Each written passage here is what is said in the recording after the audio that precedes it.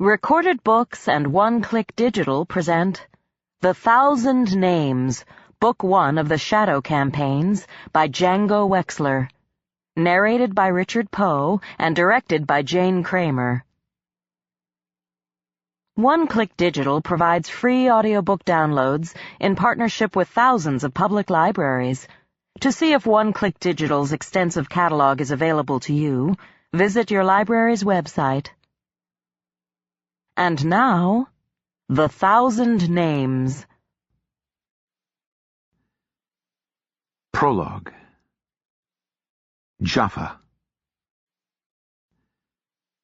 The new supreme rulers of Kandar met in the old common room of the justices, the cudgel-bearing peacekeepers and constabulary who were now the closest thing the city of Ashkatarian had to a civil authority. It was a gloomy space, buried deep in the city's ancient gatehouse. Jaffa Dan Ilm, as Grand Justice, was the nominal host of the gathering, and he'd done his best to straighten up, removing decades of accumulated rubbish, packs of cards, dice, and misplaced papers. There was no way to hide the marks and patches on the carpets, though, or the plain sandstone walls, devoid of decoration, except where some bored justice had carved them with a belt knife. The table was cheap wood layered with stains, and the chairs were a mismatched set dragged from every room of the gatehouse. Jaffa had rearranged the bookcases and other furniture to at least conceal the more obscene bits of graffiti. The chime of a bell on the stairs heralded the arrival of the first visitor. General Katoba entered the room cautiously, as though advancing on an enemy position. He wore his uniform, dun trousers and jacket over a white undershirt, the jacket fringed with gold at the shoulders as befitted his rank. A crimson triangle, open on top like a squat V, had been hastily sewn over his heart to represent the fires of the redemption. At his side was a sword so filigreed with gold and silver that it sparkled as he moved. Behind him came two other officers of the auxiliaries, similarly uniformed but less impressively accoutred. The general looked over the room with barely concealed distaste, selected the least tatty chair, and sat, offering Jaffa only a grunt of recognition. His officers took seats flanking him, as though they expected trouble. "Welcome, General," Jaffa said. "Would you care for any refreshment?" The general scowled. He had a face made for scowls, with bushy eyebrows and lips shadowed by a broad, drooping mustache. When he spoke, gold gleamed on his teeth. "No," he said. "I would care to get this over with. Where are the damn priests?" The bell downstairs rang again, as if to answer this minor blasphemy. There was the sound of a considerable party on the steps, and then the priests of the Seraphic Council entered, all in a gaggle. Jaffa had grown up knowing what a priest looked like. Either an old man, bearded and fat, in gaudy green and purple robes, or else a woman demurely shrouded in silks. This new kind, these hard-eyed young men in spare black wraps, made him uncomfortable. There were no women among their number, demure or otherwise. Their leader was a younger man with close-cropped hair and a scar under one eye, who took a seat at the table opposite the general. His flock remained standing behind him. "I am Yachik Dan Raksa," he said, "appointed by the divine hand to lead the swords of heaven and oversee the final cleansing of foreign taint from our land." The name meant Angel of Victory, which Jaffa supposed was appropriate enough. The divine hand himself had started the fashion for taking the names of angels when he'd called himself Vale Dan Raksa, the Angel of Vengeance. At the rate the council was expanding, there would soon be a serious shortage of angels. Jaffa wondered what would happen when they ran out of manly, intimidating names, and were reduced to naming themselves after the Angel of Sisterly Affection, or the Angel of Small Crafts. Katoba bristled. "That cleansing should have begun weeks ago. The cursed Vord and I were like a fruit in our hands, ripe for the plucking, but they were permitted to escape. Now the task of evicting them will cost many of the faithful their lives." "The truly faithful are always prepared to lay down their lives for the redemption," the priest said. "But I think you overestimate the difficulty, General." "Overestimate?" Katoba frowned. "Perhaps you'd like to try scaling the walls of Sarhatep without the help of my guns, then?" Yatchik smiled beatifically. "Walls are no obstacles to the will of heaven." "So, the servants of heaven have discovered how to fly?" "Sirs," Jaffa said, "before we begin, I should remind you that our council is not yet complete." "Oh, of course," the general drawled. "Let us wait to see what a bunch of boy-fucking horse thieves have to say." "The gods value all their children," Yatchik said, "and glory comes to all who serve the redemption." The bell rang a third time before Katoba could respond. The last member of the council made no noise on the stairs, and entered the chamber with only the slightest whisper of silk. He was dressed in black from head to foot, loose-fitting robes cinched at the waist, wrists, and ankles in the desoltai style, with a black silk scarf wound around his head.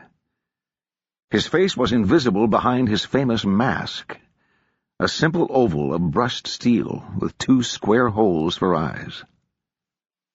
This was Malik Dan Belial, the Steel Ghost, chieftain of the desert tribes.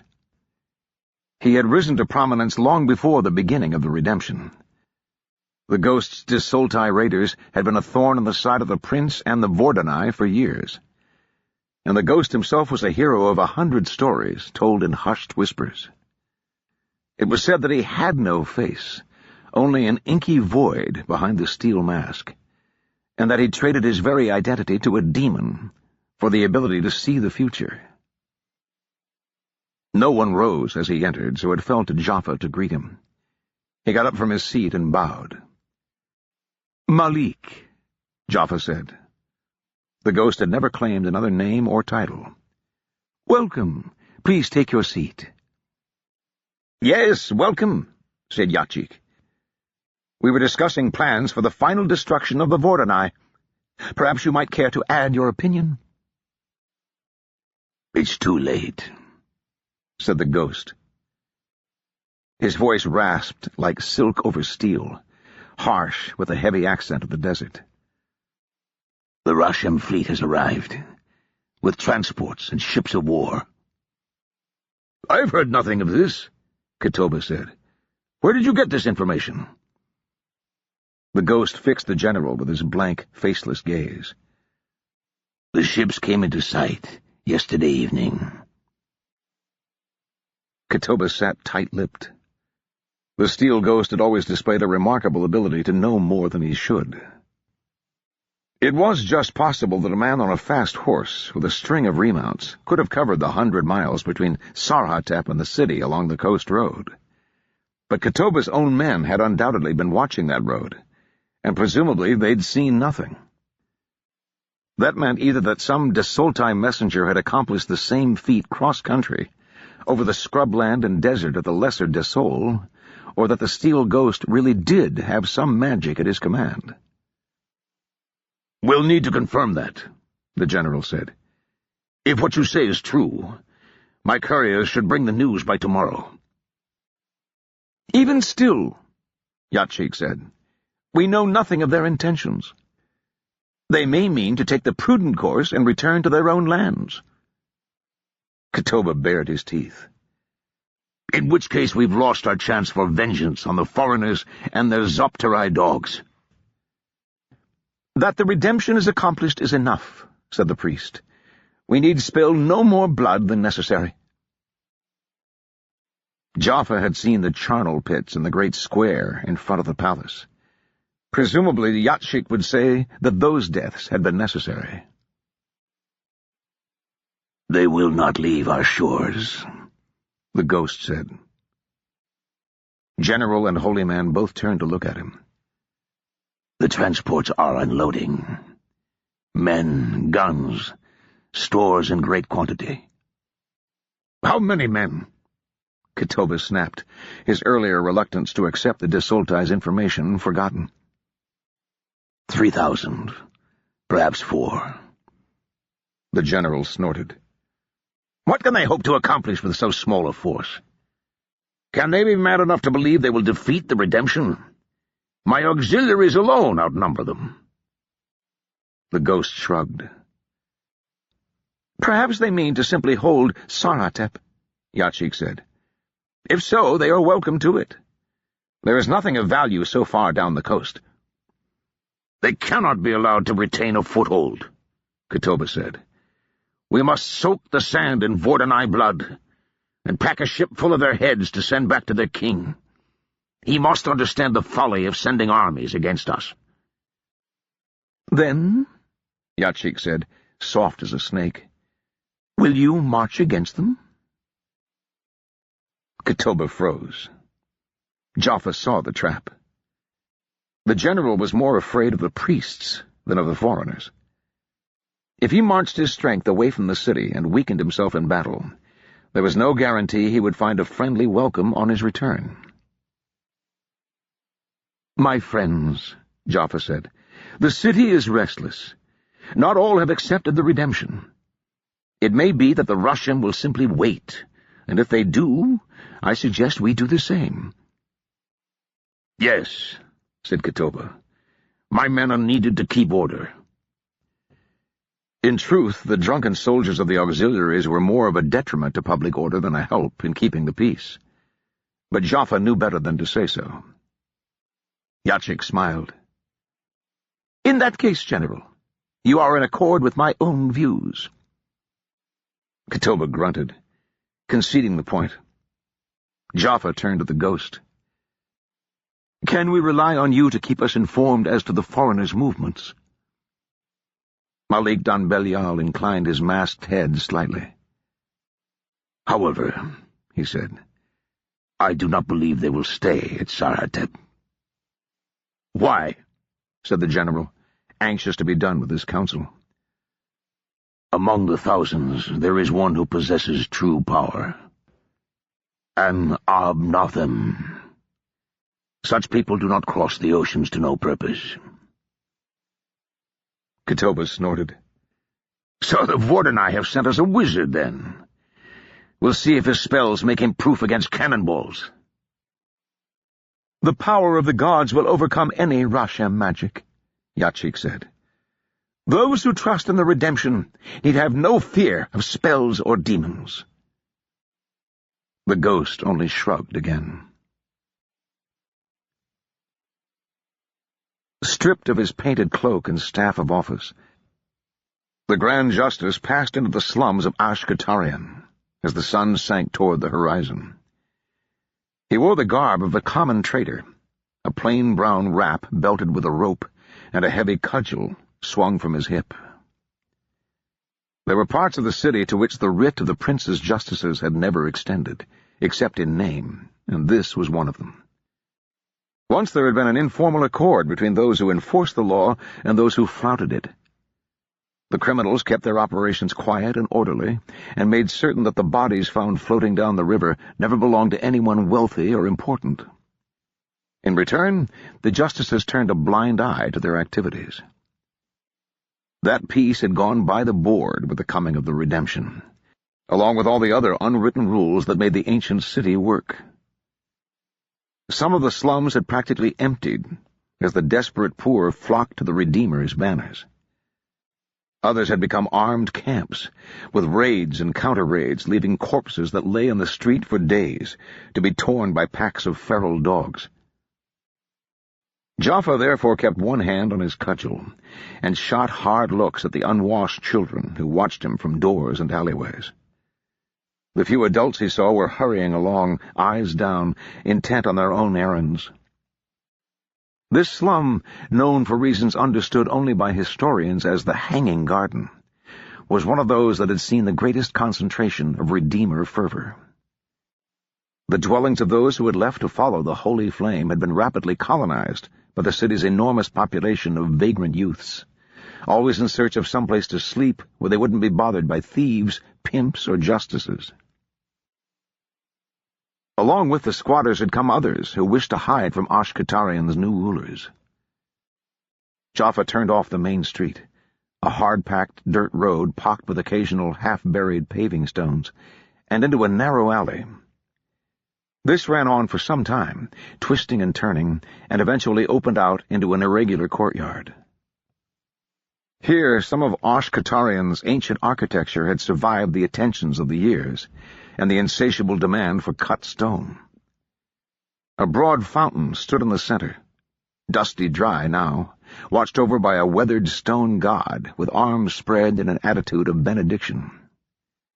Erosion had blurred his features until he was unrecognizable. Uneven flagstones still floored the rest of the yard, with hard, wiry grass pushing up through the cracks between them. It was here, in this hidden yard, that the last true servants of the gods waited. Jaffa approached the wicker chair set beside the fountain and fell to his knees, head lowered. "Welcome, child." The figure in the chair was cloaked and hooded, despite the spring heat, and her hands were swathed in white bandages. Her voice was desiccated, cracked and dry, like the very voice of the desert. "Holy Mother," Jaffa said, keeping his eyes on the broken flagstones, "I have news from the council." "You bring more than news, it seems." There was a dusty sound from the cloaked woman that might have been a laugh. "Onvider, bring me our guest." There was a startled squeak from behind Jaffa and the shuffling of sandals. The Grand Justice remained in his attitude of obeisance, sweat beading on his face. "I am sorry beyond words, Mother. I did not think—" "Rise, child," the cloaked woman said. "No harm has been done. Now let us see what fish our net has caught." Jaffa got to his feet and turned, weak with relief. Standing behind him was a young woman of 15 or 16, scrawny and stick-limbed. Her skin was smudged with the filth of the slums, and she wore only torn trousers and a dirty vest. Her hair hung in thick, greasy clumps. Onvider had one hand on the girl's upper arm, holding her still without apparent effort. He was a young man, only a few years older than his prisoner, but lean and well-muscled, with the copper-gray skin of the Desoltai. He wore nothing but a loincloth, showing broad shoulders and a muscular chest to good effect, and his face was round, almost cherubic. His other hand held a thin-bladed dagger. "She followed Jaffa," he announced, "for some time before he came here, but she has reported to no one." "Such a ragged little alley cat," rasped the woman in the chair. "But what house does she belong to, I wonder?" "No one," the girl said. Her eyes were full of defiance. "I've done nothing. I swear it. I never followed him." Now, the woman said. "Cool your anger. Were I in your position, I might do better to beg for mercy." "I don't know who you are, or anything." "We will find out the truth of that soon enough." The hood turned. "Summon Akatir." A huge shadow detached itself from the wall behind the old woman, resolving into an enormous, hairless man in leather breeches and straps.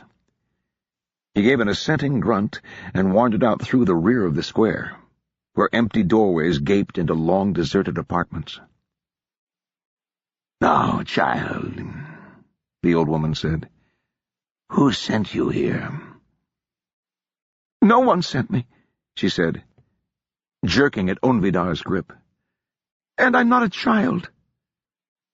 "All men are children of the gods," the old woman said, not unkindly. "And all women, too, even little alley cats. The gods cherish all their children." "Just let me go." There was desperation in the girl's voice, and Jaffa had to harden his heart. Please, I won't tell anyone anything." She stopped as the huge man returned, accompanied by a skinny boy of 11 or 12 years in a white wrap. The boy was as bald as his giant companion, with solemn features and bright blue eyes. He bowed to the old woman, nodded politely to Jaffa, and turned his eyes to the girl.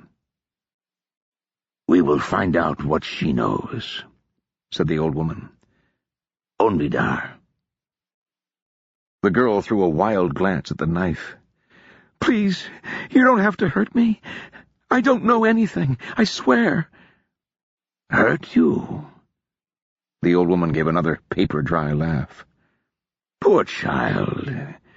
We aren't going to hurt you."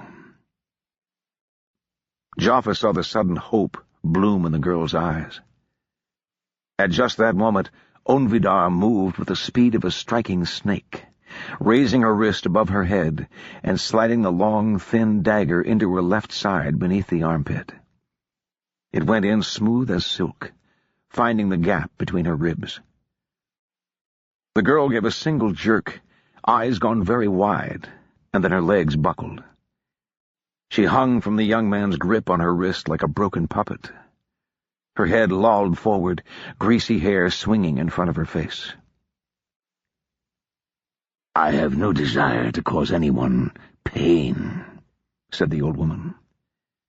"Onvidar is extremely skilled." Jaffa closed his eyes for a moment, running through the words of a prayer. Once such a thing would have sickened him. Once he had even sought to bring the prince's justice to Mother and all who served her, to break the secret temples and bring their obscenities to light. Now, having seen the men who had risen in her place, he had bound himself to her service.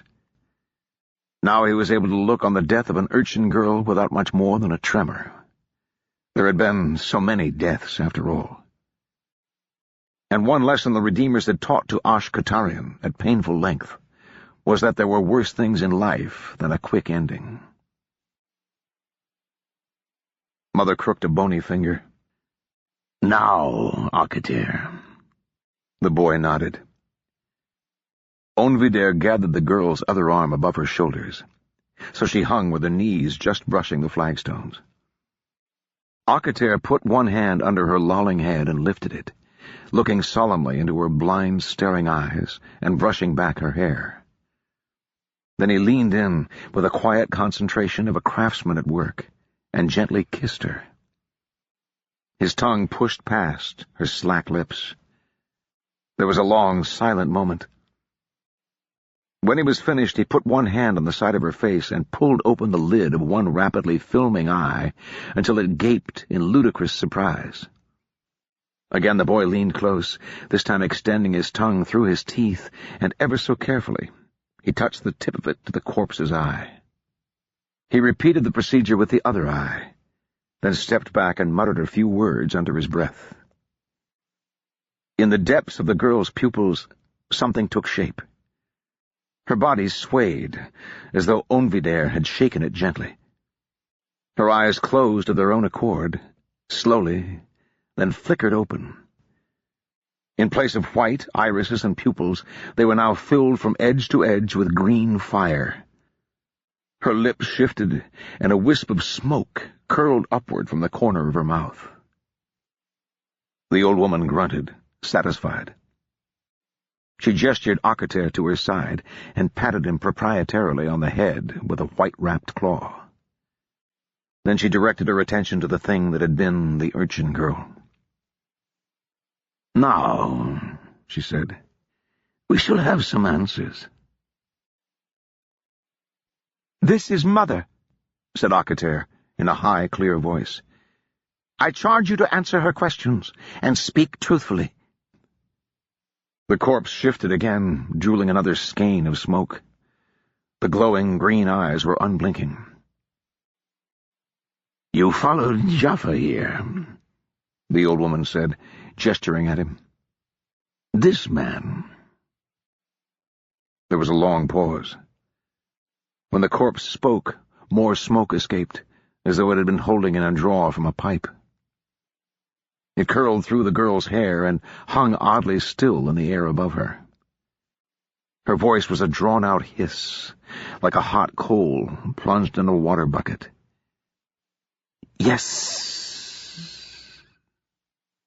Jaffa swallowed hard. He'd been half hoping Mother was wrong, though that meant the girl would have died for nothing. Small chance there, though. Mother was never wrong. "And who bade you follow him? Who are your masters?" Another pause, as though the dead thing were considering. "Orlanco," she said eventually, reluctantly. "Concordat." "The foreigners," the old woman said. She made a hawking sound, as though she would spit but didn't have the juice. "And what were the Rashem looking for?" "Names," the corpse groaned. "Must have the names." She wriggled in Onvider's grasp, and the green flared brighter. Akater glanced anxiously at the old woman, who waved one hand as though bored by the proceedings. "Dismiss her," she said. The boy nodded gratefully and muttered another few words. All at once the corpse slumped, green fires dying away. The girl's eye sockets were a charred ruin, and the stench of burned flesh wafted across the yard. "You have done well, Akater," the old woman said. "Return to your chambers. Onvider, dispose of that." Jaffa frowned. "Mother, I don't understand. What did she mean, the names? Our names?" "It is not necessary for you to understand, child," the old woman said. "Put the business from your mind, and tell me what occurred on the council." Jaffa remembered Katoba's sarcastic aside at the prospect of Vordenai's sorcery, and wondered if the general would be quite so flippant had he been in attendance here. Would a cannonball kill Mother? Jaffa, looking at her frail, wrapped form, decided that he thought not. He cleared his throat and began, summarizing the talk and giving his impressions. The old woman listened attentively, interrupting only once, when Jaffa was speaking of Yachik Don Roxa. "He said nothing of Feor?" she asked. Jaffa shook his head. "No, Mother. She must still be a prisoner, or else—" "She is not dead," the old woman said. "I would have felt her passing. No, they hold her still. Go on." When he had finished, there was a long silence. The old woman's hands, loose ends of the wraps fluttering, were never still. They sat in her lap, fingers entangled like eels, tugging here and there at the bindings as though they pained her. "An obnothim," she said. "There is a warning there, though that puffed-up fool Katoba and the upstarts who usurp the names of angels are too deaf to hear. The Desoltai remember the old magics." Jaffa remained silent. It was not his place to offer an opinion. "Child," the old woman said, "I want the truth from you now, not what you think will please me." "Yes, Mother." Jaffa bowed his head. "Will the Vordenai retake the city?" He looked up, taken aback. "Mother, I am no soldier. I cannot—" "As best you can tell," she said, her ragged voice almost gentle. "Is it possible?" Another pause. "The Redeemers have assembled a vast host," Jaffa said, thinking aloud. "But they're poorly trained, and armed only with faith. Katoba's auxiliaries are better, but—" There was a smile in the old woman's voice. "You distrust Katoba?" "The man would sell his own mother for a thimbleful of power," Jaffa said. As for the steel ghost and his desulti, they will do as they see fit. And who can say what that will be?" He shrugged. "If I were the Vordenai captain, I would not attempt it. But if the gods smile on him and frown on us, yes, it is possible." The old woman nodded thoughtfully. "I will give you a message to carry," she said. "You must conceal it from Kotoba and the council, of course. But I think it is time that I met this steel ghost."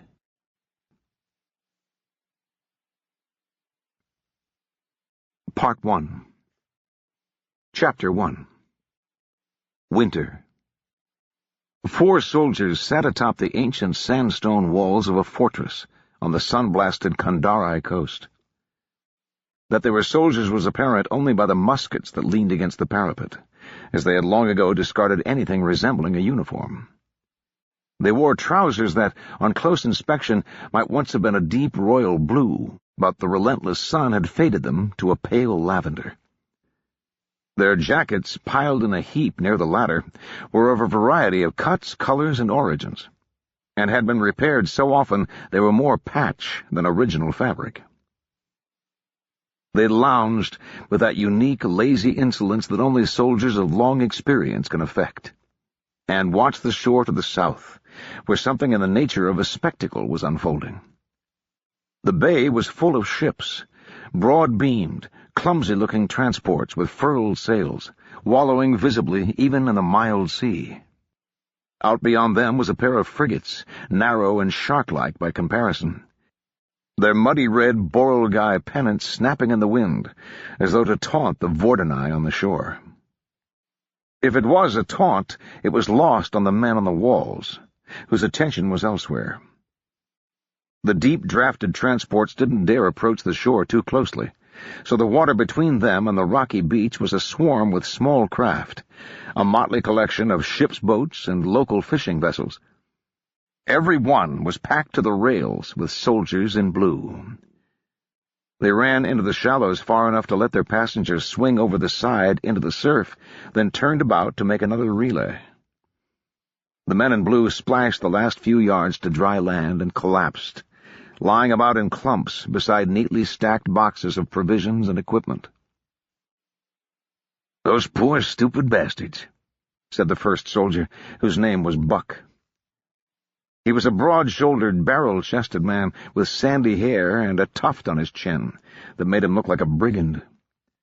"Best part of a month in one of those things, eating hard biscuit and puking it up again, and when you finally get there, they tell you you've got to turn around and go home."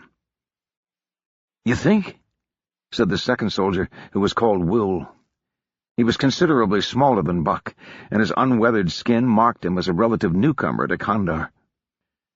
"I'm not looking forward to another ride myself." "I fucking well am," said the third soldier, who was called, for no reason readily apparent, Peg. He was a wiry man, whose face was almost lost in a vast and wild expanse of beard and mustache.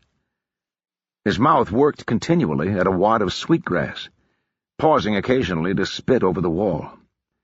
"I'd spend a year on a fucking ship if it would get me shot of this fucking place." "Who says we're going home?" Will said. "Maybe this new colonel's come to stay." "Don't be a fool," Peg said. "Even colonels can count noses. And it doesn't take much counting to see that hanging around here means ending up over a bonfire with a sharp stake up the arse." "Besides," Buck said, "the prince is going to make him head right back to Vorden. He can't wait to get to spending all that gold he stole." "I suppose," said Will. He watched the men unloading and scratched the side of his nose. "What are you going to do when you get back?" "Sausages," said Buck promptly. "A whole damn sack full of sausages, and eggs, and a beefsteak. The hell with these gray skins and their sheep. If I never see another sheep, it'll be too soon." "There's always goat," Peg said. "You can't eat goat," Buck said. "It ain't natural. If God had wanted us to eat goat, he wouldn't have made it taste like shit." He looked over his shoulder. "What about you, Peg? What are you going to do?" "Dunno," Peg shrugged, spat, and scratched his beard. "Go home and fuck my wife, I expect." "You're married?" Will said, surprised. "He was when he left," Buck said. "I keep telling you, Peg, she ain't gonna wait for you. It's been 7 years, you gotta be reasonable. Besides, she's probably fat and wrinkled by now." "Get a new wife, then," Peg said, "and fuck her instead." Out in the bay, an officer in full-dress uniform missed a tricky step into one of the small boats and went over the side and into the water. There was a chorus of harsh laughter from the trio on the wall as the man was fished out, dripping wet, and pulled aboard like a bale of cotton. When this small excitement had died away, Buck's eyes took on a vicious gleam. Raising his voice, he said, "Hey, Saint, what are you going to do when you get back to Vordon?" The fourth soldier, at whom this comment was directed, sat against the rampart some distance from the other three. He made no reply, not that Buck had expected one. Peg said, "Probably go rush into the nearest church to confess his sins to the Lord." "Almighty Chorus, forgive me," Buck said, miming prayer. "Someone threw a cup of whiskey at me, and I might have gotten some on my tongue." "I dropped a hammer on my foot and said, 'Damn,'" Peg added. "I looked at a girl," Buck suggested, "and she smiled at me, and it made me feel all funny." "Oh, and I shot a bunch of grayskins," Peg said. "Nah," said Buck, "heathens don't count. But for that other stuff, you're going to hell for sure." "Hear that, Saint?" said Peg. "You're going to wish you'd enjoyed yourself while you had the chance." The fourth soldier still didn't deign to respond. Peg snorted. "Why do you call him Saint, anyway?" said Will. "'Cause he's in training to be one," Buck said. "He don't drink, he don't swear, and he sure as hell don't fuck. Not even grayskins, which hardly counts, like I said." "What I heard," Peg said, taking care to be loud enough that the fourth soldier would overhear, "is that he caught the black creep on his first day here, and after a month his cock dropped off." The trio were silent for a moment, considering this. "Well, hell," said Buck. "If that happened to me, I guess I'd be drinking and swearing for all I was worth." "Maybe it already happened to you," Peg shot back immediately. "How the hell would you know?" This was familiar territory, and they lapsed into bickering with the ease of long familiarity. The fourth soldier gave a little sigh and shifted his musket into his lap. His name was Winter, and in many ways he was different from the other three. For one thing, he was younger and more slightly built, his cheeks still unsullied by whiskers. He wore his battered blue coat despite the heat, and a thick cotton shirt underneath it. And he sat with one hand resting on the butt of his weapon, as though at any moment he expected to have to stand to attention. Most important, he was, in fact, a girl, although this wouldn't be apparent to any but the most insistent observer. It was certainly unknown to the other three soldiers, and for that matter to everyone else in the fort, not to mention the roll-keepers and bean-counters 1,000 miles across the sea at the Ministry of War. The Vordonai Royal Army not being in the habit of employing women, aside from those hired for short intervals by individual soldiers on an informal basis, Winter had been forced to conceal the fact of her gender since she enlisted. That had been some time ago, and she'd gotten quite good at it, although admittedly fooling the likes of Buck and Peg was not exactly world-class chicanery. Winter had grown up in the Royal Benevolent Home for Wayward Youth, known to its inmates as Mrs. Wilmore's Prison for Young Ladies, or simply the prison. Her departure from this institution had been unauthorized, to say the least, which meant that of all the soldiers in the fort, Winter was probably the only one who was of two minds about the fleet's arrival. Everyone in the camp agreed that the new colonel would have no choice but to set sail for home before the army of fanatics arrived. It was, as Buck had mentioned, certainly better than being roasted on a spit, which was the fate the Redeemers had promised to the foreigners they called corpses, to mock their pale skin. But Winter couldn't shake the feeling that somehow, 3 years later and 1,000 miles away, Mrs. Wilmore would be waiting with her severe bonnet and her willow switch as soon as she stepped off the dock. The scrape of boots on the ladder announced the arrival of a newcomer, and the 4 soldiers grabbed their muskets and arranged themselves to look a little more alert. They relaxed when they recognized the moon-shaped face of Corporal Tuft, flushed and sweating freely. "Hey, Corporal," said Buck, laying his weapon aside again. "You fancy a look?" "Don't be a moron," Tuft said, panting. "You think I would come all the way up here just to look at a bunch of recruits learning to swim? Fuck!" He doubled over, trying to catch his breath, the back of his jacket failing to cover his considerable girth. "I swear that fucking wall gets higher every time I have to climb it." "What are you going to do when you get back to Vordon, Corporal?" Buck said. "Fuck Peg's wife," Tuft snapped. He turned away from the trio to face Winter. "Ironglass, get over here." Winter cursed silently and levered herself to her feet. Tuft wasn't a bad sort for a corporal, but he sounded irritated. "Yes, Corporal," she said. Behind Tuft, Peg made a rude gesture which provoked silent laughter from the other 2. "Captain wants to see you," Tuft said. "But Davis wants to see you first, so I'd hurry up if I was you. He's down in the yard." "Right away, Corporal," said Winter, swallowing another curse. She slung her musket over her shoulder and took hold of the ladder, her feet finding the rungs with the ease of long practice. She seemed to draw more than her share of wall duty, which was undoubtedly another little gift from the senior sergeant.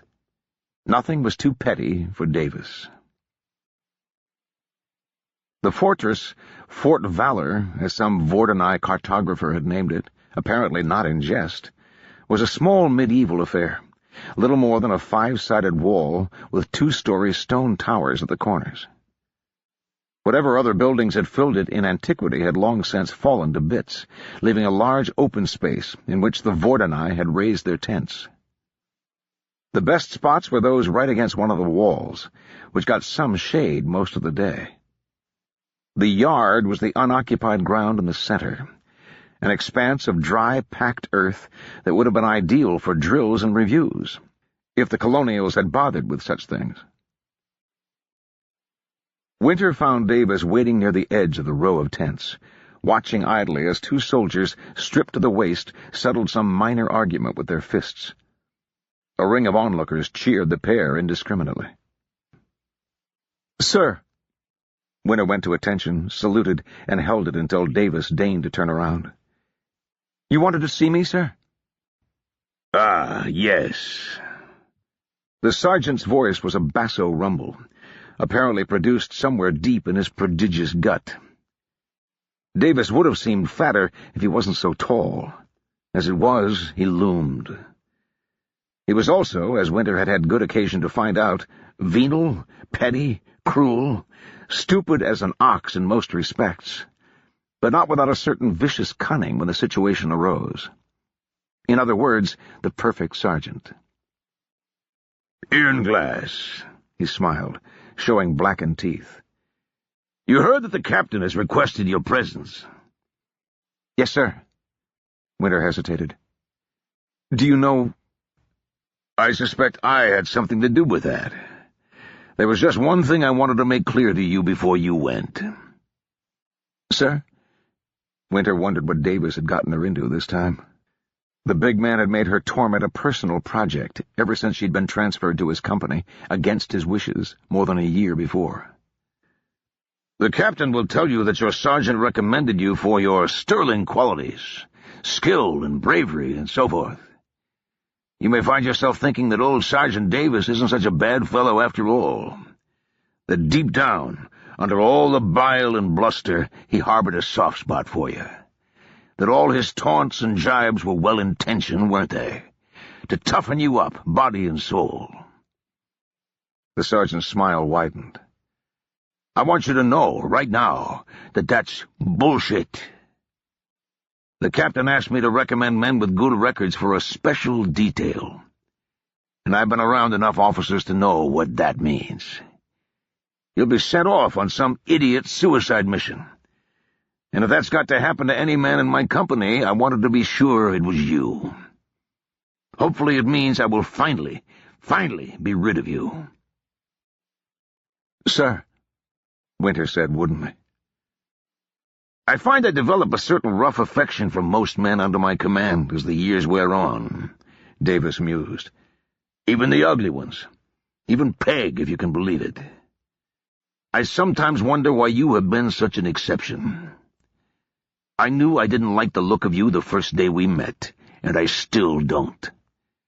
Do you have any idea why that might be?" "Couldn't say, sir."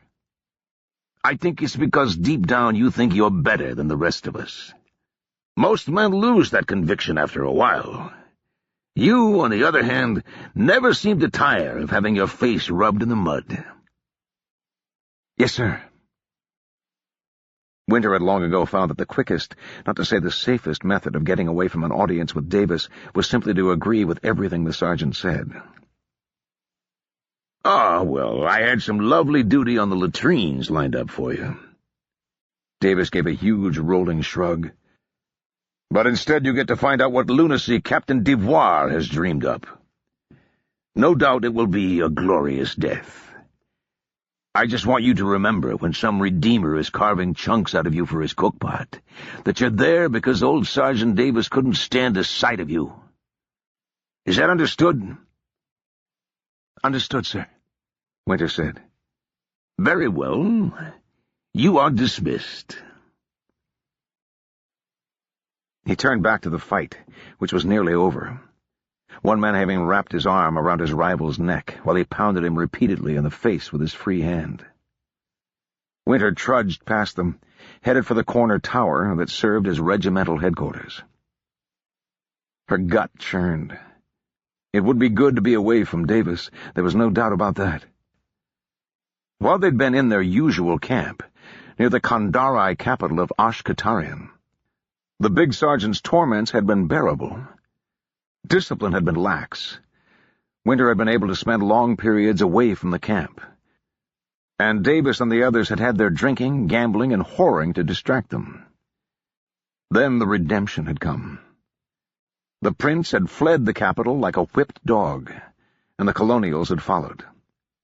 Since then, through the long weeks of waiting at Fort Valor, things had gotten much worse.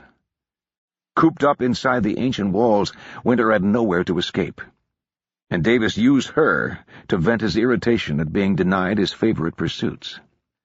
On the other hand, Winter had learned to parse officer speak too. A special detail definitely sounded bad. There was a guard at the open doorway to the building, but he only nodded at Winter as she entered. The captain's office was just inside, marked by the smiling staff lieutenant who waited by the door. Winter recognized him. Everyone in the regiment knew Fitzhugh Warris. His brother Ben Warris had been the colonel of the colonials until he'd taken a bullet through the skull during a hell-for-leather chase after some bandits upriver.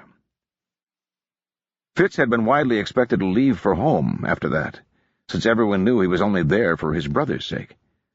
Inexplicably, he'd remained, employing his easy smile and flawless memory on behalf of the new acting commander. Winter always felt a bit uncomfortable in his presence.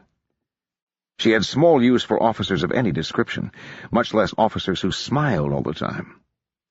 At least when she was being shouted at, she knew where she stood. She stopped in front of him and saluted. "Ranker Inglass, reporting as ordered, sir." "Come in," said Fitz. "The captain is expecting you." Winter followed him inside. The captain's office had more than likely been someone's bedroom, back when Fort Valor was an actual functioning fortress. Like every other part of the place, they'd found it stripped to the bare rock when they arrived.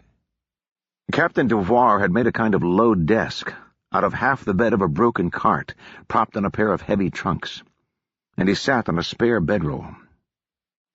This desk was strewn with paper of two distinct sorts. Most of it was the yellow-brown Kandari rag paper the colonials had used for years. recycled endlessly by enterprising vendors who rescued scraps from trash heaps and scraped the ink off, over and over, until the sheet was as thin as tissue. Amidst these, like bits of polished marble in a sand heap, were several pages of honest-to-chorus, Vordenized stationery. Crisp as though they had just come off the mills, bleached blindingly white, with creases like razors. They were obviously orders from the fleet. Winter itched to know what they contained, but they were all carefully folded to shield them from prying eyes. The captain himself was working on another sheet, a list of names, wearing an irritable expression. He was a broad-shouldered man in his middle 30s, face browned and prematurely wrinkled like that of anyone else who spent too much time in the unforgiving, condorized sun. He kept his dark hair short and his beard, just starting to show slashes of gray, trimmed close to his jaw. Winter liked him as well as she liked any officer, which wasn't much. He looked up at her, grunted, and made a mark on his list. "Sit down, Riker." Winter sat cross-legged on the floor, across the desk from him. She felt Fitz hovering over her shoulder. Her instincts were screaming that this was a trap, and she had to remind herself firmly that making a break for it was not an option. It felt as though the captain wanted her to open the conversation, but she knew better than to try. Finally he grunted again and fumbled around under the desk, coming up with a little linen bag. He tossed it on the desk in front of her, where it clanked. "For you," he said. When she hesitated, he gestured impatiently. "Go on." Winter worked her finger through the drawstring and tipped out the contents. They were 2 copper pins, each bearing 3 brass pips. They were intended for the shoulders of her uniform, the insignia of a senior sergeant. There was a long silence. "This has to be a joke," Winter blurted, and then hastily added, "Sir." "I wish it was," the captain said, either oblivious to or intending the implied insult. "Put them on." Winter regarded the copper pins as though they were poisonous insects. "Sir, I must respectfully decline this offer." "Too bad it isn't an offer, or even a request," the captain snapped. "It's an order. Put the damn things on." She slammed her hand on the desk, just missing the dangerously upturned point of one of the pins, and shook her head violently. Her throat rebelled, closing so tight she had to fight for breath. The captain watched her, not angry, but with a sort of bemused curiosity. After a few moments, he coughed. "Technically," he said, "I could have you thrown in the stockade for that. Only we haven't got a stockade, and then I'd just have to find another damned sergeant. So let me explain." He sorted through the papers and came up with one of the crisp sheets. "Aboard those transports are enough soldiers to bring this regiment up to book strength. That's nearly 3,000 men. As soon as they dock, I get this instruction." He gave the word a nasty spin. "From the new colonel, telling me that he hasn't brought any junior officers, and he wants me to provide people who are familiar with the natives and the terrain. Never mind that I haven't got enough for my own companies. So I've got to come up with 36 sergeants, without stripping the other companies completely bare. And that means field promotions." Winter nodded, her chest still tight. The captain made a vague gesture in the air.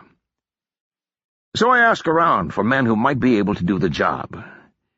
Your Sergeant Davis picked you. Your record is—" his lip quirked— "a bit odd, but good. And here we are." The sergeant would be apoplectic if he knew she was being promoted, rather than sent on a dangerous foray into enemy territory. For a moment, Winter reconsidered her objection. It would be worth it, almost, just to watch his face turn tomato red, to make Buck and Tuft salute her. But— "Sir," she protested, With all due respect to yourself and Sergeant Davis, I don't think this is a good decision. I don't know how to be a sergeant." "It can't be difficult," the captain said, "or else sergeants couldn't do it." He sat back a little, as though waiting for a smile, but Winter kept her face rigid. He sighed. "Would it reassure you if I said that all the new companies have their own lieutenants? I doubt that your duties will involve as much initiative as Sergeant Davis's do." Shortage of lieutenants was a perennial problem in the colonials. The primary purpose of the regiment, it sometimes seemed, was as a dumping ground for those who had irretrievably fucked up their Royal Army careers, but hadn't quite gone far enough to be cashiered or worse. Lieutenants, who by and large came from good families and were young enough to still make a life outside the service, would usually resign rather than accept the posting. Most companies were run by their sergeants, of which the regiment always had a sufficiency. It was reassuring, slightly, but it did little to address her primary objection. She'd spent 3 years doing all she could to avoid contact with her fellow soldiers, most of whom were vicious brutes in any event. To now get up in front of 120 of them and tell them what to do. The thought made her want to curl into a ball and never emerge. "Sir," she said, her voice a little thick, "I still think—" Captain Devoir's patience ran out. "Your objections are noted, Sergeant," he snapped. "Now put the damn pins on." With a shaking hand, Winter took the pins and fumbled with her coat. Being non-regulation, it lacked the usual shoulder straps, and after watching for a moment, the captain sighed. "All right," he said. "Just take them and go. You have the evening to say your goodbyes. We're breaking the new men out into companies tomorrow morning, so be on the field when you hear the call." He cast about on the table, found a bit of rag paper, and scribbled something on it. "Take this to Rhodes and tell him you need a new jacket. And try to look as respectable as possible. God knows, this regiment looks shabby enough." "Yes, sir." Pocketing the pins, Winter got to her feet. The captain made a shooing gesture, and Fitz appeared at her side to escort her to the door. When they were in the corridor, he favored her with another smile. "Congratulations, Sergeant." Winter nodded silently, and wandered back out into the sun.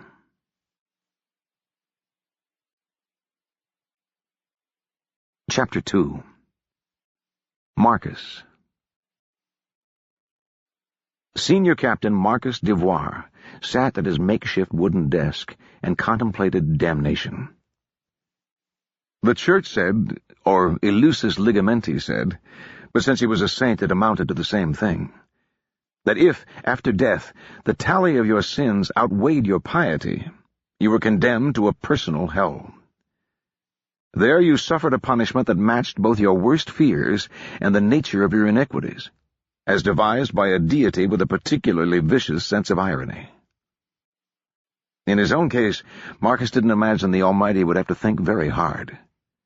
He had a strong suspicion that he would find his hell unpleasantly familiar.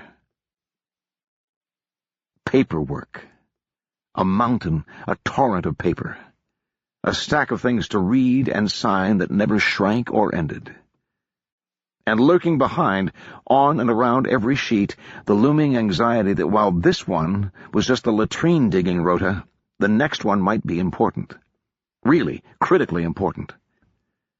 The kind of thing that would make future historians shake their heads and say, if only Devoir had read that report, all those lives might have been saved.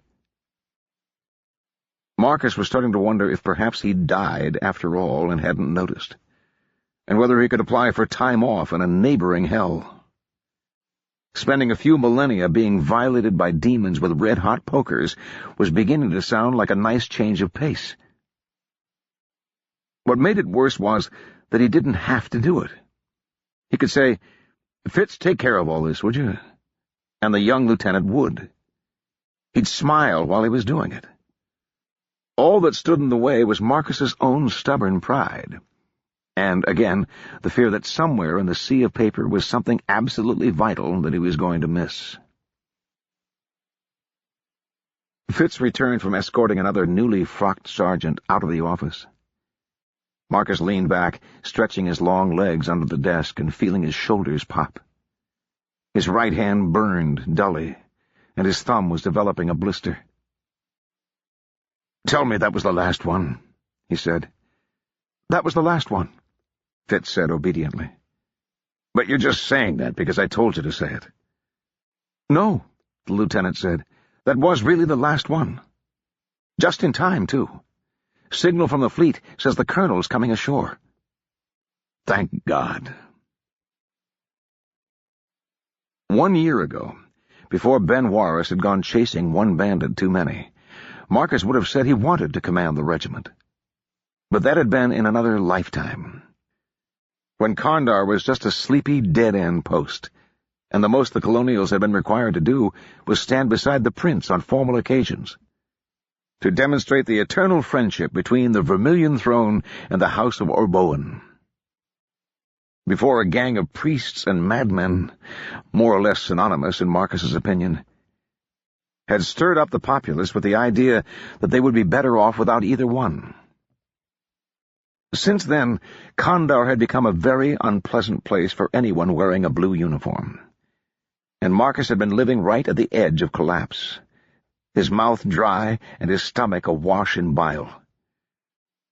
There was something surreal about the idea that in a few minutes he was going to become a subordinate again. Hand over the command of the regiment to some total stranger, his responsibilities reduced to carrying out whatever orders he was given. It was an unbelievably attractive thought. The new man might screw things up, of course. He probably would, if Marcus's experience with colonels was any guide. But whatever happened, up to and including the entire regiment being massacred by screaming Redeemer fanatics, it would not be his, Marcus's, fault. He'd be able to turn up for heavenly judgment and say, "Well, you can't blame me. I had orders." He wondered if that carried any weight with the Almighty. It was something to tell the Ministry of War and the Concordat, at any rate, and that was probably more important. Of the two, the Almighty was a good deal less frightening. The Lord, in his infinite mercy, might forgive a soldier who strayed from the path, but the last Duke certainly would not. Fitz was saying something, which Marcus had missed entirely. His sleep lately was not what it ought to have been. "What was that?" he said. The lieutenant, well aware of his chief's condition, repeated himself patiently. "I said that the troops are almost all ashore. No cavalry, which is a pity. But he's brought us at least 2 batteries. Captain Kanos is sending the companies up the bluff road one at a time." "Will there be room for everybody inside the walls?" Fitz nodded. "I wouldn't want to stand a siege, but we'll be all right for a few days." This last was something of a joke. Fort Valor itself was a joke, actually. Like a strong lock on a flimsy door, it was effective only as long as the intruder remained polite. It had been built in the days when the most dangerous threat to a fortress was a catapult, or maybe a battering ram. Its walls were high and unsloping, built of hard native limestone that would crumble like soft cheese once the iron cannonballs started in on it. They wouldn't even need a siege train.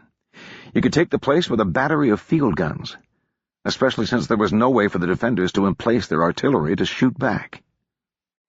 Fortunately, no siege seemed to be in the offing. The Vordenai regiment had scuttled away from Ashkatarian, the prince's former capital, and as long as they looked like they were leaving, the Redeemers had been content to watch them go. Still, Marcus had bitten his fingernails to the quick during the weeks of waiting for the fleet to arrive.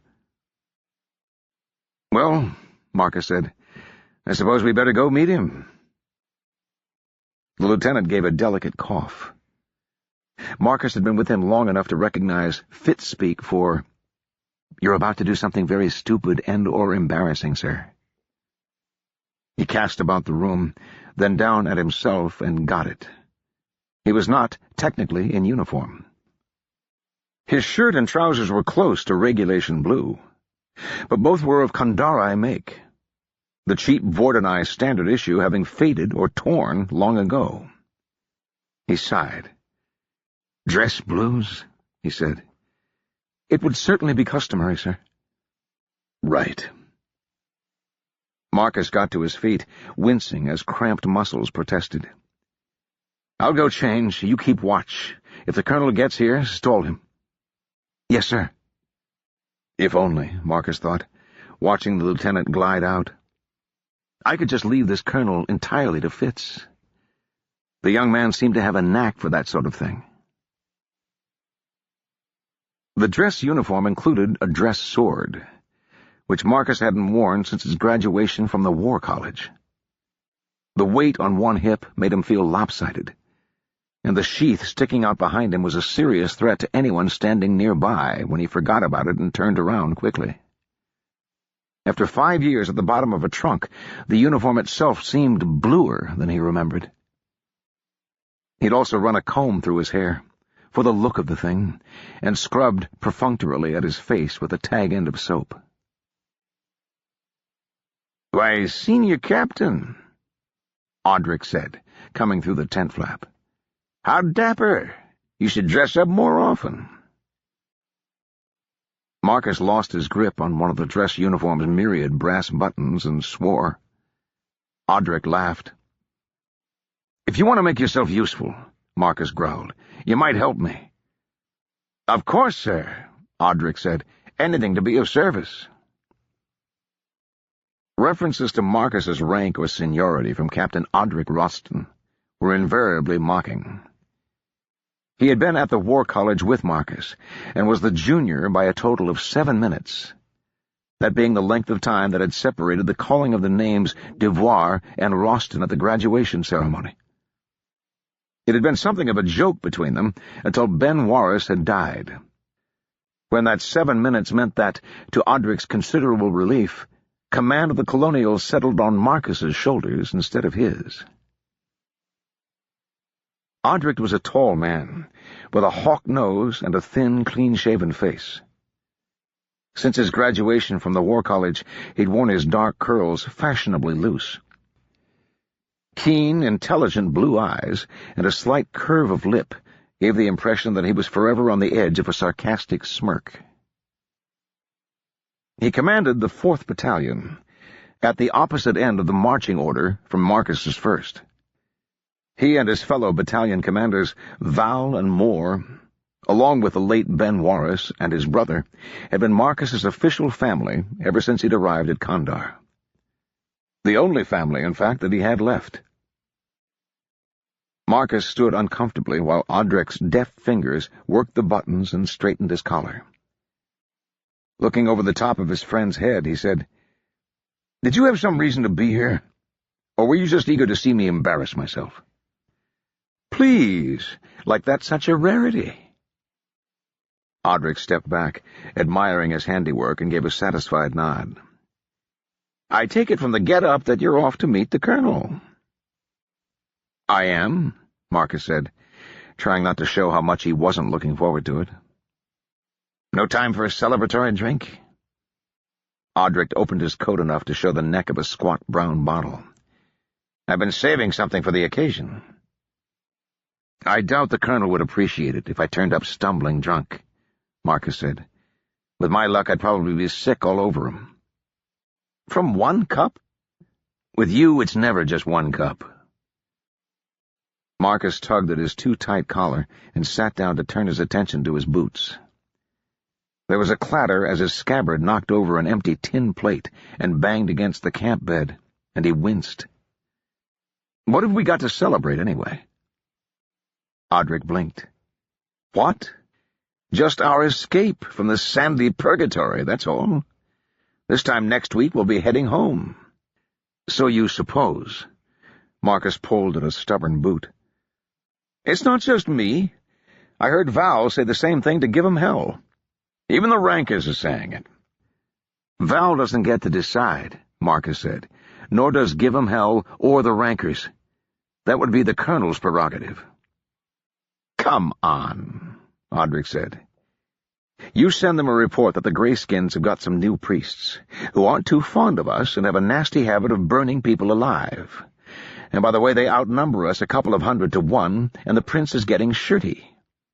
So they send us a couple of 1,000 men and a new colonel, who no doubt thinks he's in for a little light despotism, burning down some villages and teaching a gang of peasants who's boss, that sort of thing. Then he gets here and finds that the aforementioned priests have rounded up an army of 30,000 men.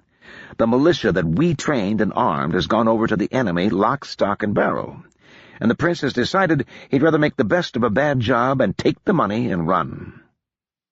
What do you think he's going to do? You're making the assumption that he has an ounce of sense, Marcus said, pulling his laces tight. Most of the colonels I met back at the college were not too well endowed in that department.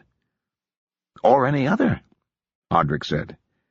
But not even that lot would... Maybe. Marcus got to his feet. I'll go and see, shall I? Do you want to come? Audric shook his head. I'd better go and make sure my boys are ready. The bastard will probably want a review. They usually do. Marcus nodded, looked at himself in the mirror again, and paused. Audric. If we do get to go home, what are you going to do? What do you mean? If I recall, a certain count told you that if you ever came within 1,000 miles of his daughter again, he would tie you to a cannon and drop you in the Vor. Oh, Audric gave a weak smile. I'm sure he's forgotten all about that by now. Marcus, feeling prickly and uncomfortable, stood beside Fitz at the edge of the bluff and watched the last few companies toiling up the road. The path switchbacked as it climbed the few hundred feet from the landing to the top of the cliff. The column of climbing men looked like a twisted blue serpent, winding its way up only to be devoured by the gaping maw of the fort's open gate beside him. There seemed to be no end to them. The men themselves were a surprise, too. To Marcus's eyes they seemed unnaturally pale. He understood suddenly why the Kandari slang for Vordenai was corpses. Compared to the leather-skinned veterans of the colonials, these men looked like something you'd fish off the bottom of a pond. And they were so young. Service in the colonials was usually a reward for an ill-spent military career. Apart from the odd loony who volunteered for Kandari service, even the rankers tended to be well into their second decade. Marcus doubted that most of the men marching up the road had seen 18, let alone 20, given their peach-fuzz chins and awkward teenage frames. They didn't know how to march properly either, so the column was more like a trudging mass of refugees than an army on the move. All in all, Marcus decided, it was not a sight calculated to impress any enemies who might be watching. He had no doubt they were watching, too.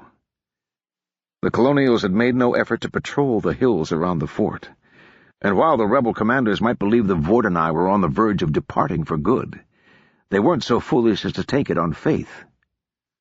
Every scrubby hill and ravine could hide a dozen Desultai riders. The desert tribesmen could vanish on bare rock, horses and all, if they put their minds to it. In the rear of the column, far below, a lonely figure struggled after the last of the marching companies under the burden of 2 heavy valises. He wore a long, dark robe, which made him look like a bit of a penny opera version of a priest of the black.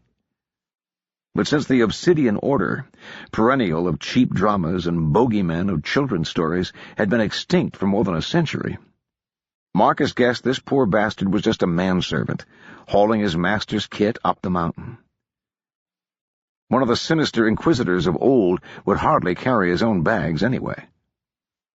He wondered idly what was so important that it couldn't be brought up in the ox carts with the rest of the baggage. His eyes scanned idly over the fleet, waiting for the colonel himself to emerge with his escort. He would be a nobleman, of course. The price of a colonel's commission was high, and there was no more to it than money. While the Ministry of War might have been forced to concede over the past 100 years that there were commanders who could sight guns and file papers as well as any peer, it had quietly but firmly drawn the line at having anyone of low birth in actual command. Leading a regiment was the ancient prerogative of the nobility, and so it would remain. Even Ben Warris had been nobility of a sort. A younger son of an old family that had stashed him in the army as a sinecure. That he'd been a decent fellow for all that had been nothing short of a miracle. Going purely by the odds, this new colonel was more likely to be akin to the ones Marcus had known at the War College. Ignorant, arrogant, and contemptuous of advice from those beneath him. He only hoped the man wasn't too abrasive, or else someone was likely to take a swing at him and be court-martialed for his trouble. The colonials had grown slack and informal under Ben's indulgent command. The servant with the bags had reached the last switchback, but there was still no flurry of activity from the ships that would indicate the emergence of an officer of rank. More boats were landing, but they carried only supplies and baggage. And the laboring men down at the dock were beginning to load the carts with crates of hardtack, boxes of cartridges, and empty water barrels. Marcus glanced at Fitz. "The colonel did say he was coming, didn't he?" "That was the message from the fleet," the lieutenant said. "Perhaps he's been delayed?" "I'm not going to stand out here all day waiting," Marcus growled. Even in the shade, he was sweating freely. He waited for the porter in black to approach, only to see him stop 20 yards away, set down both valises, and squat on his heels at the edge of the dusty path. Before Marcus could wonder at this, the man leaned forward and gave an excited cry. "Balls of the beast, he's stepped on something horrible." Kandar was home to a wide variety of things that crawled, slithered, or buzzed. Nearly all of them were vicious and most were poisonous. It would be a poor start to a professional relationship if Marcus had to report to the colonel that his manservant had died of a snakebite. He hurried down the path, Fitz trailing behind him. The man in black popped back to his feet like a jack-in-the-box, one arm extended, holding something yellow and green that writhed furiously. Marcus pulled up short. "A genuine branded whiptail," the man said, apparently to himself. He was young, probably younger than Marcus, with a thin face and high cheekbones. "You know, I'd seen Cognest's illustrations, but I never really believed what he said about the colors. The specimens he sent back were so drab, but this, well, look at it." He stepped forward and thrust the thing in Marcus's face. Only years of army discipline prevented Marcus from leaping backward. The little scorpion was smaller than his palm, but brilliantly colored, irregular stripes of bright green crisscrossing its dun yellow carapace. The man held it by the tail with thumb and forefinger just below the stinger, and despite the animal's frantic efforts, it was unable to pull itself up far enough to get its claws into his flesh. It twisted and snapped at the air in impotent rage. It dawned on Marcus that some response was expected of him. "It's very nice," he said cautiously. "But I would put it down if I were you. It might be dangerous." Truth be told, Marcus couldn't have distinguished a branded whiptail from horse droppings, unless it bit him on the ankle, but that didn't mean he wouldn't give both a wide berth. "Oh, it's absolutely deadly," the man said, wiggling his fingers so the little thing shook. "A grain or two of venom will put a man into nervous shock in less than a minute." He watched Marcus's carefully neutral expression and added, "Of course, this must all be old hat to you by now. I'm sorry to get so worked up right off the bat. What must you think of me?" "It's nothing," Marcus said. "Listen, I'm Captain Devoir, and I've got a message—" "Of course you are," the man said. "Senior Captain Marcus Devoir of the 1st Battalion. I'm honored." He extended his hand for Marcus to shake. "I'm Giannis. Most pleased to meet you." There was a long pause. The extended hand still held the frantically struggling scorpion, which left Marcus at something of a loss. Finally, Janus followed his gaze down, laughed, and spun on his heel. He walked to the edge of the path and dropped the little thing amidst the stones. Then, wiping his hand on his black robe, he returned to Marcus. "Sorry about that," he said. "Let me try again." He re-offered his hand. "Janus." "Marcus," Marcus said, shaking. "If you could conduct me to the fortress, I would be most grateful," Janus said. "I just have a few things I need to get stowed away." "Actually," Marcus said, "I was hoping you could tell me where the colonel might be. He sent a message." Marcus looked over his shoulder at Fitz for support. Janus appeared perplexed. Then, looking down at himself, inspiration appeared to dawn. He gave a polite cough. "I suppose I should have been clearer," he said. "Count Colonel Janus Betvalnik-Mirin, at your service." There was a long, strange silence. It felt like the moment just after you'd done something monumentally stupid, bashing your thumb with a hammer, for example, and just before the pain came flooding in. In a quiet moment in which there seemed to be all the time in the world to contemplate the destruction you'd wrought. Marcus decided to take the bull by the horns. He stepped smartly back, coming to stiff attention, and ripped off a salute that would have made his instructors at the War College proud. His voice rose to a parade-ground bark.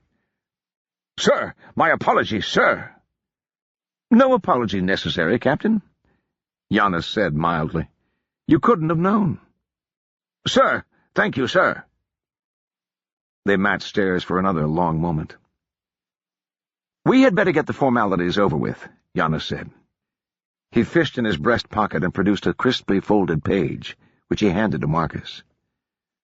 "Senior Captain d'Ivoire, as ordered by the Ministry of War in the name of horses and all, I am hereby assuming command of the 1st Colonial Infantry Regiment." Marcus unbent sufficiently to take the note. It said, with the usual ministry circumlocutions, that Count Colonel Janus Betvalnik-Mirin was directed to assume command of the 1st Colonial Regiment and employ it, as far as practicable, to suppress the rebellion and protect the interests of the Kingdom of Lordan and her citizens. At the bottom was affixed the seal of the ministry. Sky-blue wax impressed with the image of a diving eagle. He handed it stiffly back to Janus. "Sir," he said, "you have the command." Another salute, which the colonel returned. And that was it. With those few words, command of the Colonials and all the attendant responsibilities were removed from Marcus's shoulders. He took what felt like the first breath of air he'd had in the weeks since the rebellion. "And with that done," Janus said, tucking the paper away, "I hope you'll do me the favor of relaxing a little. That stiff posture is bad for the spine." The parade-ground rigidity was already producing an ache across Marcus's shoulders. He gratefully complied. "Thank you, sir. Welcome to the Colonials." He waved Fitz forward. "This is Lieutenant Fitzhugh Warris, my aide." Fitz saluted smartly, as comfortable with strict military decorum as Marcus was awkward with it. Janus nodded acknowledgement. "Lieutenant," he said, "you're the younger brother of the late Colonel Warris, are you not?" "Yes, sir," Fitz said. "My condolences on your loss, then. Your brother was a brave man." "Thank you, sir." That was fair enough, Marcus thought. Maybe not terribly bright or honest, but brave, certainly. He was surprised Janus knew anything about him, though. For all the attention the Colonials had received from the Ministry of War before the rebellion, Kandar might as well have been on the moon. Perhaps he's just being polite. "If you'll wait a moment, sir, I'll have someone carry your things," Marcus said. "We have rooms prepared for you inside." "I'll carry them myself, if it's all the same to you," the colonel said. "Just show me the way." "As you wish. Shall I order some food brought in as well? You must be tired." "No need," Janus said. "My man is accompanying the rest of my baggage, and he can handle all the arrangements of that nature. Besides, it seems incumbent on me to pay a call on His Grace as soon as possible, don't you think?" His Grace? Marcus was puzzled for a moment. You mean the prince? It had been so long since he'd given the exiled ruler any serious thought that he'd almost forgotten the man was with them. Of course. It's for his sake I'm here, after all. Marcus quashed a frown. Giannis was likely to be disappointed when he came face to face with the ruler of Kandar, but that was not for him to worry about. All I need to do now, he reminded himself, is obey orders. Yes, sir. I'll get someone to show you to his chambers. I'd appreciate it if you'd accompany me, Captain. Giannis flashed a smile. I may need your expertise. If so, we're in it pretty damn deep. Nevertheless, Marcus saluted. Certainly, sir. Once they were under the shade of the fortress walls, the colonel doffed his flowing black robe, which turned out to be a thin silk affair, sheer enough to be folded up like a pocket handkerchief. Marcus hurriedly summoned a nearby soldier to collect it, and instructed him to take it to the colonel's quarters. The astonished man was too startled to salute properly, but Janus acknowledged him with a cheerful nod. Under the robe, the colonel wore an ordinary uniform. It was as crisp and unfaded as Marcus's dress blues, but without any of the gilt or ornamentation Marcus might have expected from a senior officer. Only a pair of Vordenai eagles on his shoulders, silver with flashing jade eyes, marked his rank. Janus himself was mostly unremarkable, aside from his relative youth and his striking eyes, which were a luminous gray color, and somehow a size too large for his face. His dark hair was cut and combed in precise military style, which made Marcus uncomfortably aware that his own was getting out of control. The prince's apartments were on the other side of the fortress.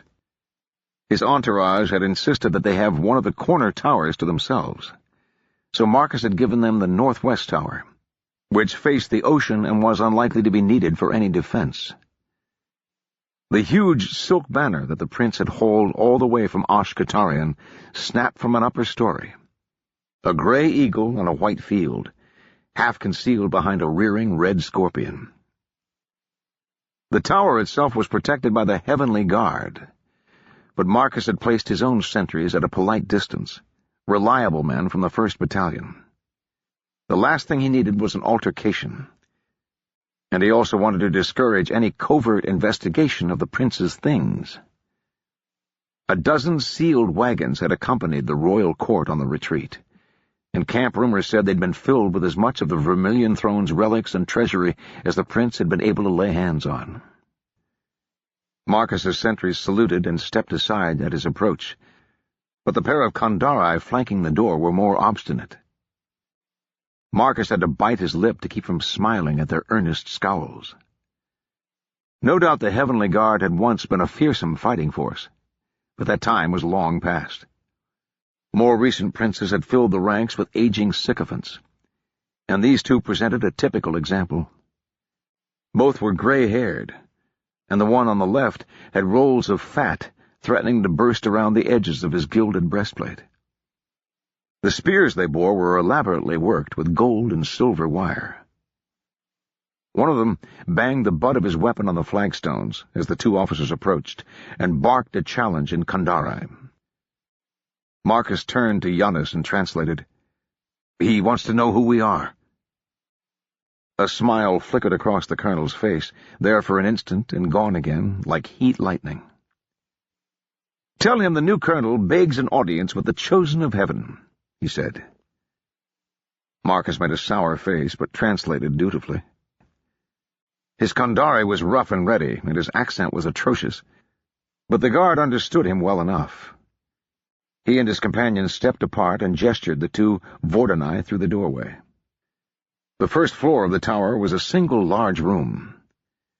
When they'd arrived, it had been empty, like the rest of the fortress. Now the floor was strewn with overlapping carpets, and veils of hanging silk obscured the dirty stones. Incense burned in gilded braziers, lest the nose of the chosen of heaven detect an odor he didn't approve of. A small table was set with silver bowls of water and fruit, in case he should be hungry or thirsty. Under the attempt at opulence, the seams were showing. The fruit on the table was dried and old-looking, and all the veils couldn't hide the squat, utilitarian proportions of the chamber. Most damning of all, only a half-dozen or so Kandari danced attendance on the man who had once commanded the attention of thousands. A pair of young women of no obvious function lounged at the bottom of the throne. Another pair wielded fans in a vain attempt to move the stifling air about, and a plump-faced man bustled up, all smiles, as Giannis and Marcus approached. The throne itself was not the actual vermilion throne. That hallowed seat, a marble and gilt monstrosity that would have filled half this room, was back in the palace at Ashkatarian, no doubt being warmed by the holy bottom of some redeemer.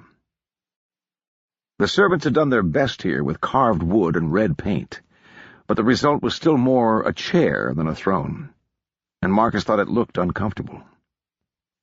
On it sat Prince Zopter, the chosen of heaven, supreme ruler of Kandar and the two Dissols. He cut the traditional figure. His own hair was cropped short beneath an elaborate painted wig that to Marcus's eyes resembled a gaggle of snakes having an orgy. And his gray-skinned face was slathered in white and red makeup so thick that it was practically a mask. Gems and gold glittered everywhere, on his fingers, at his ears, at his throat, and the purple silk drape he wore was fastened with a diamond brooch, while seed pearls clattered gently on the fringes. Marcus wondered if the colonel would be overawed. I doubt it. He's a count himself, after all. Technically, a count might not beat a prince in the hierarchy of nobility, but the humblest peer of Vordan considered himself far superior to any grand poobah from abroad, no matter what lofty title the foreigner might affect. As they entered, Giannis glanced around with an expression of polite but distant interest. The round-faced man, sweating freely, bowed low in front of the pair of them. "Welcome," he said, in accented but passable Vordanai. "I am Razan Dan Zapta, minister to his grace.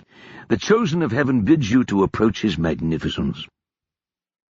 The prince, his face unreadable under the caked-on makeup, said something in Kandari. He sounded bored. "His grace welcomes you as well," the minister translated. "He is most pleased that you have obeyed his summons." This was the part that Marcus had been dreading. While he could understand most of the natives, the denizens of the royal court spoke a formal dialect that bordered on a separate language. He couldn't catch more than one word in 4, not even enough to be certain that Razan was providing an accurate translation. He leaned close to Giannis and whispered, "The prince may be under the impression that the only reason you were sent is because he asked them to." Giannis held up a hand for silence, thought for a moment, and said, "Give his grace my greetings.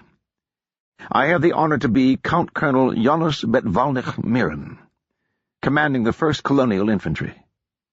I believe his grace already knows Senior Captain Devoir." Razan rendered that and listened to the response. "His grace is most gratified that his valued friend, Faris the Eighth, would send him so worthy an individual." Giannis bowed again. "I will do my utmost to live up to his grace's expectations." The prince's lip twisted, and he rattled off something that sounded unhappy. Razan hesitated a moment, then said, "His grace is curious regarding the whereabouts of the rest of his fleet." The colonel's expression never flickered. "The ships are all arrived and anchored in the bay." Zopter spoke again at some length. "His grace wonders if perhaps there has been some error in translation." Razan licked his lips. "Only 13 vessels are currently in the bay, he understands." "That is correct." "But that is insufficient. His grace's summons to his most beneficent ally, King Faris the Eighth, specifically instructed him to send 100,000 men. 13 ships could never carry so many. Marcus almost choked on a laugh. 100,000 men would be most of the royal army, and it would take every ship on the coast to carry them. Razan was feigning incomprehension, but the royal eyes were watchful.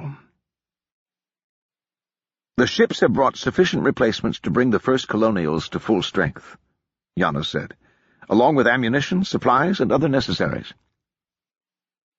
Zoptis snapped something. Razan said, "Are these men of the first colonials demons, then?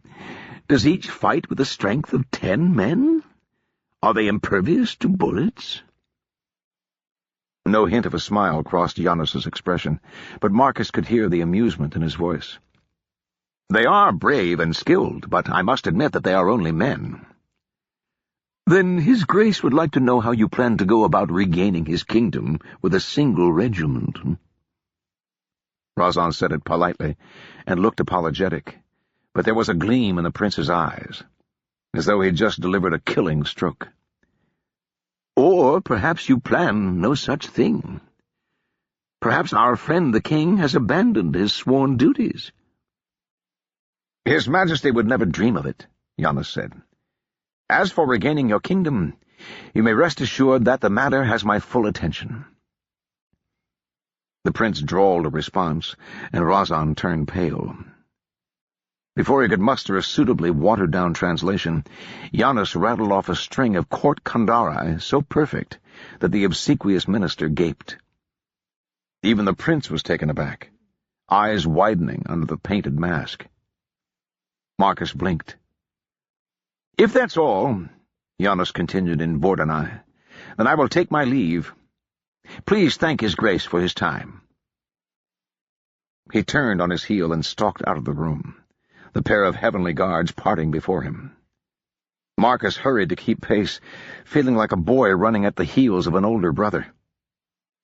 He waited until they were well clear of the tower to speak. "I didn't know you spoke the language, sir." He tried to keep his tone neutral, but it still felt uncomfortably accusatory. "I speak 7 languages," Giannis said absently. "In addition to the usual Vordanai, Noreldrai, and Hamveltai, I have made a particular study of Borelgai, Mernskai, Vidai, and Kandari." He shrugged, though I will admit I needed to brush up on the more formal usages. "I found the time aboard ship most conducive to study, as there was so little else to occupy the mind." "That's very impressive." Giannis shook his head and seemed to come back to himself. "I'm sorry, I didn't mean to boast." "Not at all, sir." "If we're to work together, Captain, it is important that we be honest to ourselves and one another about our capacities. I'm sorry if I caught you off guard." "It just surprised me, sir." Marcus hesitated. "What did the prince say to you?" "I can follow most Kandari, but not that formal stuff." Giannis's lip quirked. "He said that my full attention didn't amount to much, considering that the king had sent the dregs of his officer corps." Dregs was a fair description of the colonials, but that hit a little close to home. Marcus winced. "And what did you say to him?" "I told him that since he was coming to us as a beggar, dregs were the best that he should expect." The quick smile again. "I suppose that was not diplomatic of me." "After he insulted His Majesty, it's only understandable," Marcus said loyally. "But—" Giannis noticed the hesitation and cocked his head, bird-like. "What is it?" "You may always speak freely with me, Captain, provided we're alone." He took a deep breath. "Do you really intend to try to recapture Kandar, sir? Most of the men are expecting to get right back aboard the transports and sail home." There was a long silence. Giannis regarded Marcus thoughtfully, his gray eyes glittering. There was something extraordinary about those eyes, Marcus thought. They seemed to look through you, past all the trappings and courtesies, and even through flesh and blood, until they got to your very essence. If there really was a beast of judgment, it would have that sort of stare. "And what are you expecting, Captain?" Giannis said softly. Marcus stopped, sensing a trap. I wouldn't venture to anticipate your plan, sir. But what would your opinion be? Giannis leaned closer. What would you do if the command was yours? Turn tail and never look back. Marcus shook his head slowly. According to the last reports before we retreated, the Redeemer army at Ashkatarian was nearly 20,000 strong. It'll be larger by now. Then there's General Katoba. He wanted to spit at the sound of the name. And his auxiliaries, 6 battalions worth of Vordanai-trained and Vordanai-armed soldiers. And ever since this steel ghost whipped up the Desultai and threw in their lot with the priests, he spread his hands. If we're up to full strength, we'll have nearly 4,000 men. A bit more, Giannis interrupted, with the attached cavalry and artillery. A bit more than 4,000, Marcus agreed. Against, call it 30,000. 6 to 1 against us. And that's only counting soldiers in the field. Practically the whole population of Ashkatarian wanted to see the back of the prince by the time the Redeemers had gotten them fired up. 6 to 1, Giannis said. Those are long odds. Long odds, Marcus said. I'm not saying my men aren't up to a fight, sir. If we had another brigade, a few more guns, maybe a regiment of cuirassiers, I wouldn't hesitate. But long odds are long odds. Giannis gave a slow nod. Then, as though reaching a decision, he grinned. Would you care to take your dinner with me, Captain? I suppose I owe you an explanation. Before dinner, there were a few hours of daylight remaining. That meant more paperwork. There was no way around it.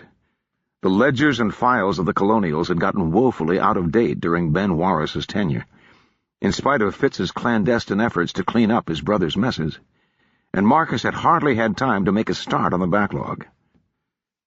Now, with upward of 2,000 new recruits needing to be added to the rolls and dozens of rank amateurs for sergeants and lieutenants, the ocean of bureaucratic requirements threatened to close over his head. Marcus wasn't a man to admit defeat easily, though, and he spent the rest of the day puzzling through arcane forms and adding his signature where required. He barely noticed when Fitz ghosted in and left a steaming cup by his elbow. When he reached out for it and took a sip, though, the taste made him look up. "Tea," he said. "Real tea. Have you been holding out on us, Lieutenant?" The young man smiled. "From the fleet, sir. Compliments of the colonel, as a matter of fact." Marcus pursed his lips and blew across the top of the mug, then took a longer swallow. The delicate flavor worked like some sorcerer's incantation, flinging him across the miles and years to a safer time. For a moment he was back at the War College at Grent, letting a steaming mug cool by his elbow as he worked his way through another dense text on tactical theory, and half listened to Odricht prattle about the latest campus gossip. He closed his eyes. The Kandare drank coffee, a rare delicacy in Vordan, but so cheap here that you could buy the raw beans for pennies to the bushel. They liked it dark and sludgy and heavily spiced. It was a taste Marcus had managed to acquire over the years, and it certainly packed a kick that would keep you up for half the night. But still. He breathed out, feeling at least fractionally more at peace. "Thank you, Fitz." "My pleasure, sir." Marcus opened his eyes.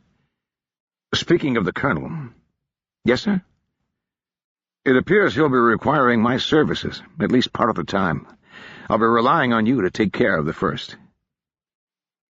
Properly speaking, Marcus should have had at least 2 more field lieutenants, to whom he could delegate command authority in his absence, so that his staff lieutenant could concentrate on staff work. As it was, though, Fitz wore all the hats, sometimes simultaneously. "Of course, sir. No need to worry on that score." He hesitated. "If I may, sir." Marcus sipped the tea and waved a hand. What's your impression of the colonel?" "He's Marcus paused, thinking. "He's very clever." Fritz frowned. Clever was not a good thing in the lexicon of the common soldier. Clever officers came up with elaborate plans that backfired at just the wrong moment and got you killed. "He's a count," Marcus went on, "but he doesn't stand on privilege. Likeable, I suppose, but there's something—" He thought of those eyes, gray and judging. "Something a little odd, I don't know." He shrugged. "I've just met the man myself." "Has he given you any indication what he plans to do?"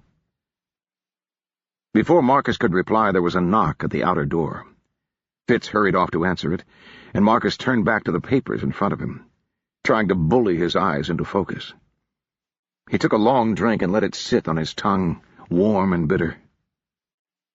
A cough made him look up again and swallow hurriedly. Fitz stood at the inner doorway. His expression was as officially blank as usual, but the barest hint of an arched eyebrow indicated that something strange was afoot. "There's someone to see you," the lieutenant said.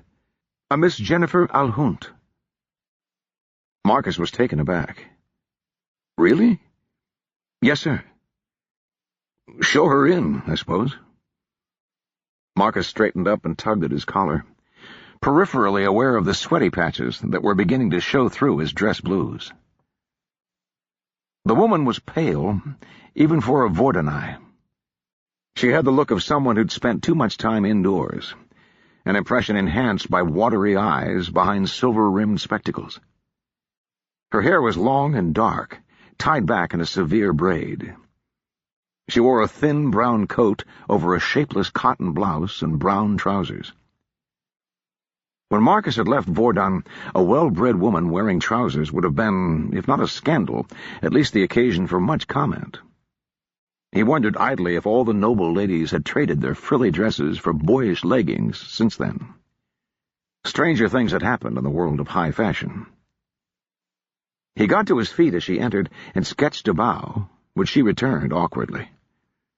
Her spectacles threatened to fall off, and she caught them automatically and pushed them back up her nose with a well-practiced motion.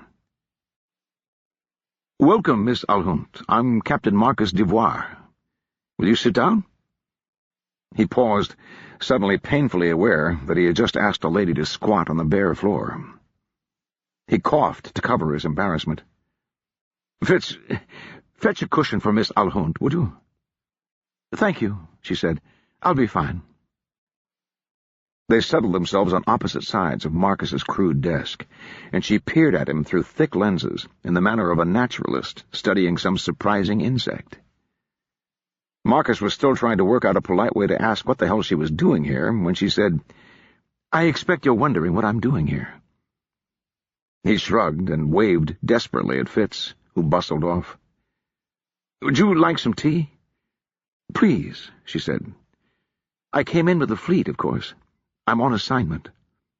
"What sort of assignment?" "His Grace was instructed by His Majesty to gather an independent perspective on events in Kandar." Marcus froze. "His Grace?" "His Grace Duke Orlanco," she clarified. "I'm with the Ministry of Information." Fitz appeared with the tea, which saved Marcus from having to think of an immediate response to that. Miss Alhunt accepted the mug from the lieutenant, sipped, and resumed, staring at Marcus. "The Ministry of Information," Marcus said eventually. "May I ask in what capacity?" "Only a poor scholar, I'm afraid." She gave a tight little smile. "I know our reputation, Captain, but I assure you that His Grace employs many more scribes than he does spies and assassins." Miss Alhunt certainly didn't look like a spy or assassin. She had the air of someone more comfortable with books than people. But everyone in Vordan knew about the all-seeing eye and long reach of Duke Orlanco's concordat. "And you mentioned a royal order," he said, buying time. She nodded. "His Majesty was concerned that the reports we'd been receiving from Kandar might be inadequate. In view of our expanded commitment and the situation here, he thought it expedient to try to get a disinterested view of how things stand. That isn't easy to do through military channels. Fair enough, I suppose. Marcus shifted uncomfortably. So what is it that you need from me? I just thought I would introduce myself. She favored him with a smile, showing pretty white teeth. I'm afraid my experience in the field is rather limited, and I'm sure I'll be relying a great deal on you and the other officers for your opinions. I thought you were supposed to get an unbiased view of things. I will present your views along with my own opinions, Miss Alhund said. That way His Majesty and His Grace will have all the available information. Things have certainly been confused lately. Marcus could imagine that. He'd written only one hasty report during the retreat, and it was unlikely that even that had reached the capital by now. His Grace must be groping in the dark. No wonder he sent some of his own people along. But her? I'll do whatever I can, he said. You understand, though, that this is now Colonel Volnick's command. My opinions may not count for very much anymore. I'll be speaking to the Colonel, too, of course, she said briskly. I take it you've met him. I received him this afternoon. Would you care to offer your impression? I wouldn't, Marcus said. Gossiping with Fitz was one thing, but talking about a senior officer to a civilian was deeply taboo, even if that civilian didn't work for the secret police. Fair enough, Miss Alhund said, still smiling. I understand. Abruptly she held her hand out across the table. I do hope we can be friends, Captain Devoir. Marcus shook awkwardly, again at a loss. Miss Alhund sipped, handed her teacup to Fitz, and got to her feet. Now I imagine you have work to do, she said. I'll see you soon, I'm sure. Once the young woman had swept back out the door, Marcus looked up at his aide. Do I have work to do? Yes, Fitz said. But first you're having dinner with the Colonel. Remember? The door to Giannis's quarters opened at Marcus's approach, revealing a liveried servant with a haughty expression. Marcus, caught off guard, sketched a slight bow and received a nod in return. I'm Captain Devoir, he said. The Colonel's expecting me. Of course, sir. The manservant, a pinch-faced man with a shock of white hair, who couldn't have been younger than 50, gave Marcus a somewhat deeper nod and a disapproving stare. Come in. Ah, Captain, called Giannis from inside. Augustin, you can get dinner started. Yes, sir. The manservant bowed again, deeply, and withdrew. Augustin has been with my family since he was a boy, Giannis confided as the man bustled away. He thinks of it as his mission in life to maintain the dignity of my station. Don't let him bother you. Somewhat to Marcus's surprise, the largest and outermost chamber of the little suite had been converted into a passable imitation of a dining room. The walls were still bare rock, and there were no carpets on the floor, of course, but a table big enough for 6 had appeared, complete with chairs, napkins, and cutlery. Even plates. Marcus hadn't seen real china since he'd arrived in Kandar. He wondered whether the Colonel planned to carry it all into the field. Take a seat, Captain. Take off your jacket if you like. Giannis was in his shirt sleeves, his blue coat tossed carelessly on top of a trunk in one corner. You may have gathered that I don't stand on ceremony. When he saw Marcus still hesitating in the doorway, he commanded, Sit! I'll be back in a moment. I need to sort something out. He bustled off through the flimsy curtain that divided the dining room from the rest of the suite. Marcus, somewhat uncertainly, took one of the chairs and settled into it. It was a more complex affair than it appeared at first glance, with a canvas seat and back, and was surprisingly comfortable. After a bit of investigation, Marcus decided the thing could be folded up for transport. His curiosity piqued, he picked up his plate. The lack of heft told him it wasn't porcelain after all. It felt more like tin. He rapped it with his fingernail. A special alloy, the colonel said from the doorway, "and the glaze is an interesting design. It has nearly the look of proper china, doesn't it? But it's practically impossible to scratch." He shook his head. "The food won't be much, I'm afraid. Augustin is a wizard, but there's only so much that can be done with salt beef and hard bread." Marcus, whose last meal had been a thin mutton soup from a wooden bowl, shrugged. "Once we've had some time to settle in, I hope that you'll introduce me to the local delicacies," the colonel went on. "When we left Ashkatarian," Marcus said, "the thing to eat was roasted imhalate beetles in the shell. Under the right conditions, they can grow to be 8 inches long, and the meat is supposedly delightful." Giannis didn't bat an eye. "It sounds fascinating. Did you spend a great deal of time with the locals?" "Before the Redeemers, we had reasonably good relations," Marcus said, considering. "On the whole, I wouldn't say they loved us, of course, but I had friends in the city. There was a little place by the harbor that sold arfalta. It's a sort of clam, and I used to spend my free evenings there. The damn things are hard to get open unless you know the trick, but the meat is sweet as candy." Marcus paused, wondering suddenly if the little arfalta shop was still there, or if it had been consigned to the flames by the Redeemers. Wondering, for that matter, how many of his friends might have shared a similar fate. "I wish I'd been there," the colonel said. "It's a fascinating culture, and I'd have loved to have explored it in peace. I imagine any further interactions will be somewhat strained." "Quite probably," Marcus deadpanned. Augustin came back in with a silver tureen of thick red soup and a pair of bowls. He placed and poured with all the noiseless elegance of the ancient retainer, then went back to the kitchen for glasses and a bottle of wine. He presented the latter to Giannis for approval. "Yes, that will do," Giannis told him. Glancing at Marcus, he said, "You have no objections to Hamveltai Flaghalen, I hope?" Marcus, whose appreciation of wine began and ended with what color it was, nodded uncertainly. "Augustin was quite upset with me when I didn't allow him to bring half the cellar," Giannis said.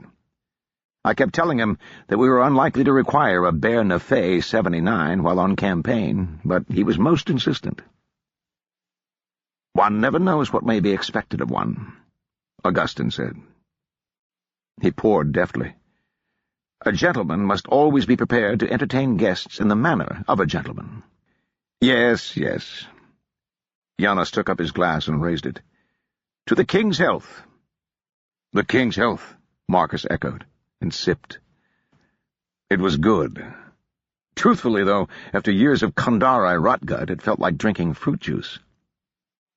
He was more interested in the soup. If the ingredients were salt beef and hard bread, they had certainly been well concealed. Before he realized it, he had cleaned the bowl and found himself looking around for more. "Another helping for the captain," Giannis said.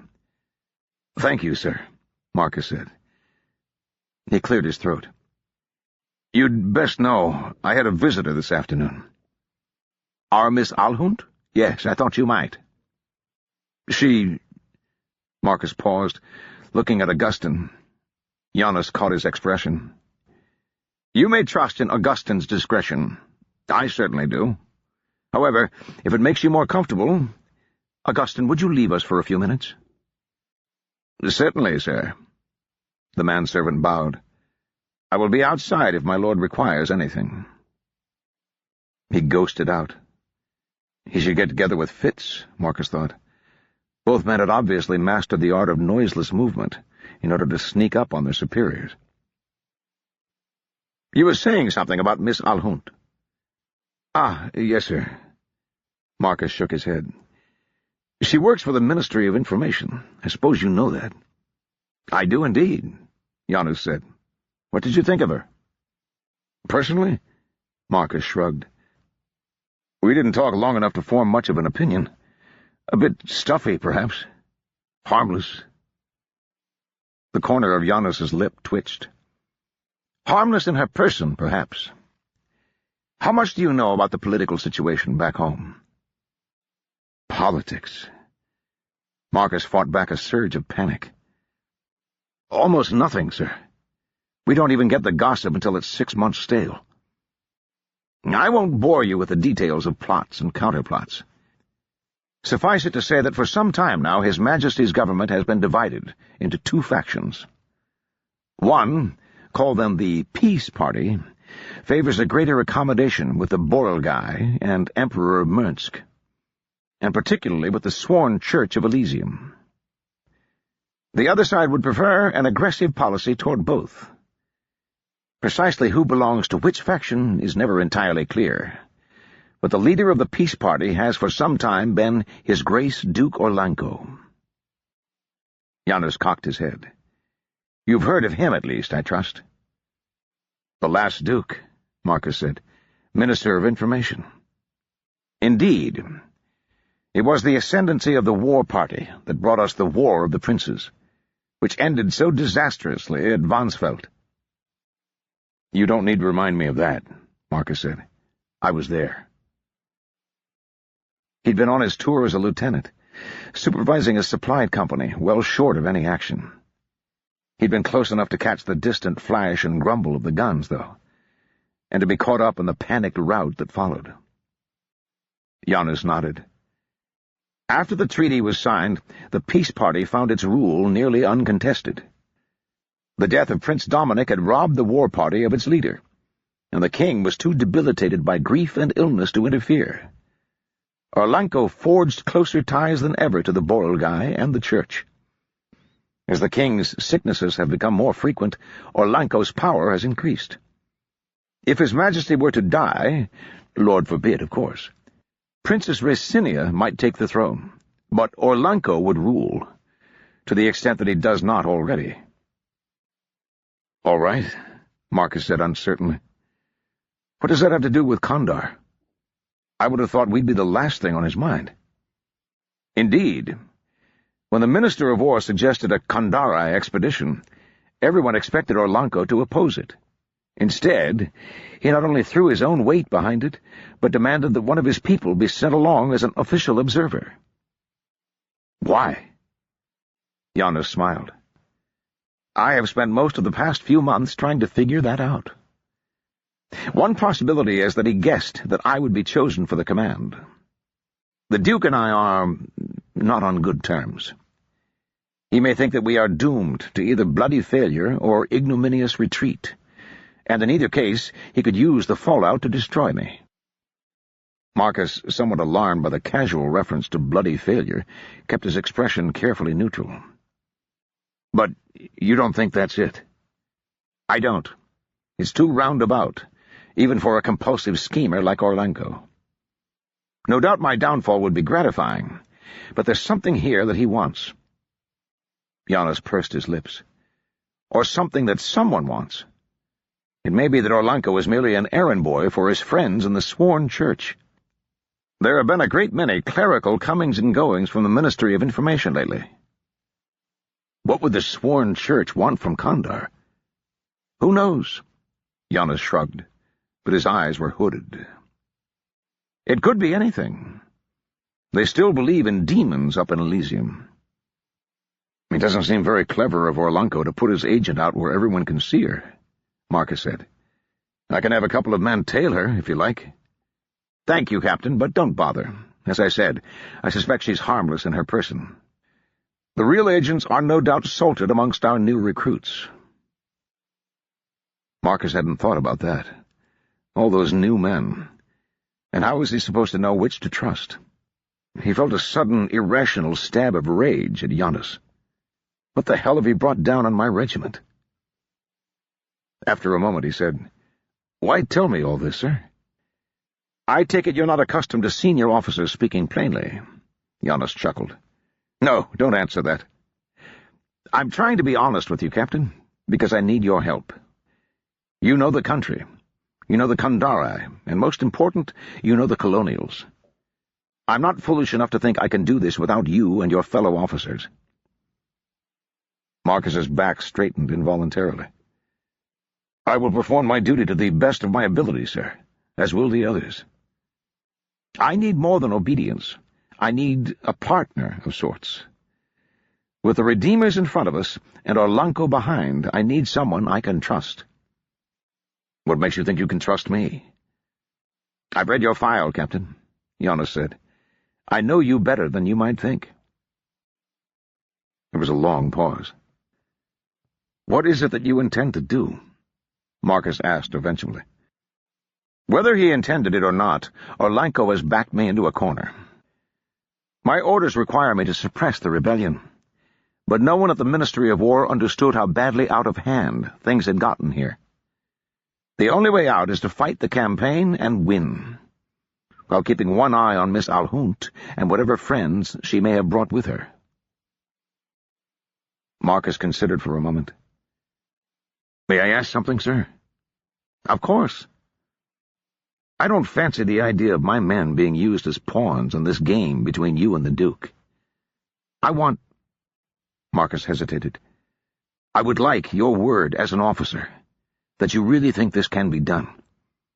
I'm not interested in helping you die gloriously, or doing so on your behalf." He'd been worried that Giannis would take offense, but the colonel gave another quick smile. "Of course, Captain. You can have my word as an officer, a count, or in whatever other capacity you'd like." "As an officer will be sufficient," Marcus said, fighting a grin.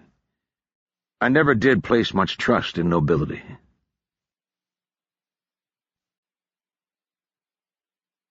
Chapter 3.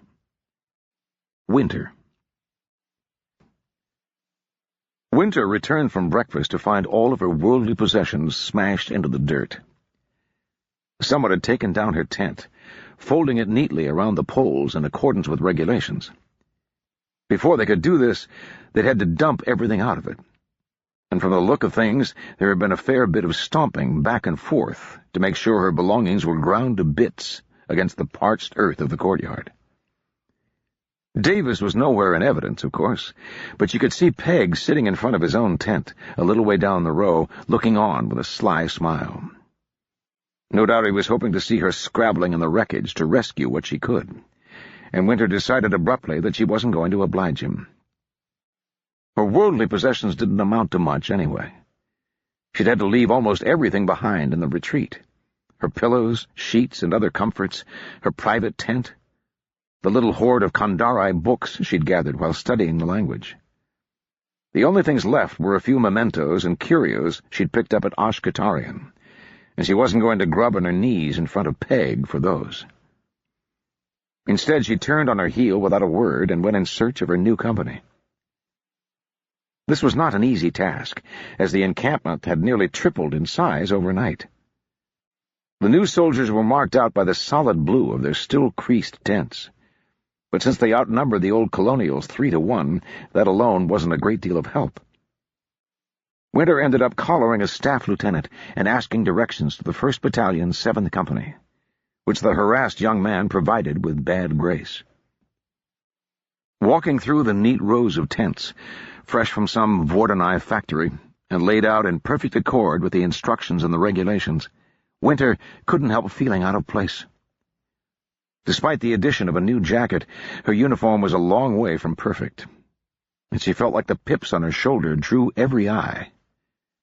She returned the curious stares. "Children," she thought. "This is an army of children." The men she saw eating breakfast or chatting in little groups in front of their tents looked more like kids playing dress-up than like proper soldiers. Their uniforms were too neat, with every bit of seam and trim still in place. Most of the faces she saw were as little in need of a razor as her own. The tents of the 7th Company were marked by a stenciled sign tied to a post. Otherwise, there was nothing to distinguish them from the surrounding sea of humanity. Winter had never felt like she was part of an army until now. The colonials had been more like a tribe, small enough that you had at least a nodding acquaintance with anyone you were likely to meet. Now she understood a little of what some of the older men talked about, having served with real armies on the continent. The sheer busyness of the camp felt oppressive.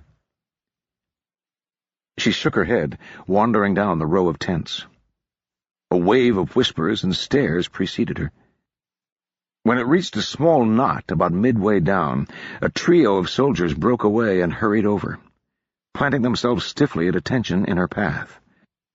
When she stopped, they gave a simultaneous salute, and she had to clench her fist to keep herself from automatically saluting back.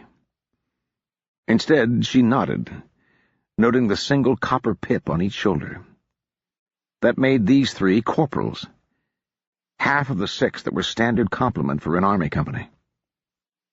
For a long moment they stood in silence before it dawned on Winter that it was up to her to make the next move. She cleared her throat. Thank you, Corporal. Corporals. Sir, said the young man in the middle. He was short, no taller than Winter, and with lank brown hair and the pasty skin of someone who'd spent too much time indoors. Despite his rigid bearing, he looked as though he was about 16. I'm Winter Earnglass. There was a formula for this somewhere, but she'd be damned if she could remember what it was. So she went on as best she could. Senior Sergeant Winter Earnglass. I've been assigned to this company, I think. She looked around, suddenly nervous. This is 1st Battalion, 7th Company, isn't it? Sir, yes, sir, the corporal barked. Welcome, sir. And you are? The young man was practically vibrating with pride. Senior Corporal Robert Forrester, sir. And this is Corporal James Folsom and Corporal Drake Graff.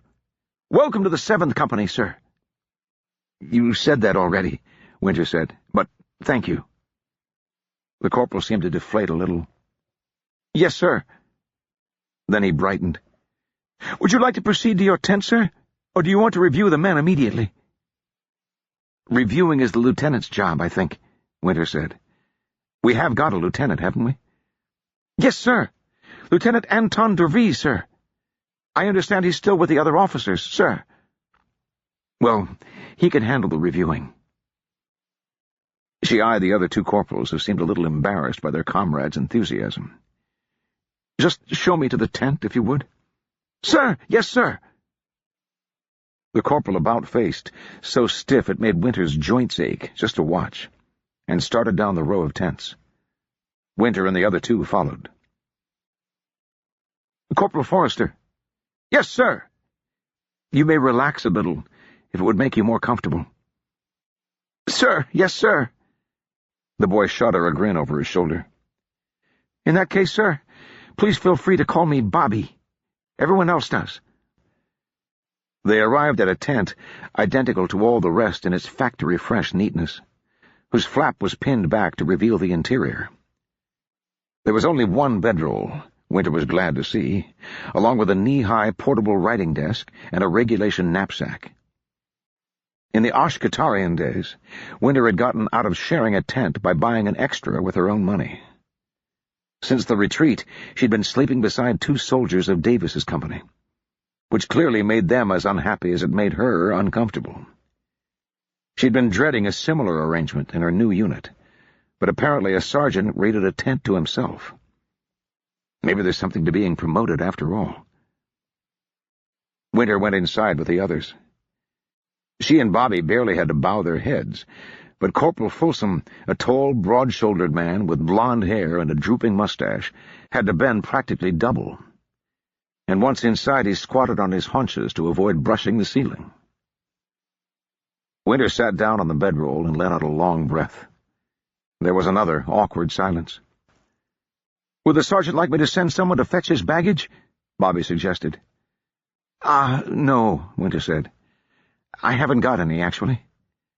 Had to leave everything else behind in the retreat. In fact, I'd be grateful if you could have someone run down to Army stores. I'm going to need more shirts, trousers." She looked down at herself. "Practically everything, really." Bobby straightened to attention even further, if that was possible. "Sir, yes, sir. I'll attend to it at once." "And a sewing kit," Winter added. She'd grown practiced at making certain surreptitious alterations to her shirts to help conceal the shape underneath, although in that respect it helped that she didn't have that much to conceal. Bobby saluted, drill book perfect, and hurried out of the tent as though his life depended on it. Winter looked from one corporal to the other in the embarrassed silence that followed. "Corporal Graff, was it?" she said. "Yes, sir," Graff said. "I have to apologize for Bobby, sir. He's a good lad, but keen, you know. I imagine he'll grow out of it." "I imagine so," Winter said. "Are you three the only corporals in the company?" "Yes, sir. Should be 3 more, but we didn't have any others who'd admit to meeting the requirements." "Requirements?" "Reading and writing, sir. And there's a test on regulations. Bobby volunteered. I was a corporal already, and we talked Jim here into it." He shrugged. "Now that we're in the field, maybe the lieutenant will tap some more men for the job." Winter nodded. "What's the lieutenant like?" "Couldn't say, sir," Graff said. "Haven't met the man." "But he only joined the company just before we set sail," the corporal explained. "Officers were on a separate ship, of course, and he hasn't stopped by yet." "I see," Winter said. "And how many men have we got?" Graff looked suddenly worried.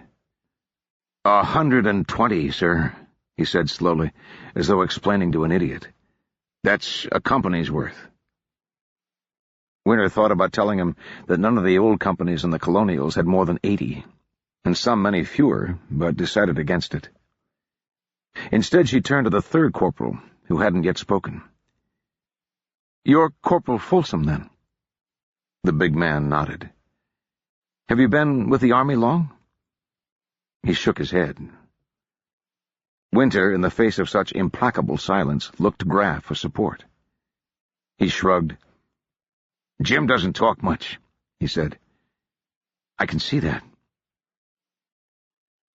Bobby returned, ducking through the open flap with a leather portfolio under one arm. He straightened up and saluted again, then presented the portfolio to Winter with the air of someone offering a sacrament. Winter regarded him blankly. "Reports, sir," the corporal said. "Daily sick lists, equipment, and infractions. I've been keeping them since we left the depot." "Ah." Winter tried to smile as she took the portfolio. "I'll be sure to look through them carefully." "Yes, sir. And once you've signed your approval, I'll forward them to the lieutenant, sir." "I've got to sign them all? Why?" "Daily reports are only provisional until approved by a senior sergeant, sir. There's also the company accounts in there, sir. They've got to be tallied and brought up to date with the reports." "You can't do that either?" Bobby looked shocked. "Corporals are not permitted to view the company accounts, sir." Winter regarded the folder in her hand as though it were some new and particularly poisonous species of scorpion. The colonials, as far as she knew, had managed without the formality of paper accounts. Admittedly, they'd managed rather badly, all things considered, with equipment constantly in short supply, and pay so far in arrears that the men joked that if they'd been allowed to collect interest, they'd own the kingdom by now. Apparently things were to be different from now on. She allowed herself a moment of pleasure at the thought of Davis, a pencil between his fat fingers, trying to puzzle his way through a book of accounts. "All right," Winter said. "I'll take care of it." "Thank you, sir. And I've forwarded your request to the quartermaster, sir." "Right." The 3 men looked at her. Winter stared back. After a moment, Graff cleared his throat. "Is there anything else you need from us at this time, sir?" "What?" Winter shook her head. No, that'll be all. Corporals, thank you." She felt vaguely that something more was expected of her. "I look forward to working with all of you." Bobby saluted again, his whole body vibrating with attentiveness. Graff gave a nod, and Folsom said nothing. 13th of May, 12:08, YHG. 113 present, 6 sick, 1 suspended. Ranker Gabriel Sims assessed 1B, 6P for loss of cap. Blown overboard. Ranker Arturo Deven judged in violation of regulations. Chapter 6, Part 3, Paragraph 2B. Behavior likely to incite disorder.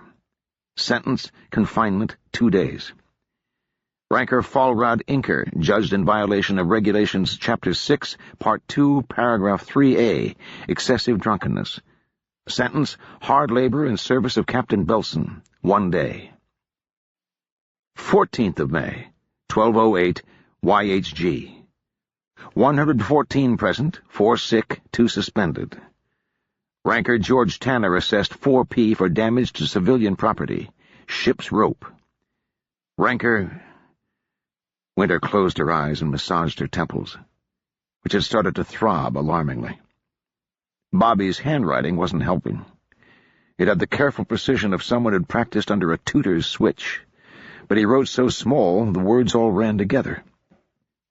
No doubt the corporal had been motivated by a sincere desire not to consume too much of the king's paper. She leaned back from the miniature desk, hearing something pop in her back, and looked at the discouragingly large stack that remained. Fatigue settled on her like a heavy blanket, payment for the keyed-up nervousness she'd been feeling ever since her interview with the captain. She crawled over to the bedroll and flopped onto it face down. This could almost work. She shied away from the thought, as though even to contemplate it invited disaster. I could live with this. So far, her secret seemed safe, and being a sergeant had definite advantages. The privacy of her own tent, and a certain automatic distance from the rankers. If a stack of account books was the worst she had to deal with, then it was undeniable that Captain Devoir had done her a favor. The remaining unknown was the company lieutenant. She had already forgotten the man's name, and what his attitude might be. Even there, though, signs were encouraging. The less time he spent with the men, the better, as far as Winter was concerned. For the first time in weeks, she allowed herself to contemplate the future with something other than a sense of dread. The fleet had been dispatched weeks ago, in response to reports of rebel strength that were themselves weeks out of date. Even rankers like Buck and Peg could see that it was fruitless to remain here now that the Redeemers had taken the capital. Fort Valor was a joke, a death trap.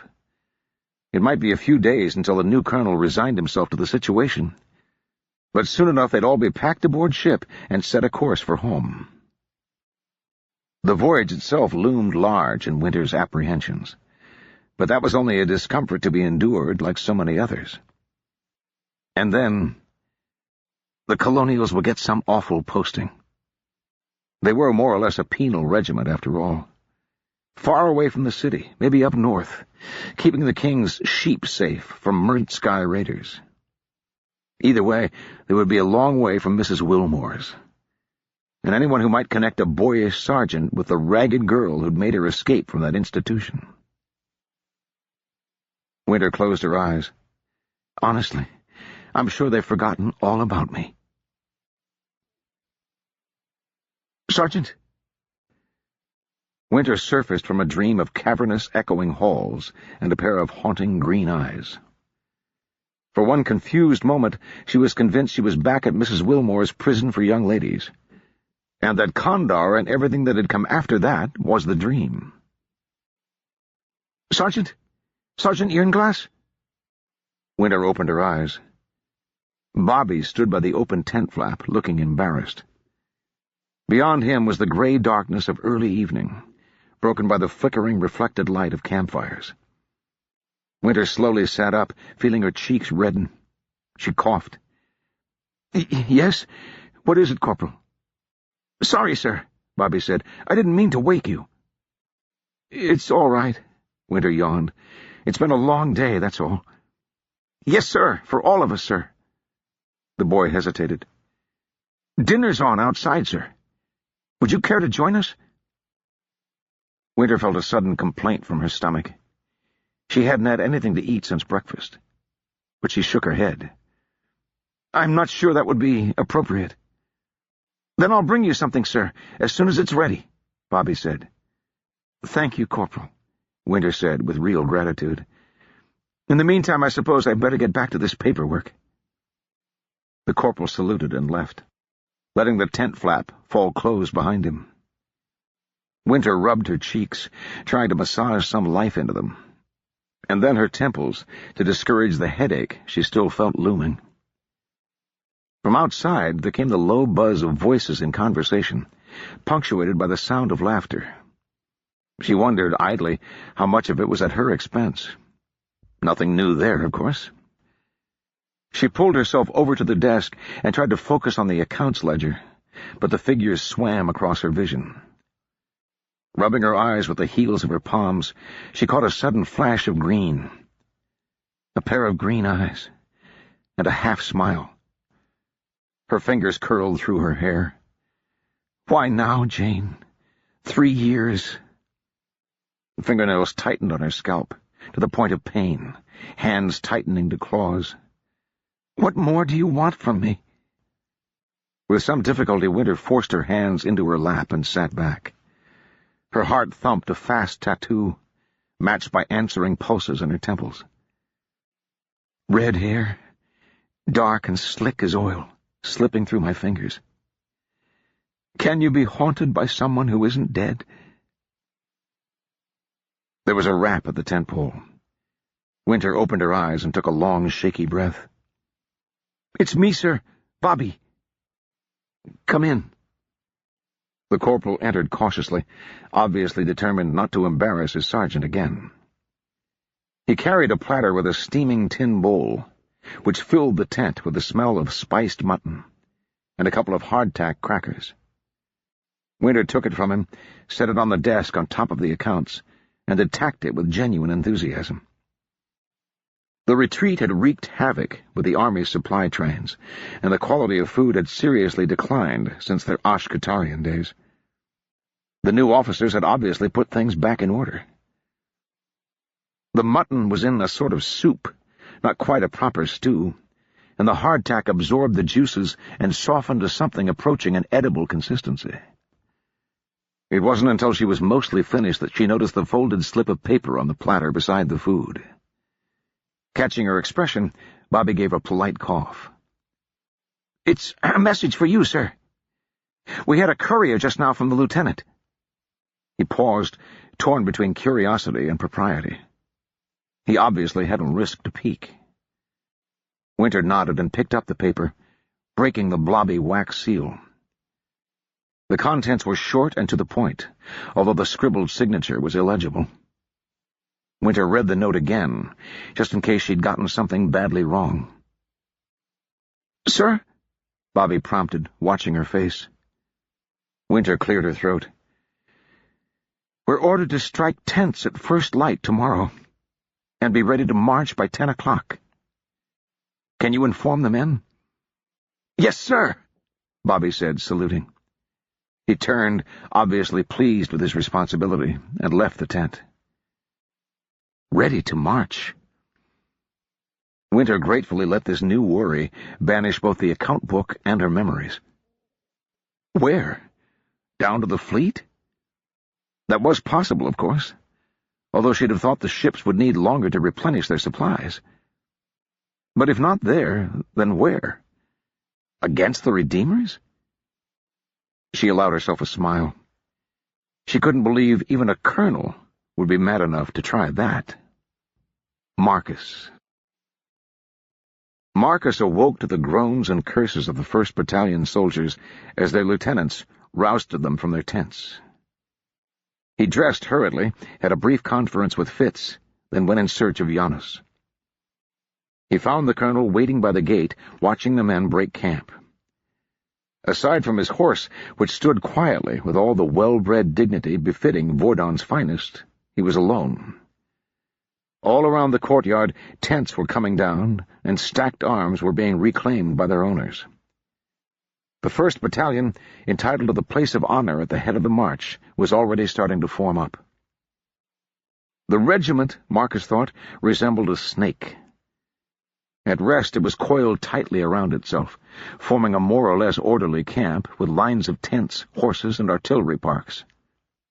The work of picking up all the accoutrements would go on for some time, even as the head of the column started out. Each battalion had its assigned tasks in making or breaking camp, depending on its place in the order. The 1st would march out, dragging the 2nd after it, and so on until the snake was fully extended and crawling down the road. It was the tail that worried him. The preacher's guns could keep up, more or less, but on the retreat, the ox-drawn supply carts had ended up strung out over miles of rough track, straggling in well after dark.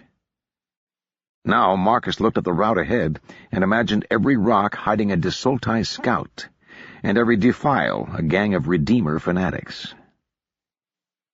The sound of hooves from behind him took a moment to penetrate his gloom. Giannis glanced back and said, "Ah, I believe this is our chief of cavalry. Captain, would you be so kind as to provide an introduction?" "Of course, sir." Marcus waited while the horseman dismounted, spurs jingling. "Colonel, may I present Captain Henry Stokes? Captain, this is Count Colonel Giannis Betvalnik Mirin." "Sir!" The captain saluted with his usual ferocity. Henry, that was what Marcus called him to his face, although he was more commonly known to officers and men alike by the nickname Give 'em Hell, was a short, bandy-legged man with a pigeon chest and a peacock's disposition. His weapons were always brightly polished, and Marcus didn't doubt that he'd given them an extra rub-down today. He wore an expression of fierce concentration. A major contributor to Henry's inferiority complex, in addition to his height, was that the colonials hardly had any cavalry. Members of that branch of the service were generally wealthier and better connected than those in the infantry, and thus less prone to, or at least more able to get out of, the kind of official disapproval that got a man sent to Kandar. To add insult to injury, the great Vordanai stallions and geldings, so beloved of the horsemen, fared poorly in the arid climate. So by now most of the captain's 100 or so troopers were mounted on smaller, sturdier Kandari breeds. "Captain," Giannis said, "I regret that we have not had the chance to meet before now. Matters have, unfortunately, been busy." "Sir!" Henry was practically vibrating with excitement. "Think nothing of it, sir. Just glad to be on the march again, sir." "Indeed. I'm afraid there is a great deal of hard work ahead for you and your men." "Sir!" The cavalryman's chest was so puffed up he looked in danger of leaving the ground. "Just point the way, sir, and we'll give 'em hell." Giannis coughed. "I'm sure you will. At the moment, however, I require them to serve in a more reconnaissance-oriented capacity." Henry deflated a little. "Yes, sir." "You're to range ahead of the advance. Make sure the road is clear, and report on any potential opposition." Giannis had obviously picked up on some of the captain's attitude, because he added, "That's report, not engage. And make sure your men travel in groups. I understand the Desultai delight in ambushes." Henry looked sour. That was light cavalry work, and Marcus knew his heart was on the cut and slash of the cuirassiers. He saluted anyway. "If anyone's out there, sir, we'll find them." "Excellent. Once you've gone 15 miles or thereabouts, detail some men to start laying out a campsite." "Yes, sir." Henry turned and remounted. Giannis watched him ride away. "He seems a most enthusiastic officer," the colonel said, once the captain was out of earshot. "Yes, sir," Marcus said. "Very keen. I must say, a little more cavalry would be a comfort." Giannis sighed. "Ah, well, we must work with what we're given." "Yes, sir." Giannis shot him a penetrating glance. "You seem dissatisfied, Captain." "No, sir," Marcus said stiffly. "Just a little bit anxious, sir. That matter we discussed last night." "Ah," Giannis shrugged. "If it helps relieve your mind, we're hardly likely to run into any opposition this far out. Any raid that could mount would have only nuisance value." Marcus nodded. In the courtyard the march had begun, and the snake was uncoiling and on the move. Standing beside the colonel, Marcus was forced to see his men through an outsider's eyes, and the perspective made him wince. It was easy to see, even at a distance, the distinction between the recruits the colonel had brought with him and what everyone already called the old colonials. Rather than break up existing companies, Giannis had simply installed the new men as additional units onto the regiment's 4 battalions. The old companies, being lower numbered, led the way on the march, which meant that the long blue snake appeared to be suffering from some sort of skin disease that started from the head. The old colonials had done their best, digging long-forgotten blue jackets out of trunks or wheedling them from the quartermasters. But their shirts and trousers didn't match, and everything was ragged and worn. Here and there a flash of color marked a man who'd refused to give up some treasured bit of silk. The recruits, by contrast, were an unrelieved mass of blue, broken by the sparkling steel and brass of polished weapons. They marched in the vertebrae-shattering, knee-smashing style dictated by the manual of arms, rather than the world-weary slouch of veteran soldiers. Even their packs were all identical, tied up with a bedroll behind the neck, just so. The old colonials looked more like a pack of beggars, with clothes tied around their heads to keep off the sun and extra water skins dangling from their belts. Before too long, the tramp of thousands of pairs of boots raised such a cloud of dust that the men were nearly obscured. Marcus derived a slight satisfaction from the knowledge that all those bright blue uniforms and all that flashing steel wouldn't be quite so pristine by day's end. The leaders of the march, Marcus's own 1st Battalion, had already passed through the gate and up the road, and the companies of the 2nd were forming up. The sound of drums came through faintly, under the rumble of thousands of footsteps. "Musicians," Giannis said, apropos of nothing in particular. "Sir, I knew I'd forgotten something. One always does when leaving on a long journey." He smiled at Marcus. "The colonials lack a regimental band, do they not?" "No, sir. Yes, sir, we don't have one." "I suppose it's hard to earn yourself a tour in Kandar as a musician." "We do make do with the battalion drummers." "Music can have a fine effect on troops on the march. Detroit wrote that, in his experiments, merely including bands reduced straggling by up to 30%, and that he was able to extend the daily distance by almost a mile." He trailed off, looking thoughtful. Marcus cleared his throat. "Hadn't we better mount up, sir?" "Yes," Giannis said, shaking his head. "Don't mind me, Captain. Sometimes I find myself distracted." "Of course, sir." Chapter 4. Marcus. Rank, Marcus thought, has its privileges. And in an army on the march, any little bit of comfort was to be savored. In this case, the privilege was having someone else to erect his tent. It had been carried with the rest of the 1st Battalion baggage and put up for him at the center of the area allotted to his men. No doubt Fitz had supervised the furnishings, such as they were: camp bed, folding desk, a pair of trunks, and the leather portfolios full of paperwork. Marcus sat down heavily on the camp bed, keeping his boots well clear so as not to dirty the sheets. He stared dully at his bootlaces, trying to remember how they functioned. 15 miles. Not so far in the scheme of things.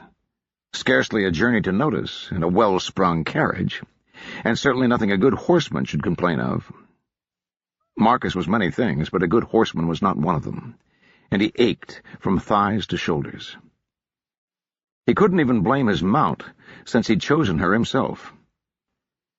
He had purchased the mare a year or so earlier, after making a search of the Ashkatarian markets for the calmest, most stolid, least demanding mount that could be had.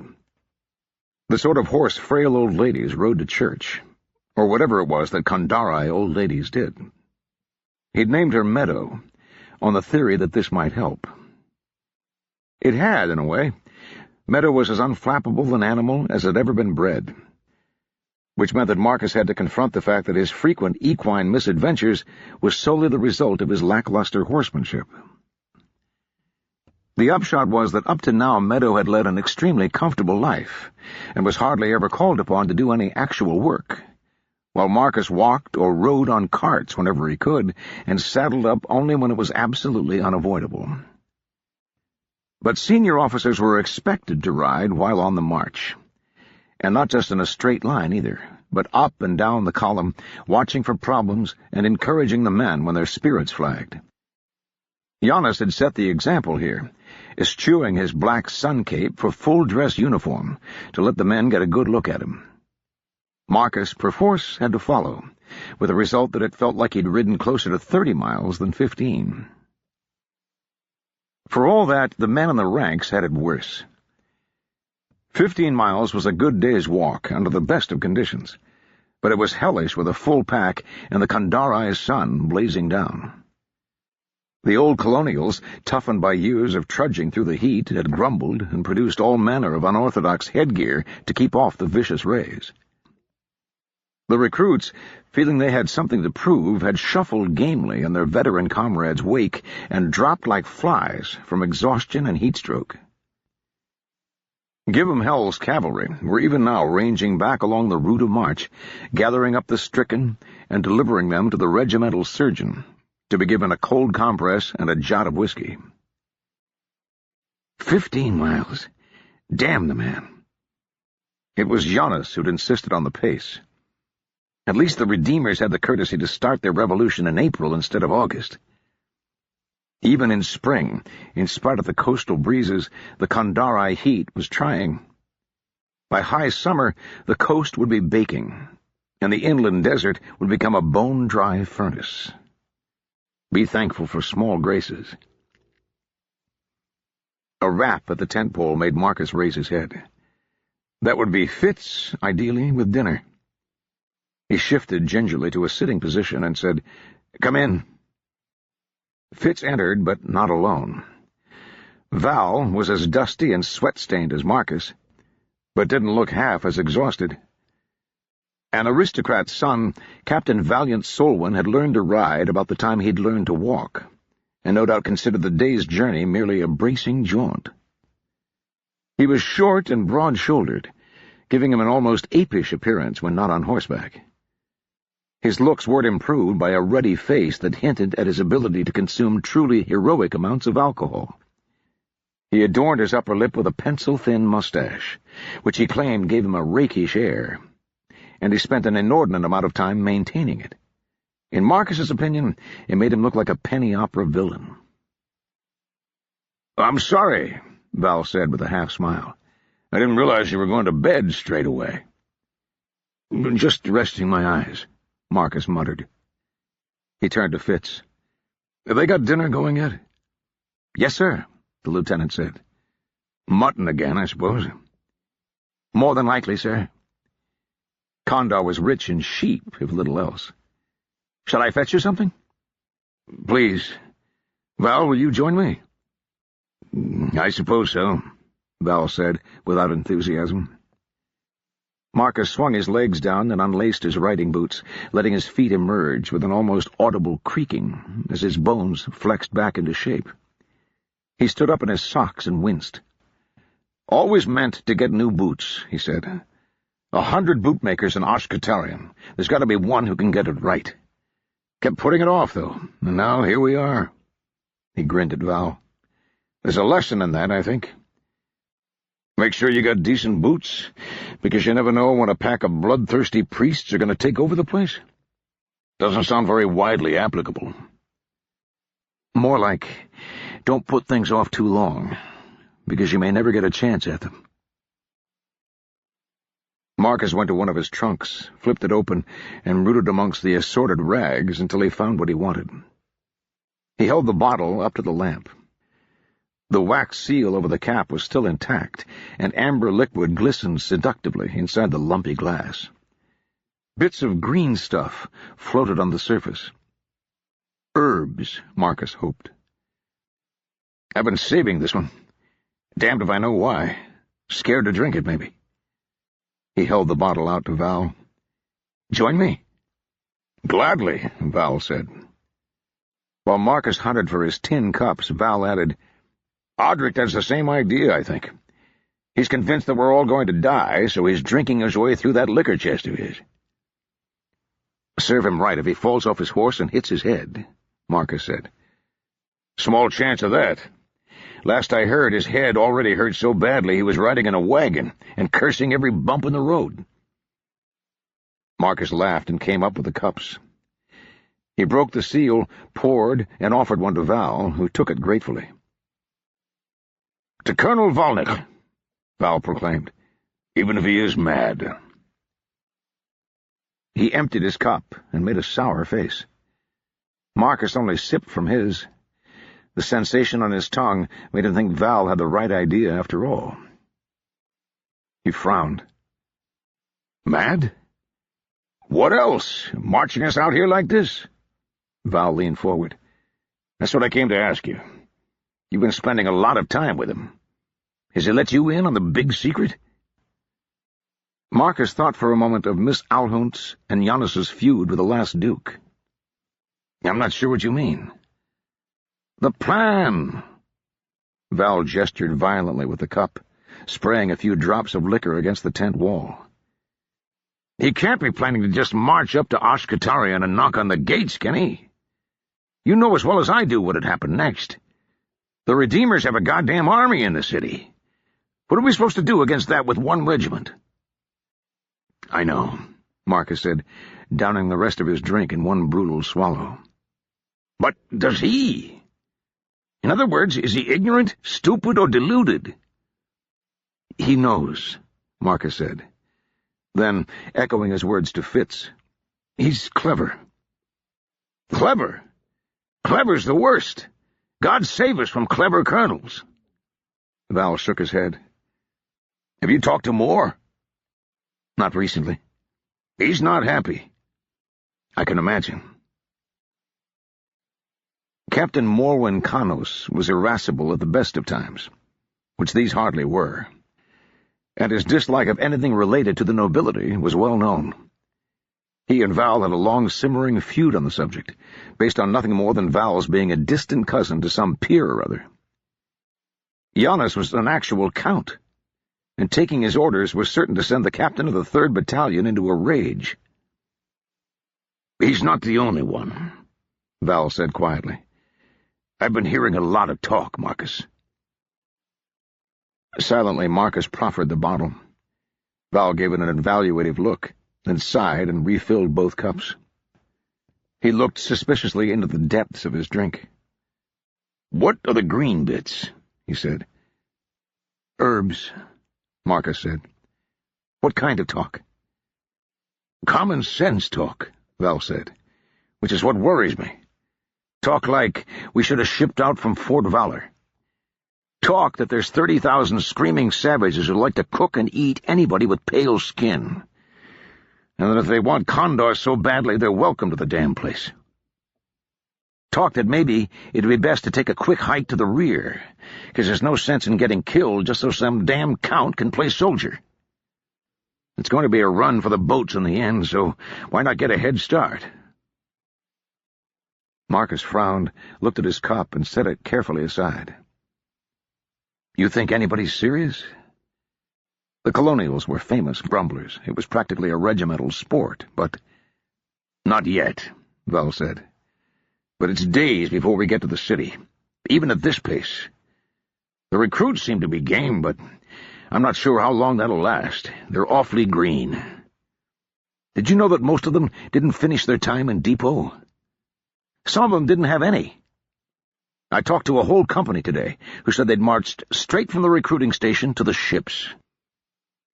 That was disturbing, too, partly because it reminded Marcus how little time he'd spent with his own men. Giannis seemed determined to make him into a kind of aide-de-camp, and had been monopolizing his time. "They'll toughen up quickly," he said aloud.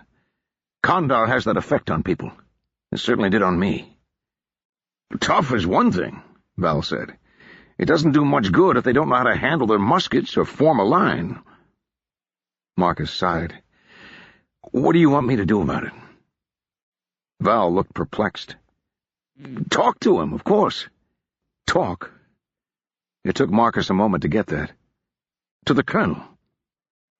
He spends more time with you than anyone in the regiment," Val said. "I don't think he's given me more than the time of day. So it's on you to tell him what we need." I don't understand what the goddamn hurry is, but we need to cut down the marches and get these men drilling. Even a few days could make a big difference." "Easy enough to say," Marcus said. "I don't think he'll listen to me." "If he doesn't, we're all in the shit," Val said. "Half the supply train is still trying to catch up, and this road is a joke. If we do another few days like this, we'll be short on rations. And if you think the men are grumbling now—" Fitz reappeared, bearing 2 bowls of the ubiquitous dump-everything-in-a-pot-and-boil-it meal known affectionately as army soup. Marcus glared at it, but Val took the proffered spoon and dug in with a will.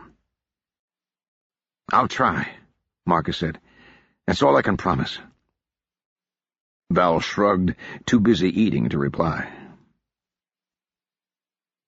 Standing outside Giannis's tent, as torches and fires flared throughout the camp and the reds of the sunset gave way to darkness, Marcus realized he had no idea how to begin. There was certainly no procedure for it in army etiquette. Captains didn't offer unsolicited advice to colonels, much less issue warnings or present demands. They might occasionally give their opinion when asked, but directions started from the top and flowed downward. That was the point of the chain of command, after all. A colonel was supposed to know what he was doing. All the relief that he'd felt when Giannis had taken command had vanished. Marcus stood, one hand raised to knock at the tent pole, and dithered. How would Fritz do it? The lieutenant never openly contradicted his captain, but he had ways of making it known when he thought Marcus was making a bad decision. A glance, a cough, a "yes, sir," with just the right tone of voice. The meaning always came across as clearly as if he'd shouted. But he, Marcus, wasn't Fitz. He didn't have the boy's carefully calibrated manners. Or half his brains, for that matter. Besides, he and Janus had been together for only a day or so. It had taken Marcus years to learn the ins and outs of Fitz's little hints. He had still not reached a decision when the tent flap opened and Augustin emerged. The old servant bowed ever so slightly and cleared his throat. "His lordship instructs me to say that if you're only going to stand there, you might as well come inside," he said, with a touch more dryness than was really necessary. Marcus instinctively bristled, but fought the reaction down. "Thank you," he said, with as frosty a tone as he could manage. "I shall." He followed the manservant through the tent flap. From Augustin's manner, Marcus half expected that the man had worked some magic to transform the standard army-issue tent into a feudal palace, complete with ancient oil paintings and suits of medieval armor. Instead, he found the tent much like his own, if somewhat neater and better organized. A simple bedroll was still stowed in one corner, a set of trunks in another. The colonel sat on a cushion in front of a wide wooden table, divided into quarters and cunningly hinged so it could be stowed away for transport. Beside him sat another trunk, this one full of books. Marcus couldn't read the titles in the dim light, but they all had the same dark green leather binding, and fit as neatly inside the case as if it had been designed for them. It probably had, Marcus reflected. Janus had certainly come prepared to his army career. "Captain," he said, looking up from a stack of loose pages. "Have a seat. I assume this is not a social call?" "No, sir." Marcus debated remaining on his feet, but decided there was nothing to be gained from it. He took the cushion opposite Janus. "I wondered if I might have a word." "Of course." Janus slid the papers aside and steepled his fingers. "What's on your mind?" Marcus glanced uncomfortably at Augustin, who had discreetly faded into the background. Janus looked up at the manservant. "Augustin, would you be so good as to make the captain a cup of tea?" he said. With another sour look at Marcus, Augustin bowed and ghosted out. "You really must learn to ignore him," Janus said. "I assure you that his discretion is impeccable, but if it makes you more comfortable—" He spread his hands. "Thank you, sir." Marcus cleared his throat. That is, I'm not sure how to begin." "You have some advice for me," Giannis said. Marcus blinked. "How did you know that?" "You'd hardly dither so over a report or some minor matter, would you?" Giannis gave a disarming smile, grey eyes shining in the lamplight. "I did ask for your assistance, Captain. So long as we're in private, you may always consider yourself at liberty to speak your mind. I can't promise I will always follow your counsel, but I'll certainly listen." "Thank you, sir." He took a deep breath. "Then I respectfully suggest that the marches be shortened, and that we institute some sort of regimental drill." There was a moment of silence. Giannis, leaning back, cocked his head as though considering the matter from a new angle. Finally he said, "And why do you say that?" 15 miles a day." Marcus paused. "It's not that the men aren't capable, sir, but the wagons won't make it.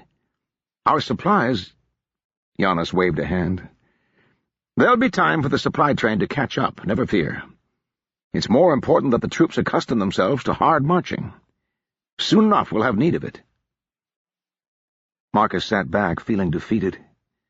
Giannis, watching him, burst out laughing. "Sir?" Marcus said uncertainly. "I'm sorry," the colonel said, still chuckling. "It's my own fault, I think. I'm not yet used to what you might call the military context. Captain, if you disagree with me, I encourage you to say so. I'm not Karas speaking the law." "You're a colonel," Marcus pointed out. "And a count, besides. It's not my place. I intend to take advantage of your judgment and expertise. That means you must be more than a dumb recipient of my lordly wisdom. So long as the enemy are not actually before us, I expect you to correct me if I say anything foolish." "Yes, sir," Marcus said. He'd forgotten how useful that phrase was. It could mean anything you wanted it to mean. "So, you're not really worried about the supply train, are you?" "Sir," Marcus paused again, then gave an inward shrug. "There's been talk. The men aren't happy. Well, that's nothing new. But they don't think we can win. They're saying that you're just out for glory, or that you're mad. And if we come up against the Redeemers—" He shook his head. "I haven't spent much time with the recruits, sir, but the old colonials feel fragile. They'll march for now, but one hard rap and they'll fly all to pieces." Giannis said nothing. His smile had gone, replaced by a thoughtful expression, but there was still a touch of humor at the corners of his eyes. Encouraged, Marcus went on. Captain Solwyn, that is, came to me this afternoon. He said some of the new men never even made it to depot, and none of them had the full training course. "That's true," Giannis said. "The ministry was unwilling to send an experienced regiment to Kandar, so it was decided to bring the colonials up to strength by throwing together the scraps from the depots and the backcountry recruiters." "Then I'm not sure hard marching is what they need. They might get where they need to be, but will they fight when you need them to?" "Just because they're untrained doesn't mean they're cowards," Giannis frowned. "I was hoping the veterans would provide some unofficial instruction." "From what I've seen, sir, the two groups don't seem to mix much. And the recruits need to practice formations most of all. That's not something you can do on your own time." The colonel tapped one finger on the table. "Nevertheless," he said, "time is of the essence. If we delay—" He appeared to be speaking half to himself and didn't wait for an answer. "I will think on it. Thank you, Captain." "Sir, you've made your point." Giannis smiled again, but only briefly. "Now I need to consider." The tent flap rustled, and the colonel looked up. "Ah, and here's Augustin with your tea." Though he knew Giv'em-Hell's men had swept the route of march, Marcus found his eyes drawn to every obstacle that might hide some kind of ambush. It made for uncomfortable riding, all the more so because Giannis seemed oblivious to any sense of danger. With the sun barely past overhead, the heat was at its worst, and Marcus had to keep wiping sweat from his eyes with the back of his sleeve. Meadow plodded placidly beneath him, unperturbed. Behind him, the regiment trudged onward. 4,000 men in blue uniforms that by now had a healthy coating of the ubiquitous brown dust. To the left, the land fell away gradually to the sea, and on the right rose a line of dry, rocky hills. In between was a strip of ground bearing what the Kandari laughably called a road, which amounted to a pair of wagon ruts and a path worn through the scattered scrub weeds. The only virtue the track had was that it kept the men from getting lost. Hundreds had dropped out from heat or exhaustion and would have to straggle in as best they could after the main body finally reached camp. And if there's a Desultai ambush over the next rise... The Redeemers were the principal enemy, but it was the desert nomads Marcus feared the most. The Desultai had never been comfortable with Vordanai hegemony, and they had thrown in with the rebels at the first opportunity. They lived out on the Great Desol, where the more cautious Kandari feared to go, and practiced both horsemanship and marksmanship in endless raids against one another and the surrounding towns. And now they have a leader. The Steel Ghost, a subject of endless rumor, was supposed to have committed a dozen atrocities already, and to possess fell powers besides. But the man's personal characteristics were less worrisome than the fact that the Desultai were united and committed to ridding their land of foreigners. It wouldn't take much. 100 horsemen would cut us to pieces. The infantry might be able to form square eventually, but the wagons and guns would be so much meat for the butchers. And with Give 'em Hell out scouting, we wouldn't be able to chase them off.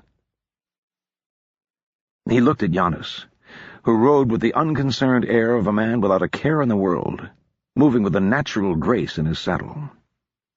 Marcus scowled. The hell of it was, the colonel was probably right. He would get away with it today.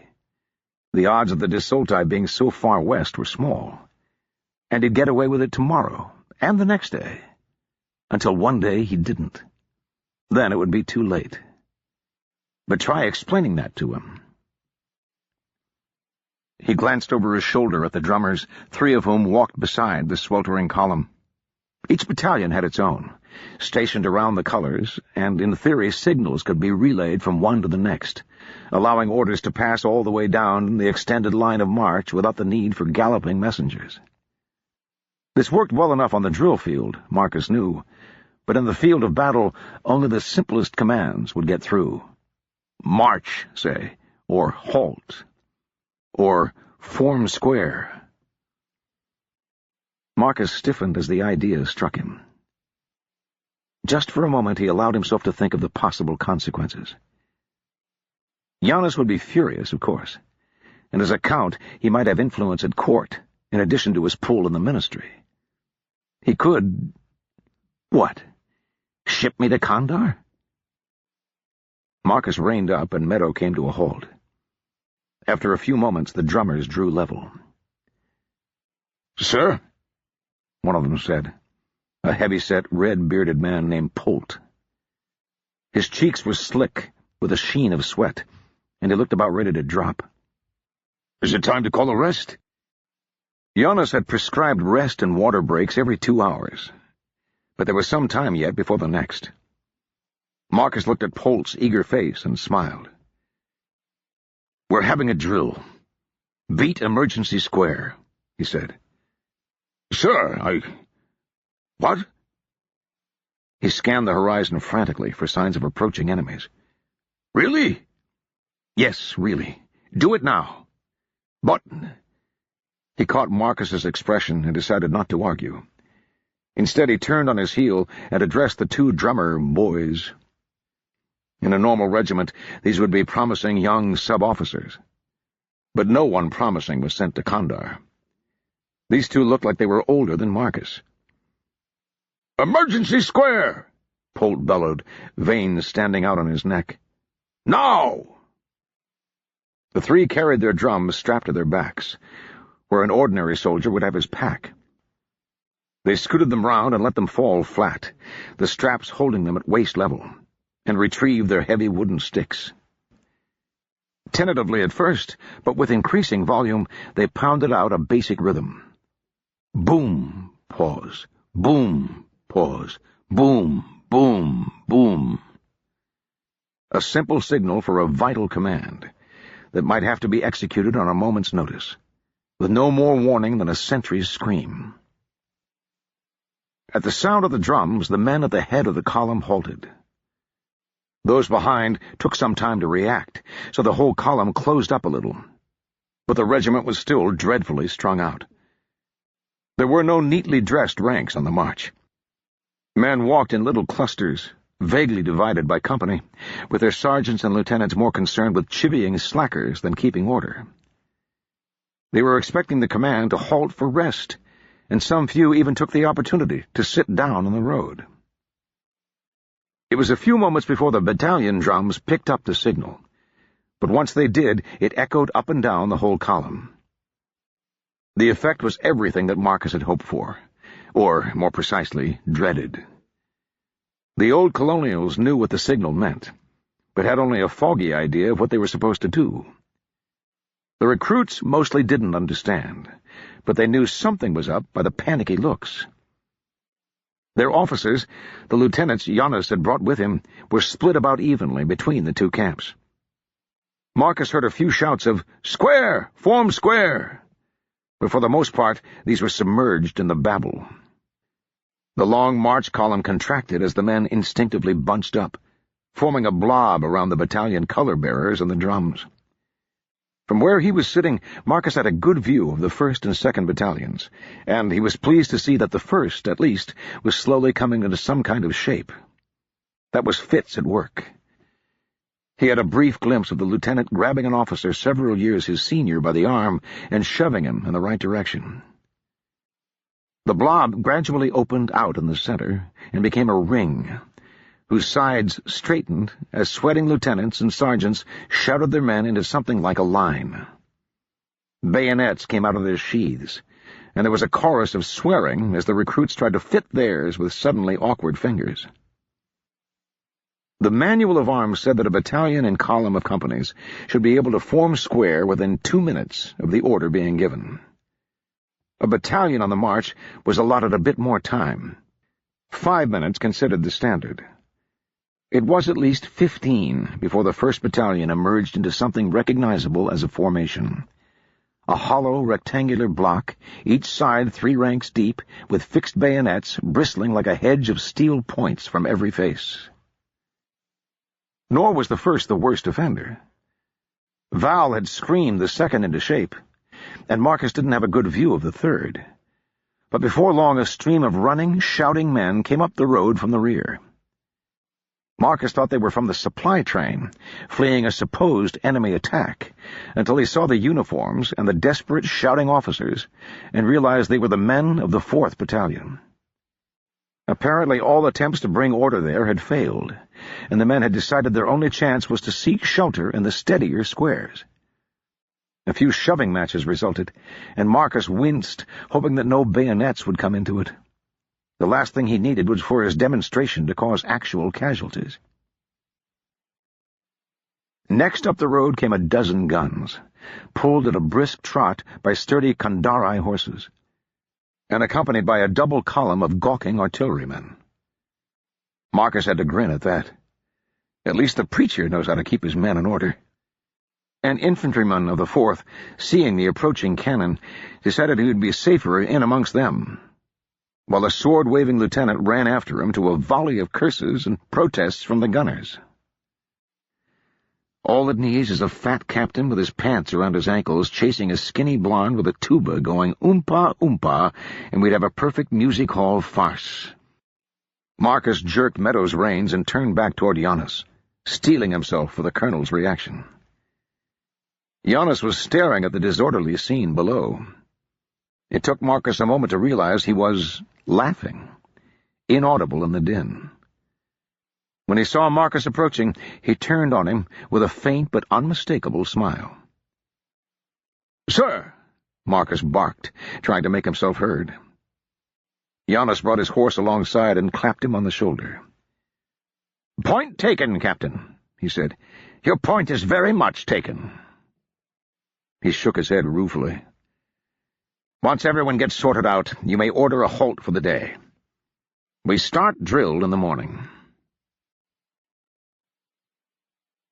A halt was inevitable in any event, as it took most of the rest of the day to get the troops back into something approximating order and untangle the panicked supply trains.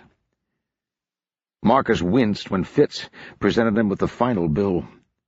46 men with scrapes and bruises, 4 horses so badly injured they'd had to be put down, and 1 wagon that had cracked an axle when its driver had driven into a ditch. It could have been worse, though. The losses of materiel could be replaced or repaired, and he was relieved to hear that no one had been seriously hurt. And who knows how many lives saved down the road. As the sun was setting, Marcus headed back to his tent with a cautious sense of optimism. He was nearly there when a meaty hand descended on his shoulder. He started, spun to face his assailant, and found himself staring into a wild tangle of hair that failed to conceal a mocking smile. "What's the matter, Senior Captain? You seem a little jumpy." Captain Morwin Kanos of the 3rd Battalion was a tall, heavy-set man with weathered, tanned skin that spoke of years in Kandar. Between a thick goatee, bristly mutton chops, and an unkempt mustache, his face was almost invisible. His eyebrows were bushy as well, giving him the look of a wild man, hermit, or possibly the scruffier class of saint. The hand he'd clapped on Marcus's shoulder was big enough to be called a paw, and the hair on the back of it was practically fur.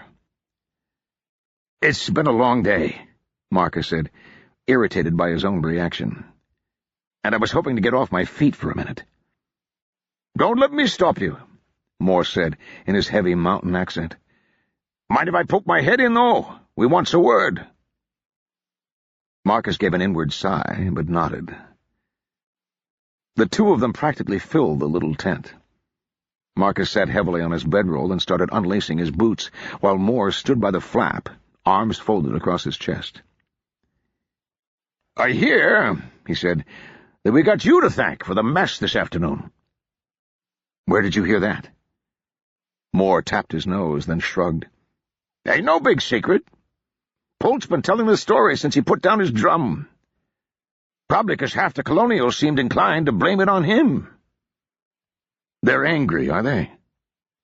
Marcus worried at a knot that seemed to have become inextricably glued tight with sweat and Kandari dust. "Some are. You didn't make them look good back there." "I didn't make them look bad, either. I've seen a pack of wild dogs form a better square." "Hell, your boys in the first weren't too quick about it," Moore snapped. "Don't try to pin this—" "It's on no one," Marcus said. The knot came free, and he slid his foot out of the boot with a sigh of relief. "It's a gang of half-trained recruits and a bunch of old grumblers who've had it too soft for too long. What do you expect?" "What did you expect? Why'd you do it? Don't tell me you saw some old goat-herd on a pony and shat your pants." "I did it," Marcus said grimly, "because I knew what would happen, but his lordship didn't believe me." "Ah!" Moore uncrossed his arms. "Suddenly it all makes sense." Marcus frowned. Moore was always happy to suspect the worst of senior officers, particularly noble officers. As a general rule, the colonials didn't dwell on the stories of how they'd ended up in exile, or ask about the disgraces of others. But Moore's tale was well known. He'd illegally dueled a nobleman, he said, over the attentions of a young woman, and had accidentally killed the man. Whether that was true or not, he certainly harbored an inveterate hatred of nobility and privilege. "He's not bad," Marcus said. "I think we can work with him. He just needed a little lesson on what's possible and what isn't. If he thinks he's going to take this lot into battle after a week of forced marches, "Battle," Moore said. "You think it'll come to that?" "Probably. We aren't marching all this way for our health." "Last time I checked, there were a hell of a lot more of them than there are of us. Has anybody told his lordship?" "I told him myself," Marcus said. "Fighting isn't just about counting noses, though." "Let's hope you're right about that. Although I'd lay 10 to 1 we come scampering back down this road before the month is out." "Either way," Marcus said, starting in on the other boot, "it's not our problem." "True. Our problem is currently sprawled in a supply wagon, making a solid try at drowning himself in wine." Marcus swore softly. "Odrict." "Odrict? You saw the way his men behaved today?" Marcus nodded. Odrict's 4th Battalion hadn't even managed to stay together, let alone form square. Where was he? "Search me, but he wasn't with them. Lieutenant Orta said he rode off around midday and never came back." "Saints and martyrs," Marcus cursed. "Is he trying to get himself brought up on charges?" "Last I talked to him, he was convinced we were all going to end up on Redeemer's spikes, so I'm not sure he cares anymore." Moore gave Marcus a careful look. "What do you want to do?" Marcus heard the question under the question. "Do we cover for him," he translated, "and try to snap him out of it? Or ignore it and let the colonel deal with him?" He suspected he knew what Moore's opinion was. Moore had never had much use for the mercurial, unreliable captain of the 4th. "What do you think of this Orta, was it?" Moore shrugged. "He seems competent enough. A little hesitant to cuss and shove when he needs to, though. The new lieutenants your colonel gave us are a bunch of spoiled, rotten assholes, and they like to talk back." Marcus wondered if Fitz had the same problem, and hadn't mentioned it. Somehow he doubted it. Fitz had a way of getting what he wanted, though he'd never raised his voice. "Right. Have you got a sergeant with a big mouth you'd be willing to part with for a while?" Moore laughed. "You can have your pick of a dozen. Send 1 or 2 of them over to Orta, and tell him to work on getting the 4th into shape. Hopefully, that'll buy us enough time to have a word with Odrict." "I suppose that's fair enough. It's going to have to be you that talks to him, though. He's never paid me much mind, and I doubt he'll start now." Marcus nodded. "I'll wait until morning. Hopefully he'll have dried out a bit by then." "Either that or he'll still be sleeping it off." Moore sighed. "I hope he appreciates this." "I'm sure you're not likely to let him forget." The big man laughed. "Bet your ass." By rights, it ought to have been easy to get to sleep. The day had left Marcus near exhaustion, though more from anxious fretting than physical exertion. On the way back to his tent, the only thing he'd been able to think about was collapsing into bed. But now that he was actually there, sleep refused to come. He felt alert, even twitchy. If someone had tapped his shoulder, he might have jumped a foot. Lying on his side, he could feel the thump-thump of his pulse, fast enough to march to. After an hour, he dragged himself up with a silent curse, slipped his boots on without tying the laces, and staggered outside. The sky was a blaze of stars, dimmed only slightly by the torches and fires that still burned amidst the rows of tents. The moon hung huge and horned just above the western horizon, washing the labyrinth of blue canvas in a ghostly light. When he started out, Marcus had the notion of taking a walk to convince his body to let him rest. But by the time he passed the last row of tents, his steps had acquired more purpose. Beyond where the camp ended, across a few hundred yards of scrub, a line of torches marked the ring of sentries. Sentries carried loaded weapons, and on a night like this they were bound to be jumpy. Marcus stopped a good 50 yards from the line, cupped his hands to his mouth, and shouted, "Sentry ho! Friends approaching!" The torch waggled in response. Marcus crossed the remaining distance at a brisk walk, and found a young man with a musket resting on his shoulder and a torch in one hand. The shadows made everyone seem pale and hollow-eyed, but from the deep blue of his uniform, Marcus could tell he was a recruit. He straightened up when he saw the captain's bars on Marcus's shoulder and tried to figure out how to salute with a torch in one hand and a musket butt in the other. "No need, Ranker," Marcus said. "I'm just taking a quick look at the lines." "What's your name?" "Ranker Ipsar Sutton, sir." He tried to salute again and nearly singed his forehead. "1st Battalion, 5th Company, sir." "One of mine," Marcus said. "I'm Captain Devoir." "I know, sir," the young man said proudly. "I saw you at the drill this afternoon." Drill, Marcus thought, is one way to put it. "How long is your shift, Ranker Sutton?" "Another 3 hours, sir." He gestured with the torch. "Nothing to see so far, sir." "It does us good knowing you're out here," Marcus said. "I, for one, couldn't sleep otherwise." "Yes, sir." Sutton stood up even straighter. "Thank you, sir. Keep up the good work." Marcus patted him genially on the shoulder and walked on into the darkness. He went along the line of sentries, meeting each man in turn, and exchanging a few words of greeting. They were all recruits. Apparently this section of the perimeter was held by the 5th and 6th Companies, and to a man they seemed distressingly keen. Getting a word from him seemed to cheer them up immeasurably, and by the time he turned back to his tent, Marcus felt like he'd actually done some good. It would have been different with the old colonials.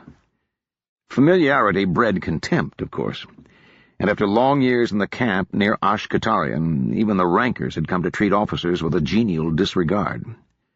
It might have been different if Ben Warris had been the sort of colonel to take offense at insubordinate conduct, but he'd always been an easy-going type, and the others took their cues from him. Seeing the straight postures and bright young faces of the recruits reminded Marcus of his last year at the War College, drilling squads of sweating underclassmen out on the long field. That was what the army was supposed to be like, not this. He'd long ago resigned himself to the fact that Kandar wasn't much of a post. It certainly hadn't been what he'd envisioned when he'd started at the college. But that had been before, when he'd still cared about his career and his standing in the world. Before he'd volunteered for service at the edge of the world with the hope that it would let him outrun his ghosts. He'd done his best to enjoy the soft life of a sinecure and not to dwell on the past. Then, during the retreat, he'd been too busy to think. But now, with his comfortable routine broken— "Good evening, Captain," said a woman's voice from the darkness. Such women as were with the regiment, laundresses, cooks, and whores, those who'd been brave enough to accompany the column when it had marched, would be on the other side of camp with the supply train. That left a field of one, so Marcus hazarded a guess.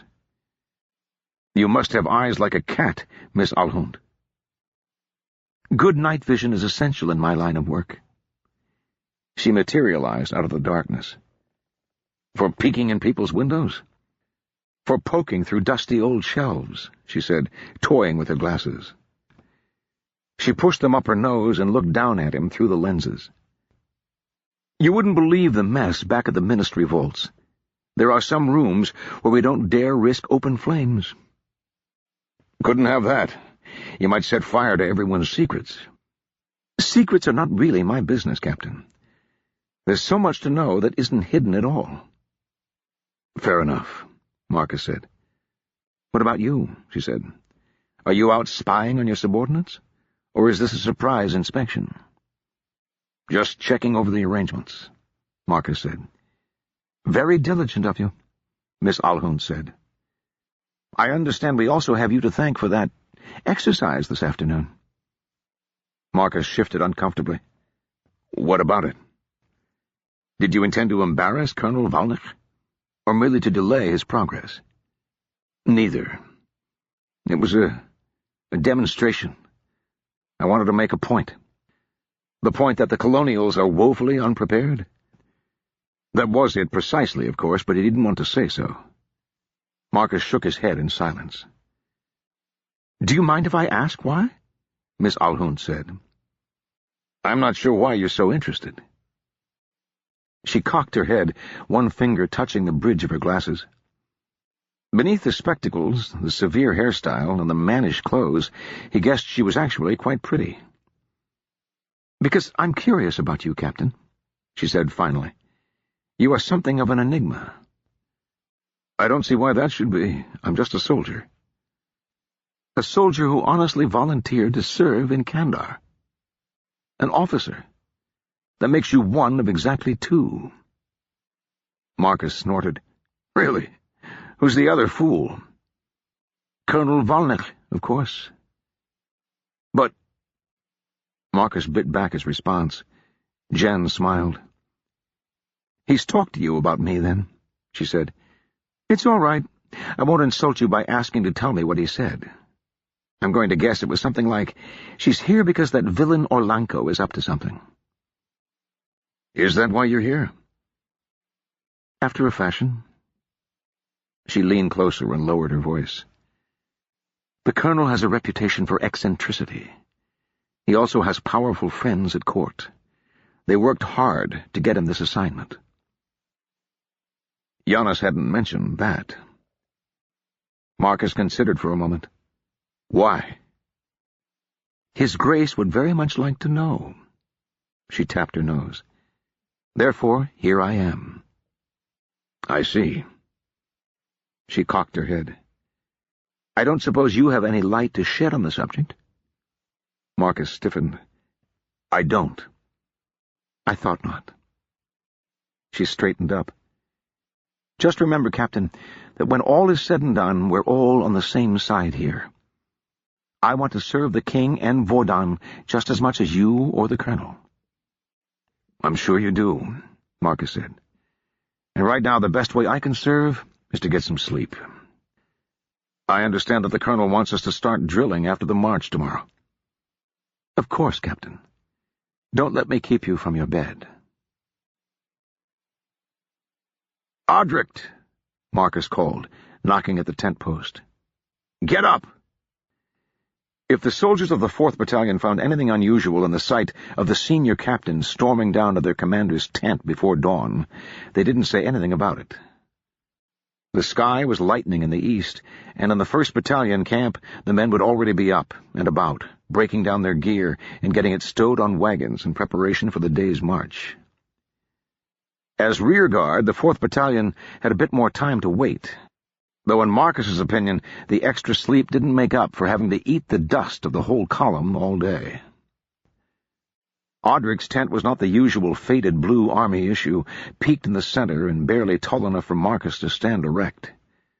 It was silk to start with, and much larger, with 4 foundation posts, while the army tents had only 2.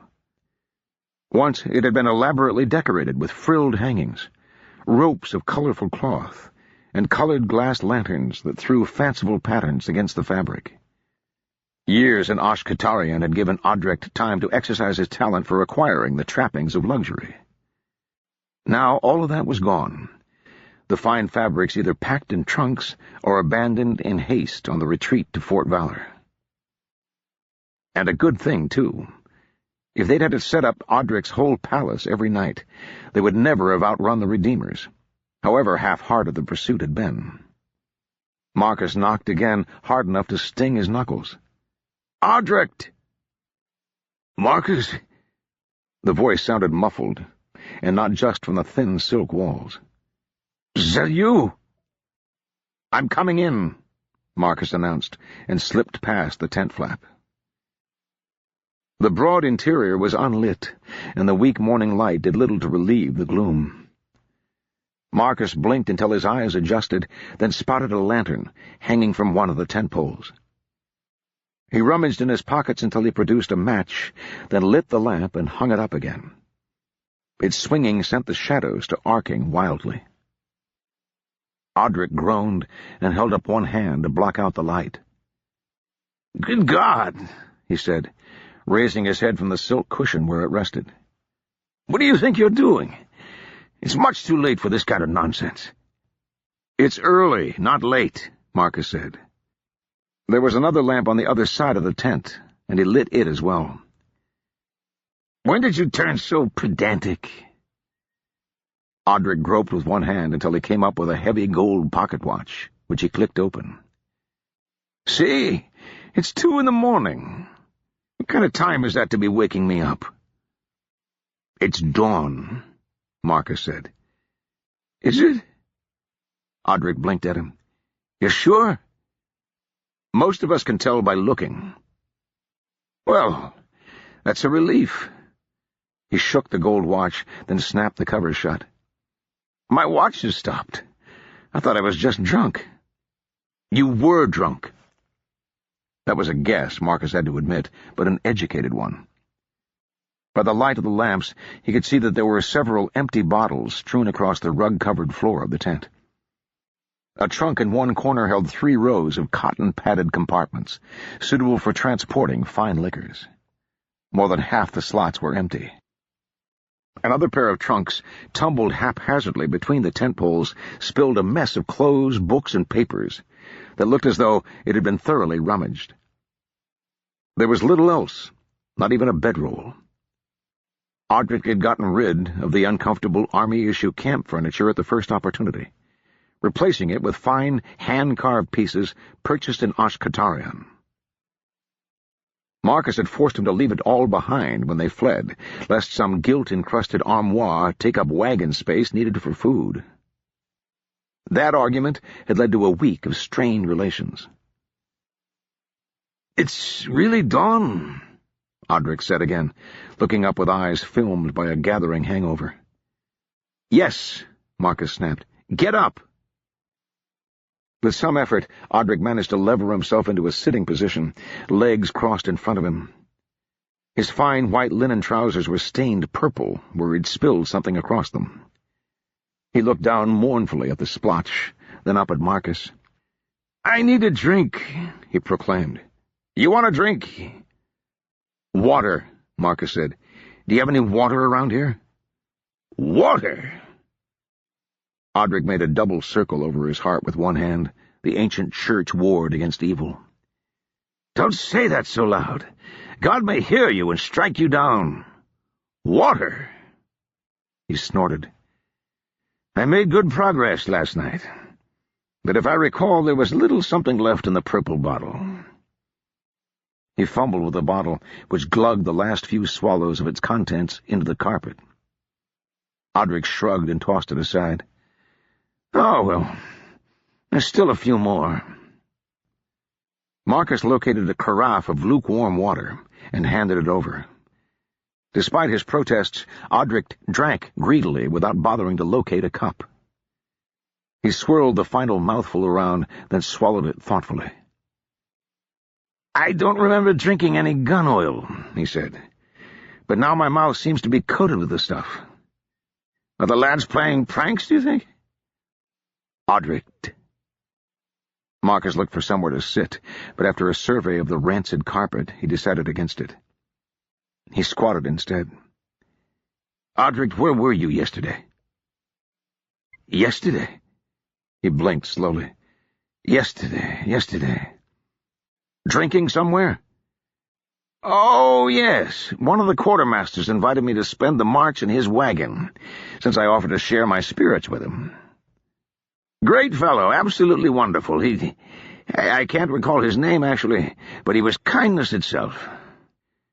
"You were at it all day?" "Not all day. I wouldn't call it all day. Just, you know." He shrugged. "So what?"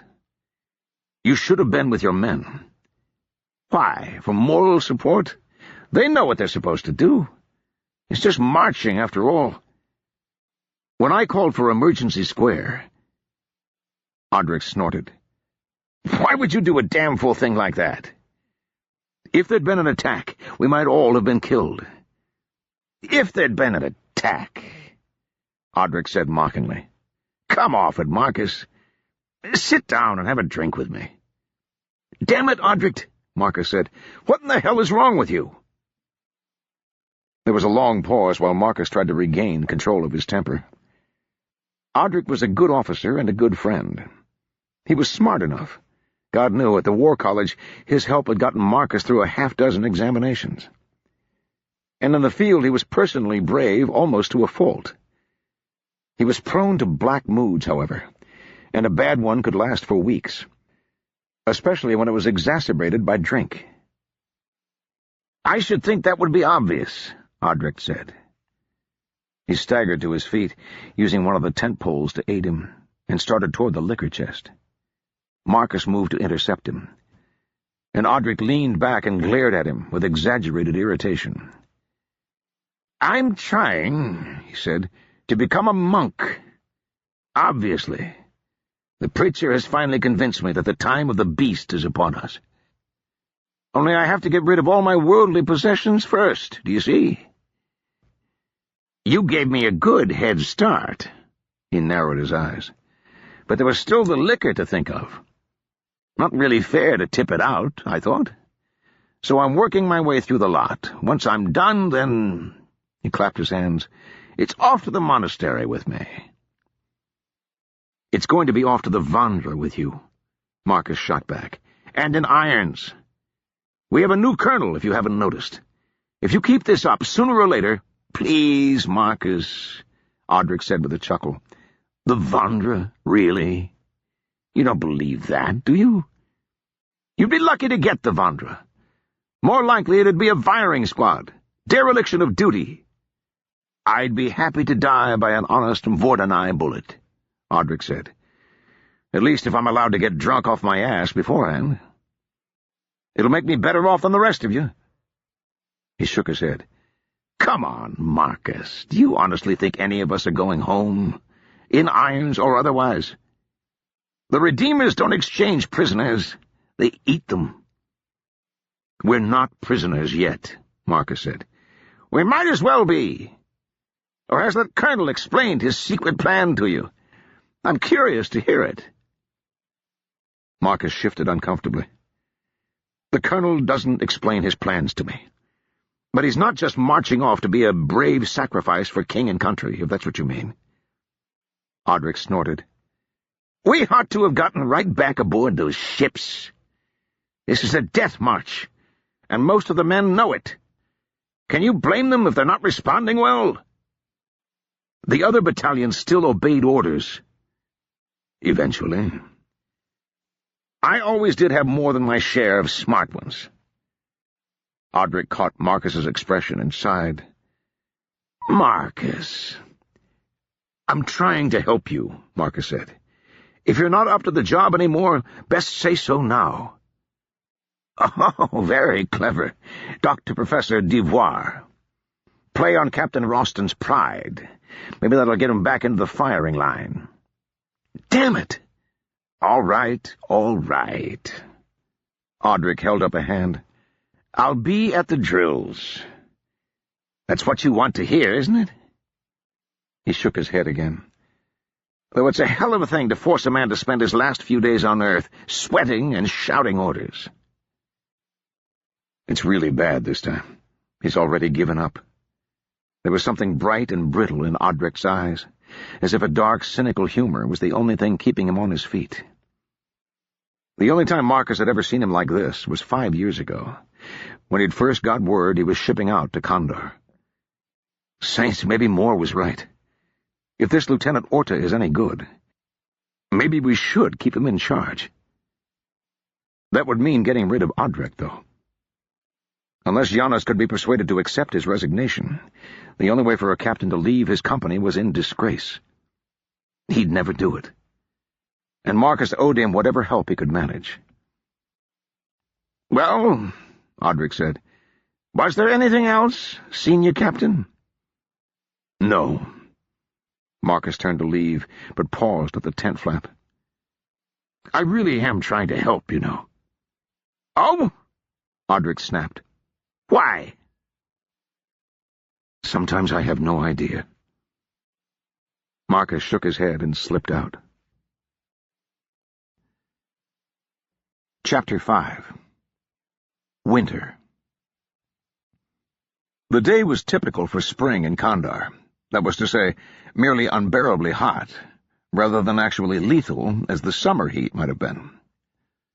The sun was a physical presence, a weight pressing down on the shoulders. It blasted any exposed skin and left uniforms soaked and heavy with sweat. Even after 3 years, it could catch Winter by surprise. The men in the ranks had it worse. For one thing, they didn't have the luxury of officers' caps, and some of them were already swaying on their feet. Winter hoped De Vries would call a halt before anyone actually collapsed. She'd nearly collapsed on that first day's march. The 100 miles or so from Ashkatarian to Fort Valor was the longest trek the Colonials had ever undertaken, and before that, Winter's experience with marching had been limited to a few parades in honor of Prince Zopter. On the retreat, they'd covered the distance in a fortnight, and they'd been accompanied by so many wagons the soldiers hadn't even carried their own weapons. The return journey was apparently going to be much faster. None of the recruits had seemed surprised when they received orders for a 15-mile march, carrying not only muskets but full packs, but Winter had nearly groaned aloud. She'd made it, barely, but the pains in her legs and shoulders afterward had been an uncomfortable throwback to her days at Mrs. Wilmore's. The old woman had firmly believed that back-breaking labor was a cure for immorality. The second day's march had been cut short by the fiasco of an alarm, and the poor performance of the troops had apparently made an impression on someone. The officers had announced that the third day's march would be only 5 miles, and that they'd be in their new camp by noon. By this time, Winter had rediscovered the muscles in her legs and found them not too badly decayed from the old days, and she was beginning to think she could handle this after all. She should have known better. God only ever answered her prayers when he was plotting something worse. The word had come down that the remainder of the day would be reserved for drill. The recruits accepted this as a matter of course, but the old Colonials swore and grumbled. The announcement had brought the lieutenant back from his usual position at the head of the column. Apparently eating dust alongside his men didn't fit his mental picture of an officer's duties, but putting them through snappy evolutions on the drill field did. Winter had seen him only a couple of times over the past few days, and it was only now that she had the chance to make a detailed inspection. Lieutenant Anton De Vries wore a tailored blue uniform as regulation-perfect as any of those sported by his soldiers. He was a small, wiry man with dark eyes and a pouting mouth under a luxuriant mustache. His hair was carefully combed and stiffened with powder, in what was presumably the latest fashion from Vordon, though the effect was rather ruined by the regulation officer's cap. He wore a sword, the leather of the scabbard still polished and shining, and carried a thin walking stick that whistled through the air when he pointed with it. Winter flinched every time he stood beside her, in fear of an accidental blow to the side of the head. Drill, she had discovered, was worse than marching. When the column had been in motion, at least they'd had the feeling of accomplishing something, even if it was only sweeping another few miles underfoot. They'd been allowed to fill their canteens when they passed a stream, and to talk or even sing as they walked. Most of all, no one had been judging them. The only measure of success was whether you staggered into camp before nightfall. Now the 120 men of the 7th Company stood in a solid block, 3 men deep and 40 across. Each was accoutred just so. Cartridge box on the left hip, doubled straps across the chest with sheathed bayonet, musket held against the right side with fingers curled around the butt in a nerve-deadening position.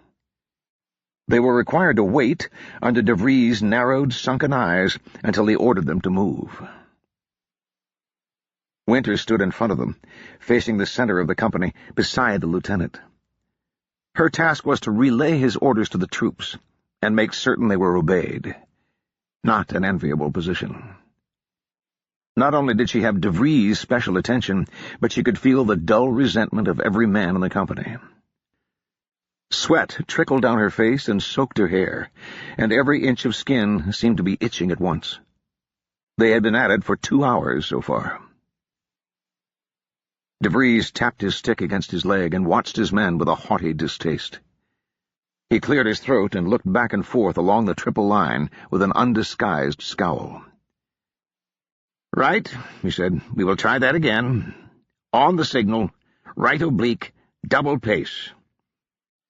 He spoke in a conversational tone. Winter had to repeat those orders loud enough to carry to the ends of the line. Her throat was already ragged, but she summoned up the energy. It came out as more of a croak, but De Vries didn't appear to notice. The company drummers struck up the double pace, heartbeat fast. The line shuffled into motion, and almost immediately it became obvious that little progress had been made.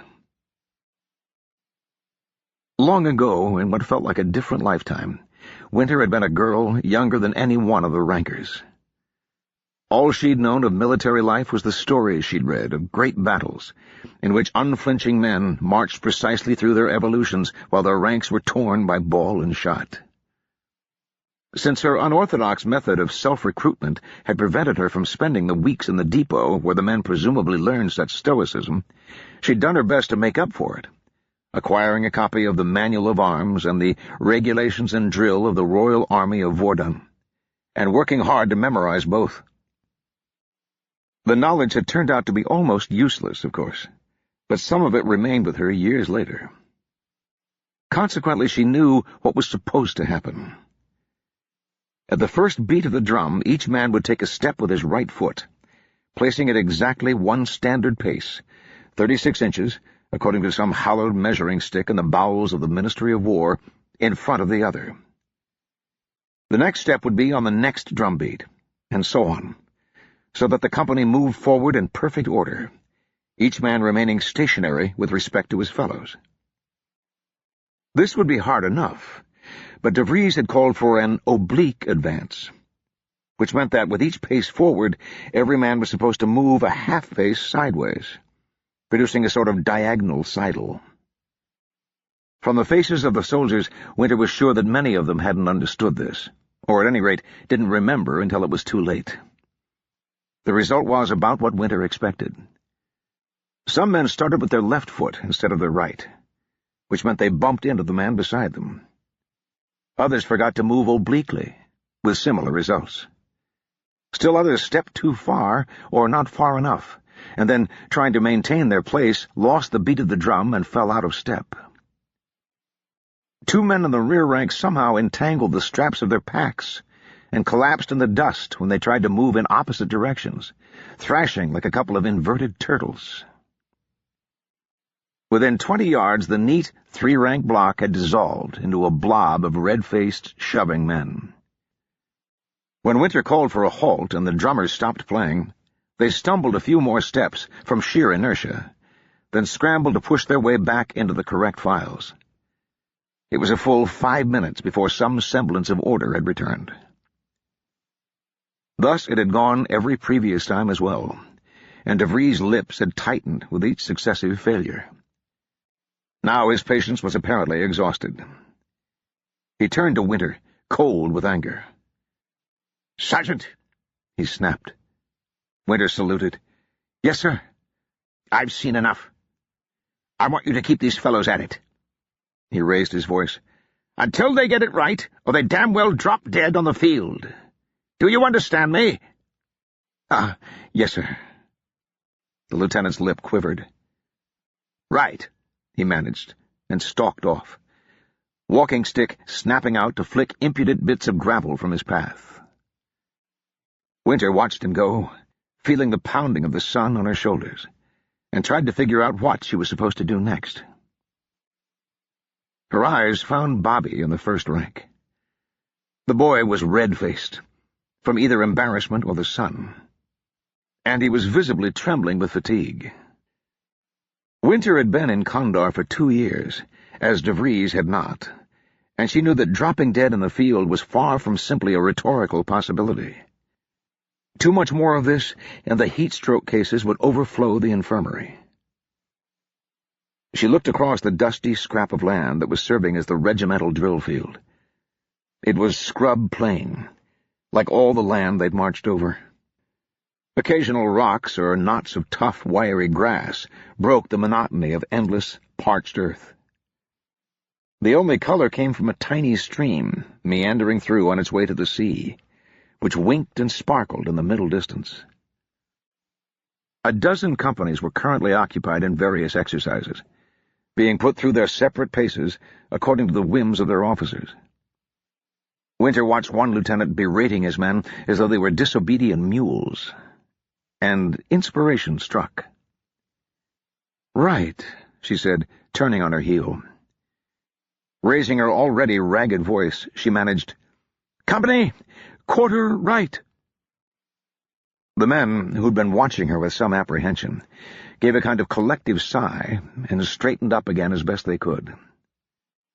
They turned in place through 90 degrees, which converted a block of men 40 long and 3 deep into a column 3 wide and 40 long. Winter stalked over to what was now the front, drummers hurrying behind her. "On my signal," she said, "march pace, forward. A line on me. March." The drums started again, slower this time, and the column shuffled into motion. Without the distraction of trying to move sideways, and with only 3 men per rank to contend with, the march wasn't terrible. Winter walked in front of the first rank, who adjusted slightly to stay behind her, letting her steer the long column like a snake. She found what she wanted 100 yards away. Another company, in the usual 3-rank line, was practicing the manual of arms while a sergeant barked orders. A lieutenant stood beside them, looking bored. Their backs were to her and her men. Winter led the column in that direction, glancing over her shoulder occasionally to make sure her company was still in good order. There was a moment's hesitation as they closed with the other company. She took the opportunity to step sideways out of their path and shout, "Forward! Charge pace!" The drums thrilled faster. The men on the front ranks, when it became clear what they'd been ordered to do, went to it with surprising gusto. No one in the other company noticed until it was far too late. There were a couple of startled squawks, and then the long column collided with the rear of the line at a dead run. Winter's men bowled through, knocking the others sprawling, until someone in the opposing company started fighting back. A punch was thrown, somewhere in the press, and a moment later the whole of the 2 companies was a mass of fistfights and roughhousing, going at it with all the sudden energy of discipline released. Winter, standing at the edge of the melee with the horrified drummers behind her, looked over her handiwork with a satisfied expression. The lieutenant of the other company, a fat man with a scraggly beard, bore down on her, while his sergeants tried in vain to restore order. Winter saluted and forced her face to assume a blank expression. "What in all the hells do you think you're doing?" the lieutenant said, vibrating with anger. "Sorry, sir. Following orders, sir." "Whose orders?" "Lieutenant DeVries, sir. Said to keep the men at it. Didn't mean to run into you, sir." The lieutenant eyed her, uncertain of what attitude to take. He settled on contempt. Winter struggled to maintain her facade of amiable idiocy. "Well, you'd better sort this out," he said. "If your damned men aren't out of my company and off this drill field in 5 minutes, the captain will hear of it. Do you understand?" "Yes, sir." Winter spun back toward the mess she'd created. "Corporal Forrester." The boy had extracted himself after the initial rush, wriggling eel-like to the edge of the press, and was looking on nervously. At the sound of Winter's voice, he whirled and snapped to attention. "Let's get these men off the drill field." She gestured at the lieutenant behind her. "Right away, he says." She could tell he was having trouble suppressing a smile, too, as understanding dawned. "Yes, sir." The brief punch-up seemed to have dissipated all the exhaustion of the previous few hours, and the men streamed off the field in a raucous crowd, laughing and shouting to one another. The carnival atmosphere continued once they were back at the camp. Someone produced a handball from somewhere, and soon 2 impromptu teams were scrimmaging up and down the line of tents, while spectators laughed and cheered from the sidelines. Winter couldn't see where they found the energy. The release of tension had left her feeling shaky and drained, and she wanted nothing so much as a few hours of oblivion. Under the exhaustion was a dull sense of dread. Her little ruse, which had seemed so clever in the moment she'd thought of it, now felt ridiculously transparent. DeVries wouldn't care if she'd had contradictory orders or not. He would only see that his demand had not been obeyed, and she'd bear the brunt of his anger. He'd bust her back down to rank her, send her back to Davis. She pushed her way into the cooler semi-darkness of her tent. On the little desk sat the papers. Long marches had left her little time to work on settling the accounts, so an intimidating stack still remained. She knew she should address them, but at the moment the thought of picking up the pen made her feel ill. Instead, she slumped onto the bedroll and stretched out, not even bothering to take off her boots. Surely I'm tired enough now, if I just close my eyes for a moment. Warm, soft lips on hers. Fingers running along the small of her back. The heat of a body pressed against her. Jane's hair, dark red and soft as sin, spilling down over Winter's bare shoulders like a velvet curtain. A brief flash of her eyes, as green as emeralds. Jane pulled away from the embrace, stepping back. She was naked, the most beautiful thing Winter had ever seen. "You have to get away," Jane said. "Not just away from the prison, away from all of it. Away from everyone who wants to tie you up and take you back." Winter could say nothing. Her throat felt thick. Jane raised one hand. A dagger glittered, flashing silver. "Take the knife," she said, as though instructing a friend on how to carve a roast. "Put the point of it about here." She raised her head and put the tip of the dagger on her throat, just under her chin. "And press in, upward, as hard as you can." "Jane!" Winter's scream sounded distant in her own ears. The knife slid in, smooth as silk. Jane's emerald eyes were very wide. She opened her mouth, but no words emerged, only a tide of thick, sticky blood. Winter jerked awake, pulse pounding in her temples, ears full of screams in the dark. It took a long time to fade. She lay perfectly still, feeling the ache in her limbs and staring at the blue fabric of the tent. "Can you be haunted by someone who isn't dead?" There was a rap at the tent post. Winter sat up, pathetically eager for a distraction. "Who's there?" "It's me," said Bobby from the outside.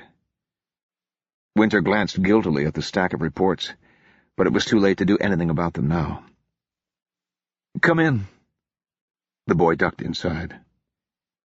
He was rubbing one hand with the other, and Winter could see a bruise blossoming along his knuckles. She felt a brief pang of sympathy. "Sorry about that," Winter said. "About what?" When she indicated his hand, he smiled broadly. "Oh, this? It's nothing, sir. One of the men of Third Company was inconsiderate enough to obstruct my fist with his jaw. I'm fairly sure he got the worst of it." Bobby looked suddenly uncomfortable. "That was all right, wasn't it, sir? A corporal is not permitted to involve himself in brawling with the rankers, but under the circumstances—" "It's fine," Winter said. "I take full responsibility. Was anyone badly hurt?" "Two of the men had to carry Ranker Iblis back from the field, sir." "Oh, dear. Will he be all right?" "I think so." Bobby coughed. "Apparently he suffered a blow to an unfortunate area." Winter looked quizzical. "Kicked in the nadir, sir. Probably not on purpose. You know how it is." "I see. I hope Third Company isn't going to hold a grudge." "Better if they do, sir." Bobby was smiling again. "The captain of my depot battalion used to encourage fighting between companies. A good rivalry helps knit the unit together, he always said." "How long were you in depot?" Winter asked. "A month. Should have been 6 weeks, but I was transferred out ahead of time for this expedition. Still, I count myself lucky." "Why?" "I had a month," Bobby said. "Some of the rankers got much less. A few had none at all, straight from the recruiting station to the ships. "No wonder they can barely march," Winter muttered. "Does the lieutenant know this?" "He should, sir. He has all the files." That didn't mean he'd read them, or that he cared. Winter mulled that over. "I meant to thank you, sir," Bobby said. "For that?" Winter said. "It was just a trick." "A clever trick, though. The men will be grateful." "Just wait until DeVries screams his head off tomorrow. That gratitude may be short-lived." Winter sighed. "Sorry, I'm not in the best of moods. Did you need to see me for some reason?" "Just to say that, sir. And to ask if you wanted your dinner brought in." "I suppose." Winter looked at the little tent, with a desk full of daily reports, and the bed haunted by unpleasant memories. Bobby seemed to read her mind. "You're welcome to eat with us, sir." Winter made a face. "I wouldn't want to put anybody off." "You wouldn't? Oh, come on. You must know how it is. You can't have the same kind of talk when the sergeant is listening in." That was how it had always been in Davis's company, anyway, although Winter had rarely been a part of the conversation. "Come and join us," Bobby said. "I think you'll feel better for a little talk, sir." Winter chuckled. "Only if you promise to stop calling me sir, Bobby." "Yes, sir." Bobby snapped to attention, eyes shining, and Winter couldn't help but laugh. Dinner was cooking when they emerged. In theory, the company was subdivided into 6 sections of 20 men, each led by a corporal. These units were more commonly called pots, since the main feature of each one was the iron cookpot in which the communal meals were brewed. In the 7th, the boundaries between the pots were apparently pretty fluid, and all 6 vessels were gathered around a common fire. The men ate from whichever they liked, and sat where they wanted, on the ground, on rocks, or on empty boxes of supplies. Mostly they gathered in circles, talking, laughing, and playing at dice or cards. Bobby led Winter to one such circle where she recognized Corporal Folsom among 7 or 8 other men. They opened up obligingly to make a space on a makeshift bench of hardtack crates, and someone handed Winter a bowl full of the steaming broth that was the standard evening meal when time and supplies allowed. Chunks of mutton floated in it, and the surface was slick and shiny with grease. Winter accepted a cracker of hardtack from another man and let it absorb the juice until it was soft and sodden, then gobbled it down. She hadn't realized she was so hungry. At first, Winter's fears seemed to be justified. The men had been talking and laughing until she arrived, but under the eyes of their sergeant, they ate in awkward silence. Bobby called for a round of introductions, which produced a half-dozen names that Winter promptly forgot. Then another silence fell, more uncomfortable than the first. It was Corporal Folsom, oddly, who provided the first crack in the wall. He broke his usual quiet to comment, apropos of nothing. "Didn't realize there'd be so many streams here. They always told me Kandar was a desert." Bobby seized eagerly on this scrap of conversation. "I heard the same thing. When you read about it, it's always sand dunes and camels. I haven't even seen a camel yet." "This is the wet part," Winter offered. "We're only a dozen miles from the coast, so it gets a little rain now and then. And we're coming up on the Tsale Valley. If you walk 20 or 30 miles south, you'd be in the Lesser Desol, and there'd be no water for days in any direction." "What about camels?" said one of the soldiers, whose name was either George or Jerry. "No camels," Winter said. "Not here. Camels aren't native to Kandar, actually. The Desoltai use them, but they live out in the Great Desol, to the east of the Tsale." "Are they the ones who wear steel masks all the time?" said another man. Winter laughed. "Not all of them, just their leader. He calls himself Malik Dan Belial, which means steel ghost. Nobody knows what he really looks like." "Seems like a pretty cowardly way to go about to me," another soldier said. What about this city we're marching toward? Ash-Katarion? Is it as big as Vordon? Not even close. Barely a town, really. Any chance of getting a decent drink? Someone said, and there was a round of laughter. Winter smiled. There was the last time I was there, but that was before the Redeemers turned up. A bunch of crazy priests. Apparently they don't like drinking or good food or anything that's any fun. There was a snigger. Sounds just like our lot, then. Maybe in a sworn church, someone else offered. In Depot, the free chaplain could drink half a squad under the table. They went on in that vein, and bit by bit the tension melted away. Most of the men were taller than Winter, so as often as not she was looking up into their broad, well-scrubbed faces. But for all that, she suddenly felt how much older she actually was. There wasn't a man in the circle older than 18. They were all boys, barely off their farms or away from the Vordon City tenements. And underneath their smiles and bravado, there was a nervous core that Winter recognized. And she was the one they looked to for reassurance. She was the one who knew how things worked, here in Kandar and in the army. It was simultaneously touching and terrifying, bringing with it the full realization of what they expected of her. When they got to the subject of how she'd extracted them from drill that morning, none of them thanked her, as Bobby had. They seemed to consider it a matter of course, part of the duties of a sergeant, to stand between the rankers and the insanities of the higher echelons. There were quite a few japes at the expense of DeVries. The first was offered hesitantly, but when Winter laughed as loud as the rest of them, that hurdle fell away as well.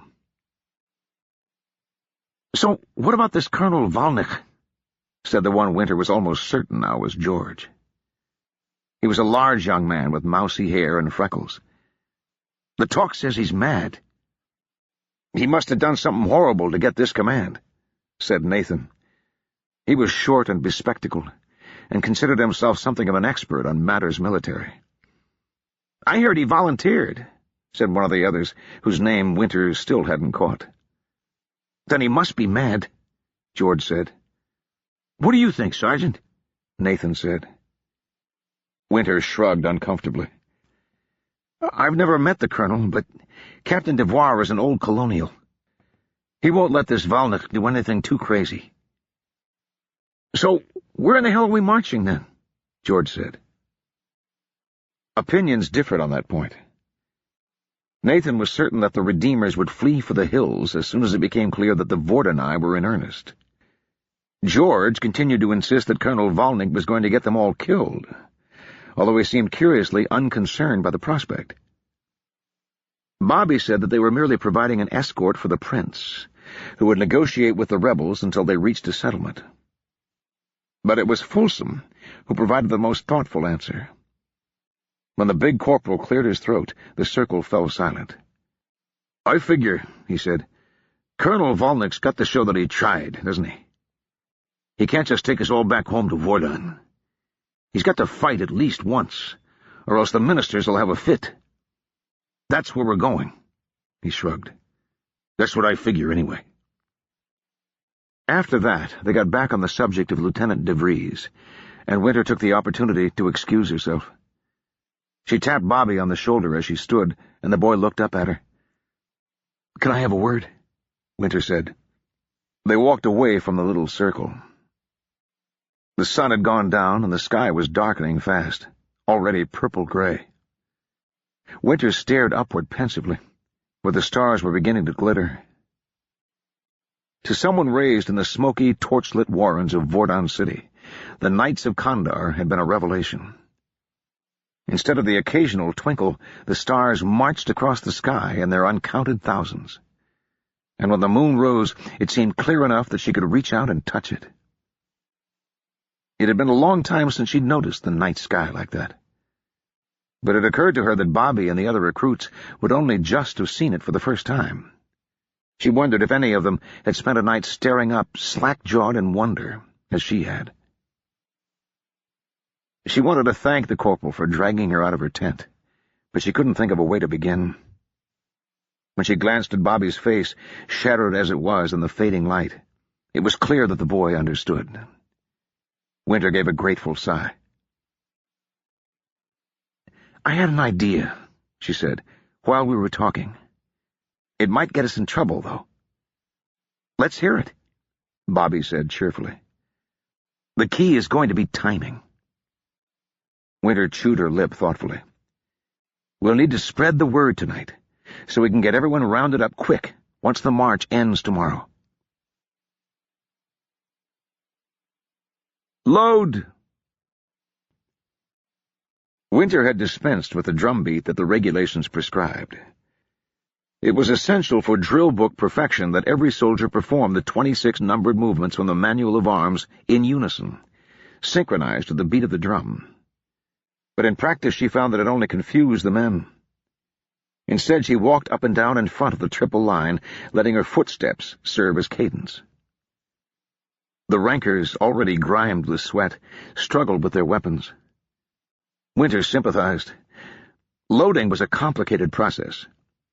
First, you took your paper cartridge, filled with pre-measured powder, and the lead musket ball, and tore it in half with your teeth, holding the ball end in your mouth and keeping the end with the powder in your hand. Then you opened the lock, tipped a little powder into the pan, and closed it again. The rest of the powder went down the barrel, which required you to ground the butt of the weapon and hold it against your boot. The cartridge scraps went in with it, for good luck. Finally, you spat the musket ball and the rest of the cartridge into the barrel, grabbed the iron ramrod from the rings that held it slung onto the weapon, and jammed the whole mess home with 2 or 3 good strokes. There wasn't enough extra powder to practice loading, so the company was going through the steps in mime. Once the ramrods had rattled back into their rings, each man again brought his musket to the ready position, held at his side with the left hand curled around the butt. Some took longer than others. Winter, counting heartbeats, estimated it was half a minute or more before the whole company was ready. She clicked her tongue. "Level!" she shouted, walking aside to clear the theoretical line of fire. Every man raised his musket to his shoulder and pulled back the hammer. Here and there she heard a quiet curse as someone fumbled the maneuver, or a musket barrel whacked against the side of a neighbor's head. Only the front 2 ranks readied their weapons, while the third waited.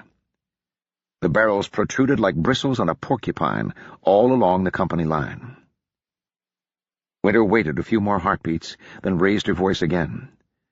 "Fire!" 80 fingers tightened on triggers. On each weapon the lock slid open, and the flint snapped down, raising sparks where it scraped against the steel. Without powder there was no sound but the rapid series of clicks. Winter strode back in front of them. "Load!" And they began again. They'd been at it for an hour already. The march had ended at noon, and with Winter's encouragement the 7th Company had hurried through the business of setting up tents and making camp, and then rushed out to the drill field well before Lieutenant DeVries had arrived. They'd been the first ones there. Winter had gone over what she expected of them, some basics from the manual of arms, and a few things that weren't in the drill book at all. If they were going to have to drill, it might as well be useful drill. Some of the men groaned when she'd explained her approach, but she saw relief on a great many faces. Bobby had said some of them hadn't even made it to the depot before they'd been summoned up, and others had only a few days or weeks of what was supposed to be a month and a half of basic training. Even the grumblers had to admit it made a nice change from endless failures at esoteric skills like double-pace oblique marching. Midway through the loading, while they were fumbling with their rammers, Winter turned to face them and shouted, "Square!" This had been new to even those who had had their full time in depot, since the drill book never mentioned company squares. But she'd coached them through it, and they'd gotten the idea after a few repetitions. The whole company immediately broke off loading, and the edges of the line, 10 files from either side, about-faced and stepped toward the rear. They filed in behind the first 3 ranks, so that the line had been halved in length and doubled in width.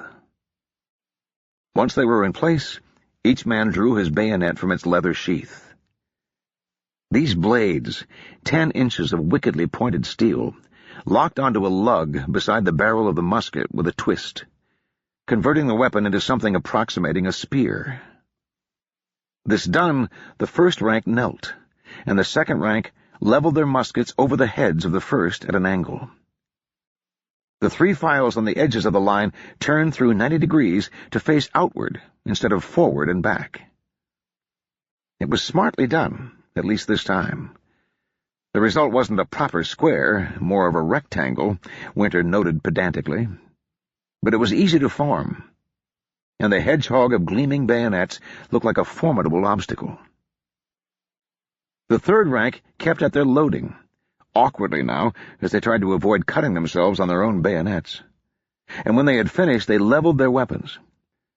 The hope was that the combination of fire and steel would prove an impregnable barrier to enemy cavalry.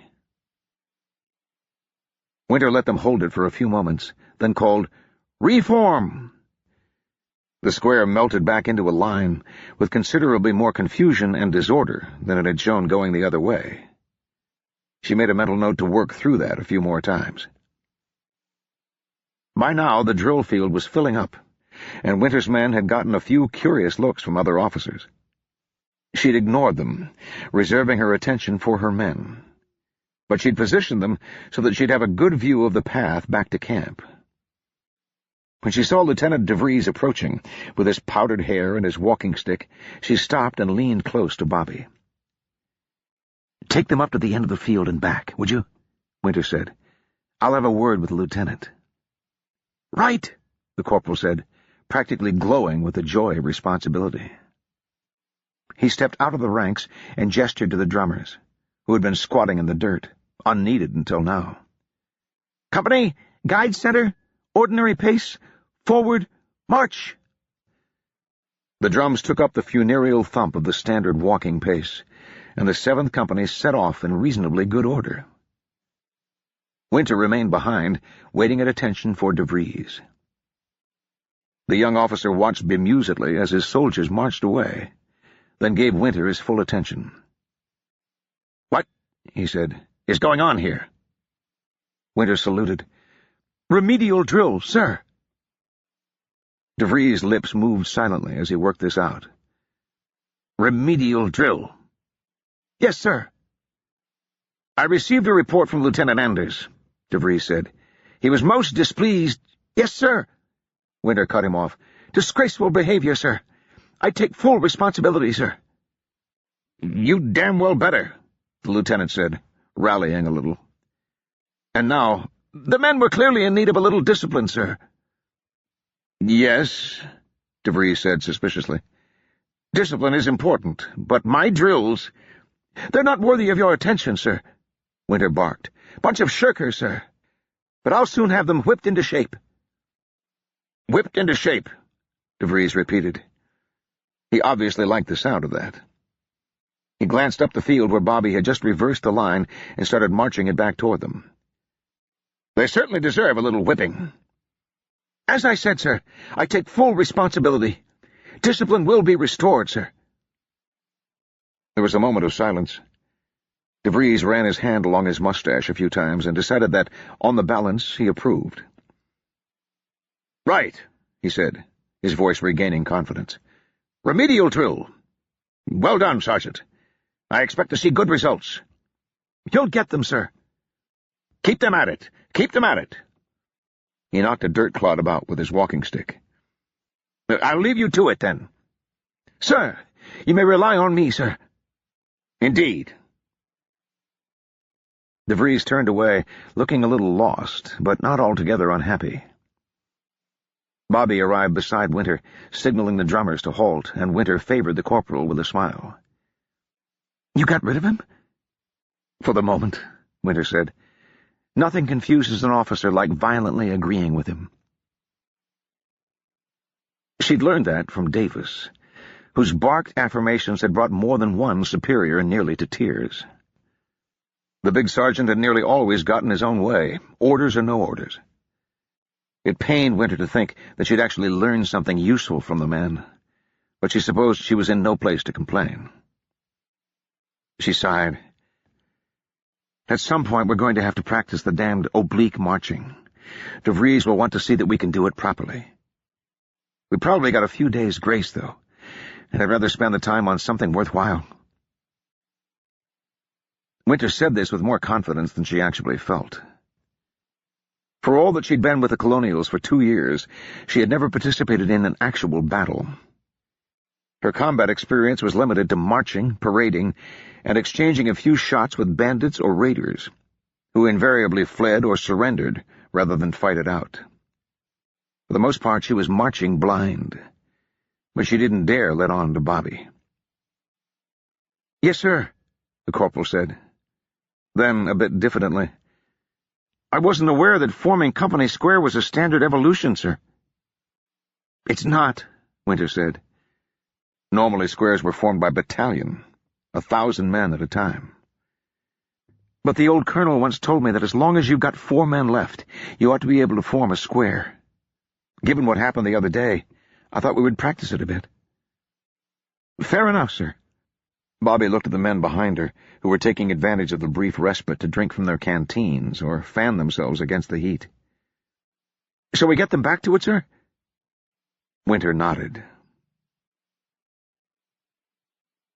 That evening, Bobby and Graff taught Winter to play cards. It was a traditional soldier's entertainment, but due to her self-enforced isolation, Winter had never learned.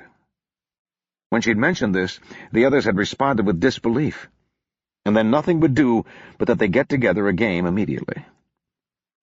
Graff dragged the other 2 corporals and a couple of soldiers together, while dinner bubbled in the pots, and launched at once into an explanation so complicated that Winter didn't understand more than 1 word in 3. It didn't help that Graff mixed his exposition of the rules with lengthy asides about strategy, or that the game he had chosen apparently had more exceptions and special cases than Army regulations did. "Right. So say he shows a 3, Graff said, oblivious to his audience's puzzlement. "Or 2 3s. Or 2 4s, but not 2 5s, because then he might be working on a turtle. Now, you got to either challenge, double, play, or pass. You're not going to want to challenge, because even if you win, all you get is his buy. And with 3s against 9s, you got no better than 60-40. If you double, then you both draw another card, and he's hoping for at least a king so he can threaten an axe, while you want to see more like a 6 or 7, but not a 5 because of the turtle. So say you do. You both throw in another buy."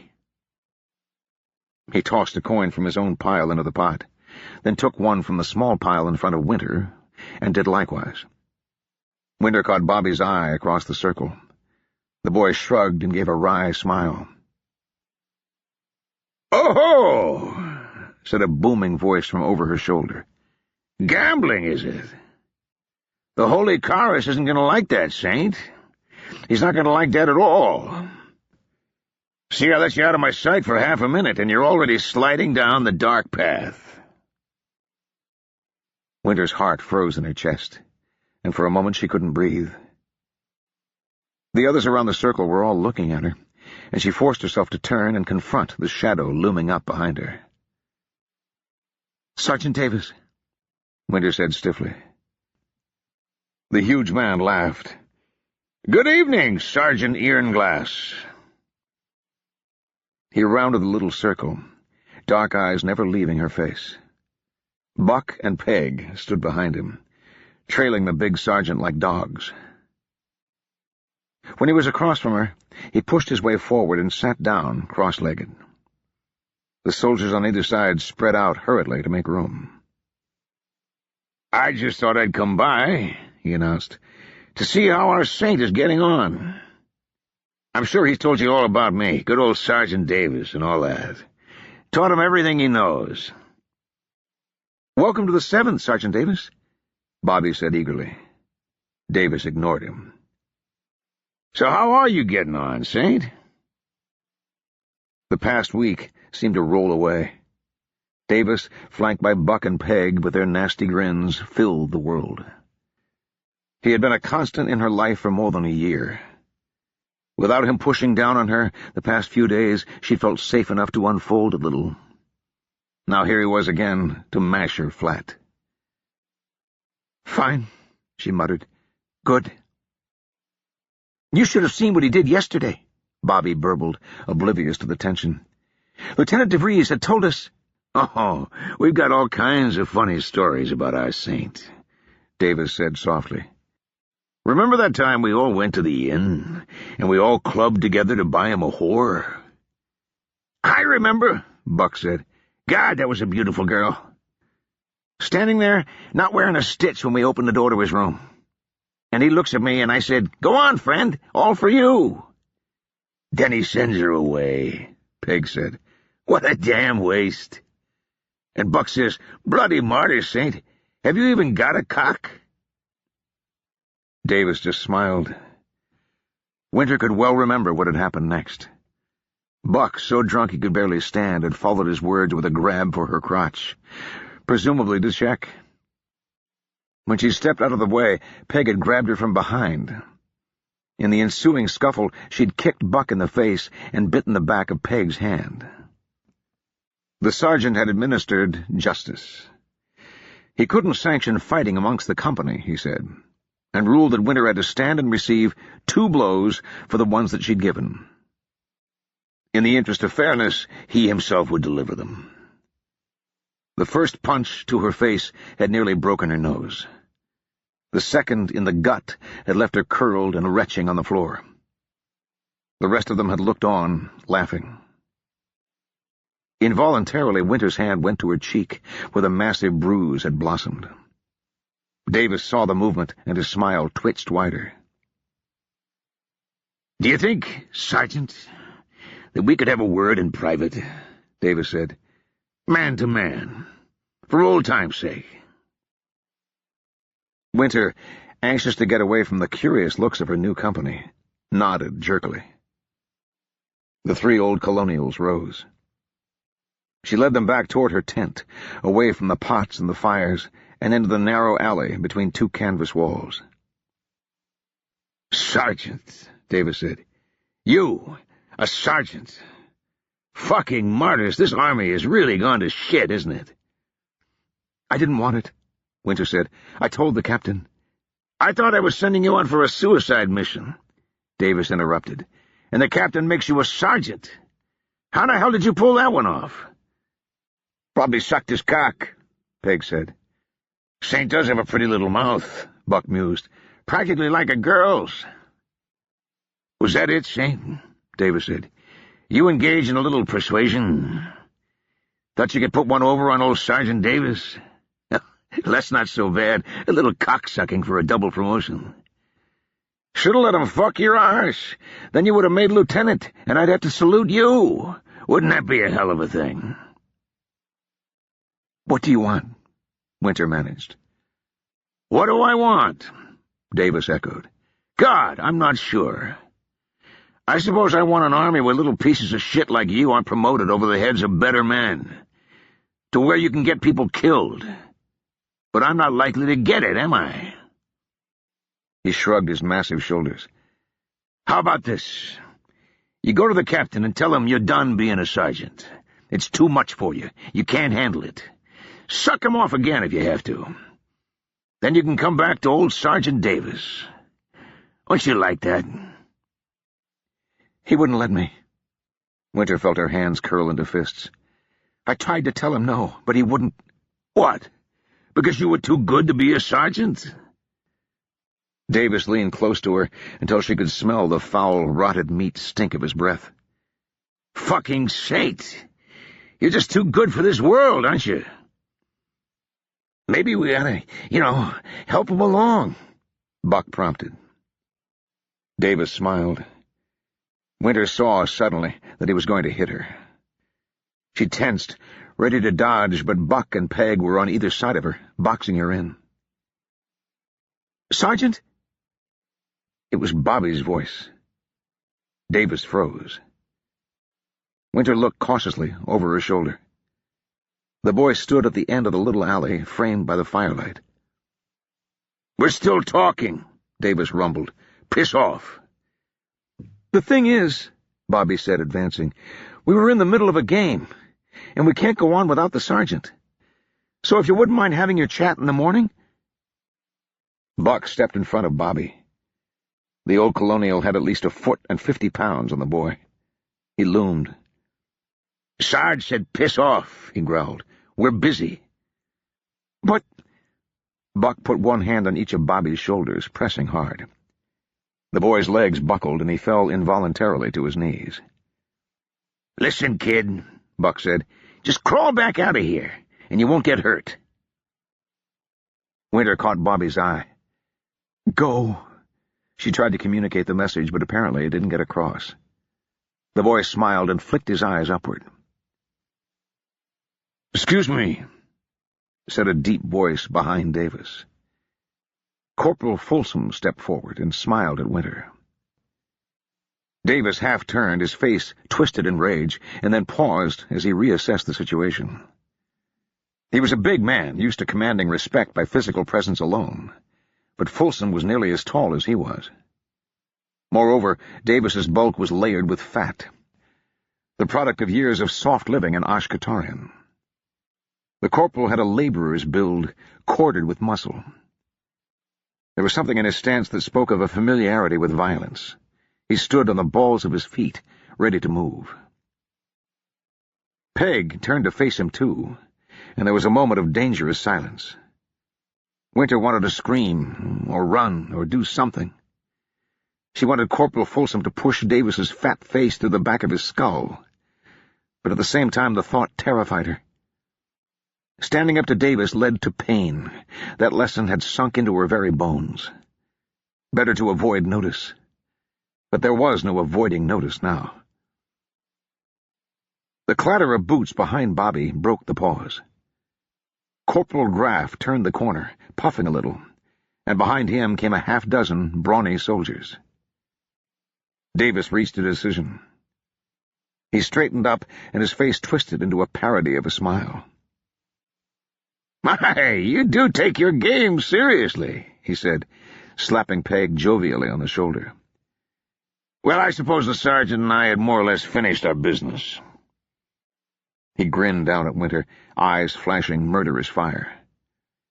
"Now you take care, Sink. We wouldn't want anything to happen to you, would we? Don't go stepping on any scorpions." Stepping on a scorpion was the standard cover story for any intra-regimental violence.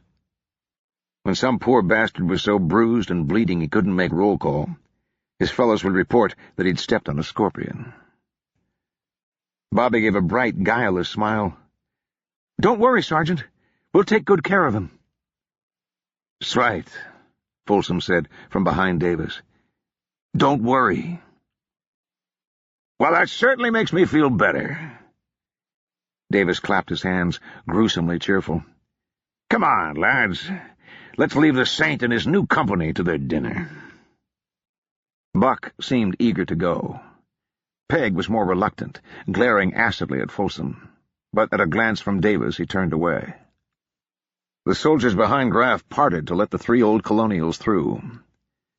After a moment, Winter heard Davis's booming laughter. "Sergeant," Bobby said, closer at hand, "are you all right?" "Fine," Winter said automatically. Her breath still came fast and her heart pounded. Her gut felt twisted into knots. "You look like you need to lie down for a bit." Bobby stepped beside her. "Let me help you." At the brush of the boy's fingers, Winter pushed him away, too violently. It was a conditioned reflex, and she regretted it immediately. The expression on Bobby's face was like she'd kicked a puppy. She swallowed hard and straightened, fighting for self-control. "It's all right," she said. "I'm fine. I just need to rest a bit." She looked around. "Go back to dinner, the rest of you." The soldiers behind Graff stood aside as she passed by them to slip into her tent. She sat on the camp bed, not bothering to light the lamp, and hugged her stomach. The muscles there were taut, in memory of the impact of Davis's meaty fist. Someone knocked at the tent pole. "It's Graff." Winter didn't want to see him or anyone else, but that would be a poor way to show gratitude. "Come in." The corporal entered, looking a little embarrassed. Winter looked up at him curiously. He coughed. "I wanted to say that I'm sorry," he said, "for interfering. I thought it prudent, but it was a liberty, and you'd be well within your rights to be angry." Winter shook her head dumbly. "Jim was worried about you," Graff explained. "He sees more than he lets on most of the time. There were 3 of them and just you, and we thought, well, that's hardly fair. So I ran over and rounded up a few of the lads who looked like they'd been in a fight or 2. "Thank you," Winter managed. Graff relaxed. "Thing is," he said, "I've seen the type before. These backwoods sergeants are the worst. Present company excluded, of course. They get a tiny bit of authority and they turn into little tin gods. Even worse when they're big bastards like this Davis." He shrugged. "Well, you don't have to worry about him. That lot are all cowards at heart. Show them a strong front and they'll just scurry along." Winter shook her head. She knew Davis. He was a brute and a bully, and quite possibly he was a coward. But he also had overweening pride and a vicious cunning. Show him a strong front, and he'd find some way around it. Some way to strike when you weren't watching. "I can't do this," Winter said quietly. "Do what?" "Any of this." She waved a hand. "How am I supposed to be a sergeant? I don't have the first idea what I'm doing. And now Davis—" She shook her head, her throat thick. "I can't do it." "You're doing a first-rate job so far," Graff said. "I've served under much worse, let me tell you." "But what am I supposed to do now?" "Come back out and have dinner, for starters. You'll feel better for a hot meal." Winter nodded slowly. Before she could rise, there was another rap at the tent pole, rapid and frantic.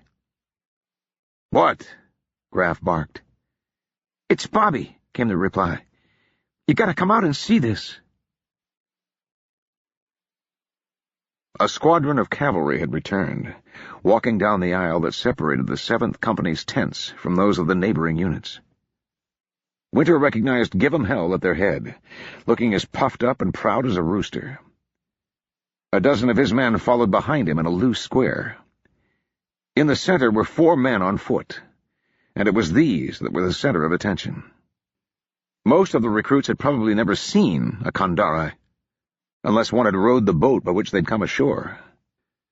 The natives were shorter than Vord and I, with dark hair and gray-brown skin. This last varied. They were called grayskins, and Winter had arrived expecting everyone to be the color of gunmetal. But in Ashkatarian she'd seen everything from the pale ash coloring of the nobility to the brown-black faces of the Desoltai, burned crisp by the desert sun.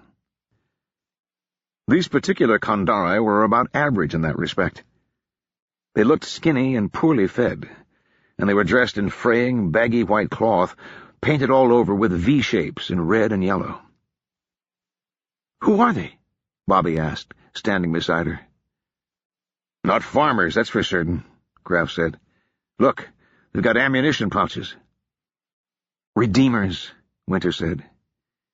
She remembered that sigil all too clearly. The triangles are supposed to look like flames. "What are they doing out here?" Bobby said. "I thought all the Redeemers were at the city." "Scouts," Graff said grimly. Winter nodded. Bobby looked from one to the other, confused. "What's that mean?" "It means that out there somewhere," Graff pointed east, "there's an army. It means we're going to have a fight before long," Winter said. Staring at the sullen fanatics, she could almost forget about Davis after all.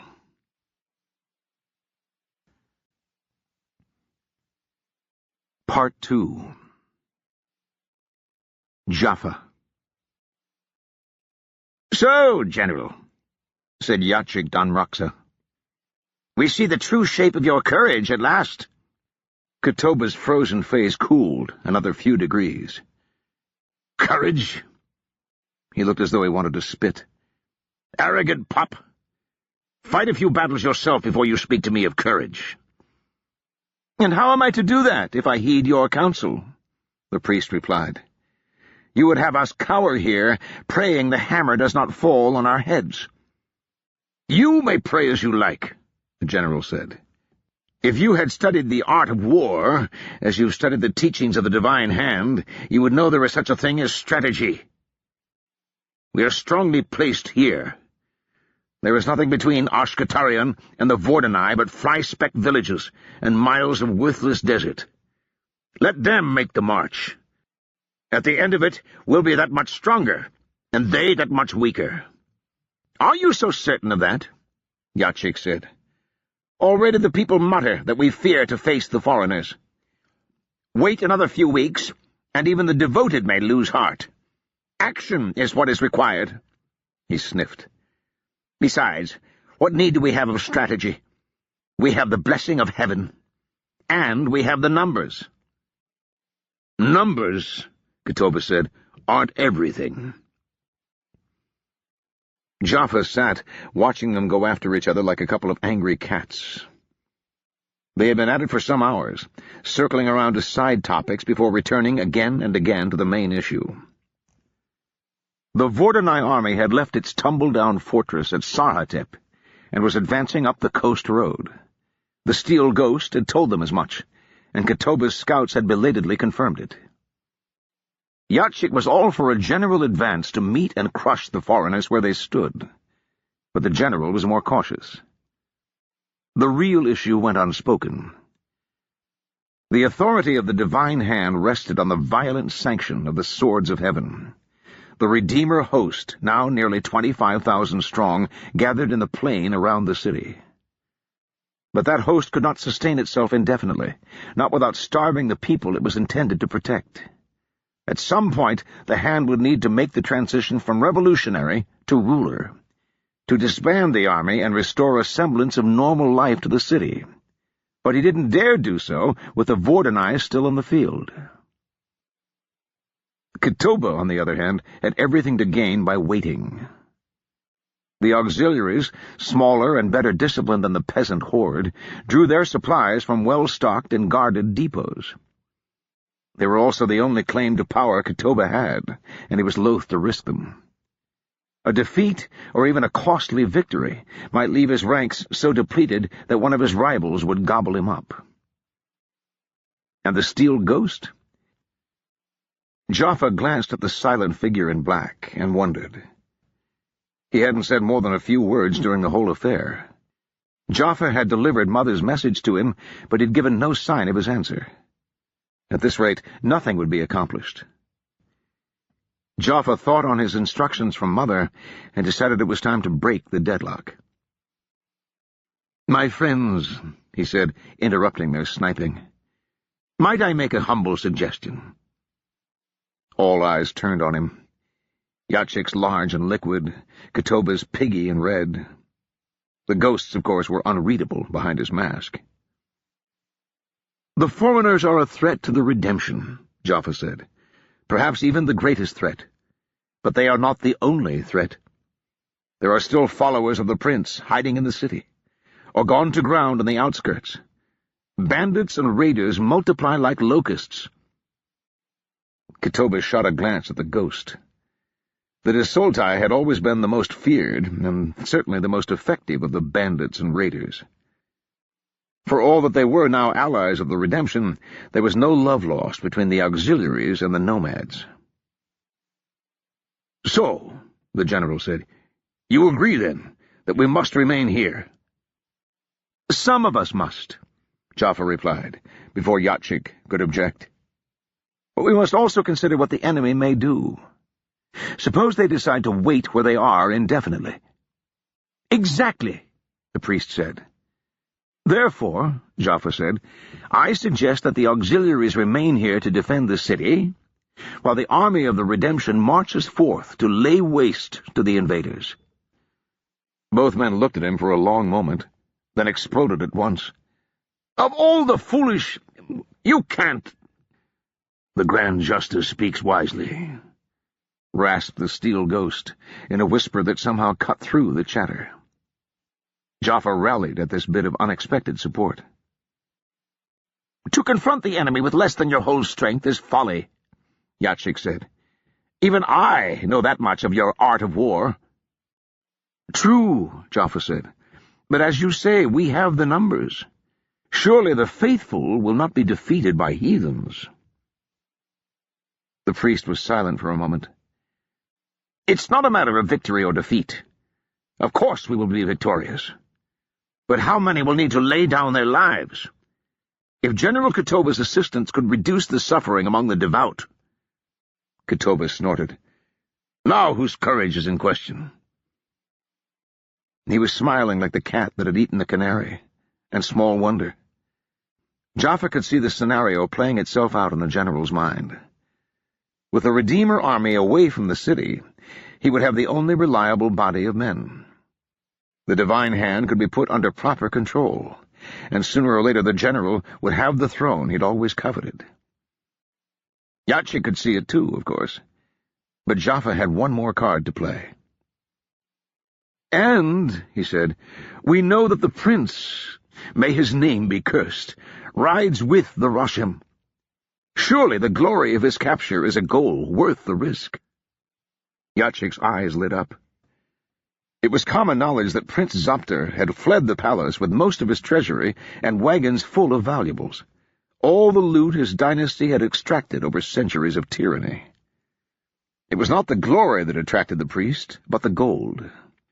Whoever brought that wealth back to the Redemption would find his star on the rise. Now it was Katoba's turn to sputter. "No, see here," he began. Jaffa sat back and left them to it. He thought they would agree in the end, but as long as they did something, it would make no difference. He hoped fervently that the Redeemers and the foreigners would annihilate one another, although there seemed small chance of that. As Yatchik said, the Kandari had the numbers. Even if they lost 2 for 1, the tiny Vordanai force would be extinguished long before the swords of heaven. He saw the steel ghost looking at him. At least the mask was turned in his direction, though the eyes behind it were still invisible. When he had caught his gaze, the Desoltai chieftain dipped his head in a slight nod. Jaffa nodded back. Mother would get the meeting she wanted, after all.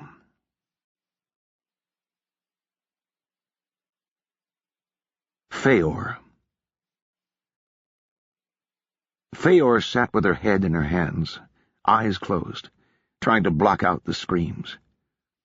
She kept returning to the day the temples fell, the day her fellow holy orphans had died beneath the swords of the vicious new priests. No matter how many times she went over it, nothing would change. Not for her, and not for Aran or Maul or any of the others. But she couldn't seem to stop herself from remembering, over and over. She'd been treated well enough. A few bruises from Gaidra's massive hands were nothing. She remembered the look in Aran's eyes, the dawning terror an instant before the eunuch's club dashed his brains to paste against the wall. The flap of her tent rustled. She could tell it was him without looking up. The huge man didn't seem to have bathed since that awful day, and he gave off a sour stench. "Get up! Yatchik wants you." Feor raised her head, but apparently too slowly for Gaidra's taste.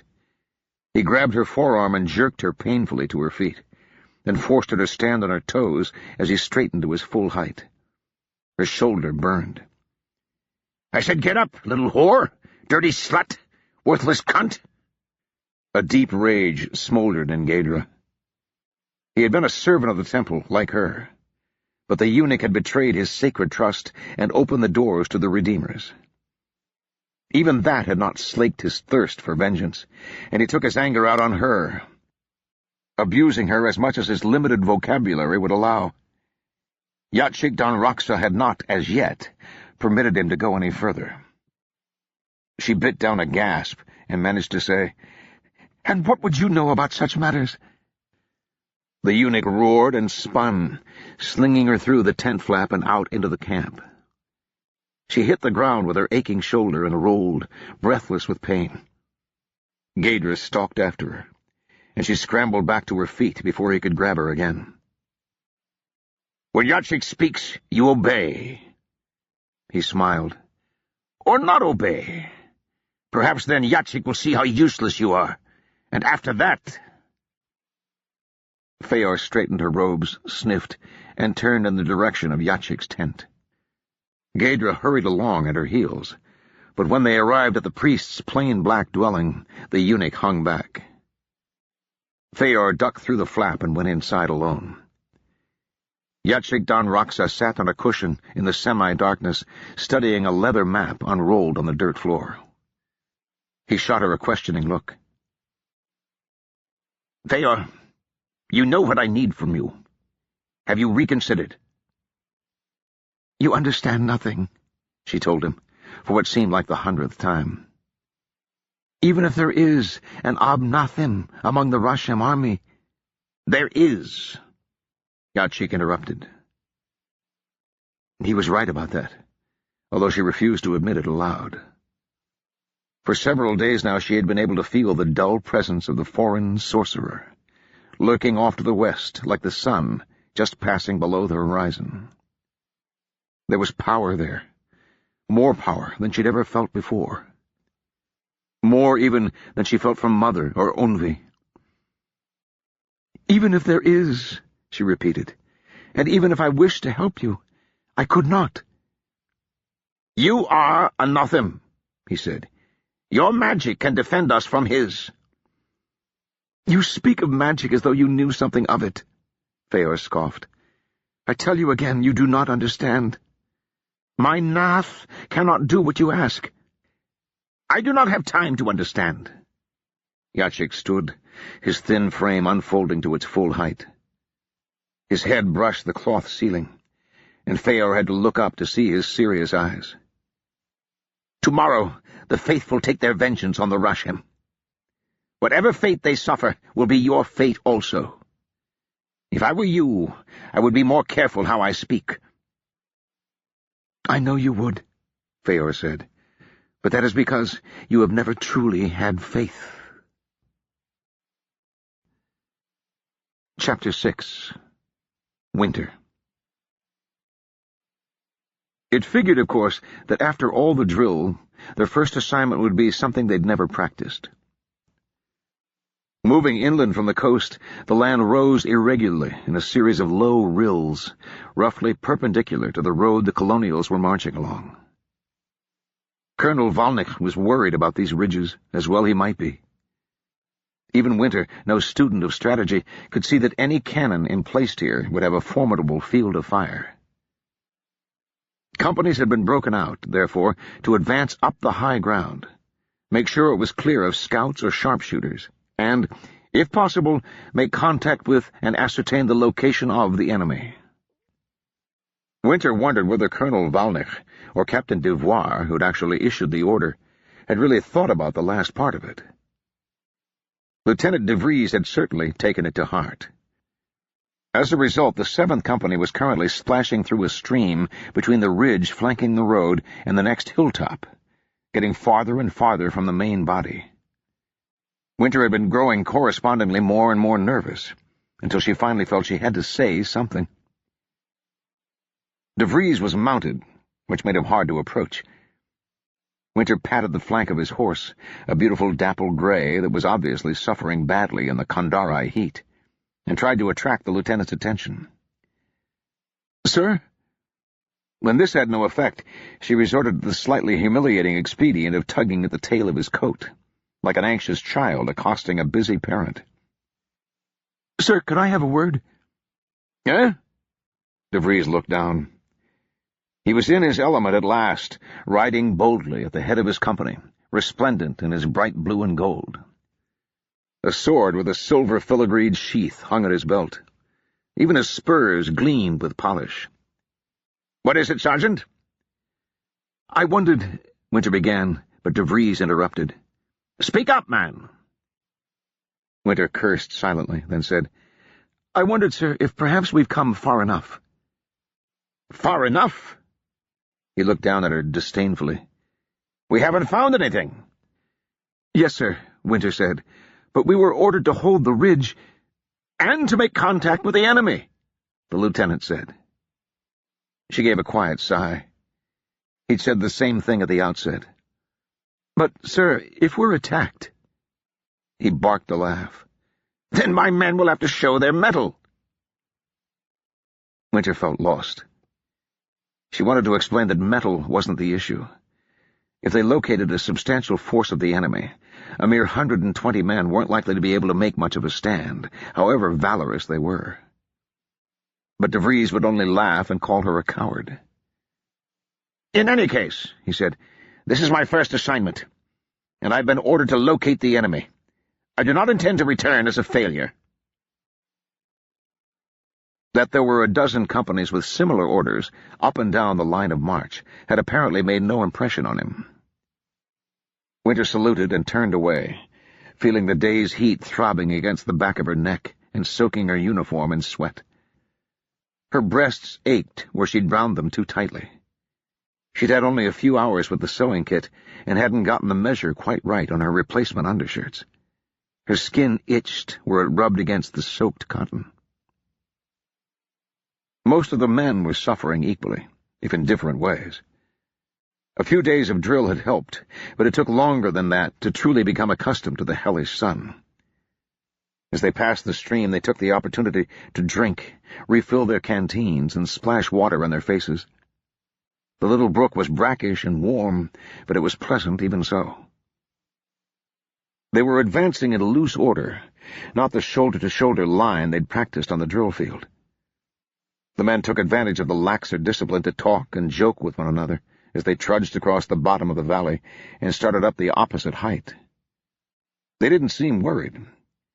Winter flinched at each burst of laughter, but she was the only one. She kicked savagely at a dry puff bush as she passed, and it exploded satisfactorily into 1,000 drifting seed pods. The hell of it was, more than likely nothing would come of all her nerves. So far none of the scouts had sighted anything more than distant horsemen, who turned and fled at the first approach of anything in blue. Give 'em hell's cavalry ranged out ahead of the column, covering the most likely approaches of an enemy force. These reconnaissances were just a precaution. But, of course, try telling that to De Vries. Bobby drifted over to her. The boy was plainly exhausted, sweat running down his face in rivulets, but he struggled gamely onward under the weight of pack and musket. He even managed to smile. Aren't... He labored for a moment to catch his breath. "Aren't we getting a bit far out?" Winter snorted. De Vries thinks the colonel has ordered him personally to chase down the entire enemy army. "He'll get a dressing down from Captain Devoir, I bet." "Maybe," Winter shrugged. "Captain Devoir's a busy man." "Think he'll call a halt when we get to the top of the next ridge?" "God almighty, I hope so." Winter looked at the perspiring troops now struggling up the slope. "Otherwise we won't even need to run into the Redeemers. The sun's bad enough." Bobby nodded wearily. They walked on in silence, picking their way around occasional screes of loose rock or clumps of hardy shrubs and grass. This ridge was taller than the one that ran along the road, and Winter imagined it would afford quite a view. She hoped that De Vries would be satisfied with taking a look from the top. There was a surprised shriek from the right, followed by a burst of laughter. "Sarge, I think something bit Cooper." More laughter. Winter left Bobby's side and hurried over to a small group of soldiers, acutely aware that getting bit by something in Kandar was no laughing matter. In the city, she'd known a Kandari trapper who'd claimed there were 107 varieties of snakes in the Lesser de Sol, and at least a dozen kinds of scorpions. Each was dangerous in its own particular way. On inspection, however, Cooper turned out merely to have stepped in a pricker bush, whose barbed thorns had snagged his trousers and drawn angry red scratches down his leg. Winter got the lad disentangled, much to the amusement of his companions. As she straightened up, there were shouts from above, at the top of the ridge. Winter thought at first that another man had had an encounter with local wildlife, but from the volume it sounded as though the whole company had stumbled into a nest of snakes. Above it she heard the high, shrill voice of the lieutenant. "Back! Go back!" He came into sight over the top of the ridge, his terrified horse moving far too fast already, blood spotting the animal's flanks where he'd kicked it viciously with his spurs. A few soldiers followed, picking their way down the rocky slope as fast as their legs would carry them.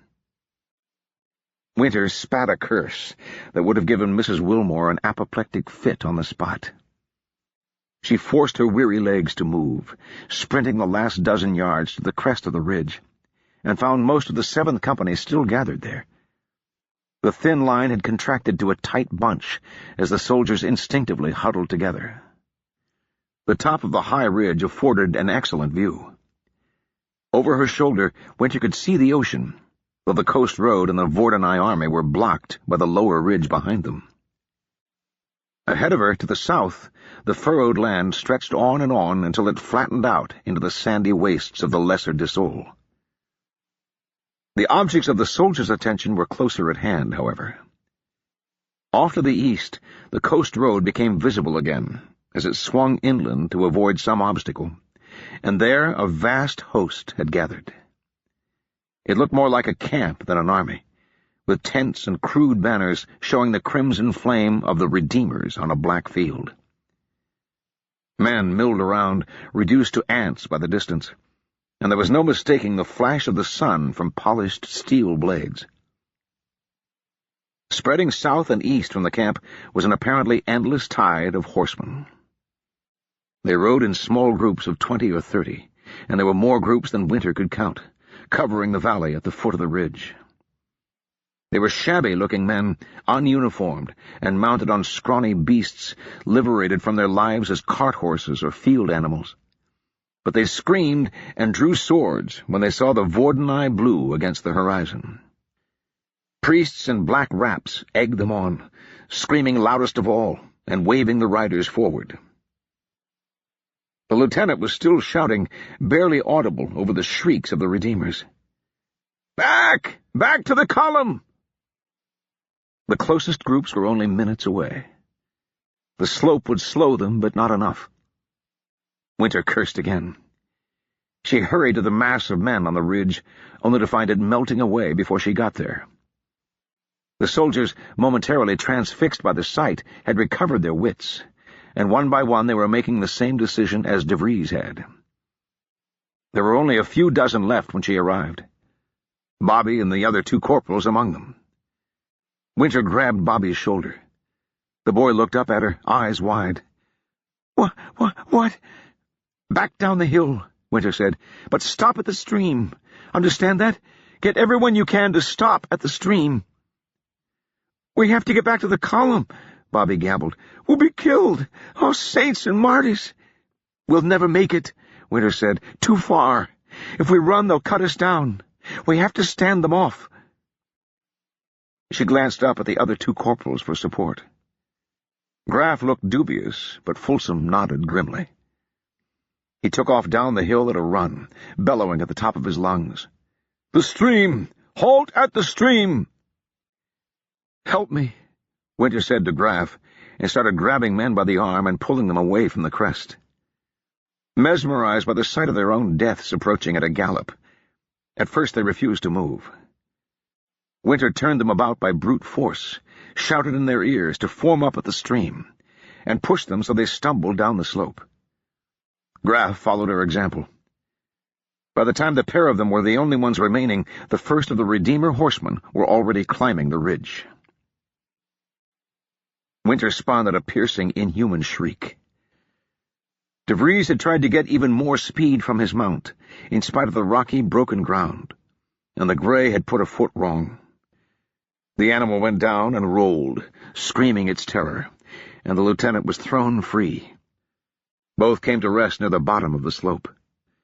The horse tried to rise, but immediately went down again, one foreleg refusing to bear its weight.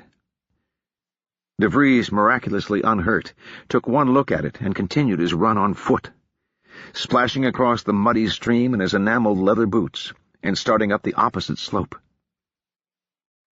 Folsom's shouts were having some effect.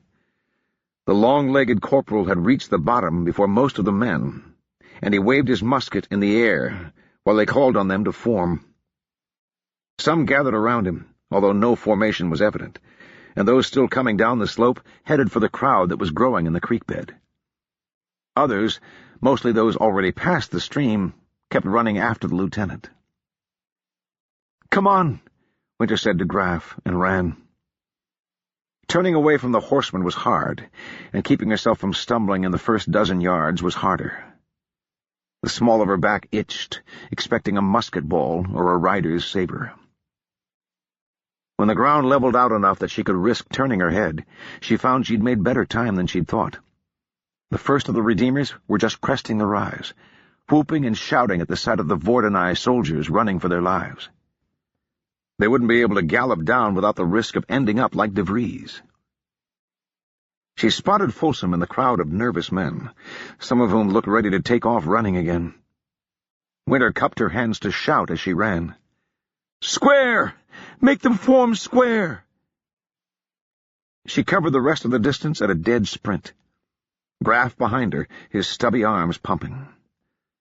Folsom was already at work, shoving the uncomprehending men into line. He'd managed to force the knot of men into a hollow oval, but it was open at the back, where the men were spreading out along the creek bed. Winter pulled up short, gasping for breath. Fix! She coughed, mastered her lungs by sheer force of will, and managed, "Fix bayonets! 2 ranks! Don't shoot till they close! Graf!" The wiry corporal was beside her, hands on his knees.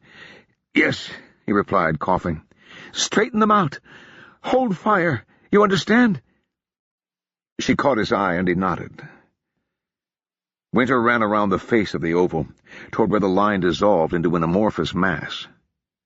Bobby was at the edge, still shouting at the men who were climbing the opposite slope behind the lieutenant. Winter grabbed the boy's hand. "Listen, Bobby, listen to me." Winter gestured up to where the riders were picking their way through the rocks, only minutes from contact. "We need a rear face to this formation, otherwise they'll just go around and take us from behind, you understand?" She became aware that the men nearby were listening too, and raised her voice. "Form up! Double line! We have to guard their backs!" She waved at the men in the front of the square, now in a recognizable line. "And they'll guard ours! Form up now!" Bobby raised his voice as well, high and girlish with barely mastered fear. The men started to form, pushing and shoving, and on the inside of the square, Folsom started taking them by the shoulders and jamming them into the right positions. As the formation came together, the nerves of the recruits seemed to steady. It was agony to look away from the oncoming horsemen, as the back face of the square was obliged to do. But under Winter's prodding they stopped staring over their shoulders and concentrated on their weapons. Bayonets came out of their sheaths, and each man fixed the triangular steel blade to the lug just below his musket barrel. Folsom still bellowed from inside the square. "Hold fire until my command! Any man who fires without my command is getting cracked over the head!" It was strange to hear the big corporal speak so freely, as though danger had finally loosened his tongue.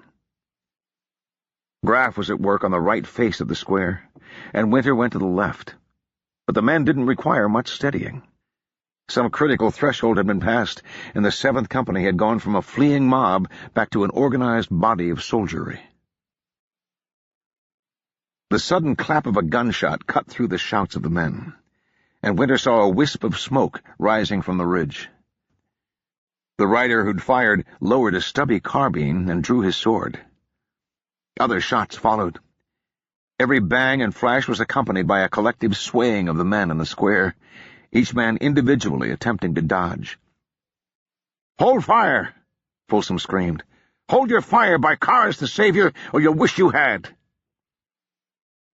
The line of horsemen directly opposite the square slowed their descent, but those beyond it, on either side, swept forward with wild cries. Free of the rocky ridge, they spurred their horses to a gallop, starting up the smaller rill beyond.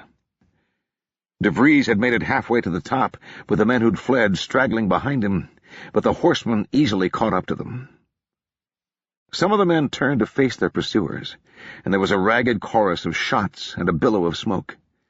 Winter saw a couple of horses go down. Then the riders were on them, shouting and slashing with their sabers or jabbing with long spears. The last Winter saw of Lieutenant de Vries was a brief glimpse of glittering gold and silver, as 4 men closed in around him. Other men were cut down as they ran, or spitted on the spears. Some tried to fight, blocking the sabers with the barrels of their muskets, but the clang of steel on steel invariably drew the attention of another horseman, who cut down the unfortunate soldier from behind. Directly above, on the crest of the high ridge, a party of redeemers was forming. They'd been quick to sweep around the sides of the square, giving it a wide berth to stay out of easy musket range. But none of them had yet challenged it directly. Here and there a carbine or even a pistol cracked, but at that distance the riders had little chance of hitting even the tight-packed ranks of the Vordenai formation. Winter could see one of the black-wrapped priests screaming at the top of his lungs, and the scattered horsemen gathered into larger groups.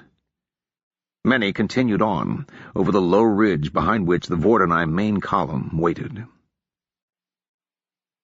A group was forming on the other side of the square as well, and smaller units circled around the sides like predators, eyeing prey for a hint of weakness. Winter realized belatedly that she was outside the protective wall of bayonets.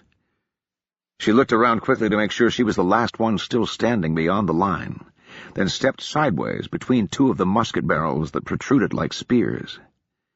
The men shuffled aside to let her in, then closed behind her like a curtain. Corporal Folsom stood in the center of the tiny clear area inside. The faces of the square were only 10 men wide, so the interior was about 25 feet across, bisected by the creek bed and the muddy, trampled ground around it. The corporal saluted, as though nothing unusual had happened. "Where's Bobby and Graff?" Winter said. Folsom pointed to where the 2 of them stood side by side in the rear rank, and Winter pulled them out. Bobby looked white-faced and terrified, knuckles standing out bloodless as he clutched the barrel of his musket. Graff, grizzled and bearded, was harder to read, but Winter thought even he was looking a little gray. She did her best to appear unconcerned. "Right," she said. "We each take a face. Hold fire until 25 yards, and then only 1 rank. Second rank holds fire until point blank. You understand?" She caught Bobby's eye. Graff was a veteran, and Folsom seemed to know what he was about, but the boy looked rattled. "Senior Corporal Forrester, do you understand?" "Yes, sir," Bobby said automatically. He blinked, and some life returned to his face. "Hold fire till 25. "Right. And whatever you do, don't let them step back an inch. No horse alive will charge a row of bayonets, but if they waver—" The priest on the hill cut her off. He sang a single high note, close to a howl, breathtaking in its pitch and purity. It would have been almost beautiful if Winter hadn't recognized it. The Redeemers in the city had given the same cry before they set light to the pyres of heretics. The riders answered with a roar, and there was a sudden thunder of hooves as they started forward. Winter couldn't begin to estimate their numbers, hundreds at least. "Go!" she told the corporals, and ran to the south face, directly opposite where the priest had gathered the largest band of the enemy. Her voice rose to a hoarse shout, scraping her throat raw. "Hold fire! First rank, kneel, and ready to fire on my order. Second rank, hold fire! Hold!" The horsemen started out slowly, picking their way down the rough ground at the top of the hill, then gaining speed as the slope flattened out. The distance closed rapidly. 70 yards, 60, 50. A musket cracked to her right, followed quickly by a couple of others as trigger fingers tightened in sympathy. "Hold your fucking fire!" Winter screamed, and heard the corporals echoing the call. Bobby's voice was high and tremulous, while Folsom's bass shouts carried over the thunder of hooves. Answering cracks came from the advancing mob. More carbines, and the range was shorter. Most of the shots went wide, but just in front of Winter, a man grunted, as if in surprise, and slumped forward. From behind her, she heard a shriek. 30 yards. The riders had to close in to match the narrow face of the square, until they were riding boot to boot and 5 deep.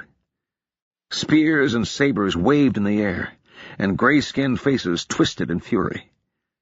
The red flame of the redemption adorned every breast. 25 yards. "First rank! Fire!" Winter screamed, echoed moments later by the 3 corporals. For an instant all 4 sides of the square were fringed in fire, the yellow-pink glare of muzzle flashes, followed by a billow of smoke. With the enemy packed so tightly they could scarcely miss, and every ball seemed to find either a horse or a rider. Men dropped from their saddles as though swatted by invisible giants, and horses screamed and collapsed, spilling their riders onto the unforgiving earth. Every horse that went down took 2 or 3 others with it, until they formed a pile of terrified, thrashing animals and screaming riders. Those behind broke to the left or right, avoiding the obstacle, or if they were particularly brave, urged their mounts into a jump. Staggered and broken, the charge closed nonetheless. "Second rank on my command!" Winter shouted, unsure whether anyone but the men right beside her could hear over the tumult. "First rank, hold steady!" She heard Folsom's bellow, and a snatch of Bobby's voice excoriating his troops with words a lad his age ought not to have known. The riders were so close now that the whole world beyond the blue square seemed to be filled with horses and shouting men. The front rank of Vordenai had knelt to allow the second rank a clear field of fire, and set the butts of their muskets against the dirt. Their bayonets presented an unbroken line of razor-edged steel points to the oncoming riders. And if the men were foolish enough to want to hit that obstacle at a gallop, the horses were not. They shied away, swinging to either side in order to avoid contact with the bayonets, only to collide with the attackers against the other faces of the square, who were doing the same. Other riders reined up and managed to bring their animals to a halt just outside the line, but they too had to work quickly to avoid collision with those coming on behind them. In an instant the wave of screaming riders had become a melee of shoving men and rearing horses. Those closest to the square slashed down at the points of the bayonets, trying to bat them aside. Somewhere a pistol cracked, and a man in the rear rank of Winter's side of the square toppled backward, hands clawing at the red ruin of his face. His cry was inaudible amidst the tumult. "Second rank, fire!" She wasn't sure if the man heard her or simply could wait no longer. 40 muskets cracked, the sound like a bludgeon against her ears, and lurid smoke wreathed the whole scene. The effect on the horsemen was fearful. At that range, the ball from a musket would pass through flesh and bone like wet tissue paper, with enough energy to come out the other side and kill again. Horses screamed and collapsed all around the line, and men were shouting and cursing at one another. There were more cracks, either late firing or enemy weapons. "First rank, hold steady. Second rank, load." If they had been able to press forward, the Redeemers might have broken the square. With the bayonets of the second rank withdrawn so they could hurry through the drill of stuffing powder and ball down their barrels, the first rank stood momentarily alone, a thin line of steel. But the volley had torn horrid gaps in the mob of attackers, and those that remained were having difficulty controlling their mounts, much less pressing forward over the still thrashing bodies of those that had fallen. On the edges, a few were already shying away. Half a minute, too slow, Winter thought, and the second rank's weapons swung back into line. More of the riders started to turn away. "Second rank, fire!" Another volley ripped out, more ragged than the first, but nearly as effective. Suddenly the horsemen were fleeing, riding away from the square with the same desperate speed with which they'd charged. A ragged, spontaneous cheer erupted from the Vordenai as their enemies fanned out and away. Winter's voice cut through it like a knife. "First rank load! Second rank steady!" Through the shredded wisps of smoke, she could see the black-clad priest still waiting at the top of a ridge, with a considerable body of men around him. The first wave was rapidly dispersing in all directions, but some of them turned their horses about when they'd regained a safe distance. Others kept going, despite the shouts of their comrades. Outside the square, screams rose from the field of broken men and animals. When the first rank had finished loading and re-established the line of bayonets, Winter told the second rank to load and took a moment to look behind her. All the faces of the square were intact, as she'd known they had to be, or else some rider's saber would have taken her from behind, and she could see the 3 corporals echoing her orders. Here and there a Vordenai soldier had slumped over in place, and his comrades had closed ranks around him. A few others, not as badly hurt, had walked or crawled to the center of the square. She saw one man, with an almost mechanical calm, tearing strips from his smoke-grimed undershirt to wrap around the bloody ruin of his left hand. The cry of the Redeemer priest, that high note, incongruously pure, drew her attention back to the ridge. With the survivors of the first attack out of the way, the black-wrapped cleric urged his own mount down the hill, and the men gathered around him followed. They kicked their horses to a reckless speed, and more than one stumbled and fell amid the rocks and wreckage, but the rest came on. "Hold fire!" Winter shouted. "The same damn thing again. Just hold until they close." At 25 yards, the first rank exploded into flames, and men fell up and down the charging line. There were fewer of them, and being more loosely packed, they suffered less than the first wave had. The survivors, including the priest, urged their mounts into a gallop and pushed on over the corpse-strewn ground. Winter watched the priest with fascination. He was unarmed, practically standing in his stirrups and holding the reins with both hands. His high-pitched song had given way to a shriek, and his face was screwed up in ecstasy or hatred. By fervor or superior horsemanship, he'd outdistanced all of his companions. "Second rank!" Winter shouted. "Fire!" A half-dozen muskets had drawn a bead on the man in black, and they all cracked together. The priest had nearly reached the line, and he urged his animal into a final leap to clear the barricade of dead or dying horses that lay in front of the square. In mid-air he seemed almost to explode, bits of black wrap blowing outward in sprays of blood.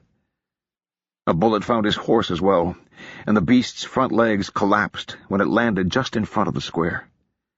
It was traveling too fast to be stopped so easily, though. The horse twisted and rolled nervelessly and collided with the wall of bayonets. In dying, the animal had achieved what the living riders couldn't. It slammed into the men in the square, knocking their bayonets aside or trapping them in its flesh.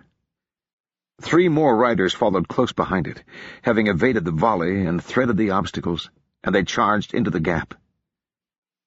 One soldier, knocked down by the corpse of the priest's mount, found a horse riding directly over him. He thrust his bayonet point upward and rolled aside as the animal collapsed with a shower of blood. The rider on the left found another man jabbing at him and leaned forward to aim a cut at the soldier's hand. His attacker rolled backward with a cry and a spray of gore.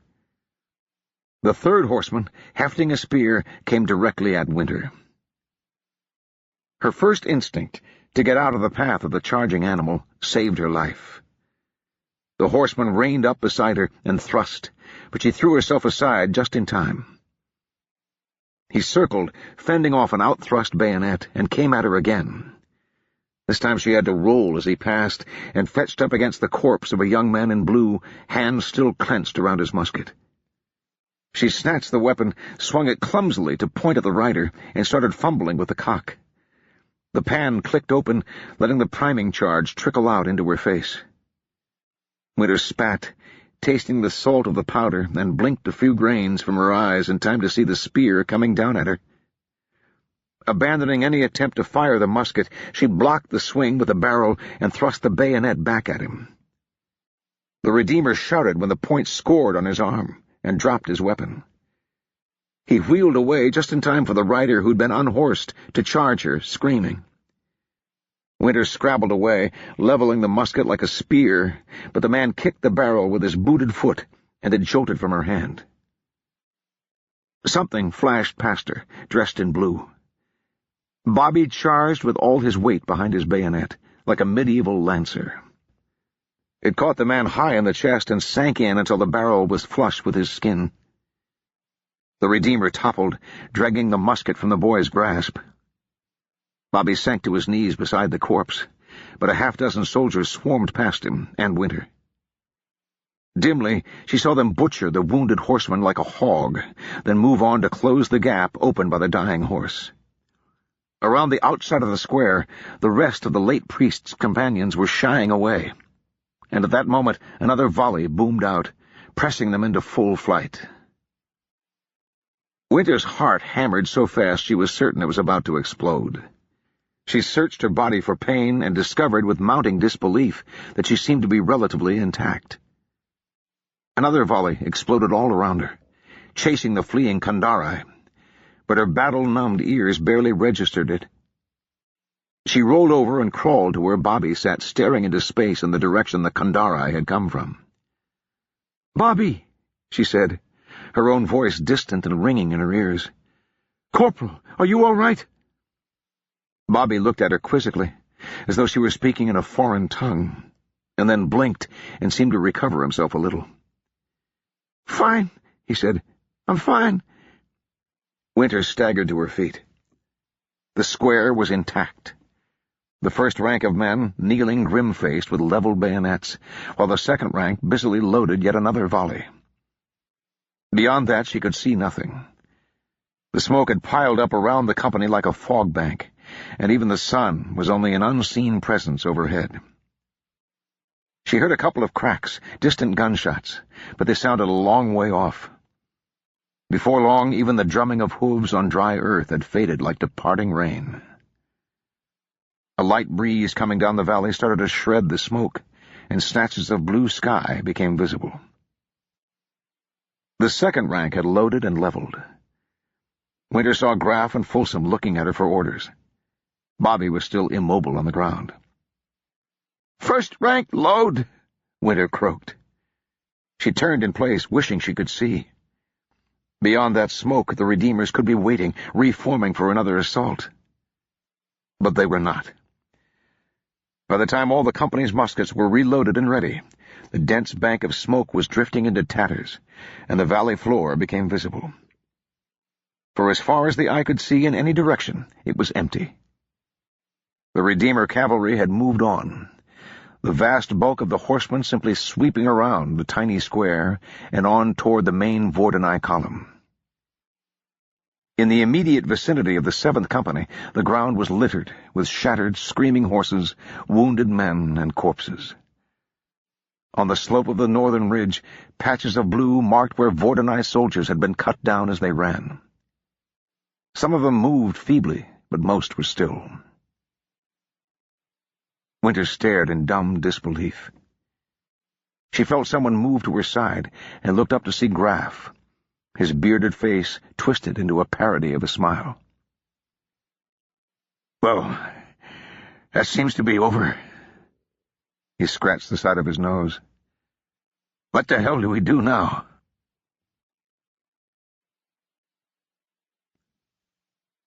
Chapter 7. Marcus. The Colonials went through the evolution from march column into square with considerably more expertise than they'd shown a few days before, though they were still too slow for Marcus's taste. From above, they would have looked like a chain of 4 diamonds strung out along the road, points aligned with one another so that the faces of the squares could shoot without risking friendly fire. The 3rd and 4th Battalion squares at the back of the column had formed around the artillery and the vulnerable supply train, while Gibbon-Hell's cavalry were gathering nearby. The diminutive cavalry captain himself rode over to where Marcus, Giannis, Fitz, and the regimental color party waited by the 1st Battalion square. He reined up, and his eyes gleaming, ripped off a tight salute to the colonel. "Give me leave to charge them, sir," he said, his pigeon chest swollen with pride. "I'll clear that ridge in a flash." Giannis raised a polite eyebrow.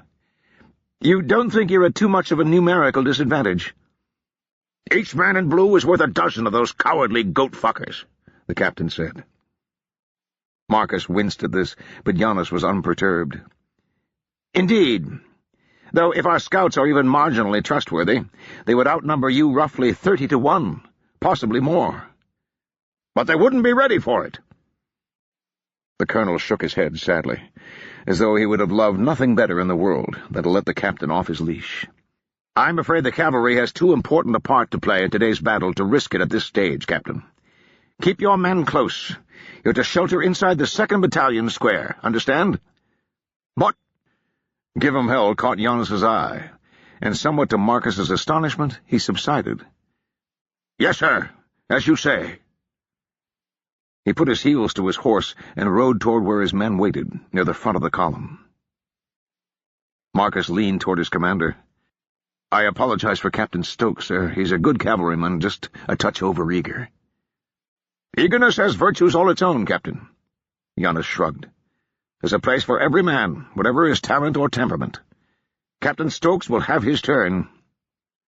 He looked up at the ridge. "I can't imagine what they're up to.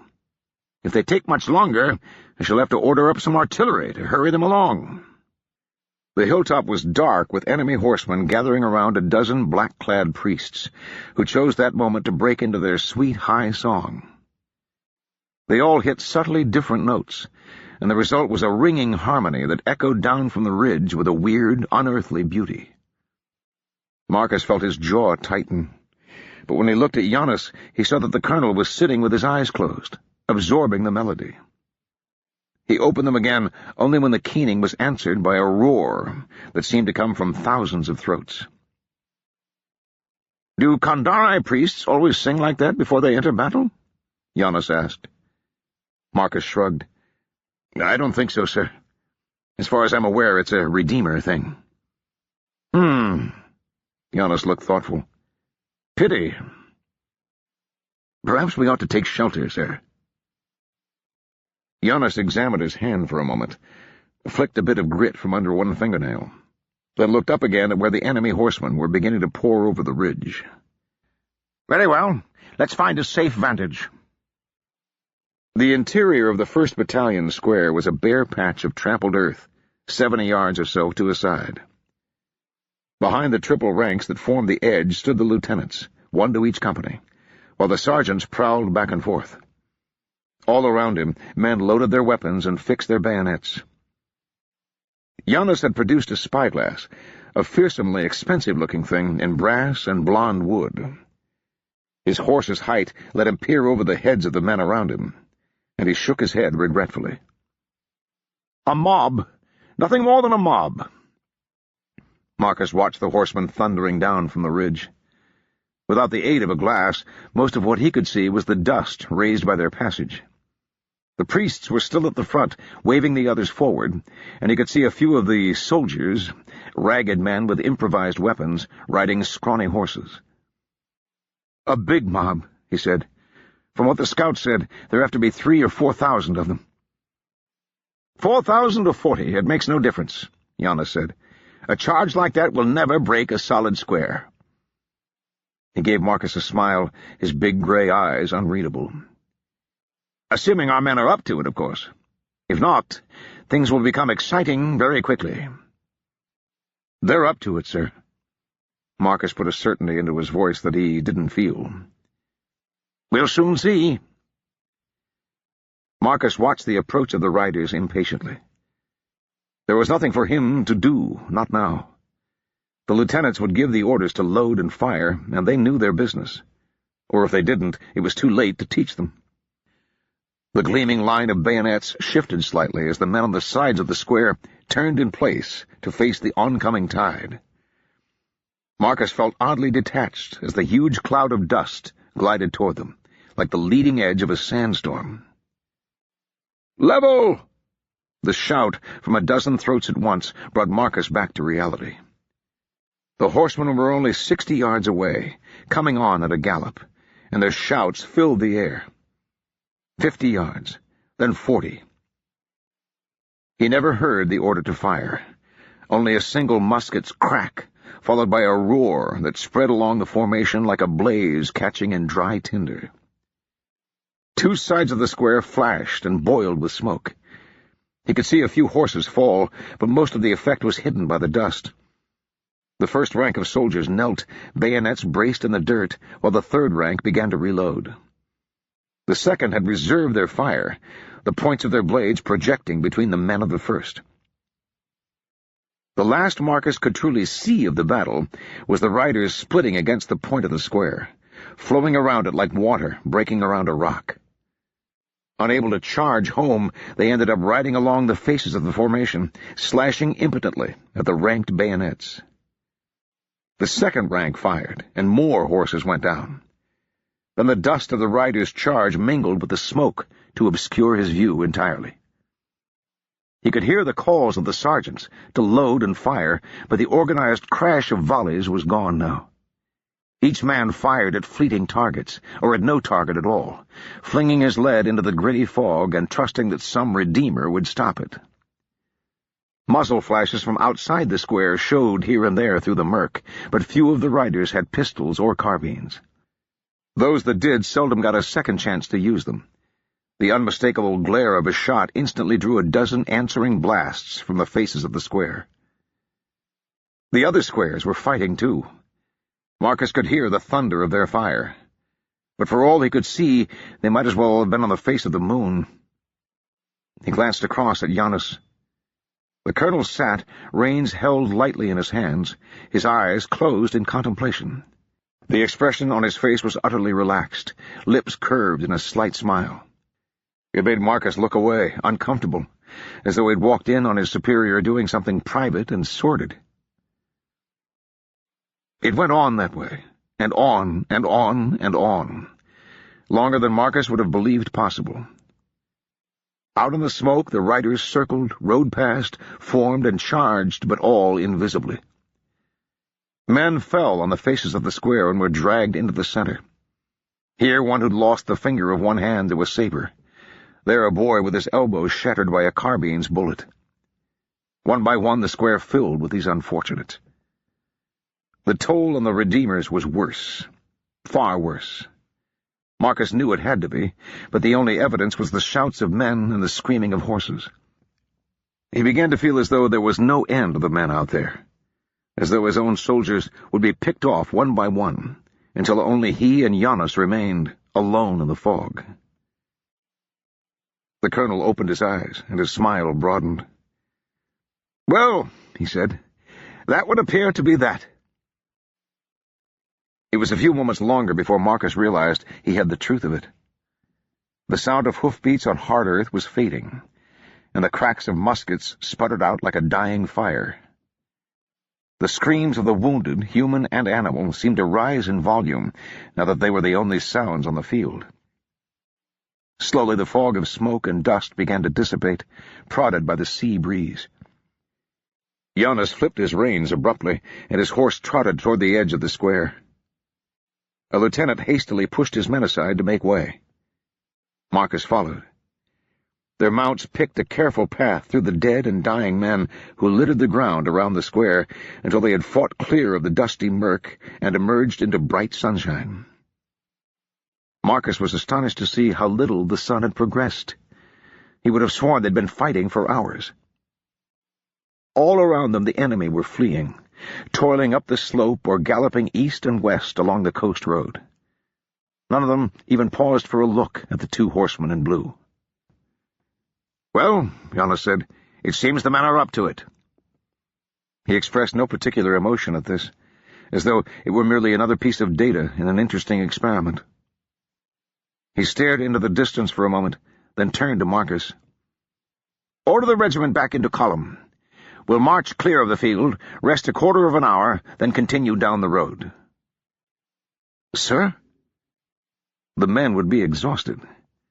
Marcus himself was quivering with released tension. A quarter of an hour didn't seem like nearly enough. "We're not finished yet, Captain. You heard the scout's report. The enemy infantry awaits us."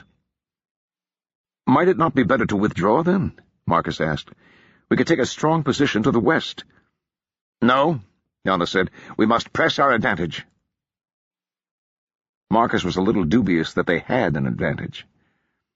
By all accounts, the Redeemer host was at least 20,000 strong, outnumbering the Vordenai army 5-1. True, they were mostly peasants and fanatics recruited by the hysterical appeals of Redeemer priests, but 20,000 men was still 20,000 men. "What about the casualties?" he said. Giannis pursed his lips.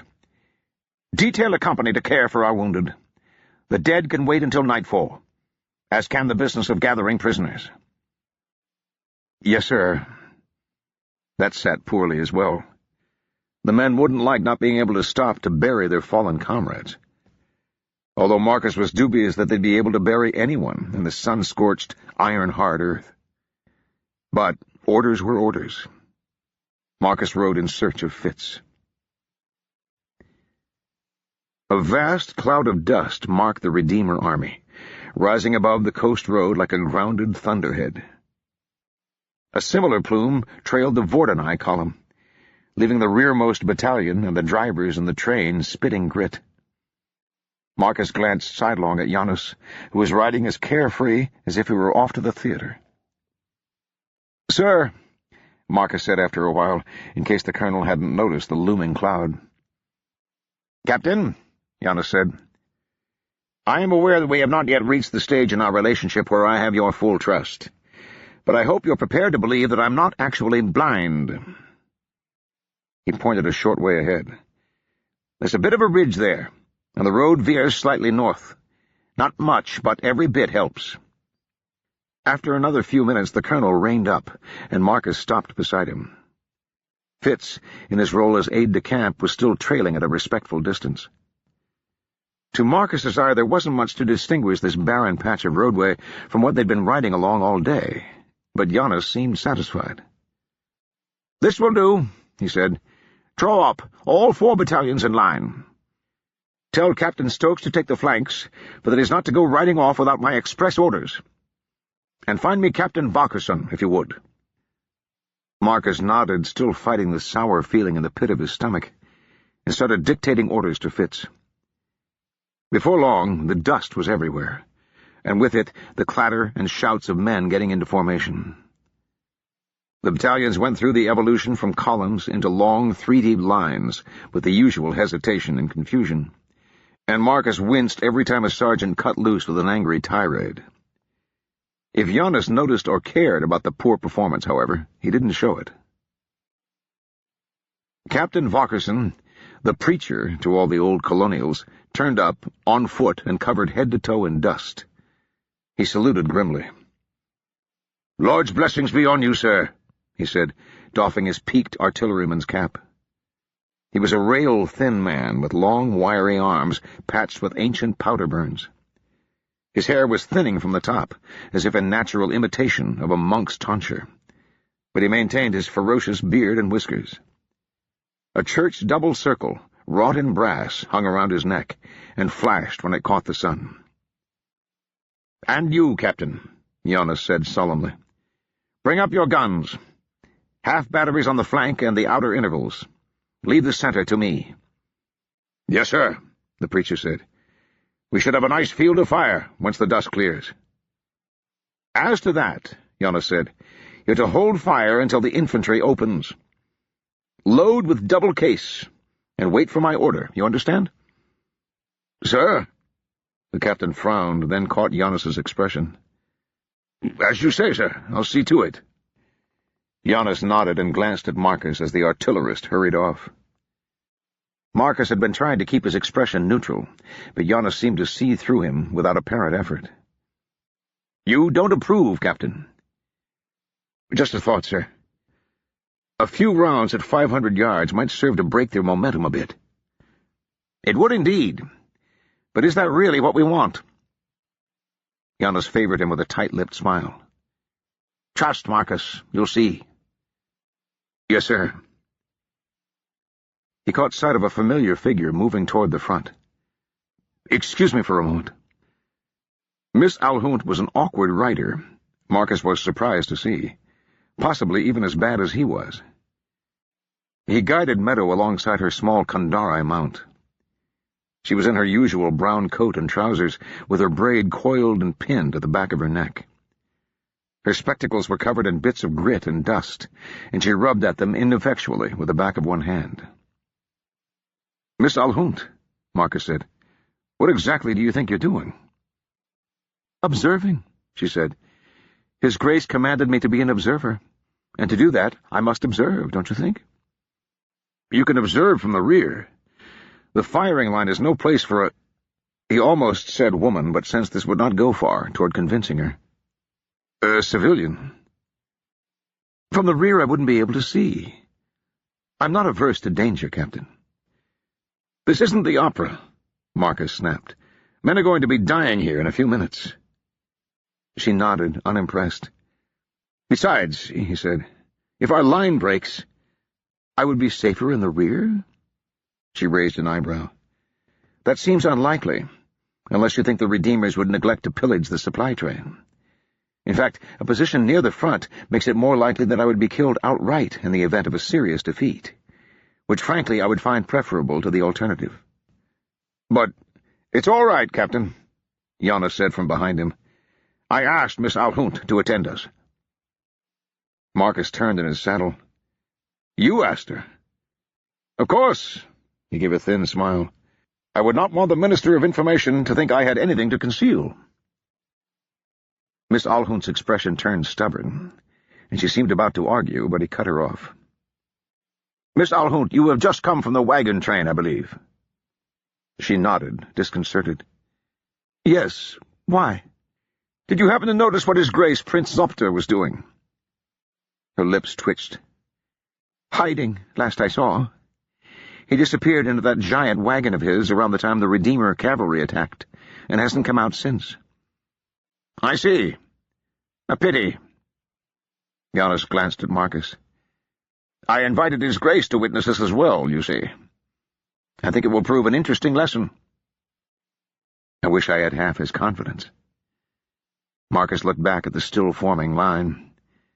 The preacher had unlimbered his guns in the gaps between battalions, and some of his men were leading their teams back to a safe distance, while the rest started loading.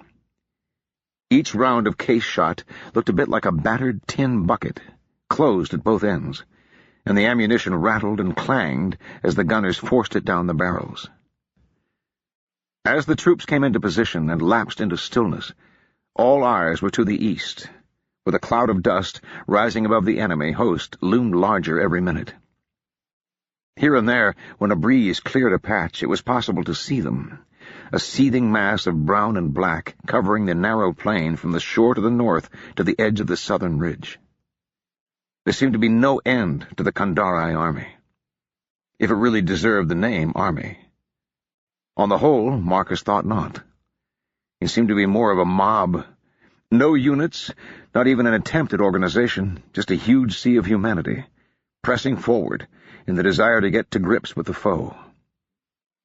Here and there he could pick out Redeemer priests, wrapped head to toe in black, walking backward in front of their flock, so they could continue their harangues. The soldiers of this force would have been almost laughable in any other context. They were the sweepings of Ashkatarian, the poor fools who dwelt in the gutters and tenements, summoned to war by the priest's promises of retribution in this world and rewards in the next. Each was armed with whatever he had to hand. There were swords and spears, a few muskets and blunderbusses, but also hoes, picks, and cudgels. But there were so many of them. 20,000, the reports had said. Marcus had no way to count them, but they seemed to go on forever. The flat ground around the road was fairly narrow, only a mile or so from the sea to the hills, and the Kandari covered it like a swarm of locusts. Their charge would swamp the thin Vordanai line, and even if it didn't, the flanks were vulnerable. It'd be easy for the Redeemers to circle around the edges and take the line of blue from the rear. We were fools to leave the fort, Marcus thought. The ancient sandstone walls might have been useless against a modern army, but they certainly would have sufficed against this mob.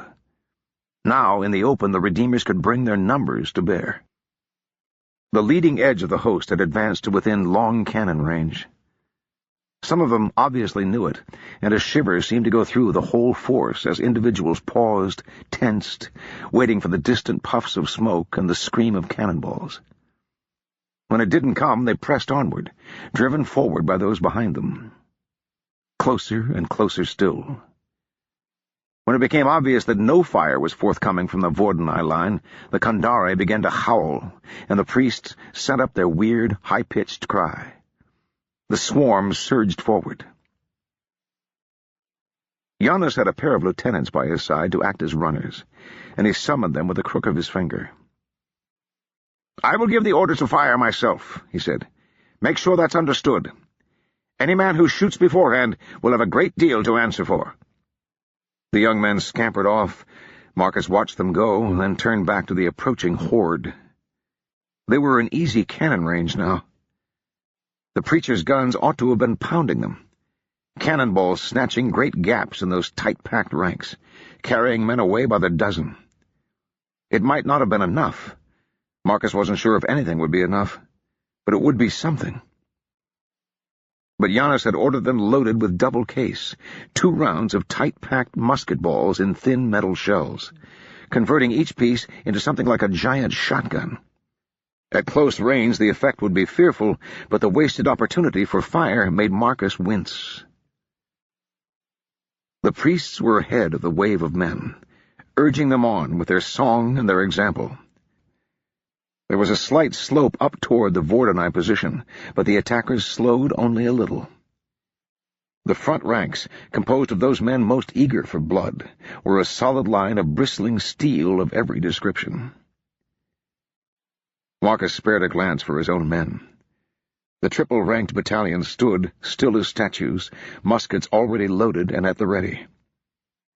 Here and there, Marcus saw a man turn to look anxiously over his shoulder, as though to make sure the road was still open behind them, in case a hasty flight became necessary. The sergeants, prowling behind the ranks, raised a shout if any man looked for too long. Steady, Marcus decided, but only for the moment. Moore wasn't the only one who'd worked out the odds. The old colonials hadn't survived in Condor by fighting unwinnable battles. As for the recruits, Marcus could remember the balance of pride and terror he'd felt the first time he'd gone into action. The pride would hold them for a while, but if that balance tipped toward terror, they'd break badly. When that happened, the whole line would give way at once. The colonel looked at the approaching enemy, gray eyes shining, nothing on his face but serene confidence. He seemed almost a different man here on the battlefield, as though some madness had taken hold of him. Val had told him that camp gossip said the colonel was insane. Marcus hadn't paid it any mind, since soldiers said the same of practically any officer who made a decision they didn't agree with. Now, though, looking at the gleam in those huge eyes, he glanced at Miss Alhunt and found her looking at Giannis as well. When she turned to Marcus, their gazes met, and a spark of understanding leapt between them. She sees it too. Marcus was filled with a sudden terror. If he really was mad, it was too late to do anything but run. The cries of the Redeemers drew his eyes forward again. They'd started their sprint too early, Marcus could see, a common mistake among green troops. It was easy to misjudge distances, and the men were always eager to start running. Now they were slowing to a trot or a walk, clumping up as the wave behind them pressed on. Here and there knots of men hesitated, intimidated by the wall of silent Vordenai uniforms and the sight of the waiting guns.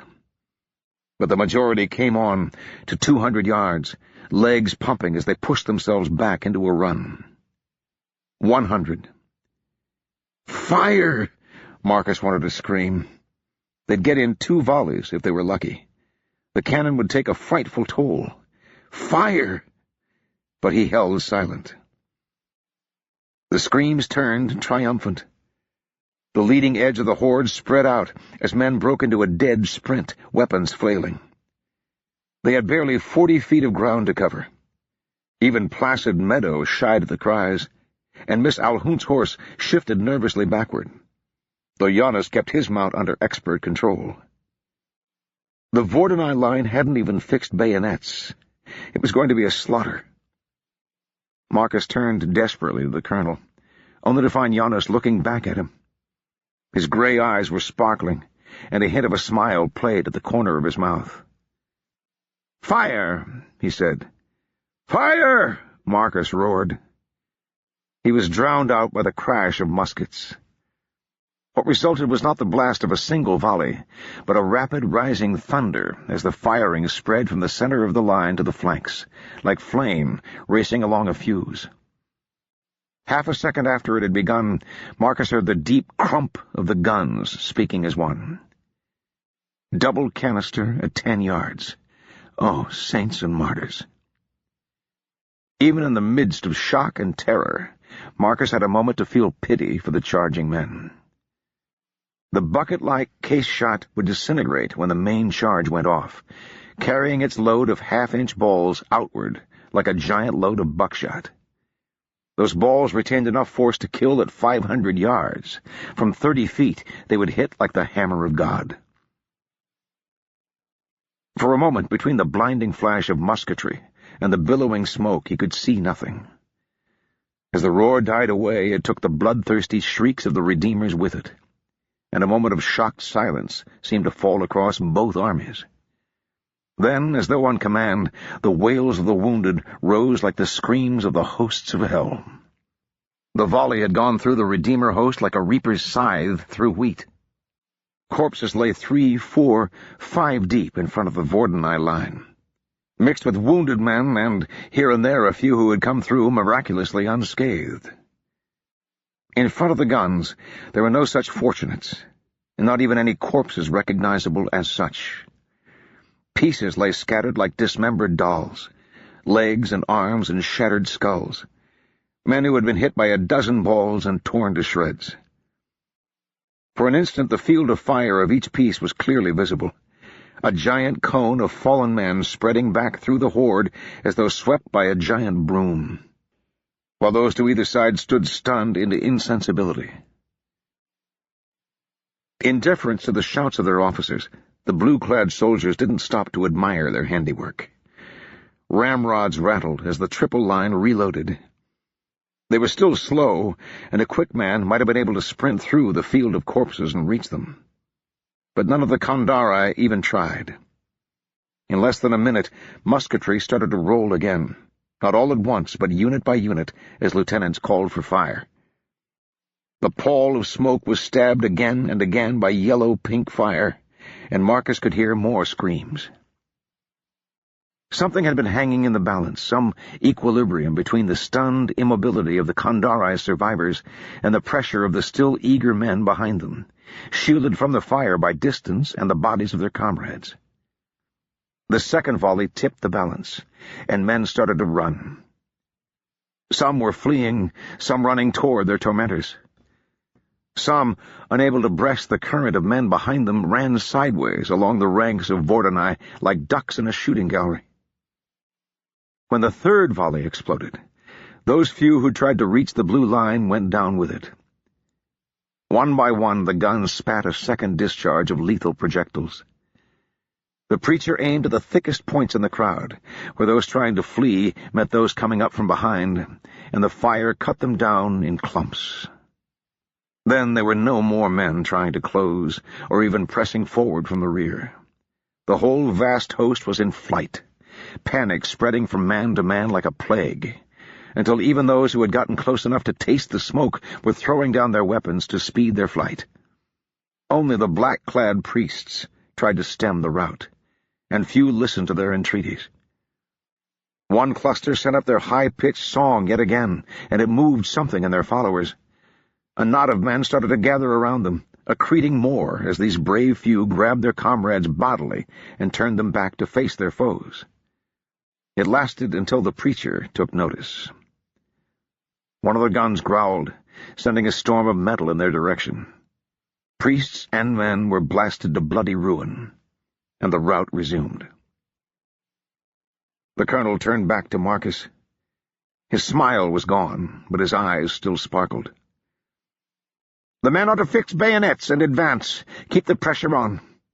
They must make a stand around their camp." Then he did smile, slightly. "Oh, and a message to Captain Stokes. Tell him the leash is slipped. Tell him—" Giannis paused. "Tell him to give them hell." Even a half-mile down the road, leaving the scene of the slaughter behind, the plain was still dotted with corpses. Some wounded men had made it this far before their legs gave out. Others had been cut down by give-em-hell's pursuing horsemen. Giannis had instructed that quarter was to be offered to those who asked for it, but thus far few had, preferring to trust to their legs rather than the mercies of the foreigners.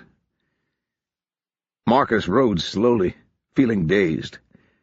What had seemed like an eternity while it was happening now felt like a flash, an instantaneous transition. A few minutes separated certain doom from total victory. The men had seemed to take it in stride, setting off after the Kandari with a chorus of cheers and yells. But Marcus was having more difficulty. He couldn't have known. It nagged at him like a broken tooth, best avoided but unavoidable. He couldn't have known. There had been a moment, just a moment, after the first volley had slammed out, a matter of 30 seconds or so, when nothing had protected the Vordenai line, not even bayonets. If they'd pushed the charge home, that line would have shattered like glass. Every man for himself, and damn the consequences. Marcus was certain that he himself had been only an instant from putting the spurs to Meadow and riding for it. Perhaps that was what rankled. It hadn't worked out that way, of course. But he couldn't have known they'd break, not for certain. Giannis had tossed the dice, and they'd come up sixes. But the thought of what might have been made Marcus's stomach roil. Even worse, he didn't know why. Why hold fire for so long? Why deploy to meet that giant horde at all? He wanted to march up to the colonel and demand an explanation. But that simply wasn't done. Colonels were under no obligation to explain their battle plans to subordinates. If he was overconfident before this, now there will be no stopping him. Marcus thought of the strange light in those gray eyes and shivered. He couldn't have known. But he acted as though he had.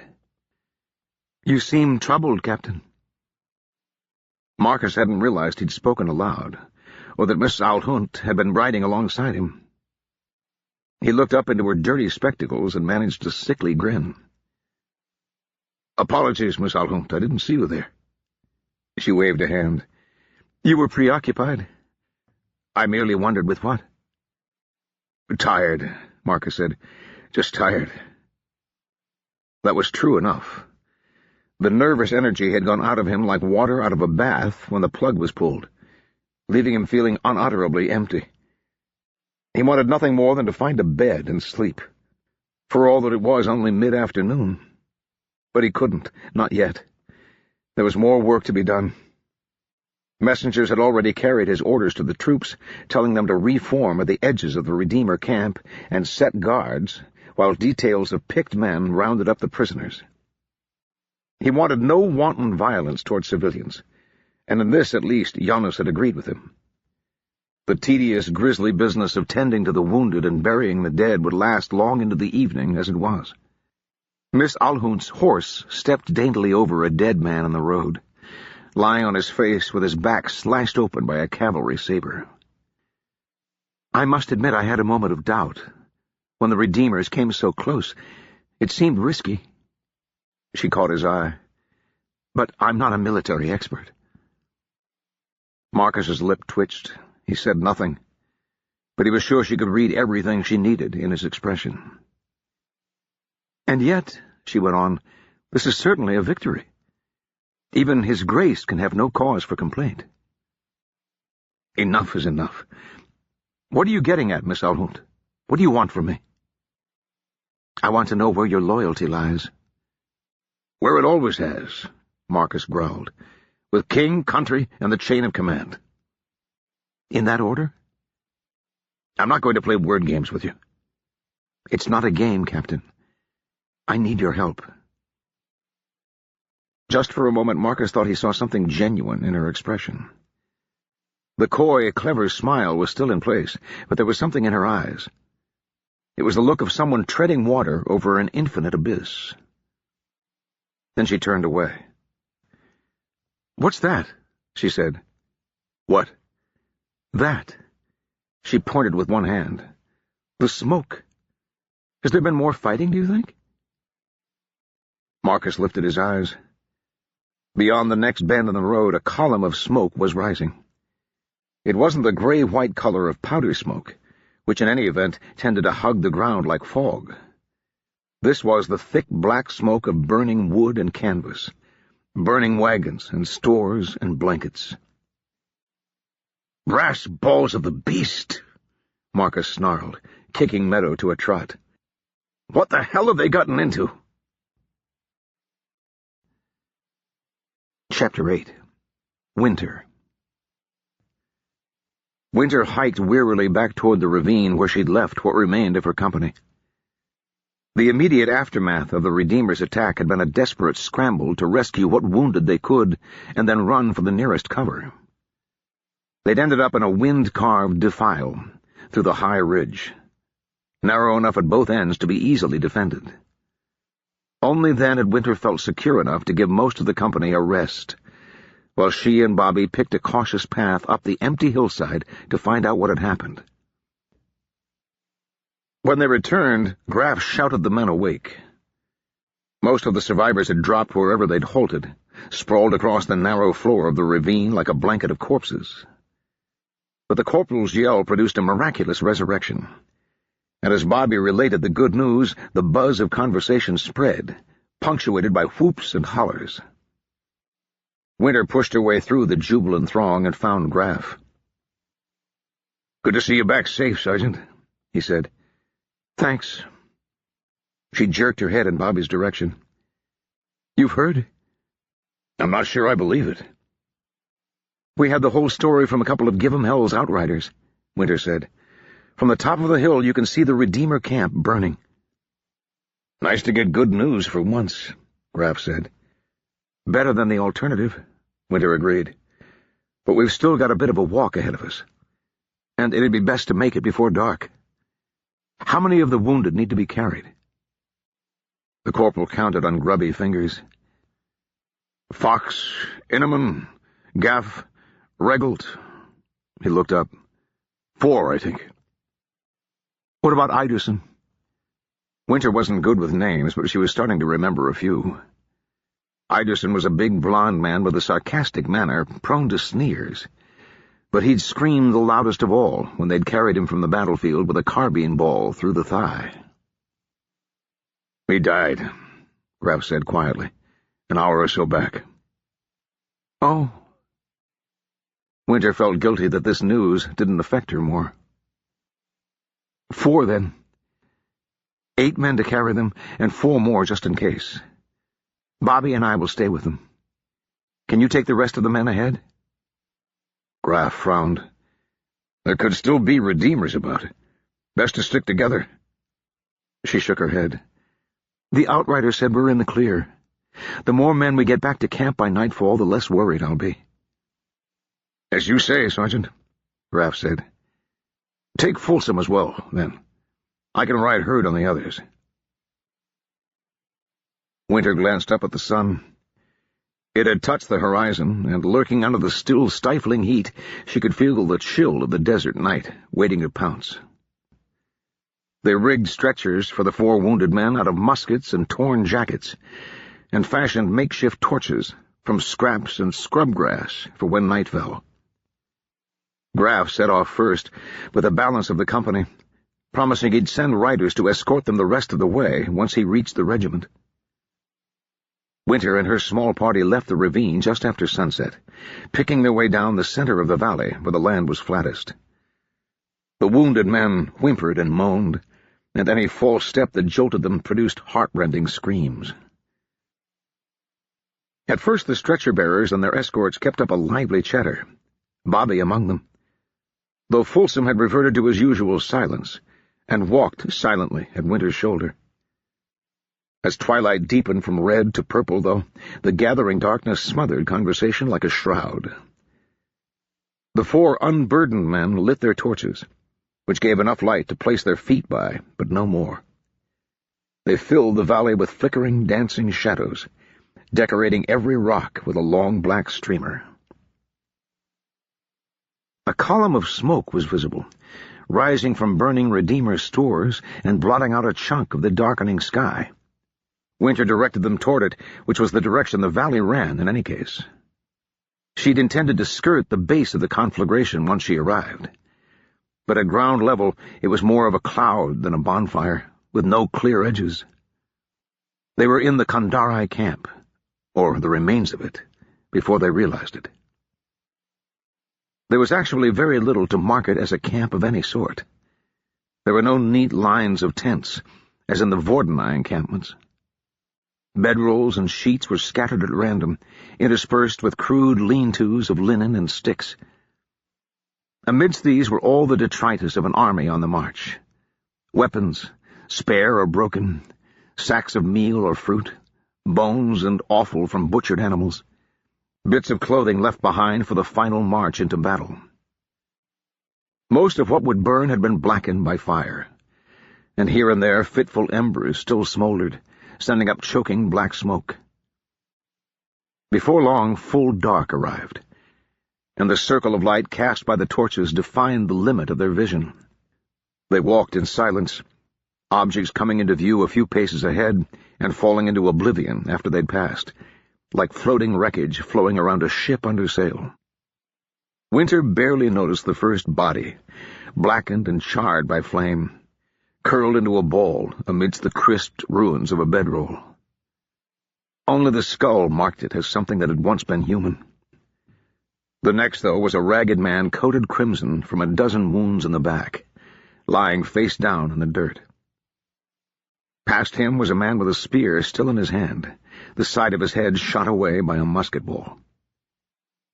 From then on, as they entered the center of the camp, they encountered more and more corpses, until they all had to tread carefully to avoid crushing stiff, outflung fingers or stumbling over twisted limbs.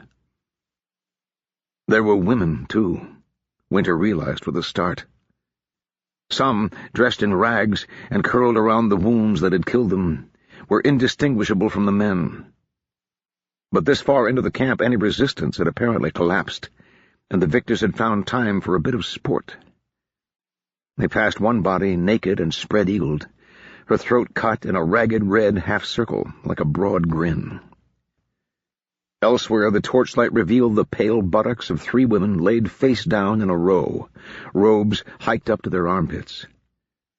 A gray-bearded old man lay nearby, killed by a single shot to the chest. It went on and on and on. Winter wanted to scream, but she didn't dare. Inside the smoke cloud, she had no way to navigate, so all she could do was lead her men on a straight course and pray they'd come through it eventually. She watched the faces of the men in the flickering light. Folsom, behind her, might have been carved of stone, but Bobby's eyes were wide as saucers. The boy had dropped back when they found the first corpse, and with each successive discovery he pressed closer to her side. Winter reached out and found his hand with hers, tentatively. She wasn't sure if the gesture was unmanly, but Bobby twined his fingers through hers and gripped tight. She felt an odd need to explain, to make excuses. It's war. This is what it's always been like. After a battle, when their blood is up, men will do things they'd never consider otherwise. But her throat was too tight to speak, and the burning camp had the heavy, unbreakable silence of a cathedral. Winter wondered how much of the devastation had been wrought by the old colonials, and how much by the recruits. She had a depressing feeling that she knew the answer. Old Colonel Wallis had taken a dim view of rape and pillage when it was committed under his eye, but he hadn't troubled to extend that eye very far. And when a village had been suspected of harboring bandits or rebels, they were not the only ones in the camp, though no living person strayed into the circle of firelight. Other torches moved here and there, bobbing among the slowly dying flames like distant will-o'-the-wisps. Alone, or in groups of 2 or 3, they picked their way through the ruins. In search of plunder, presumably, though there was little of value that Winter could see. She could hear them at times, too, rough voices calling to one another over the crackle and spit of the flames. It seemed they'd been walking for hours in silence, and even the cries of the 4 wounded men were muffled. When Winter heard a low, agonized groan, she assumed it came from her party, but it was followed by a hiss and a muffled curse. She stopped and held her palm up to halt the others. Bobby's hand tightened convulsively, then slipped free. "What is it, sir?" the boy said. "I heard something," Winter said. "Someone's alive, near here." The soldiers looked at each other. One of them, a sandy-haired youth, holding one end of a stretcher, spoke up. "Are you sure?" he said. "I heard it too," Folsom rumbled and pointed. "Over that way." The soldier glanced at his companions, then shrugged. "So what? It's got to be a grayskin." "It could be one of ours," Winter lied. The curse she'd heard had been in Kandari. "We can't just leave him." She surveyed their faces and came to a quick decision. "You keep on.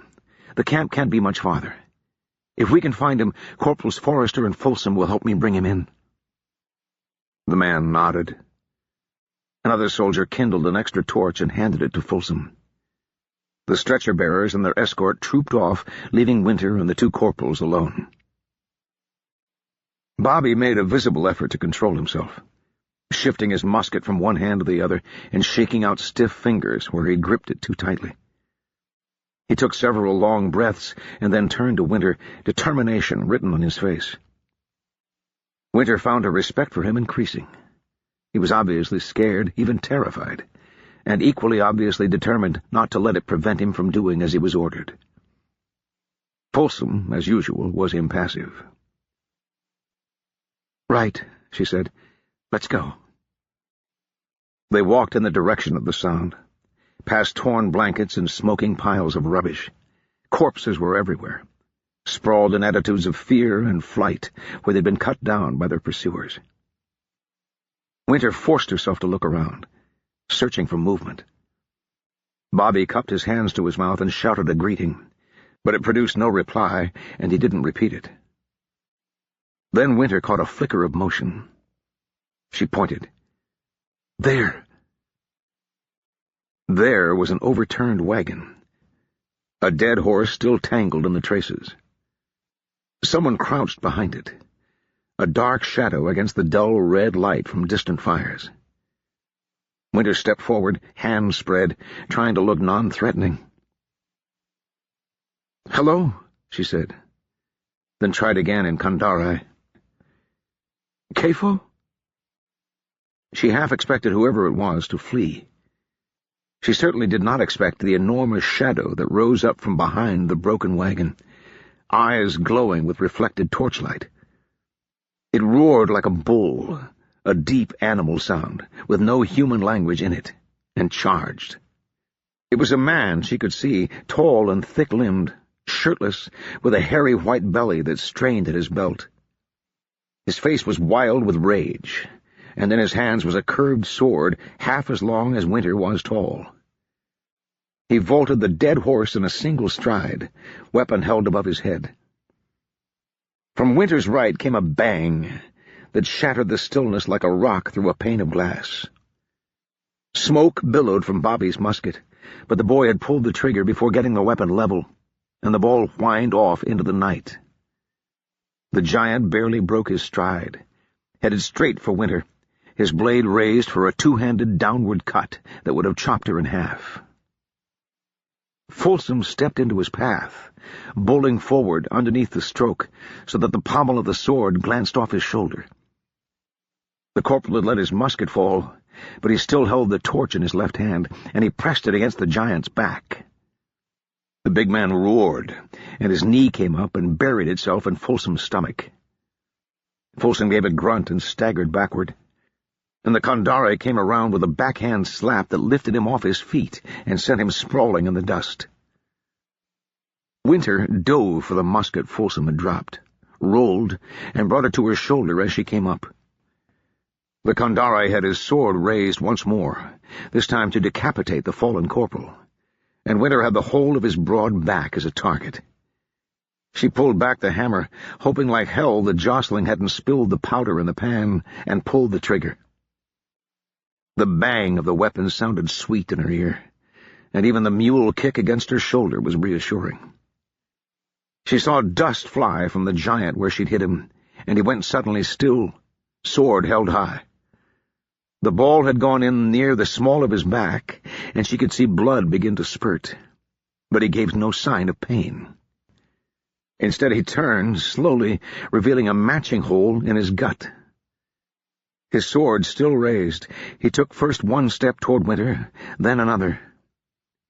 "Die," Winter begged, half a prayer.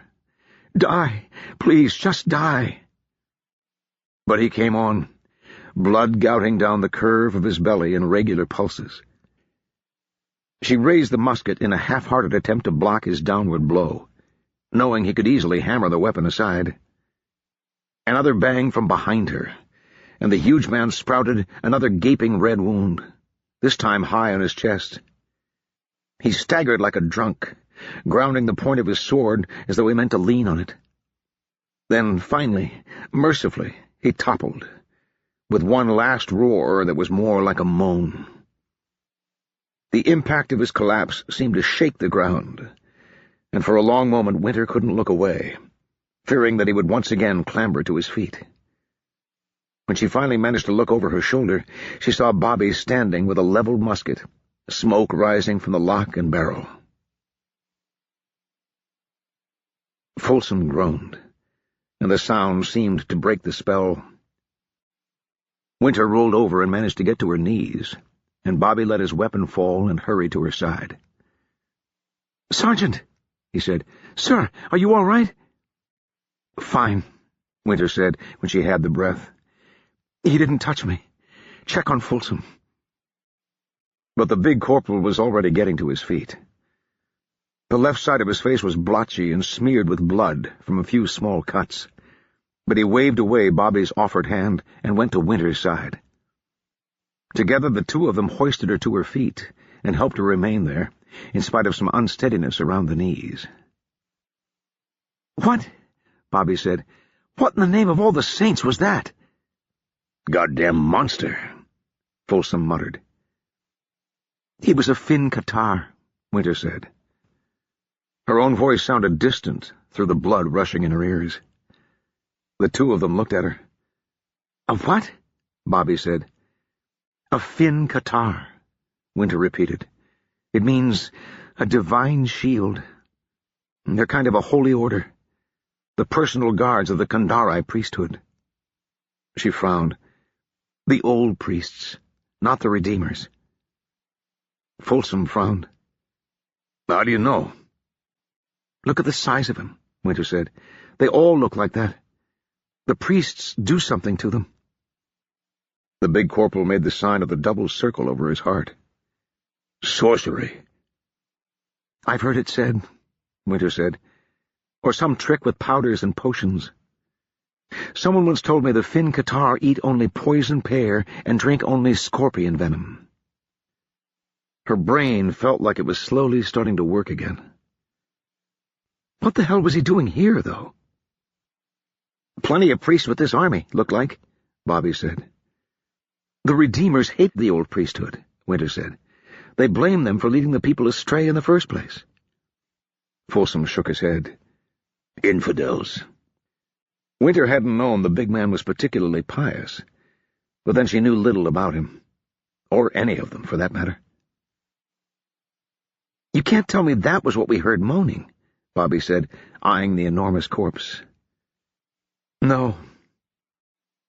As her heart calmed, weariness seeped back into Winter's limbs. She found that she'd suddenly lost her taste for her mission of mercy.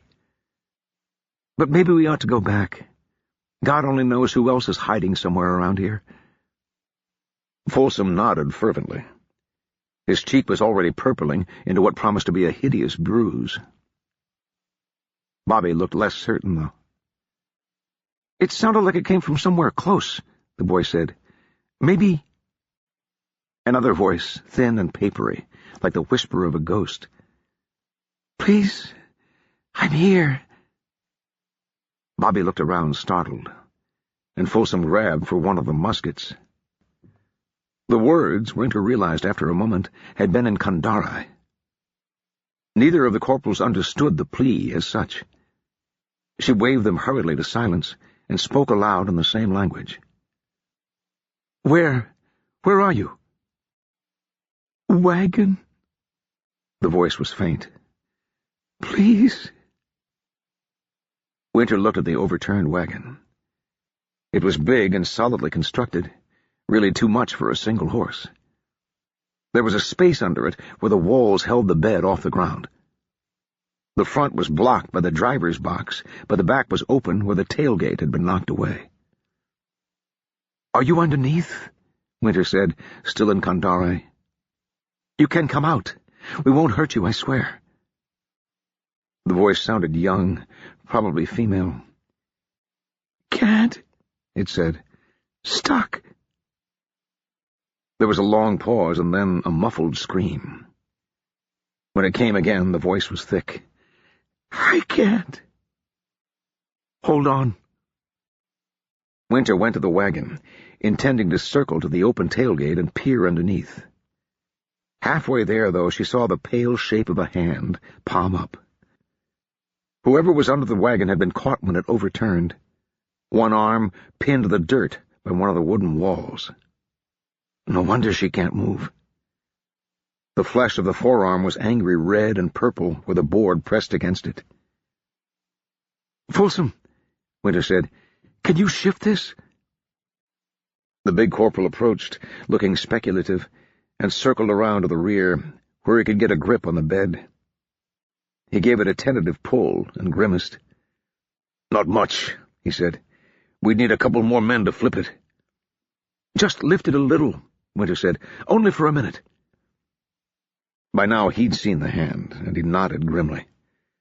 He squatted, put both hands under the bed, and straightened up with a grunt. The wagon came up with him, wheels spinning slowly. The girl screamed, high and piercing.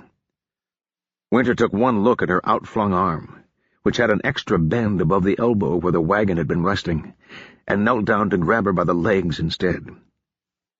She scrabbled for a moment in the semi-darkness under the wagon, uncomfortably aware of the weight that would crash down on her back if Folsom's strength failed him, until she managed to get a grip and pull. The girl slid free, but her broken arm shifted, and she gave another shriek right in Winter's ear.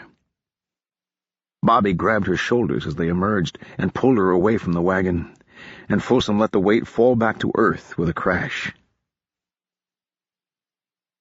"Are you all right?" Winter asked in Kandari. She got no response, and when she leaned closer, she could see that the girl's eyes showed only the whites. Her gray skin seemed unnaturally pale. "Dead?" Bobby asked. Winter shook her head. The girl's chest moved, breath coming shallow and fast. "Passed out, I think. Her arm's broken." At first glance, there didn't seem to be any other wounds. "We'll have to carry her." "Carry her where?" Bobby said. "Back to camp," Winter said. "And to a regimental surgeon?" Bobby said. That brought Winter up short. If the officers were turning a blind eye to rape and murder, she doubted the surgeons would have much time for an injured grayskin. "Back to my tent, then," Winter said. She wondered if someone had set up their tents, or if they'd all been written off for dead. "Someone will see," Bobby said. What are you going to tell them?" There was a long pause while Winter chewed her lip. "Wrap her in a blanket," Folsom said, dusting off his hands. "Another wounded man carried into camp. Nobody'll notice." Winter looked down at the unconscious girl. She had a heart-shaped face, gray skin dusted with soot, and long dark hair that was a mass of dirt and tangles. She wore only a simple gray robe, cinched at the waist with a wispy cord belt. Winter guessed she was younger than Bobby. "We'll try it," she said, "and then I'll think of something." Getting the girl into camp was easier than Winter had dared hope. The Colonials had raised their tents upwind of the burning Redeemer camp, within easy distance of the little brook as it emerged from the valley and ran into the sea.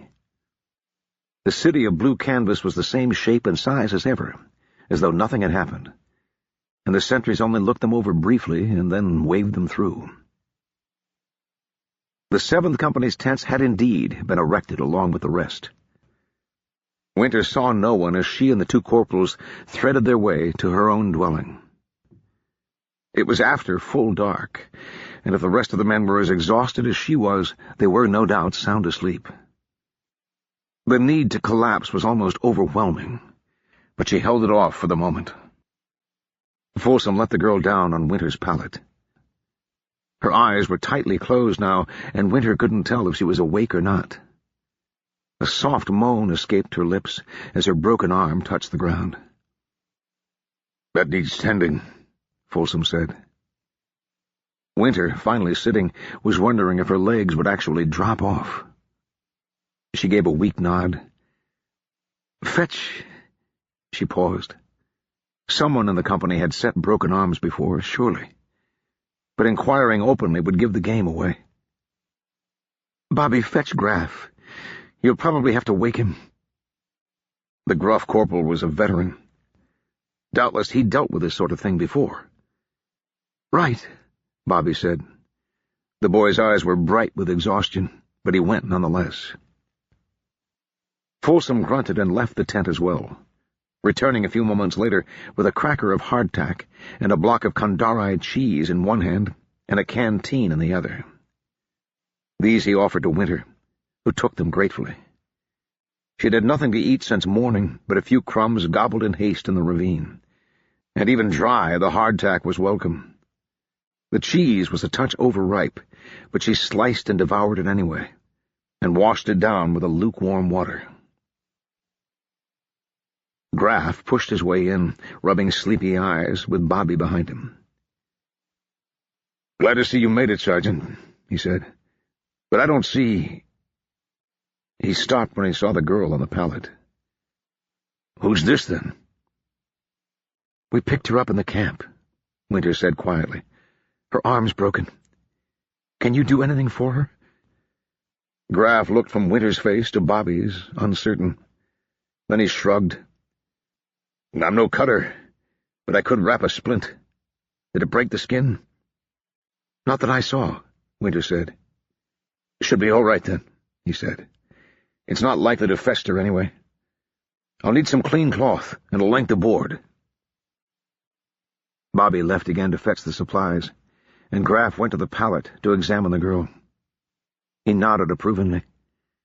"Looks like a nice clean break," he said. Then, glancing at the tent flap, he lowered his voice. "Sergeant, are you sure you know what you're doing?" "No," Winter said truthfully. "But you saw the camp, didn't you?" Graff shifted uncomfortably. "It's war." "We heard her calling, and—" Winter shrugged. "I couldn't just leave her there."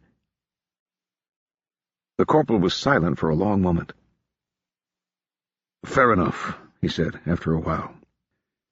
"The colonel said that we're staying camped here for at least another day, for the sake of the wounded. Hopefully she'll be well enough that we can turn her loose by the time we march." "Thank you, Graff." He colored slightly under his beard. "Not my place to question the sergeant's decisions." Winter laughed, and Graff smiled. "Sarge," he said gruffly, "it's us that should be thanking you. Every man of us. Even if most of those out there don't know it, I do. If you'd let them keep running, we'd all have ended up on spits." Winter was taken aback. It was just the right thing to do. You could have seen that as well as I did." "Should have," Graf said. "But it was you that did it." She nodded awkwardly. The conversation was interrupted when Bobby returned, bearing a selection of boards and a spare sheet ripped into strips. Graf took these implements and set to work, rolling the girl onto her back and gently stretching her arm out along the pallet. Her eyelids flickered, and she moaned again.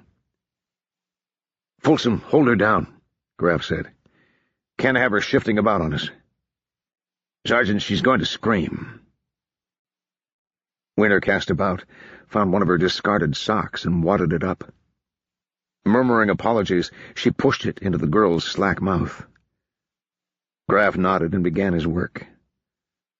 The flesh of the broken arm moved sickeningly under his fingers, and Winter had to look away. The girl's jaw tightened on the sock as though she wanted to bite through it, but she gave no sound. After a few moments the procedure was done, and Graf was winding her arm round with linen. "That should hold it," he said. "If she starts to show fever, we'll have to unwrap it and take a look. If it's festered after all, then the arm will have to come off." He caught Winter's eye. "And don't look to me for that." Winter nodded. "Thanks again." "It's nothing." He tied the linen off and got to his feet. "Now, if the sergeant will excuse me, I'll be going back to bed." "Go," Winter said. "All of you. Get some sleep." "What about her?" Bobby said. "Someone should watch her. What if she wakes up?" "Hopefully she'll have enough sense to stay quiet," Winter said. "Or she'll slit your throat," Graf said. "She's a grayskin, after all's said and done." Winter gave a tired shrug. "If you find me with my throat slit in the morning, you'll know what's happened." The three corporals grumbled a bit more, but in the end they left. Winter gathered the sheet and pillow from her bedroll to soften the hard earth and stretched out. It was lumpy and uncomfortable, but she was asleep the instant her eyes closed. Jane sat beside Winter on a long bench, watching Mrs. Wilmore lecture on the nature of charity. Winter was afraid to turn her head. There were proctors prowling about, with sharp eyes and vicious switches. But she could catch glimpses of Jane out of the corner of her eye, red hair falling around her face like a curtain of dark crimson silk. She could smell her, even under the deep, earthy scent they all carried from working in the prison gardens. She could feel Jane's hand on her knee, thumb rubbing tiny circles through coarse fabric. Inch by inch the hand ventured higher, fingers exploring her thigh like mariners venturing into uncharted waters. Her skin pebbled into goosebumps, and her throat was tight. She wanted to tell Jane to stop, certain that at any moment she would hear the whistle of a proctor's stick. And she also wanted to grab Jane by the shoulders, press her close. "You still have it," Jane said. Her fingers slid farther upward, Winter's skirt bunching around them. Winter risked turning her head, but Jane wasn't looking at her. Her eyes were hidden by the fall of her hair. "Do I have what?" Winter whispered. "The knife," Jane said, too loud. "You have to bring the knife." Light filtered gray-blue through the canvas. It took Winter a moment to remember where she was. Not back in the prison, nor back in the ravine, with Kandari horsemen all around, but safe in her tent in the midst of the colonial camp. And not alone. She sat up from her improvised bed and immediately regretted it. Her body felt like a solid mass of aches and bruises, and the sweat and grime of the previous day had dried into a crust on her skin. She leaned forward, clutching her head, and groped for a canteen. The water was tepid, but it cut through the dust in her mouth. The Kandari girl lay on the bedroll beside her. She was exactly where they'd left her the night before, and so still it was a moment before Winter realized that she was awake. Her eyes tracked Winter, but other than that she didn't move a muscle. It reminded Winter of a rabbit, paralyzed by the glare of a stalking fox. Winter cleared her throat and spoke in Kandari. "It's all right," she said. "We're not going to hurt you." The girl seemed to unfreeze a little, but made no reply. "How do you feel?" Winter indicated her own left arm. "Does it hurt badly?" "Where am I?" the girl said. Her speech had an almost musical lilt, and Winter was suddenly painfully aware of the grating inadequacy of her Kandari pronunciation. She'd picked the language up in bits and pieces from books. Once she'd taught herself to read the flowing Kandari script, and she'd practiced in bars and on the street. Unconsciously she had adopted the accent, which meant that she sounded distinctly lower class to Kandari ears. "In our camp," Winter said. "This is my tent." "Camp," the girl said. "The Rushem camp." Rushem was bodies or corpses, Kandari slang for Vordanai and other pale-skinned foreigners. Winter nodded. The girl suddenly fixed her with a long stare. Her eyes were the peculiar purple-gray, common among the Kandari, which foreigners often found unsettling. "Why?" she said. "Why did you bring me here?"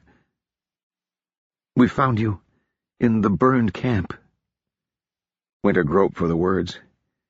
"We did not want to leave you to die. Do you remember?" "Remember?" The girl raised her broken, splinted arm. "I am not likely to forget. But I do not understand. Your soldiers were killing everyone, taking the women first, and then—" Her gray skin paled. "Have you brought me to—" "No," Winter said hastily. "Nothing like that, I swear." "Then why—" The purple eyes were mistrustful. Winter felt like she couldn't muster a sufficient explanation in her native language, let alone pick her way through in Kandari. She changed the subject. "My name is Winter," she said. "Winter Don Irnglass, you would say." She mustered the politest language she had. "May I know yours?" "Feor," the girl said. Catching Winter's expression, Kandari invariably went by both given and family names. She added, "Just Feor. I am a mistress of the gods. We give up our other names." She looked warily around the tent. "May I have some water?" Winter handed the canteen across wordlessly, and Feor took it in her good hand and drank deeply, letting the last drops fall on her tongue. She licked her lips cat-like and set it carefully aside. "I'll get some more," Winter said, "and some food. You must be hungry." When she started to rise, the girl held up a hand. "Wait." Obediently, Winter stopped and sat down again. Feor fixed her with that peculiar gaze. "I am your prisoner?" Winter shook her head. "Not a prisoner, not really. We just wanted to help you." "Then I can leave as I please?" "No," Winter sighed. "If you go out into the camp, someone really will take you prisoner. Or just kill you, or—" Realization dawned on the girl's face. "They don't know. The others. They don't know that you've brought me here. Only a few. People I trust." And how had that come to be? Winter reflected. She'd known the three corporals for only a few days. Battle worked strange magic sometimes. "We'll figure something out, I promise. But for now you have to stay here." Feor nodded gravely. "As you say." She put her head on one side. "When you found me, was there a man nearby? A large man with no hair?" Her face gave no indication of her feelings on the matter. Winter debated briefly.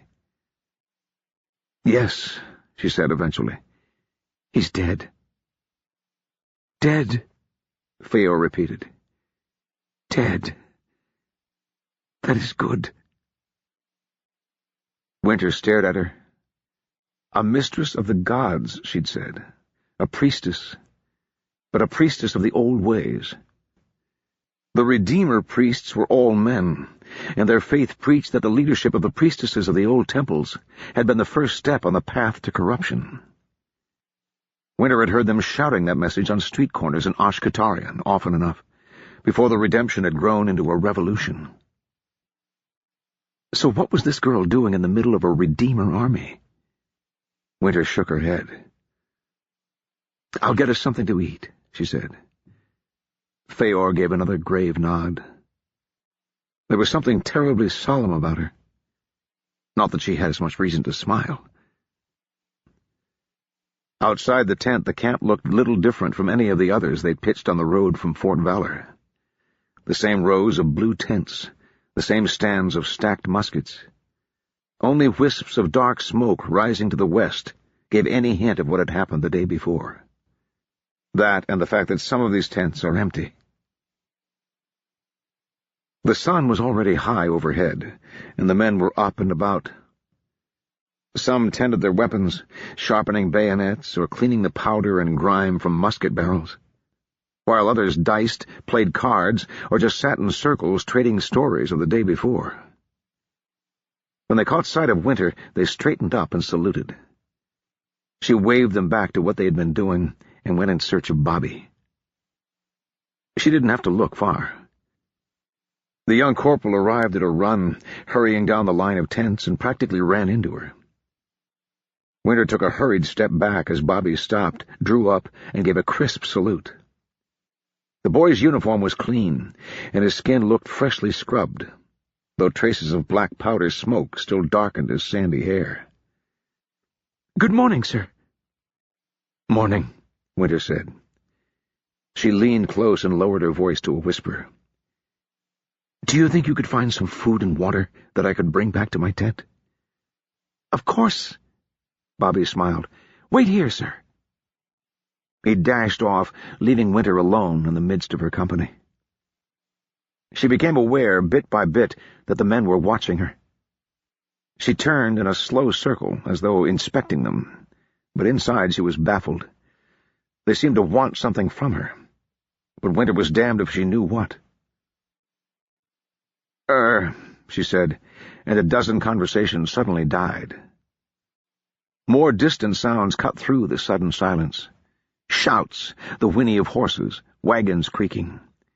An army camp was never truly quiet, but it seemed as though a great sucking void had sprung up, centered on her. Winter felt the muscles of her throat trying to close in panic. She coughed. "Hell of a job yesterday," she said. "All of you. Well done." A shout rose from a dozen throats at once, any words lost in the roar. All the rest quickly joined in, and for a minute the cheering drowned out all other sound. Winter raised her hands, and it gradually died. Her cheeks were pink. "Thanks," she said. The cheers immediately resumed. She was rescued by the appearance of Bobby, carrying a pair of canteens in a sack. The corporal was grinning broadly. Winter took him by the shoulder and marched him at an undignified pace back toward her tent. When the cheers had once again died away, Winter leaned close. "Did you put them up to that?" The boy shook his head. "No need, sir. They're not stupid. They know what happened yesterday." "And they're cheering?" Winter didn't feel much like cheering herself. A little under a third of the men under her command had not come back from their first assignment. "They're alive, aren't they?"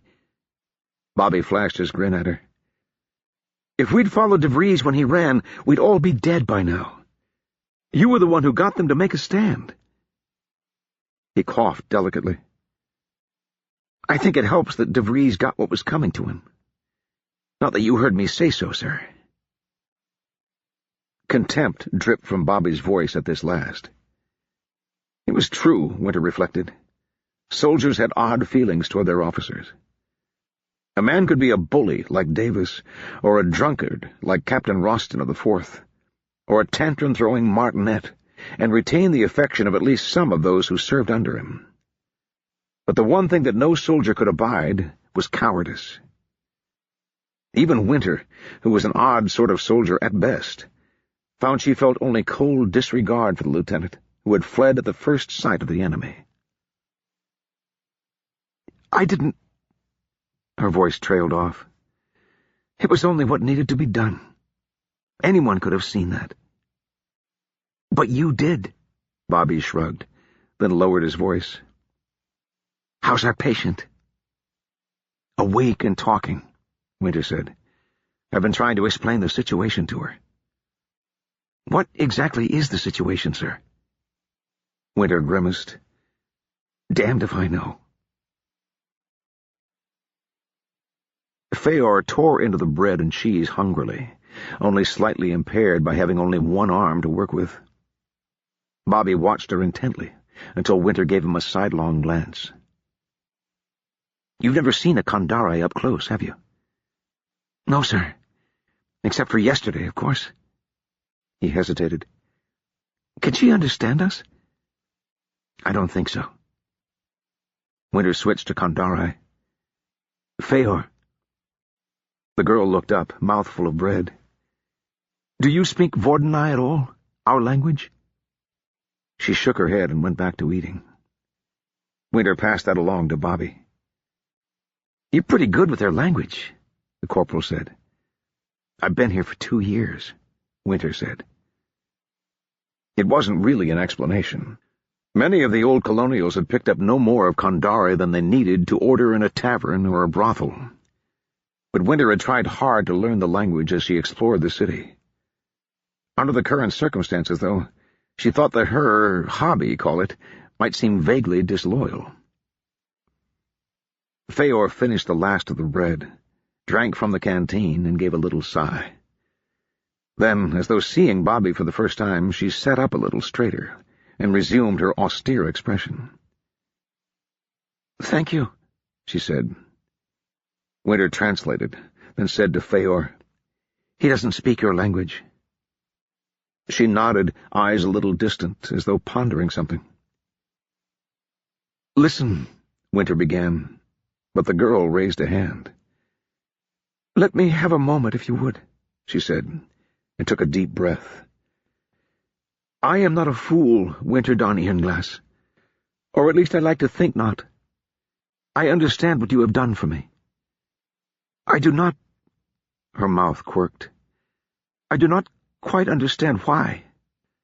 But my ignorance of your reasons does not diminish the fact that you saved my life, and apparently not to simply make me your slave or your whore." She bowed, first to Winter and then to Bobby, so deep that her forehead nearly touched the ground. "I thank you. Both of you." Winter nodded awkwardly. "She's grateful," she said, in response to Bobby's questioning look. "And as you have given me this gift," the girl went on, "I will not throw it away. Tell me what you need me to do, and I will do it. I trust that, if you meant me harm, you have already had ample opportunity to accomplish it." Winter gave another nod. She felt a small knot of worry dissolve. If the girl had been stupid or obstinate, the chances would have been high that she'd not only get herself discovered, but that Winter and the others might be punished in the bargain. "I'm still figuring this out myself," Winter said. "I hope we can find somewhere safe and let you go, but it may take some time." Feor inclined her head. "If that is the gods' will." "If you don't mind, may I ask you a question?" The girl nodded. What were you doing with that army? Winter shifted awkwardly. You do not seem like one of... She mumbled for the Kandari words. The men of the redemption. Feor laughed. It was the first expression of humor that Winter had seen out of her, and it transformed the severe angles of her face. Her eyes sparkled. No, the girl said, I am not. I was there as a prisoner of Yachik Don Raksa. Winter's lips moved silently. The angel of vengeance? She said another couple of words that Winter didn't know. Seeing the incomprehension, Feor went on. The high priests of the Redeemers take the names of angels. This one was the leader of the army of the faithful. Why would he bring you along? Because he is ignorant. He thought, that I would have the power to counter the magic of your leader. Now it was Winter's turn to laugh. Our colonel isn't a wizard, at least not that I know of. Wizard didn't quite translate properly, but Feor seemed to catch the gist. She shook her head. There is a man of power among your army. Malik Don Belial warned us, and this close even I can feel it. Yachik's ignorance was in thinking I would be able to defend him against such a man. What power I have is not of that sort. Power? As a mistress of the gods, you mean? Winter shifted uneasily. The subject of religion made her uncomfortable. No. Feor's face went distant again. When she spoke, it was slow and careful, as though speaking was difficult. I am a Nathem. Winter paused. She'd encountered the word before, but a proper translation had always eluded her. The Kandari seemed to use it to mean wizard or sorcerer, although not quite in the Vordanai sense, and without the connotation of evil those words carried to Vordanai ears. Literally, it meant one who has read. But even among Kandari, Nathem were the domain of myths or fairy tales. No one she'd ever spoken with had claimed to have met one. Any more than a modern Vordanai would have personally seen a demon or a sorcerer. Bobby, in the silence that followed, looked curiously at Winter. What did she say? She's a priestess, Winter said, but not one of the Redeemers. They brought her along because they thought that she would defend them against our magic. The boy laughed. Our magic? The Redeemers take that sort of thing seriously. So she was a prisoner? He looked curiously at Feor, who looked back with polite incomprehension. I think so. She switched back to Kandari. Feor, if you could get away from here, where would you go? Back to Mother, she said without hesitation. In Ashkatarian. She'll be looking for me. Winter sat back. She wants to go home, she said to Bobby. Don't we all? The boy said. Not all, Winter thought. Aloud, she said, hers is a good deal closer than ours. We may be able to manage something. A knock at the tent pole interrupted them. It's Graf. Come in, Winter said. Feor gave the older corporal a nod, and he dipped his head uncertainly in return. To Winter he said, Is she making any sense? To me, anyway. Winter turned to Feor. This is Corporal Graf. He's the one who set your arm. The girl raised the bandaged limb. Tell him he has done an excellent job. When Winter repeated that, Graf laughed and colored a little under his beard. It wasn't anything difficult, just a little break. He smiled at Feor, then turned to Winter. Got a message. The colonel wants to see you. Winter's good mood, always a little fragile, evaporated at once. What? Why? Didn't say. You don't think... Her eyes flicked to the Kandari girl. No, I doubt it. Anyway, he said, at your earliest convenience, which means right goddamn now, so you'd better go. Right. Winter scrambled to her feet, then looked down at herself. She felt as though she ought to change clothes, but there was no way to manage it, with the three of them in the tent. She desperately wanted a bath as well, but that was out of the question. Hygiene was one of the hardest parts of maintaining her secret, at least since the regiment had left Oshkatarian. Fortunately, the prevailing standard was not high. "Keep an eye on her until I get back," she said to Bobby. Then, to Feor, "I need to go. Stay here, and if you need anything, try to show Bobby." The girl nodded, purple eyes imperturbable. Winter glanced at her one more time, then slipped outside. "Senior Sergeant Winter Earnglass, reporting as directed, sir." She held the salute until the captain waved it away. The colonel's tent was hardly bigger than her own, though much better organized. A few trunks packed against the canvas walls presumably contained his necessities.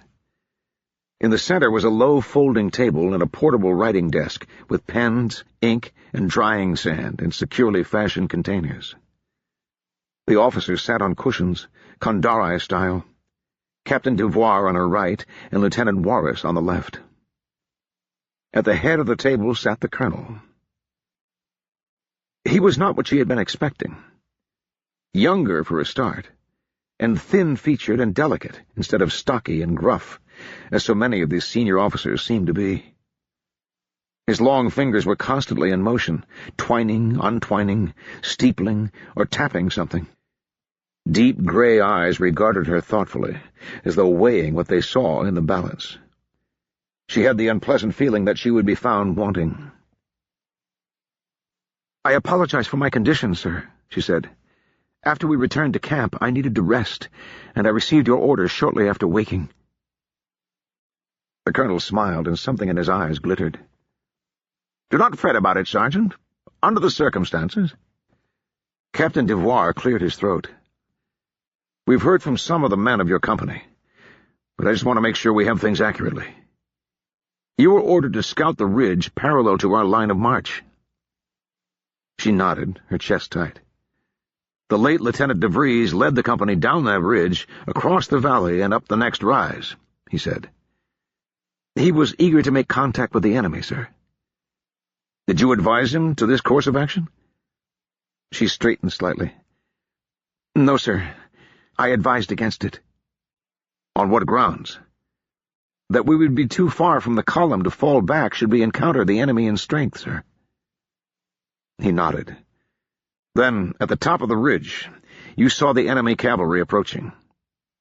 The company," the captain glanced at a paper on the table, "ran for it like a bunch of rabbits, as one of your men put it." "They were startled, sir. The enemy were numerous." The colonel's lip quirked slightly at the understatement, but he said nothing. Captain Devoir went on. "What was Lieutenant de Vries' response at this juncture?" He— Winter paused. Criticizing one senior officer in front of another was simply not done. For one thing, officers tended to club together, so the most likely result would be some kind of subtle retribution. But he had asked. She sought for a positive interpretation of the facts. "The lieutenant started to ride at once for the main column. I imagine he was eager to alert you to the presence of the enemy."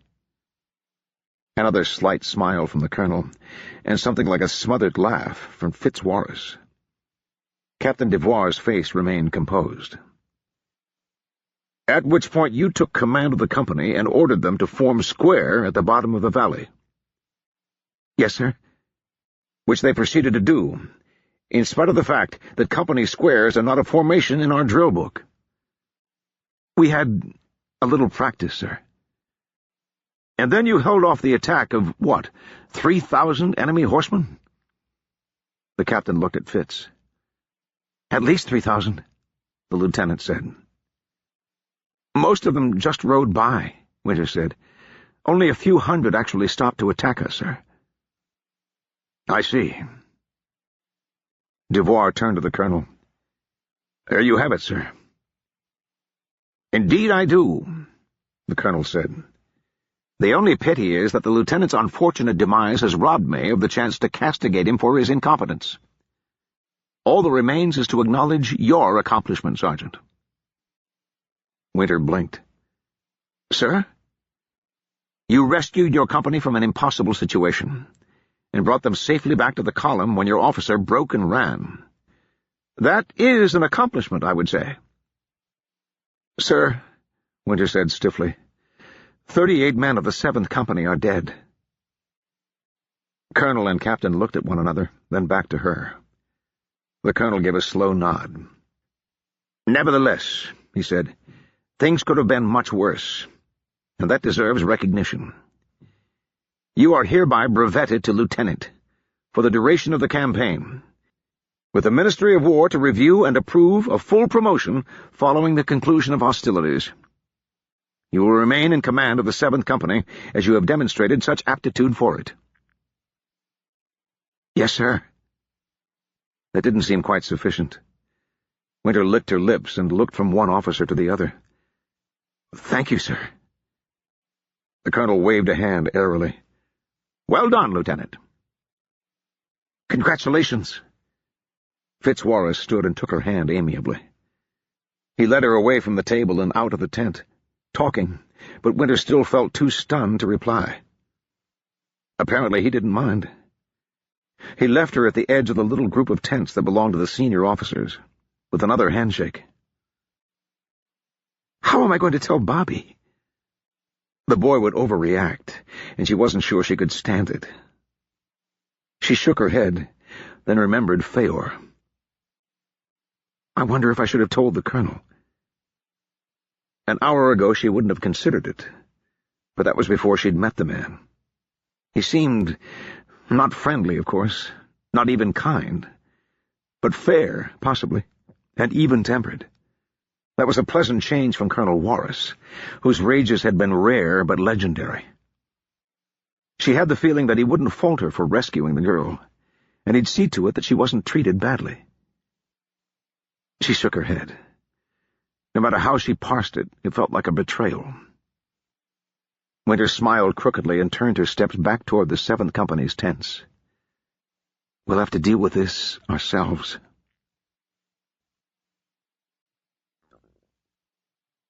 Chapter 9. Marcus. "Audric!" Marcus rapped twice at the tent pole. There was no reply, and he frowned. "Audric, I'm coming in." He twitched the flap aside, letting a shaft of sunlight in, and momentarily brightening the semi-darkness under the translucent canvas. There was a soft sigh and a murmur from the far end.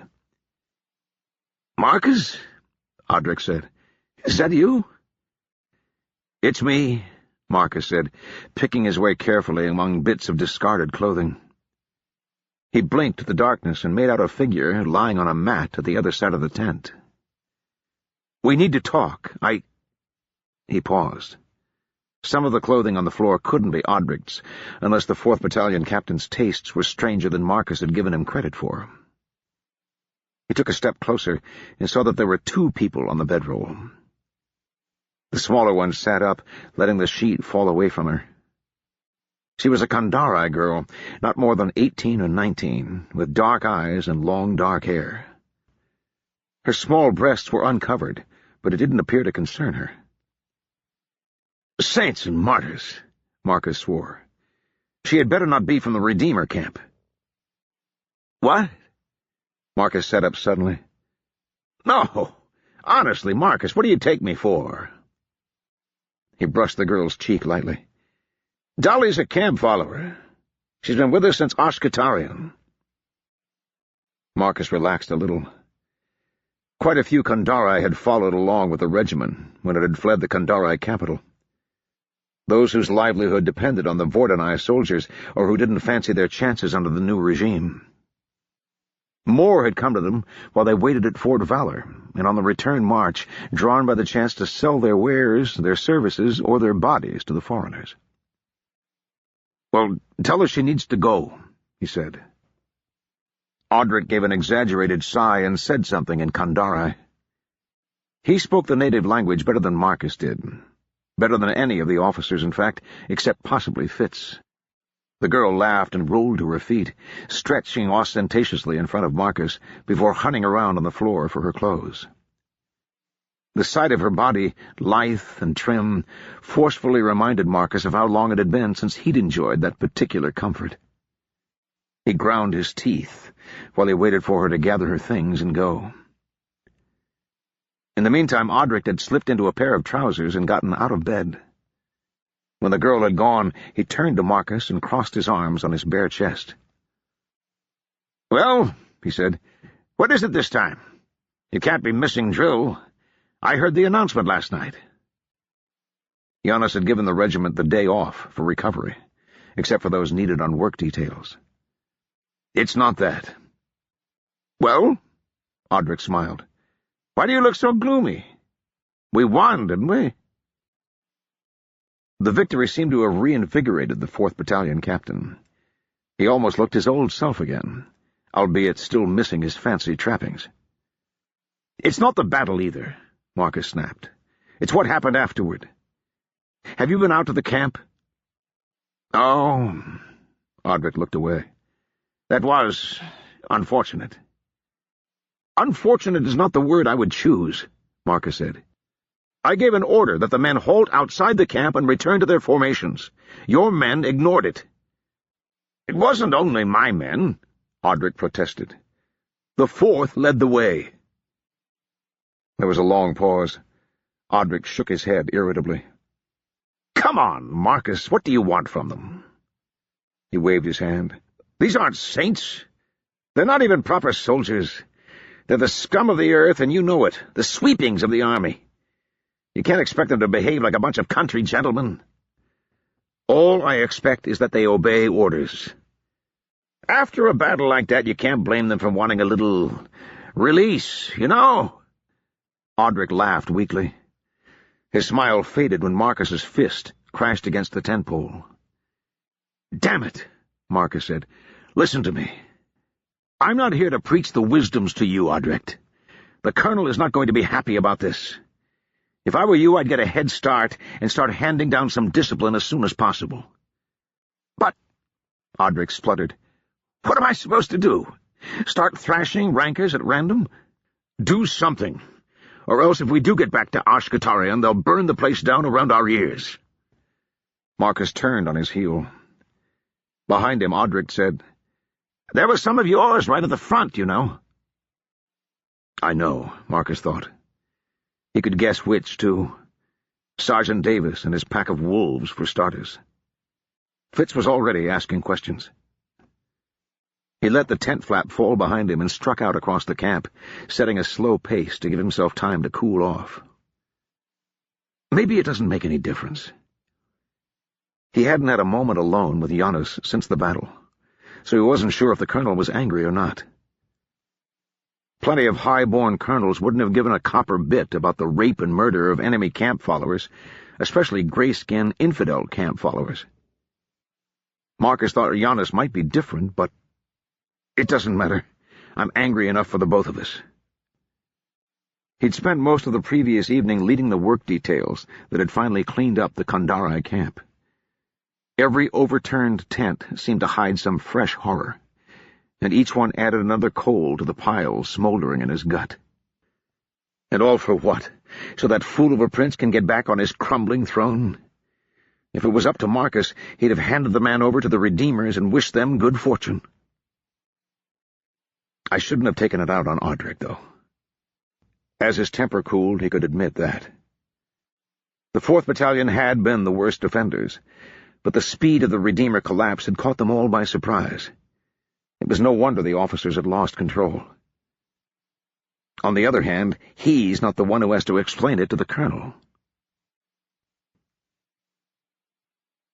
Marcus's vague feeling of apprehension came into sharp focus when he approached the drill field and saw the artillery arrayed for review, and the colonel in conversation with some of the men. When he hurried over, though, he found the preacher all smiles. "Bless you, sir. We're honored by your interest. he was saying. "I notice," Giannis said, "that these guns have some fascinating modifications." He gestured to the 6 cannon that had been with the colonials when he'd arrived, which had been given pride of place in the center of the line. Chief among these modifications was the addition of passages from Scripture, engraved all over the surface from muzzle to base. The preacher insisted this improved the weapon's accuracy. He had a steady hand, and he'd been able to cram quite a large chunk of the wisdoms onto each gun. The preacher doffed his peaked artilleryman's cap. "Weapons of the Lord, sir," he said. "Weapons of the Lord, every one of them. Gives them an extra bit of sting against the heathens. This one I started with martyrs and got all the way to—" "This is a Crabworks 98, isn't it?" Giannis interrupted. The preacher blinked, fingering the brass church double circle that hung around his neck. "Yes, sir. All our original 12-pounders are. But you've done something to the touch hole." He leaned closer. "I can't quite see from the outside, but—" The preacher gave a broad smile. "You've got a good eye, sir. We had to drill out the originals." Noticing Marcus, Giannis waved him closer and launched into an explanation. "The Crabworks 98 was a botched job," he said. "Problems with the touch hole, something about the boring. The test showed that the misfire rate would be nearly 20%, so most of the guns got sent abroad, or else to bottom-of-the-barrel outfits like this one," Marcus finished. That was a familiar story. The colonials got the worst of everything. Muskets that wouldn't fire, uniforms that fell to pieces, cannons that exploded. "Indeed." Giannis caught Marcus's expression. "No offense intended, of course." "None taken," Marcus said. "I understand that Captain Vokerson's made the best of it." "What have you got in there?" Giannis said to the preacher. "Friction primers," he said. "New Hamveltai design. Works a bit like a match. Had to tweak them a little myself, of course, but we've got the misfires down to 1 in 100 shots. And that last shot is usually a failed ignition rather than something dangerous." "Interesting." The colonel appeared to follow all that, which was more than Marcus himself could say. "But aren't Hamveltai primers a bit hard to come by out here?" "Ah, as to that, my Lieutenant Archer is a dab hand with chemicals. We managed to puzzle out the recipe with only a few scorched gloves to show for it. By the grace of God, all the raw stuff is easy to get locally, so we've got a ready supply." "Ingenious." Giannis put on a broad smile. "You'll have to give me a demonstration of the process at some point." "Whenever you like, sir. We'd be honored." "And I was impressed by your performance," Giannis replied. "I hope the new pieces are to your satisfaction." "Absolutely, sir. Smooth as butter, the whole lot. The 6-pounders are particularly fine." "I picked them out myself before we set sail," Giannis said. "If there's anything you need—" "Actually, sir," the preacher said, "I understand we captured a number of mounts and pack horses from the heretics. Some of our teams are already under strength, and we could do with extras for rotation. If you could see your way—" "Of course." The colonel smiled again. "Not worried about having heretic horses pulling your holy guns?" "Bless you, sir. I'll soon have 'em on the straight and narrow. I read 'em Scripture every night, you see."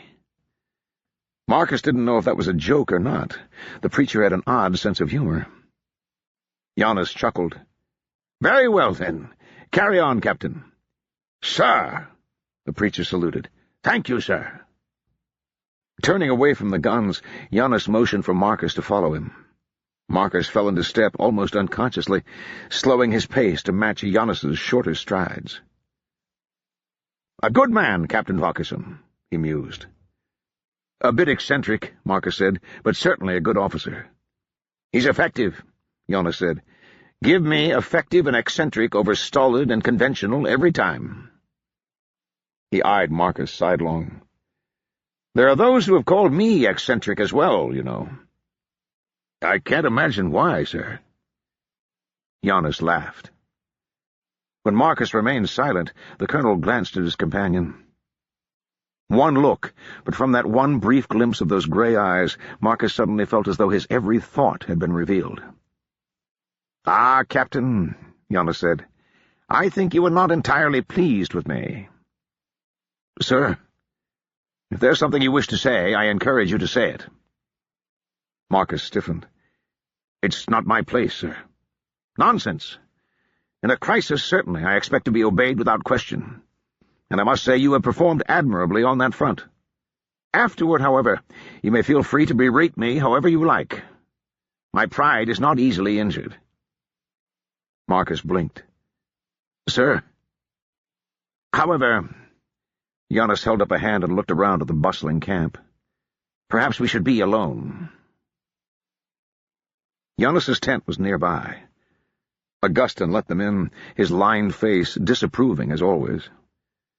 Once they were seated on opposite sides of the camp table, Jonas sent the servant off to the commissary in search of fresh water. Marcus wondered if this was for his benefit. "Sir," he ventured, "did we have business to attend to?" "Of course," Jonas said. "But first, I think the air must be cleared. Whatever you wish to say, please say it." Marcus took a deep breath and held it for a moment. Criticizing a senior officer to his face went against every tenet of army etiquette, not to mention good sense. But Jonas had insisted. He tried to frame the question as politely as possible. Luck. The colonel had gambled, and it had paid off. But if he was overconfident before, now he'll be positively dangerous. If I can make him see that. "When the Redeemer infantry first approached," Marcus said, "why did you order us to hold our fire? We could have done a great deal of damage in the time it took them to form and charge. We might even have broken up the attack altogether." Marcus swallowed hard, but persevered. "It seemed unnecessarily risky, sir."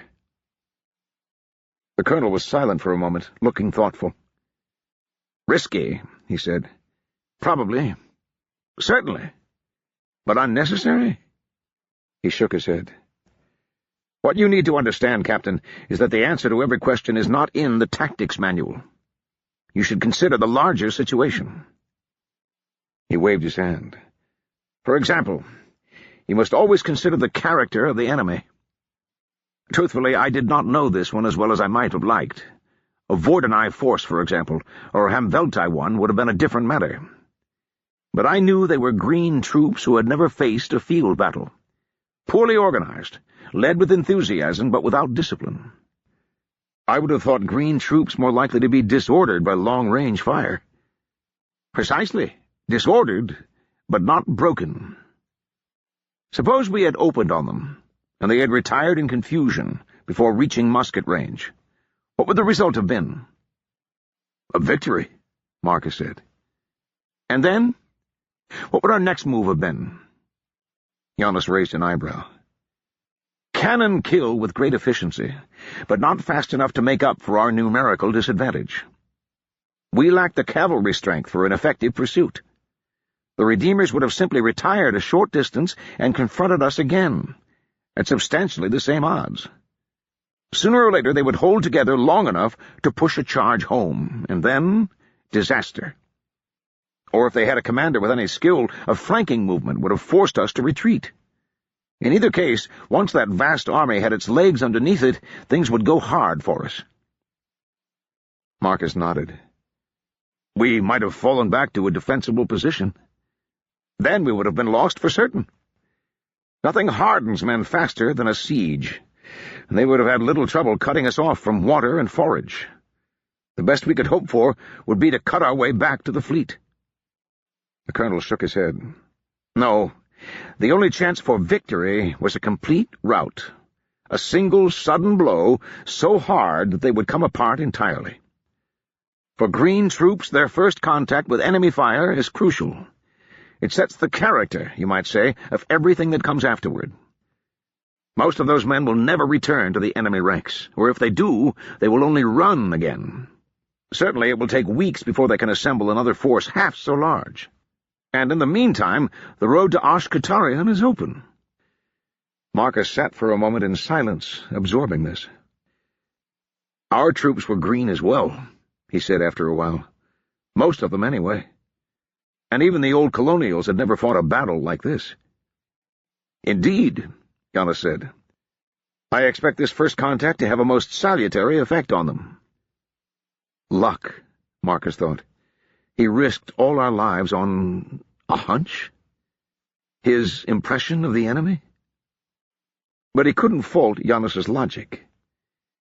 He himself hadn't seen any way to win through against the numbers they'd faced. He'd assumed that, in spite of Giannis's talk the night he'd arrived, he planned to make a reasonable effort, prove to his superiors that he was no coward, and then retreat when the situation became untenable. He really does intend to win. The thought made Marcus shiver. "Well," Giannis said, "does that satisfy you, Captain?" "I'm not sure, sir," Marcus said. "I need to think on it." "Do so, and feel free to return with further questions." The smile again, there and gone like distant lightning. "It's part of a commanding officer's duty to educate his subordinates." If that was true, no one had told the other colonels Marcus had served under. Not that Ben could have taught me much. He nodded anyway. "Yes, sir." "Now, you said you had business." "Indeed," Giannis said, without a change in his expression. "I would like you to arrest Captain Odric Roston on the charge of dereliction of duty and others pending investigation." Marcus stared, feeling as though he'd been punched in the stomach. Giannis raised his eyes to the tent flap. Augustin," he said. "Something to eat as well, I think." "Sir," Marcus began, "I'm not—" He stopped, fighting the urge to panic, and cleared his throat. "Are you sure? I'm just not certain that this is wise." "Wise?" Giannis raised an eyebrow. "Would you say that Captain Roston is a good battalion commander?" Marcus almost said, "Of course," automatically. No senior officer could expect an honest answer to a question like that. But something in those gray eyes made him hesitate. "Would you say that he has acquitted himself well over the past month?" Giannis went on. Again Marcus was silent. The colonel seemed to take that for a reply. "Then would you say that he's well liked by his men? That his removal might cause discipline problems?" "Not goddamned likely." There were certainly a few in the 4th Battalion who would shed a tear at Odric's passing. But that would be because they enjoyed the laxity of his discipline, not his company. In Osh-Katarian he'd practically ignored the rankers, preferring to spend his time with the other officers and a glittering array of Kandari high society. "And finally," Giannis continued remorselessly, "would you say there are no better men available? Your Lieutenant Fitzhugh Wallis, for example, seems to have done exemplary work." Marcus found his voice at last. "But, sir, dereliction of duty?"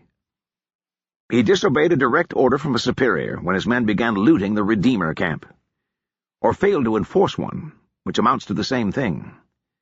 The result was damaging to our cause and our material position. What else would you call it?" "The men are green, sir. They got out of control. All the more reason to show them that this sort of conduct will not be tolerated." Giannis's voice was still pleasant, but Marcus thought he could hear the ring of steel underneath. "A demonstration must be made." Marcus remembered, uncomfortably, being on the other side of this argument in Odric's tent. He nodded slowly. "I understand that he is your friend," Giannis said, letting a little sympathy into his tone. "But you must admit I would be justified." "You don't know him," Marcus wanted to say. Giannis hadn't been at the war college with Odric, hadn't nursed him through vicious hangovers, or watched in mystified envy as he effortlessly charmed young women with his smile and the glitter of his uniform. He hadn't been at Green Springs, where Odric and a company of the 4th had charged across open ground under fire to rescue a half-dozen wounded men. And, of course, he saved my life. Marcus wondered whether that had been in Giannis's files. "Sir," Marcus said, "may I make a suggestion?" "Of course." What if I speak to Captain Roston and make it clear that, were he to offer his resignation, you would accept it? That would be kinder." "I'm afraid not," Giannis said. "The effectiveness of the demonstration would be lost." Giannis considered. "You may break the news to him if you like, and ask him to present himself for arrest if you think that would be easier on him. I have no wish to be unnecessarily cruel." "Thank you, sir," Marcus said hollowly. He saluted. "If you'll excuse me." "All in all," Fitz said, "we got off astonishingly light." He had to speak up to be heard over the screams. There was a man strapped to the surgeon's board, a mangled arm held in place by a burly orderly while the cutter worked with the bone saw. They'd given the patient a leather-padded stick to bite down on, but apparently he'd lost it. At least his voice drowned the noise of the saw itself, a high-pitched sing-song whine that gave Marcus the shivers. "Counting the scouts," the lieutenant continued, "we have less than 100 dead or seriously wounded. Another 100 or so that should recover. Given the numbers engaged—" Marcus nodded as Fitz went on. No one had troubled to count how many Kandari had died, of course, but it had been a great many. Details were still stripping the field of corpses, stiff and bloated now after a day in the desert sun, and carrying them to the pyres that burned day and night. Gleaners brought back what they could find, but there was little enough. Most of the Redeemer's supplies had burned with their tents.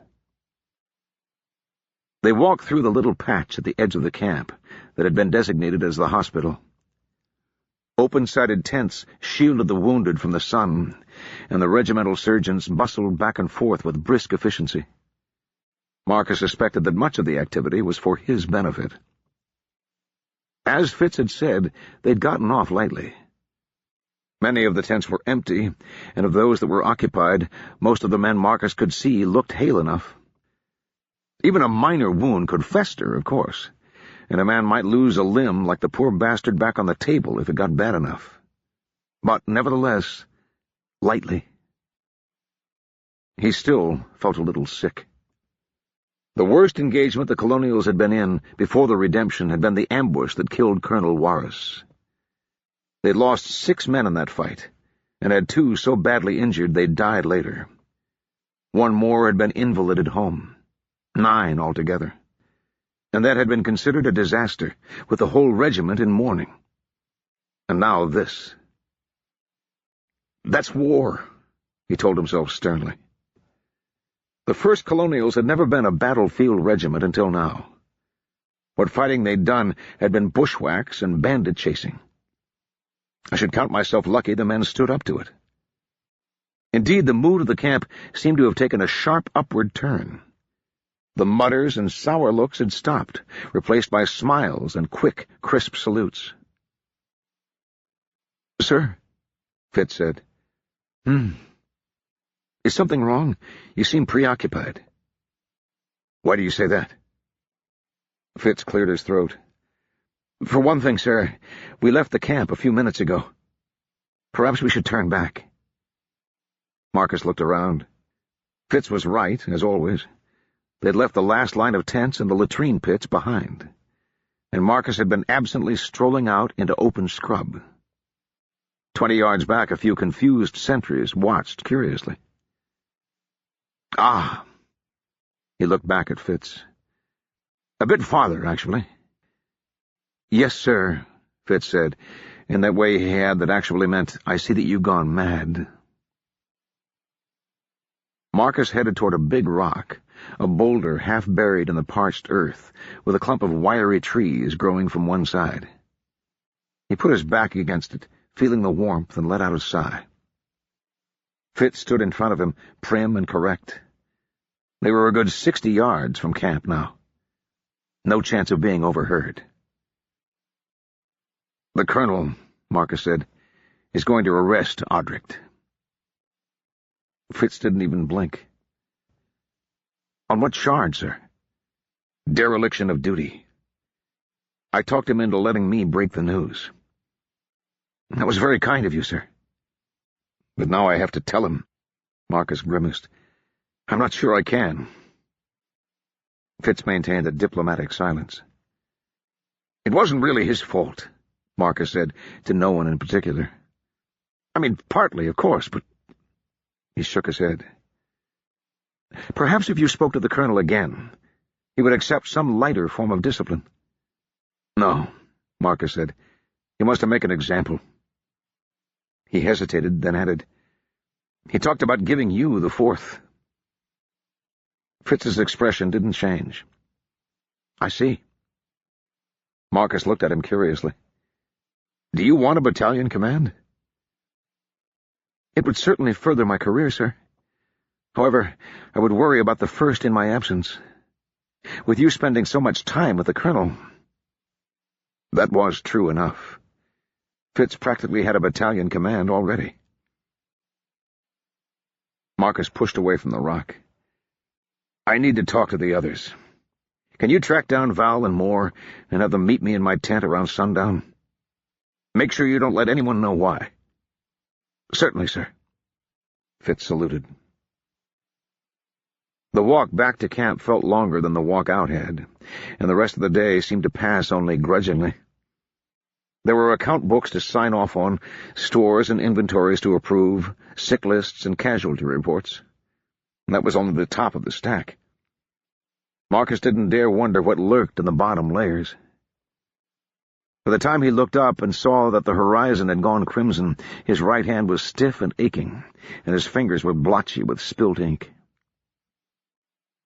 Moore arrived first, red-faced from hours in the sun and in a foul mood. He shrugged out of his uniform coat before Marcus could say a word, tossed it into a corner of the tent, and tugged at his collar. "They're a bunch of children," he said. "Bunch of spoiled children. Tell them they've done something wrong and they look at you like they're about to cry. I don't know where the colonel dug up this lot." "The recruits?" Marcus said. "The rankers are fine. It's the lieutenants that are the problem." Moore paced the length of the tent twice, then aimed a kick at his own jacket. "Bunch of stuck-up goddamn paper soldiers. Not one of them had seen any action, and before the battle yesterday they were just about pissing their pants. But now they all think they're Forrest the Conqueror come again." Moore shook his head. "Are your lot any better? Want to trade?" Marcus shook his head, feeling guilty. He barely knew his own company commanders, aside from the old colonials. Giannis had monopolized the time he ought to have been spending with them. "Next time we drill, I'm going out myself," Moore said. "Make them eat a little dust, instead of just wagging their chins. Maybe that'll teach them something." He let out a long sigh. "Got anything to drink?" "Not just now. We've got problems." "Don't I know it? That's why I asked for a drink." Moore flopped down beside the camp table. "So what's going on?" "We need... here he is." Val pushed aside the tent flap and entered, blinking in the lamplight. "Marcus, Moore," he said politely. "Fitz seemed agitated, so I hurried over." "Agitated?" Moore said. "He doesn't know the meaning of the word." "Agitated for Fitz, I mean," Val said. "Sit down," Marcus said. "We need to talk." "Now I'm starting to get worried," Moore said with a smile. "Given the company," Val said, "I think I can guess the subject." "It's Audric, isn't it?" "It's Audric," Marcus confirmed. "The colonel's not happy with what happened to the Redeemer camp." "Bah," Moore said. "It's not pretty, I'll grant you. But they got what they deserved." "Deserved?" Marcus said. "They were running away. There were women." "Women who followed an army into battle," Moore said. He waved a hand dismissively. "If they'd stayed in Ashkatarian, they'd have been safe. And nobody had to run away. We gave them a chance to surrender." "There's still no excuse for slaughter," Val said stiffly. "The rules of civilized warfare." "Last I checked, the goddamned Redeemers are not exactly signatories to the goddamn Convention of '56. They eat their prisoners, remember? It's just a rumor, Val said. In any case, Marcus cut in loudly, Audric is taking the fall for it. The colonel told me he wants him arrested. Arrested? Val looked incredulous. For what? Dereliction of duty. Marcus shrugged. Whether he can make that stick in a court-martial, I have no idea. But Audric would spend the rest of the campaign in a cage on just the colonel's say-so. Who gets the 4th? Moore said. Fitz, Marcus said, a sour taste in his mouth. Or so the colonel implied. About time, Moore said. Val ignored him and turned to Marcus. What are we going to do? I wanted to see you two first, Marcus said. We need to decide together. Decide what? Moore said. Sounds like the decision's already made. We need to decide if we're going to stand for it, Val said. Exactly, Marcus said. There was a long moment of silence. Moore looked from one to the other, started to chuckle, then trailed off. He sat up abruptly. You're serious, aren't you? He said. Audric is one of us, Val said. One of the colonials. We can't just abandon him. He never was worth a damn, Moore said. And he hasn't lifted a finger since the Redeemers sent us packing. Half the time he's too drunk to walk. That hit a bit close to home for Marcus. The answer might be simple for Val, but he was a man of simple loyalties. Fitz would make a better battalion commander than Audric. Giannis was right about that. And Audric was, well, Audric. Marcus had been with the other captains so long that he'd lost sight of them. They were simply part of the landscape, as immovable as the fixed stars. The colonials without Audric would be like waking up without an arm or a leg. But Giannis forced him to look with an outsider's perspective, and he had to admit that he didn't like what he saw. I can't believe you're talking like this, Moore said. I know he was at the college with you, Marcus, but I can't believe you aren't, Val snapped. If it was Marcus or I taking the blame, would that be any different? Of course it would. Audric got what he deserved, Marcus suggested.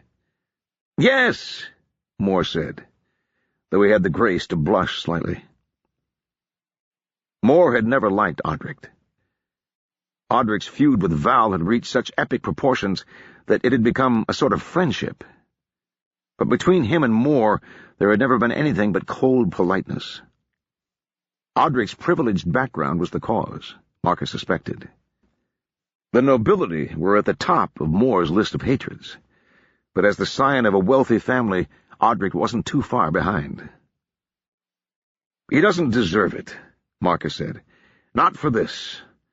Green troops, in their first real fight, it could have happened to any one of us. His men were just the first ones over the line. So what are you suggesting? Moore said.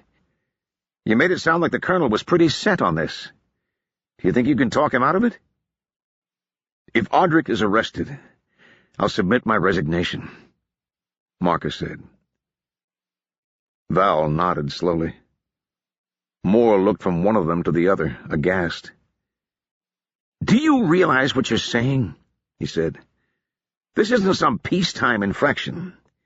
If you refuse to serve during a campaign, the colonel can get you for desertion. Forget spending the march in a cage. He could shoot you on the spot. Val's face clouded.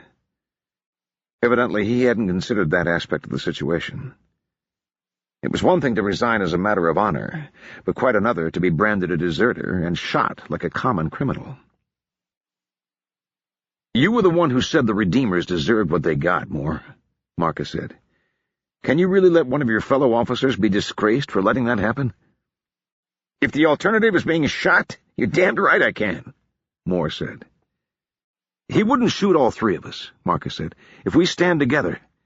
He won't get the chance, Moore said. I'll have no part of this. I'm sorry, Marcus. There was a long pause. Marcus looked at Val. Val began, then hesitated. I need to think. I've lost, Marcus thought. He knew Val too well. In the hot flush of anger and honor besmirched, he would have willingly marched into hell itself. But given a night to reflect, his fears would get the better of him. He forced a smile and got to his feet. Well, I think we can leave it there for tonight, then. You're not going through with this, are you? Moore sounded anxious. For God's sake, Marcus. Good night, Moore. Val. The two of them left, though not without a few backward glances. Only a moment after they'd gone, Fitz ghosted in, carrying a mug of steaming tea. He presented it without comment. Thank you, Marcus said. That'll be all for tonight. Sir. Fitz saluted and withdrew. Sir, Marcus said. He'd dressed in his best, the formal blues he'd worn to welcome Giannis to the regiment, and his salute was parade ground crisp. Only the darkness around his eyes betrayed any hint of a sleepless night. If the colonel was similarly troubled, he showed no sign of it. He sat on the blue-shaded half-light of his tent, the folding table assembled, and a painted leather map unrolled across it. Alongside this were a number of paper maps, mostly hasty pencil sketches. He studied these so intently that he didn't even look up at Marcus's greeting, merely waved a hand for the captain to take a seat. Only after a few seconds, when Marcus remained standing, did he raise his head. "Captain," he said, "I would value your input, if you don't mind." "Sir," Marcus said again. He reached into his breast pocket and withdrew a folded slip of paper, which he placed in the center of the map. "Ah," Giannis said. "Is this from Captain Roston?" Marcus closed his eyes for a moment. "No, sir. From me." It was the first time that Marcus could recall seeing Giannis look surprised. The expression flickered across his face for a split second, only barely visible, before iron controls slammed back into place. Still, somehow, it was gratifying. At least he can be surprised. Marcus had half expected to find Giannis waiting for him with a court-martial. The colonel, his expression once more a mask, reached for the note and flicked it open. It wasn't long, just a few lines. A moment later he tossed it aside and looked back up at Marcus. "Would you care to explain, Captain?" "Sir, I don't believe it requires—" "Captain!" Giannis's voice cracked like a whip. Marcus swallowed.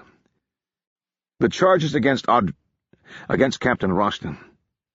Your original order was relayed to him through me, and I was the officer in overall command. Therefore the failure is mine, as are the consequences. If you required Captain Roston's arrest, I could not in good conscience refrain from submitting my resignation." "I see." Giannis tapped his index finger on the desk. "I assume you're aware that I can reject this?" "Yes, sir. And I can refuse to recognize your rejection." "And since we are engaged in an active campaign, that qualifies as desertion," Giannis said. "I see." The finger tapped again. "You agreed with me that Captain Roston was not the best man for the job?" "Yes, sir." Marcus hesitated, but there was no going back now. "That doesn't make it right to remove him like this." Tap, tap, tap. Then, all at once, Giannis's face became animated again, as though someone had shone a spotlight on it. "Very well." He pushed the letter back across the table. "You may keep this." Marcus blinked. "Sir?" "Getting rid of Captain Roston is not worth losing you in the bargain." "You win, Captain." Another flicker, this time a smile. "As usual, it seems." "Captain Roston, you will convey my displeasure to Captain Roston at the conduct of his men, but unofficially." Giannis fixed Marcus with a penetrating stare. "You understand that should the captain fail in his duty again, you will bear the responsibility for it?" Yes, sir. Marcus took what seemed like his first breath in hours. Thank you, sir. No thanks are necessary, Jonas said. Now, sit. We have plans to go over. What? Now, sir? Time is short, Jonas said. We've wasted far too much time on peripheral matters already. Yes, sir. Marcus's mind felt like a clockwork engine thrown suddenly into reverse, gears screeching and stripping. He tried to focus on the map, but it seemed like nothing but a random set of painted splotches. He did his best not to show his confusion, but hiding his feelings from Jonas was apparently beyond his ability. The colonel gave him a cool glance, then waved a hand vaguely. A few minutes, on the other hand, will not greatly delay us. I suggest you go and change into your usual uniform. You seem uncomfortable. Yes, sir. Marcus hesitated. Thank you, sir. Jonas was already bent over the map again, leafing through a stack of scouting reports. Marcus beat a hasty retreat. Stepping outside, he practically ran into Val. The other captain was approaching at a jog, his uniform sending up a gentle jingling sound, like a fool with his cap and bells. He had embellished it over the years with bronze and silver trinkets and embroidery in the Kandari style. None of them had anticipated needing their dress blues for official Vordenai functions again. Marcus, Val said, breathing hard. I'm sorry. I came as quickly as I could. What are you doing here? Have you given it to him already? Given it? Marcus stopped as realization dawned. You've come to resign? Of course, Val said stoutly. Then abruptly looked sheepish. I admit that Moore nearly had me convinced last night. But this morning I thought, hell. His blush deepened. I couldn't stand leaving you in the lurch, and that's that. But it took me a while to get dressed and write the bloody thing out. He fished in his pocket. Please tell me it'll still do some good. Marcus smiled. He felt abruptly like a weight had fallen from his shoulders, as though he could only now acknowledge the reality of what had happened. I don't think the colonel has any need of it, he said, but it's certainly a great comfort to me. But... Marcus clapped him on the shoulder. Come on. I still need to change. Half an hour later, back in his regular sun-bleached uniform and fortified by a cup of coffee, strongly flavored by a splash of Kandari liquor, Marcus ducked into the colonel's tent again and snapped another textbook salute. The colonel was in the same attitude as when he'd left, though most of the scouting reports had been converted into pencil notations on the maps. Captain, Jonas said, will you actually sit down this time? Gladly, sir. He hesitated. I must apologize for disturbing your planning earlier. The colonel gave an affected sigh. Think nothing of it. We have more important matters to discuss. Marcus nodded and sat. The colonel turned the leather map so that it faced him, and tapped a finger on it. It took Marcus a moment to parse. The script was Kandari, and the mapmaker had used unfamiliar symbols. But once he found the label for Ashkatarian, the landscape snapped into place. Janus's finger marked the regiment's current position, roughly 35 miles from the city. We march tomorrow, Janus said. The question, of course, is where? To the city, presumably, Marcus ventured. Indeed, but getting there is going to be a problem. News of our victory has reached them by now, and General Katoba appears to have bestirred himself at last. You think he'll meet us on the road? Unfortunately, I doubt that he'll be quite so bold. No doubt he'll keep to the west bank of the Tsale, and therein lies the difficulty. You see? Marcus frowned.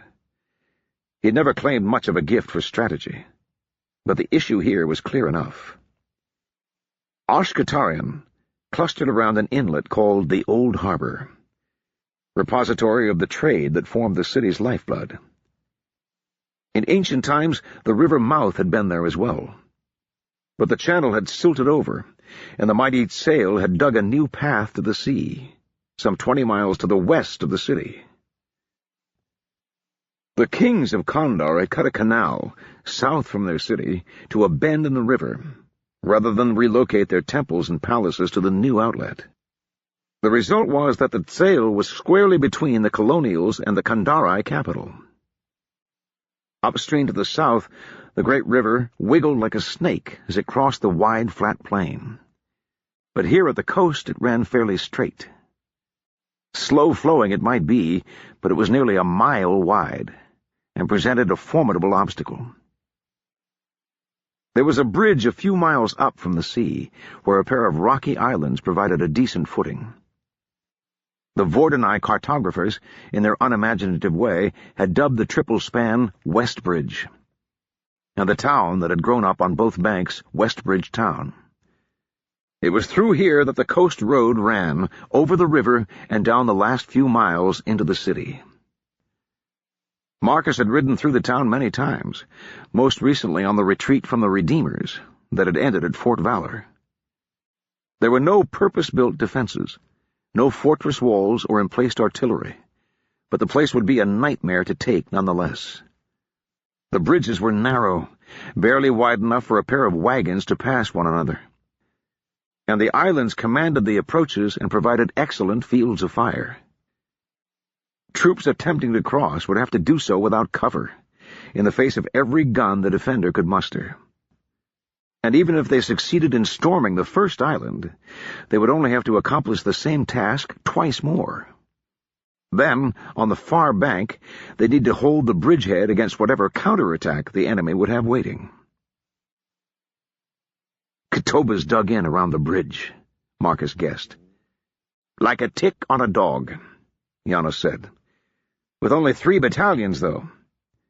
He's no fool, and he knows we won't go that way unless we have to. He tapped the map again, upstream of the city. The other 3 are here. There's a ford just north of this river bend. Good enough to cross if we don't mind getting wet. A ford sounded hardly better than the bridge.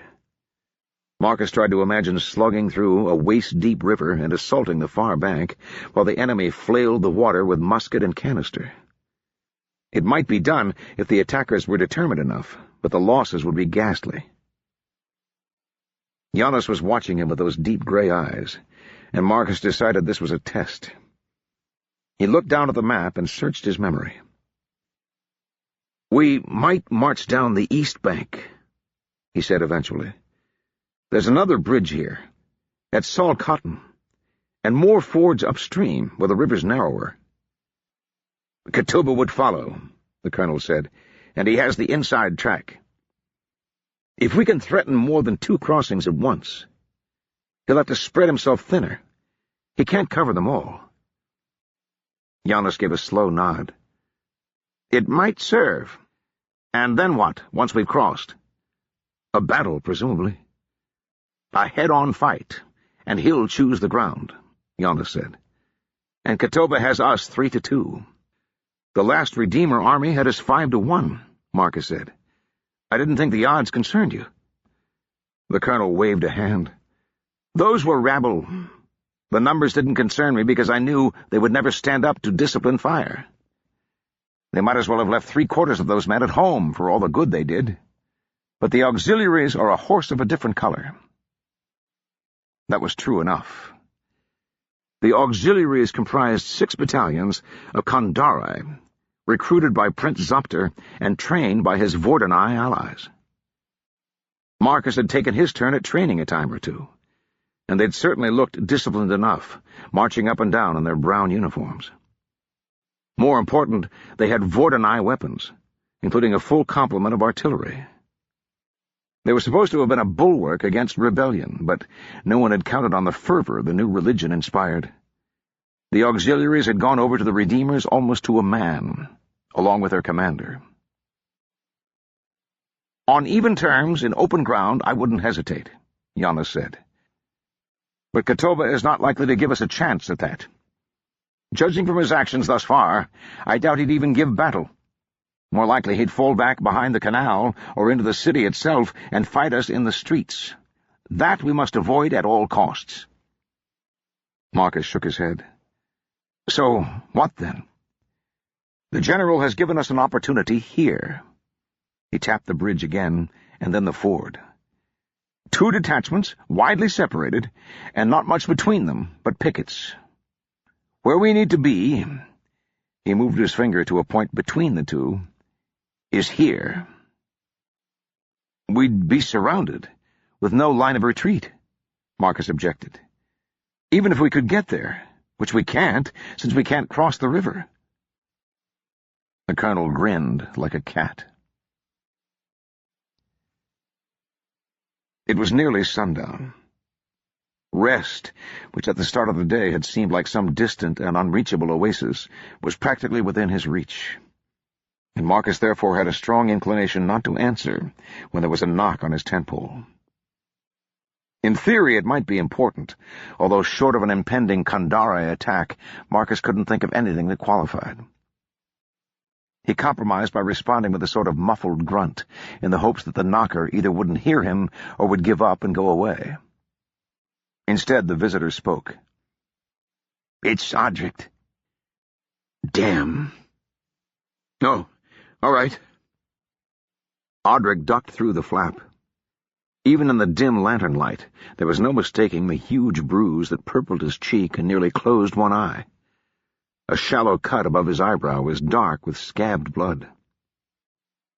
"Saints and martyrs," Marcus swore. "What happened to you?"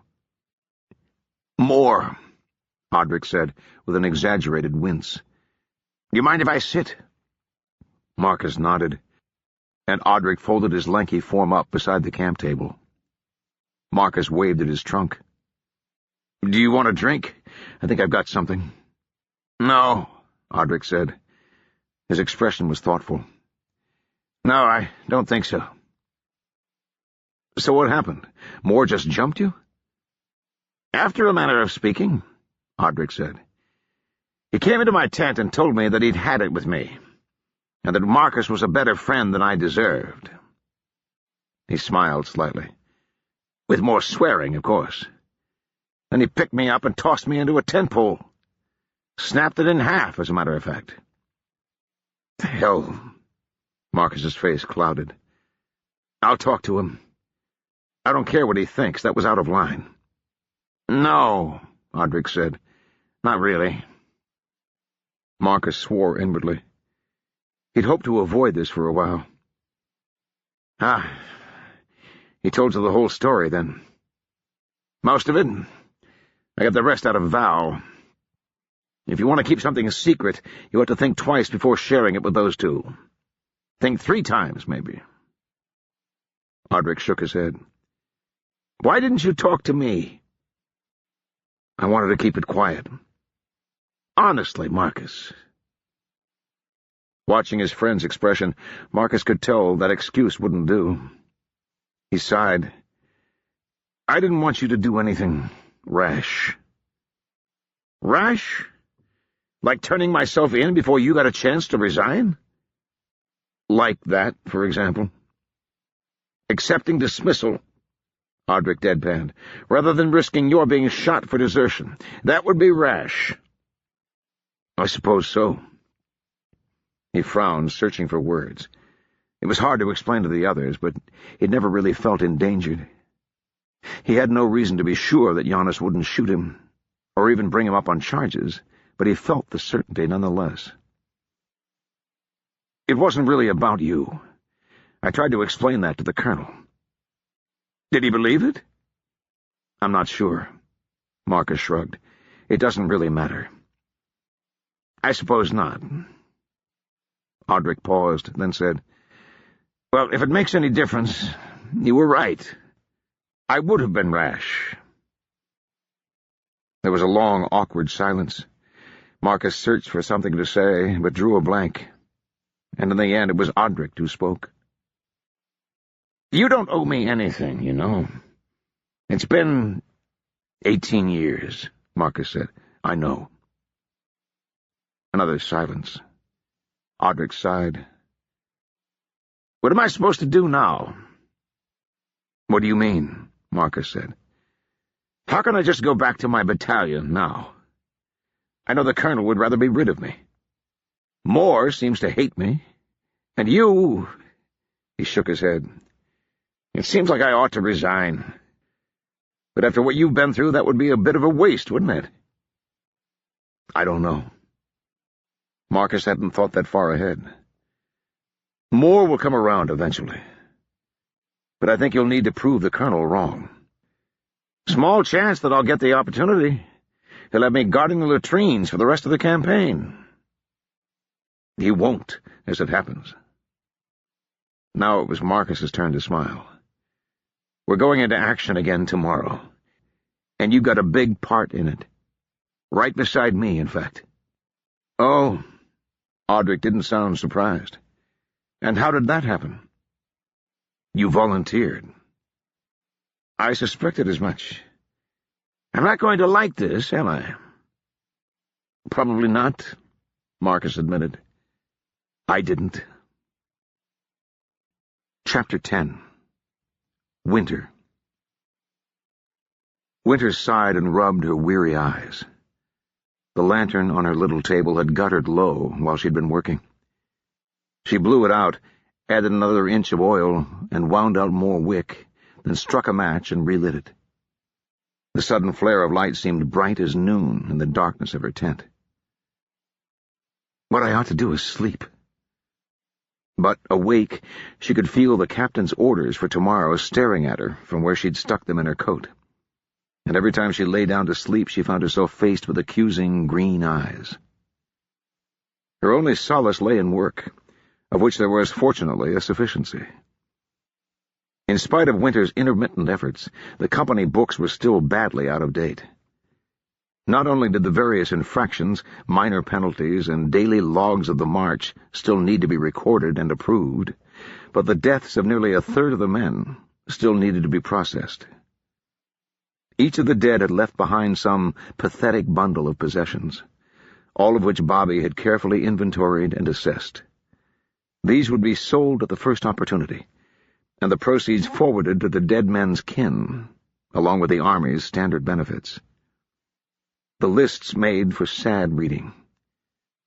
Winter tapped her pen beside a line that read, "One locket or keepsake, brass, containing a miniature of a young woman, of indifferent quality, 2F6P. She wondered whether the girl had been a wife, a lover, or merely some object of brotherly affection. Then, frustrated, she tossed the pen aside and leaned back on her elbows. Her eyes, itchy with fatigue and lantern smoke, filled with tears. "Are you unwell?" The voice was Feor's. There was hardly anyone else likely to speak to her in Kandari, but Winter started anyway. The girl was so quiet it was easy to forget that she was there. She lay on her stomach on the extra bedroll Graf had cadged from the quartermaster's, reading by the flickering light of Winter's lamp. Aside from the occasional rasp of a turning page, she might have been a queer-looking statue. "No," Winter said, blinking away the tears. "Well, yes, but not how you mean. I'm tired." "Your diligence does you credit," Feor said. Sometimes the girl's tone was so solemn that Winter was sure she was joking, but her face never showed any hint of it. "I'm sorry I must be keeping you awake." "It's no trouble. Since I have no duties here, I have time enough to sleep." With a broken arm, Feor could hardly set up tents, or cook, or clean weapons or uniforms. She spent most of her time bundled in a white robe, trudging along with the quartermasters and the rest of the camp servants. Graf escorted her to Winter's tent when they stopped for the day, and she stayed inside until full dark. Bobby or Folsom brought food in at dinner time. Winter had been worried that someone would notice, and undoubtedly many had, but it hadn't attracted the attention she'd feared. The army had started out with a considerable tail of servants and camp followers, and had only added to it during the slow progress up the coast road toward Ashkatarian. However much the Kandari might hate their Vordanai oppressors, it seemed as if some of them were not averse to washing those oppressors' clothes, selling them food and wine, or sharing their bedrolls. Not if the price was right. So while it was an open secret that Winter shared her tent with a young woman every night, she was hardly the only one, and the only response from the men had been some wistful grumbling about the privileges of rank. No doubt Davis and the others were laughing at what their saint was up to. Thankfully, Winter had not run across the sergeant since the battle. If her earlier promotion had angered him, her brevet to lieutenant would drive him to a frenzy. She hoped idly that he'd gotten himself killed somehow, but she doubted she would be so lucky. "I'm sorry I don't have more for you to read." Winter's inquiries among the servants and camp followers had produced only a couple of slim volumes, mostly myths and tales for children. "You must have seen all that before." "I consider myself lucky that I was rescued by someone with such a command of our language." "Most of the old colonials speak it, at least a little." "You have more than a little," Feor said. "You must have made a study of it." Winter shrugged. "Here and there. There wasn't much else to do while we were in camp." "In my limited experience, most soldiers seem to be satisfied with drinking, dicing, and whoring. These did not appeal to you?" "Not especially." Winter cast about, eager to change the subject. "What about you? I suppose you lived on the sacred hill before the redemption started." Feor nodded. "In a special cloister, with the other Nathim." "What was that like?" "The old priestesses never let any Vordanai so much as set foot on the holy ground." The girl reflected for a moment. "Orderly," she said. "We live our lives for Mother and the gods. Our days were tightly circumscribed. So much time for prayer, so much for study, so much for chores." "That sounds familiar," Winter muttered. "Did it bother you, living like that?" "I knew no other way to live, until the redemption. We were kept from contact with the unholy." "What about before you came to the temple? Did you have a family?" Feor shook her head. "We were all orphans. The word is Sal-Irusk, sacred children. Those entrusted to the temples in infancy. Mother chooses her Nathem from among these." She paused, and there was a hint of pain in her eyes. "The last few months have been something of a shock. The Redeemers have brought us chaos." "And you want to go back?" "Yes," Feor said. "I must return to Mother." "Even if she locks you up again?" "It is for our own protection. Nathem are in danger from the unholy world. It would use us or destroy us." Winter frowned. "Then why tell me?" "You saved my life," Feor said. "Lies seemed a poor way to repay you." Winter nodded. She still wasn't sure what to make of this Nathem business. Feor seemed ordinary enough for a priestess, but she clearly believed the title meant something, and Winter had been hesitant to challenge her on it. Let her have her beliefs if it makes her happy. The Nathem of the stories were monstrous figures, powerful and malicious, but perhaps the priests of the sacred hill meant the term differently. "I should get some sleep," Winter said. She glanced at her coat, as though she could read the orders through the pocket lining. "Tomorrow is going to be busy." "Another battle?" "I hope not. God willing, we'll just get a little wet." Feor nodded, but thankfully didn't press for details. Winter coughed. "If something goes wrong and we're captured or something like that, you may end up on your own. If you stick with the army, you shouldn't have too much trouble." "I can wash clothes with the rest, if need be." Feor fixed her with an oddly calm stare. "But you will return." "Is that a prophecy?" Another little smile. No, just a guess, but hopefully an accurate one. Winter snorted and blew out the lamp. If she dreamed, she was too tired to remember any of it. When Bobby came to wake her an hour before dawn, Winter got out of bed feeling almost refreshed. She dressed in darkness and slipped outside to find the 7th Company waking up around her, men emerging from their tents, grumbling and bleary-eyed. Watching them tighten their belts and take their weapons from where they'd stacked them the night before, Winter felt the first fluttering of the anxiety she'd fought all the previous day. That anxiety was in full flood by the time the men had formed up and begun the short march to the river. Winter walked at the head of the column, looking over her shoulder every few moments to make certain they were still following. Why should they follow? Her stomach roiled. A week ago I was Ranker Winter Earnglass. Then Sergeant. That wasn't so bad. I still just had to follow orders. But now... The captain had given her the assignment, and there would be no one else to blame if it went wrong. Or if I get my people killed, like DeVries did. The lieutenant had been a fool, but I'm sure he didn't think of himself as an idiot. Who's to say I'm any better? The sky was gray with pre-dawn light by the time they reached the river. The Vordenai column had camped a few miles to the west of the sail, behind a ridge that would hide their bivouac from any lookouts across the water. They'd left the coast road the day before behind a strong cavalry screen, and Winter's men trudged across sodden fields and goat tracks to cover the last stretch to the riverbank. But sail stretched out before them, looking more like a lake than a river. It was nearly a mile across, milky brown in color, and placid as a mill pond.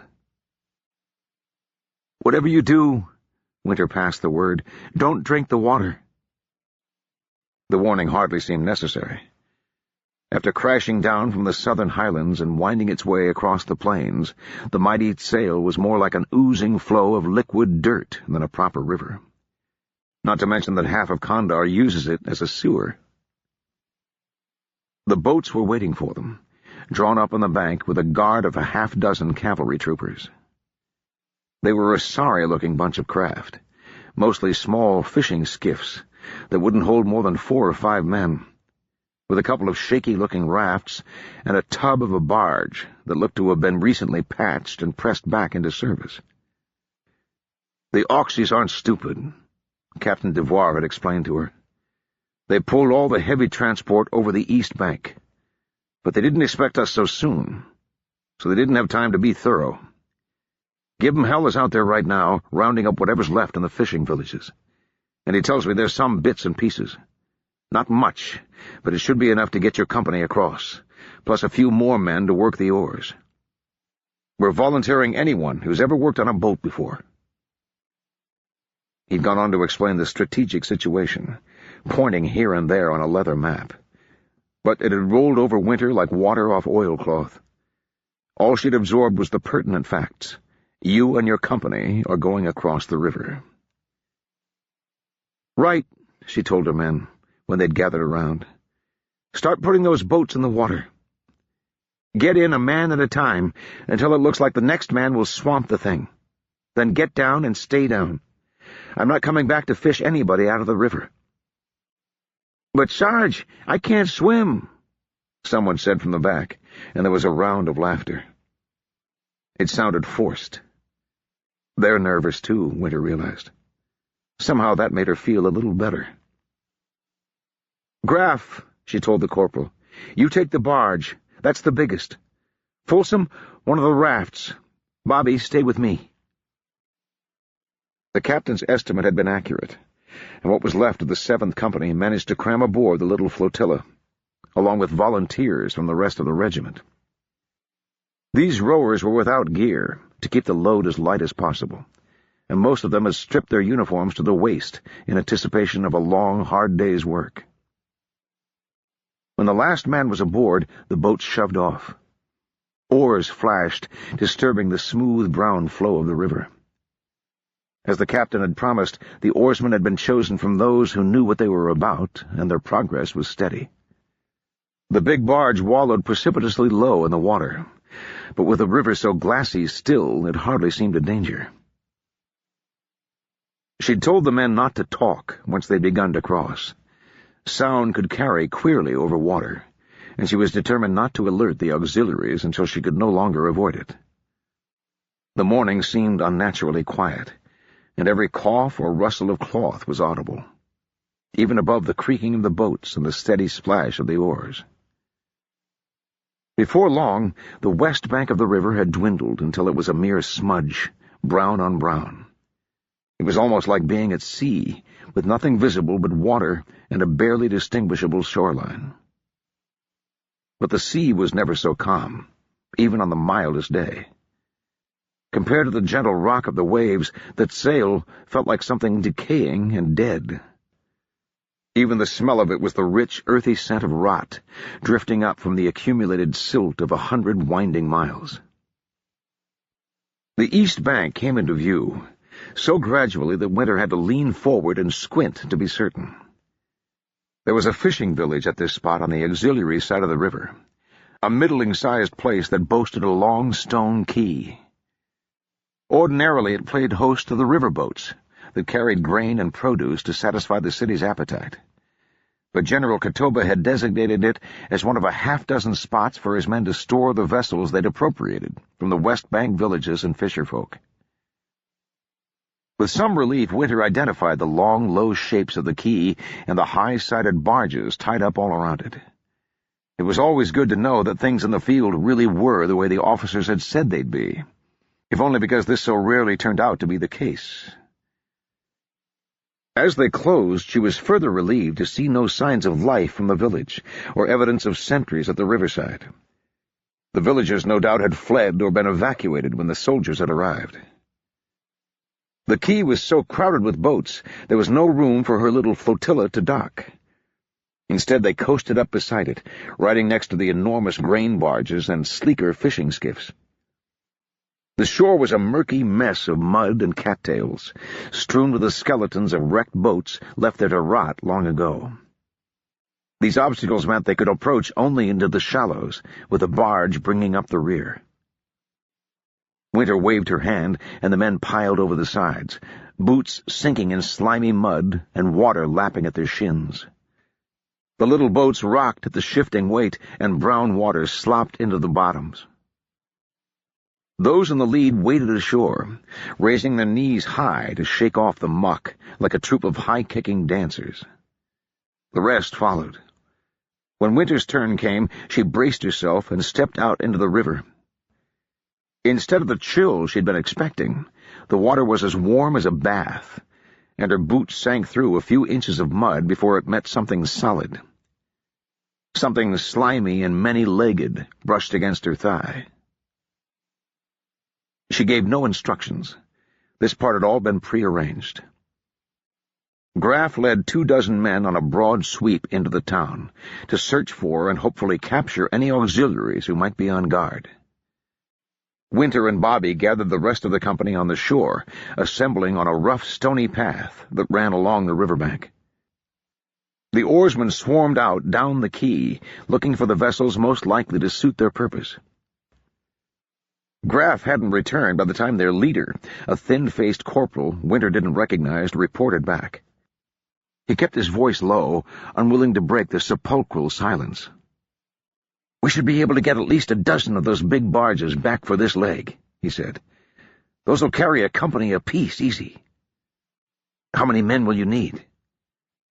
There were too few of the rowers to move the larger boats, so some of the 7th would have to be drafted as extra hands. "Call it 3 dozen. Winter chewed her lip. That would leave her barely 50 to hold the quay on this side until the boats returned. The captain had been quite specific. They'd need every one of the boats to get the entire regiment and its supply train across.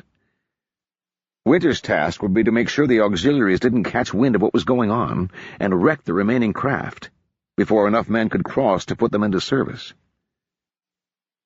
Things seemed quiet enough, though. She gave a decisive nod and directed the corporal to Bobby, who started telling off men for rowing duty.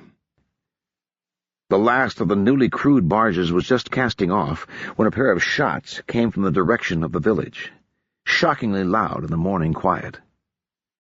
The corporal aboard the barge looked back at Winter, but she waved him on and turned to Bobby. "Corporal Folsom, guard the quay. Corporal Forrester with me."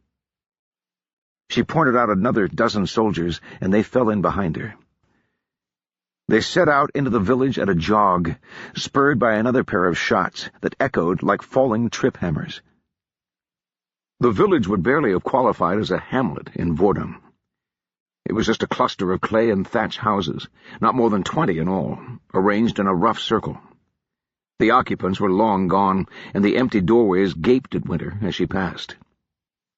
Up ahead, against the walls of the last couple of huts, were a dozen men in Vordenai blue.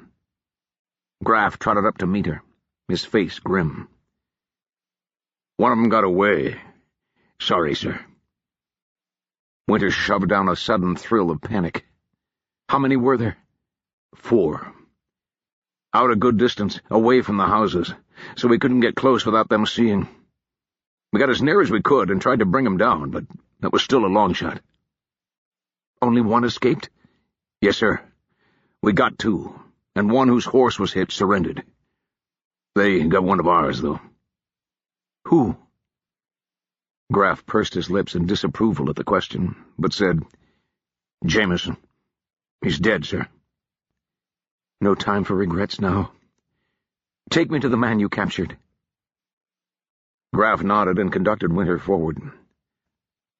The men Graf had brought with him were still on guard, muskets loaded and at the ready, as though they expected the Kandare to return any moment. The unfortunate Jameson lay on his face where he had fallen, a bloody hole the size of Winter's fist between his shoulder blades. Winter looked away. 2 Kandare lay out in the field beyond the village, while a third sat cross-legged under the watchful eyes of a pair of Vordenai.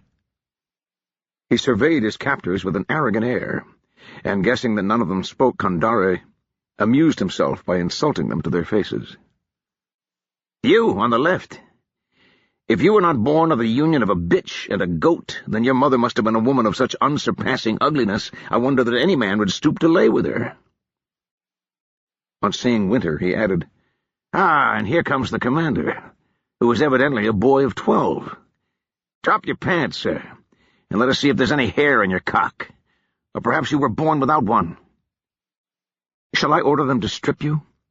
Winter snapped in Kandare. "So that we can have a comparison?" The man sat up a little straighter, but said nothing. Winter shook her head. "Should I bother asking questions?" she said. "Or should I just tell my men to begin beating you?"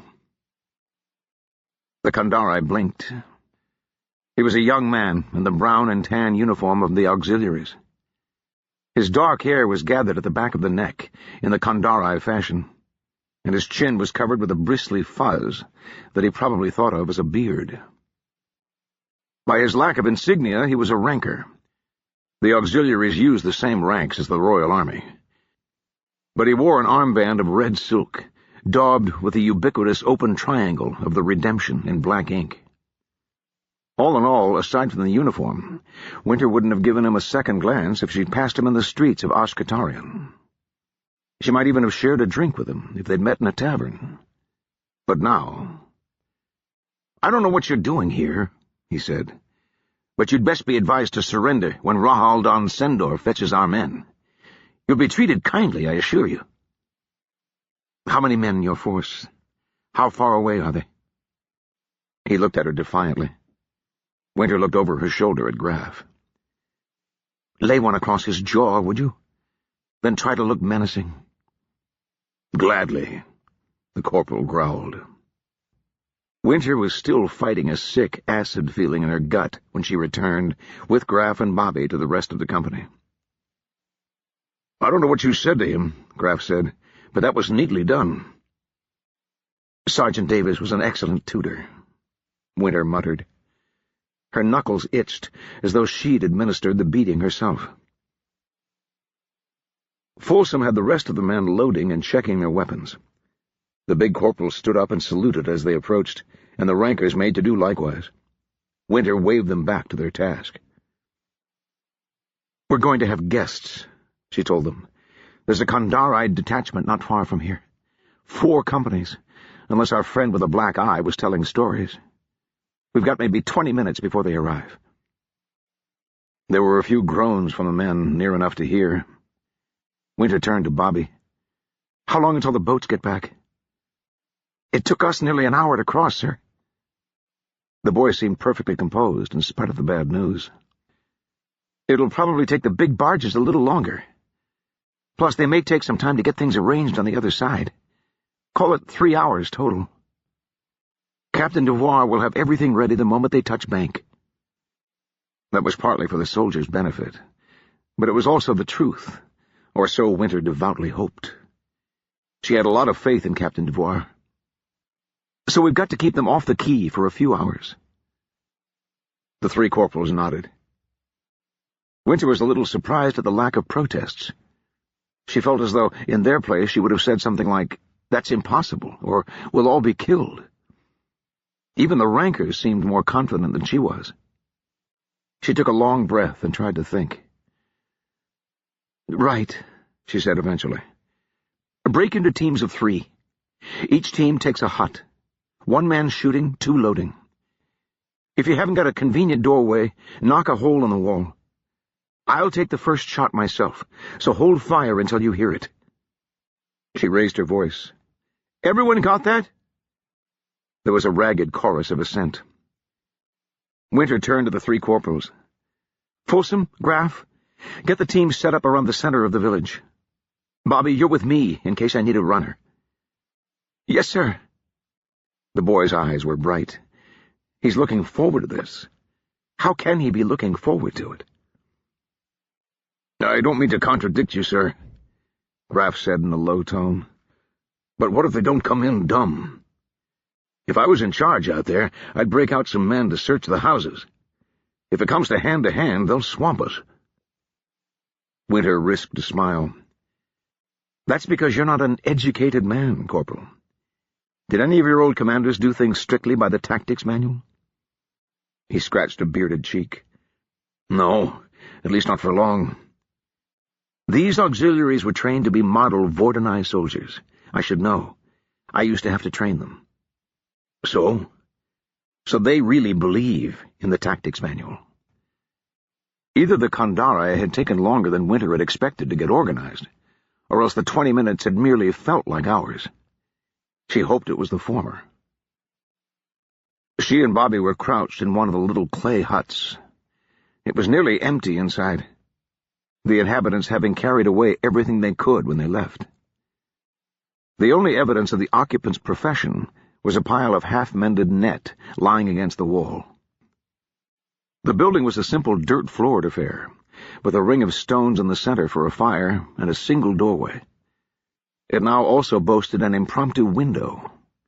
A few minutes' work with bayonets had been enough to carve a head-sized hole through the soft clay. It was through this hole that Bobby was keeping watch to the northeast, the direction from which the prisoner had said the Kandari would come. When the boy waved her over, Winter's tension ratcheted up another notch. She'd been halfway hoping the Oxy had been lying, out of bravado or a desire to frighten her off. Apparently not. Leaning out the doorway, she could see men in the distance, marching across the sodden fields. They were in close order, as though on parade, a wall of brown uniforms and glittering weapons. At least she couldn't see any guns. They would have spelled the end of any chance of effective resistance. These clay walls would offer little protection from cannonballs, and the auxiliaries would be happy to blast the huts to pieces and march in over the ruins. As it is... She watched for a few tense minutes. Bobby, at the loophole, had a better view than Winter. "They're doing something," he said. "Changing formation, or breaking off." Winter saw it, too. Damn. They'll send part of the force in and keep the rest as a reserve. "Should we change the plan?" "No time now. Just don't shoot until I tell you." While one group of men stood, staid as cows, out in the fields, the advance force closed in. Winter guessed there were 2 companies, 240 men, give or take, in a neat column on a half-company front. The leading men passed between the outermost pair of huts, stepping in unison to the steady beat of their drums. She could see a lieutenant in front of the first rank, his drawn sword in his hand. Winter sent up a silent prayer that her men would remember their instructions and have the stomach to sit on their hands until the Kandari got closer. Surprise was a precious thing, and they would get only one chance at it. Though with another 2 companies in reserve, she shook off the thought. Apparently the Almighty was listening. No shots echoed through the village as the auxiliaries advanced, neat tan boots spattered with mud. The head of the column was nearly level with her hut now, which was most of the way to the waterfront. The rear was just entering the village. "Think you can hit that, Lieutenant?" Winter said. The boy frowned. "That seems a little unsporting, sir." "Sporting is for handball. Drop him." The boy nodded and bent to one knee, resting the barrel of his musket on the edge of the loophole. The man Winter had so casually marked for death was barely 10 yards away, still oblivious, conducting the march with his shiny sword as if he were in review in front of the palace.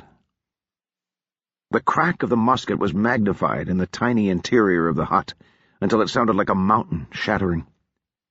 Smoke boiled up from the barrel and the lock of Bobby's weapon, obscuring the view through the loophole, but watching from the doorway Winter could see the lieutenant spin and fall. Almost immediately shots cracked from all over the village, puffs of smoke rising from doorways and loopholes. The tight column was a difficult target to miss, and a chorus of screams and shouts from the Kandari attested to the effect of the fire. Bobby grabbed Winter's musket, loaded beforehand, and returned to the loophole. Winter watched a moment longer from the doorway. As she'd hoped, the ground-in discipline of the auxiliaries held them in position, while their officers tried to make sense of what was happening. With the lieutenant down, some poor sergeant would be shouting orders. In the meantime, the column had halted, the men standing impassively in the face of balls that whistled by or stung like hornets. That won't last, though. Discipline or not, no soldiers would stand and be slaughtered without replying. The tight ranks of the Kandari started to break up, individuals or pairs dropping to one knee or turning to find their tormentors. Muskets started to sound from the column, and the zip and whine of balls was soon accompanied by the pock, pock, pock of shots hitting clay. Winter ducked inside, grabbed Bobby's fired musket, and started to reload it. Bobby, having fired his second shot, hit the ground beside her to work on the other weapon. Outside, the fusillade continued. Winter had little doubt the auxiliaries were getting the worst of it. It would be easy enough to see where the ambushers were firing from, as each loophole and doorway was marked by a cloud of powder smoke. Scoring a hit on the fleeting shapes beyond was another matter. If they had any sense, they'd have run for it the minute we opened fire. Discipline and the tactics manual triumphed over sense, however. Winter fell into the simple routine. Bite the cartridge open, pour in the powder, spit the ball down, and ram the whole thing home. Prime the pan, hand the musket to Bobby, accept a just-fired weapon in return. The barrels grew hotter with each firing, until they scorched her skin when she touched them, but she kept on. Shots hit the house in a steady rain. One or two even broke through the clay. Winter watched fascinated as a musket ball smashed through 6 inches above Bobby's head, caromed weakly off the opposite wall, and rolled to a stop at her feet like a flattened marble.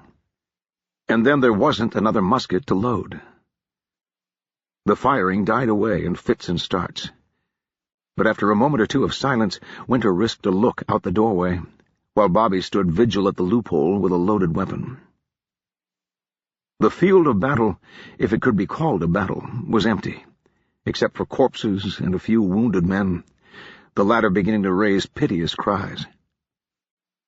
It was hard to get a good sense through the smoke, but there seemed to be a great many corpses, for the most part lying in the neat rows in which they'd stood.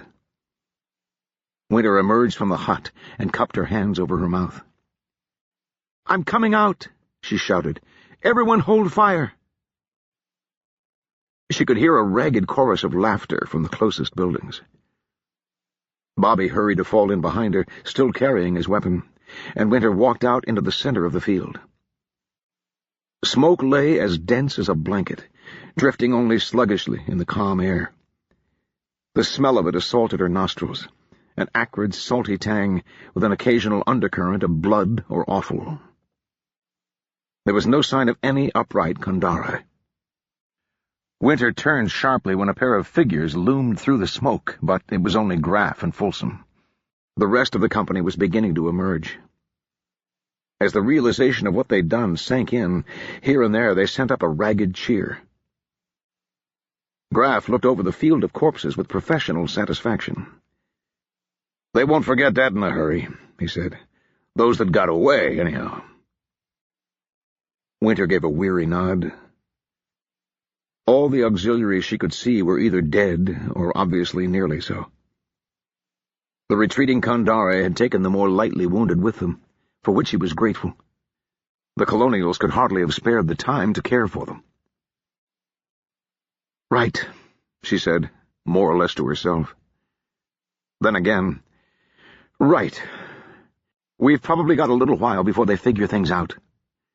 Folsom, collect all our people and find out what we lost.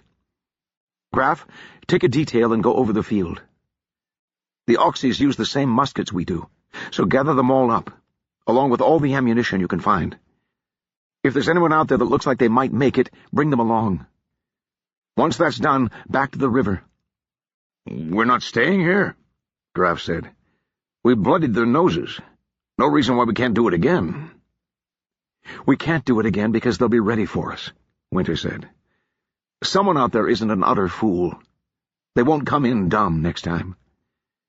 Either they'll break out and come at us in loose order, like they should have in the first place, or else they'll skirt the village entirely and go straight for the boats." She thought for a moment. "More likely the latter. So we fall back to the quay." "If you don't mind my saying," Graff said quietly, "is that a good idea? We'll have no cover at all. The lads are willing, but we won't last if we have to go volley for volley with 4 companies." Winter nodded. "Bobby, you're with me. We're going to see what we can do about that." "Pull!" Folsom shouted, his deep voice echoing off the barges. "Wait, 2, 3, pull!" He demonstrated with a massive effort on his own part, muscles standing out in his arms like corded ropes. 24 men behind him added their strength to the line, and the barge groaned and jolted another foot up onto the quay. The rear end was out of the water now, dripping brown mud into the river. Winter stood with the casualties at the far end of the stone pier. There had been 4 of these. One ranker who'd taken an unlucky shot through a doorway and lost the top of his head. 2 men wounded by balls that had punched through their protective walls, and an unfortunate recruit who'd accidentally double-loaded his weapon after failing to notice a misfire. Packed with twice the normal load of powder, the musket had exploded, leaving the side of his face a lacerated ruin. The dead man was covered by a tarp, while Graff did his best for the 3 wounded. They hadn't done a precise count of the Kandari dead, but Winter guessed there'd been more than 80, plus however many they'd dragged away. For 50 men against 200, that was no poor result, militarily speaking. But standing beside the boy with the torn face, Winter couldn't help but feel like a failure. She focused on the river instead. The sun was well up by now, and the morning haze had burned away. But if there were barges on their way back across, Winter couldn't see them. Bobby, standing at her shoulder, correctly interpreted her thoughts. "It'll be at least another hour, sir," the boy said. Winter nodded and looked away.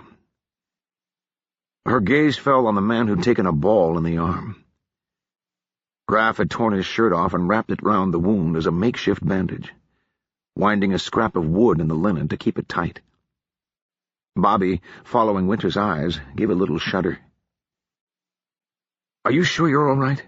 Winter said. A flying splinter of clay had given the boy a cut on the shoulder. Winter hadn't noticed the damp patch on his uniform until after the fighting was over. "It's nothing, sir. Honestly." Graff stood and came over to them. "Perkins will be all right, but Zeitman will probably lose the arm once we get him back to the cutters. Finn—" He glanced at the boy with a mutilated face. "That needs cleaning out, but he screams if I so much as touch him. He needs a proper surgeon." "You've done what you could," Winter said. "Go take over loading detail." The weapons they'd gleaned from the auxiliaries lay in neat rows on the quay, all bright wax and polish. A group of colonials was methodically cleaning the barrels and loading them, one after another, from a pile of captured ammunition. There was a great crash from farther up the pier as Folsom's team flipped the barge end over end, so that its flat, dripping bottom was exposed to the sky. Resting lengthwise, it overhung the quay by a few feet on either end. She'd chosen one that was 4 or 5 feet high and made of sturdy-looking wood. The sides would probably stop a ball, at least at long range, and it would take a few moments for any attacker who wanted to use his bayonet to scramble over. Combined with the boats tied to the dock on all sides, it would provide a reasonable degree of shelter from fire from the shore. It was the best she could hope for under the circumstances. Finn touched his face where the metal shards had torn it and gave a little screech. Bobby jumped visibly. Winter laid a hand on his shoulder and conducted him away from the impromptu hospital, back toward the barricade. "Sir," Bobby's voice was hesitant, "I don't mean to be. That is, can I ask you a favor?" "A favor?" Bobby stopped. His voice was low enough that only Winter could hear. "If I ever get hit, and—" "Stop," Winter said. "Everyone knows that talking like that is the next best thing to asking for it. The Lord above loves irony." Bobby winced. "Sorry, sir, but this is important. If, can you promise me something?" "Maybe," Winter said. "Don't let them take me to a cutter," Bobby said urgently. "Please, take care of me yourself." "I'm not much of a surgeon." "Then Graff, or someone you trust, but no cutters." He looked up at Winter, and his soft face was full of desperation. "Please." Winter would usually have given her word at once, and then broken it just as easily when the need arose. A lot of soldiers had that sort of feeling about surgeons. It was only natural, if you'd spent any time in a hospital or watched the men hobble out short an arm or a leg. Winter wasn't fond of the medical men herself, but when it really came down to it, she suspected she'd rather live as a cripple than die a slow, agonizing death from a festering wound. Under ordinary circumstances, she would have put this down to pre-battle jitters, the sort of thing Bobby would forget about tomorrow morning. But there was something disturbingly sincere in the corporal's eyes, so Winter chose her words carefully. "Graff isn't a surgeon either." She watched the boy's expression. "Let's be clear about this. If it's a choice between going to the cutter or into the ground, I'd rather die," Bobby said immediately. "Promise me." After a moment of hesitation, Winter nodded. "I promise, then. But you'd better not get yourself hurt, or I'll have a hell of a time explaining myself to Folsom and Graff afterward." Bobby gave a weak chuckle. Winter tried to think of a way to dispel the grim mood that had descended, but was spared the necessity.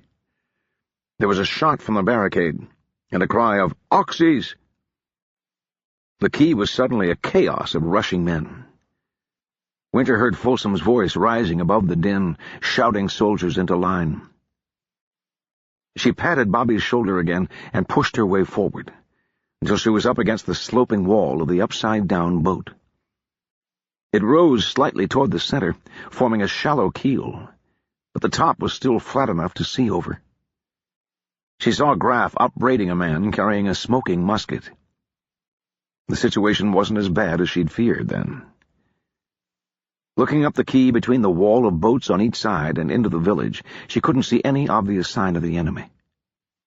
She pulled Graff away and asked for a report. "Sorry about that, sir. He shouldn't have fired." "False alarm?" Winter said hopefully. Every minute the auxiliaries delayed was a minute less they'd have to wait for reinforcements. "They were there, right enough, but only a couple. I saw 3 men, but there may have been a few more. Back amidst the houses, sort of skulking-like. Furstein took a pot shot, and they all started running." "Scouts, then?" Winter chewed her lip. "He knows we're not in the village, and that we're barricaded in here. Maybe he doesn't know that we're waiting for the rest of the regiment to cross. Could be he's waiting for reinforcements of his own." "Could be, sir," Graff said. "Let's assume not." Winter looked up at the boat Folsom had dragged into place. There was room for only 8 or 9 men to stand across the quay, shoulder to shoulder. That wasn't a lot of fire, even with a good supply of loaded weapons. On the other hand, the enemy would be similarly restricted, and they wouldn't have anything to hide behind.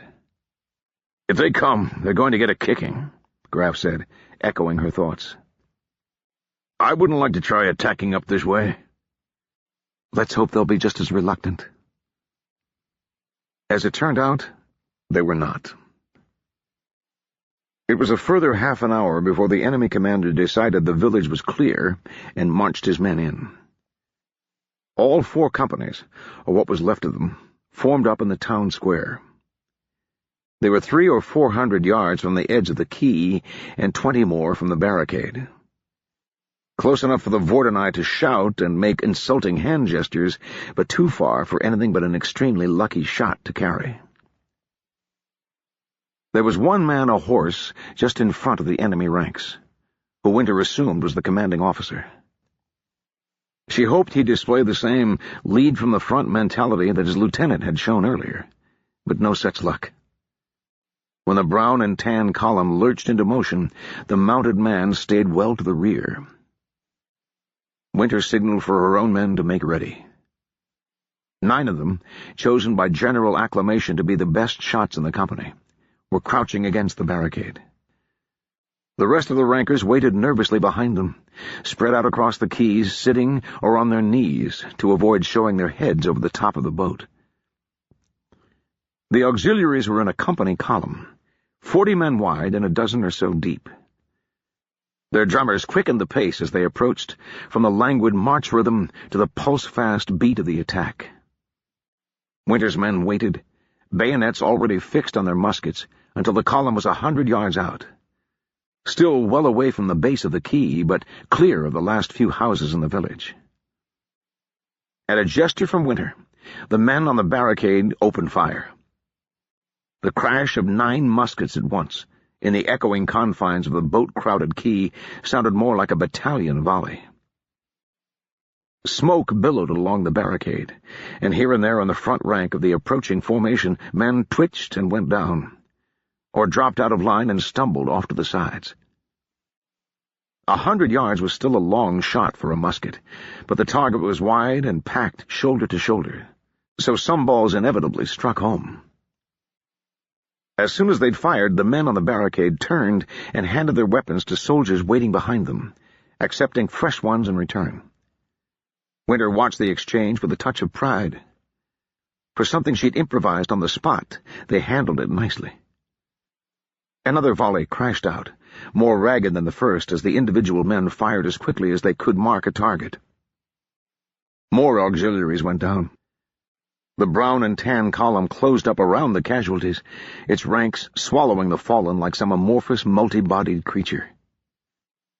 Winter could hear the shouts of the Kandari sergeants, pushing their men to keep the line straight in spite of the losses.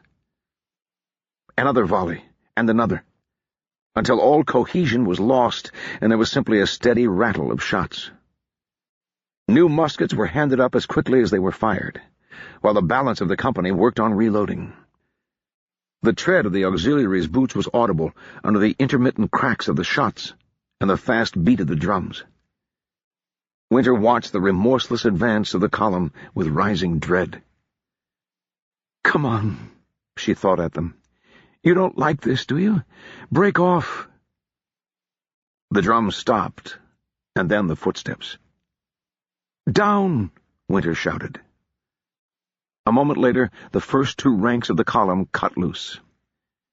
The roar of musketry drowned the sound of the balls striking the boat, but Winter could feel the barricade shiver and jump under the impact. More shots zipped and whistled overhead. "Fire!" she called, and the men who ducked behind their makeshift breastwork popped back up and continued their withering barrage. At 50 yards, nearly every ball told. The few that didn't hit the dirt in front of the auxiliaries, throwing up little fountains of mud. Another volley from the Kandari made the boat shake and splinter. Once again, the Vordenei ducked, which rendered the shots mostly ineffective. The auxiliaries' fire discipline was breaking under the stress and excitement of battle, as it always did once soldiers were hotly engaged. The next volley was ragged, with shots continuing to sound a considerable time after the main blast. And from that point on, the shooting dissolved into a general racket on both sides, as men fired, loaded, and fired again as fast as they were able. One of Winter's 9 leapt back from the barricade, cursing and clutching the bloody mess of his left hand.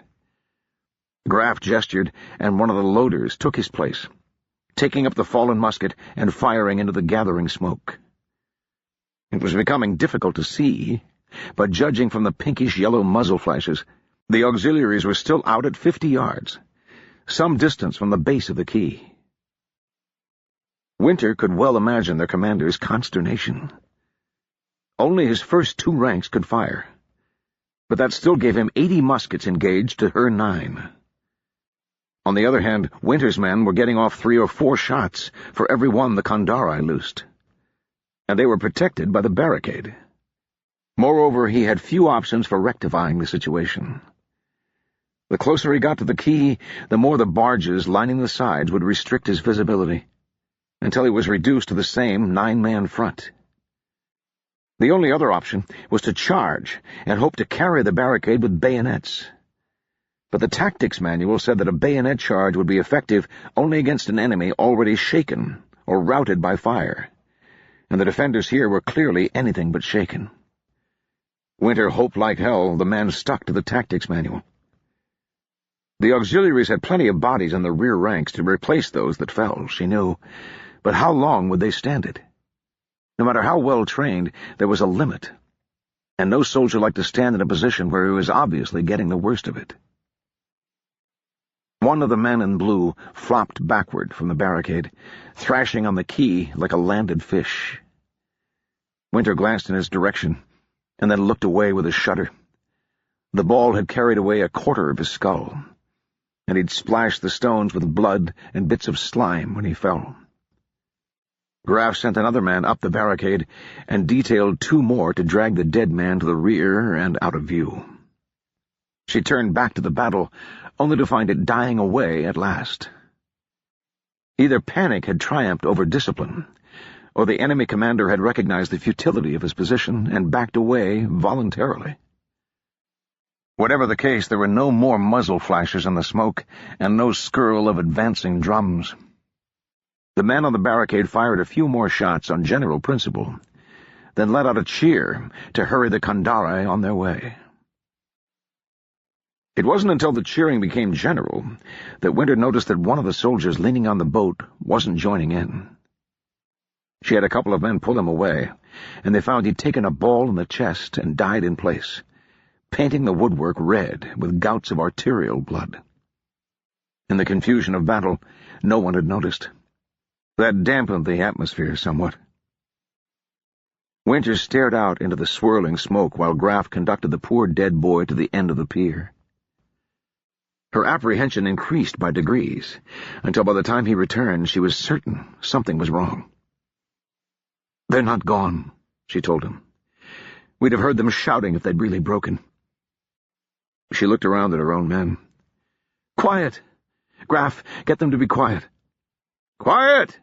said Graf, and Folsom took up the cry at a bellow. One by one the men fell silent, all looking toward the barricade, and hands tightened around weapons. Finally, all that could be heard was the gentle creaks and scrapes of the boats riding against the quay, a little splashing from the river, and quiet conversations close at hand. Too low to hear the words, but Winter didn't need to. A horrible picture had sprung, full-formed, into her mind. "They're not gone," she said. "They split up and spread out along the shore, behind the boats." While the wall of high-riding barges protected the defenders from enfilading fire from attackers on the riverbank, it also mostly concealed the bank from view. There was only one reason to take up such a position. "They're going to try to storm us." Graf spat a vile curse and turned to the men. "Fix bayonets! Helgeland, you're on the wall. The rest of you form up. No, stay on your knees. 2 ranks, loaded weapons. Hold fire until my command." "Sir," Bobby said by Winter's elbow, "we'd better move back." That rankled, but she could see the logic in it. There was no sense in being in the line of fire, where she might prove an impediment to her own men.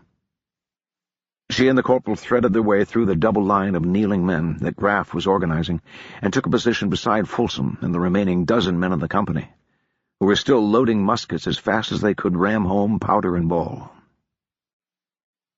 Graf joined them, and just in time. A shout from the men at the barricade warned that the Gandhari were approaching, boiling out of the smoke at a run. There was no careful, drum-timed advance this time, just a swarm of brown uniforms and the wicked gleam of fixed bayonets. The colonials at the barricade needed no encouragement. They fired at once. At less than 20 yards, the volley had a dreadful impact, bowling men completely off their feet and spraying blood across those who came behind them. The charge had too much momentum to stop, however, and the auxiliaries came on like maddened hornets, trampling the bodies of their comrades in the narrow confines of the pier. They reached the boat and started to clamber over, stumbling a little on the still wet surface. One man lost his footing and crashed back into his fellows, but more made it to the top. For a moment they were silhouetted against the afternoon sky, brown on blue. "First rank, fire!" Graf timed it nicely. The men on the barricade had thrown themselves flat after firing their volley, and with a range barely over 10 yards, the colonials had a target any game hunter would have envied. The roar of the volley was louder than thunder, and the men standing on the boat jerked or spun away, sliding off the curved wood to land bonelessly on the pier. There were more behind them, though, pressed forward by the tight confines and the momentum of the rear ranks, still pouring onto the quay. Graf waited until a few had gotten their footing before calling for the second rank's volley, which cut them down like wheat. More tried coming over on their bellies, slithering across on the slick undersurface of the upturned boat.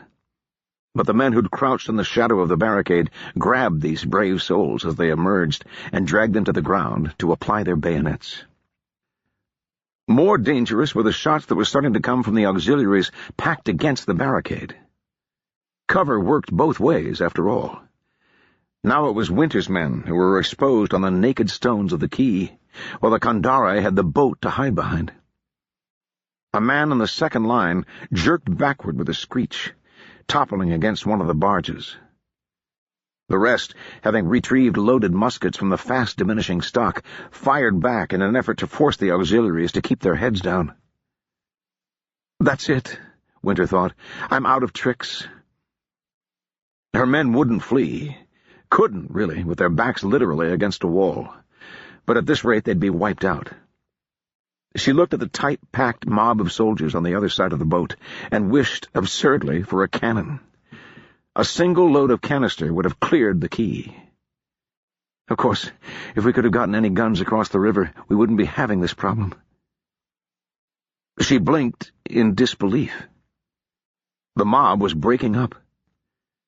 Auxiliaries were starting to run.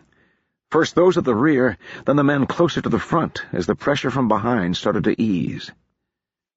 The rest of the colonials saw it too. Cheers started to rise again, louder and louder. But they finally had us. Why? It wasn't until Graff let out a satisfied sigh that Winter finally turned around.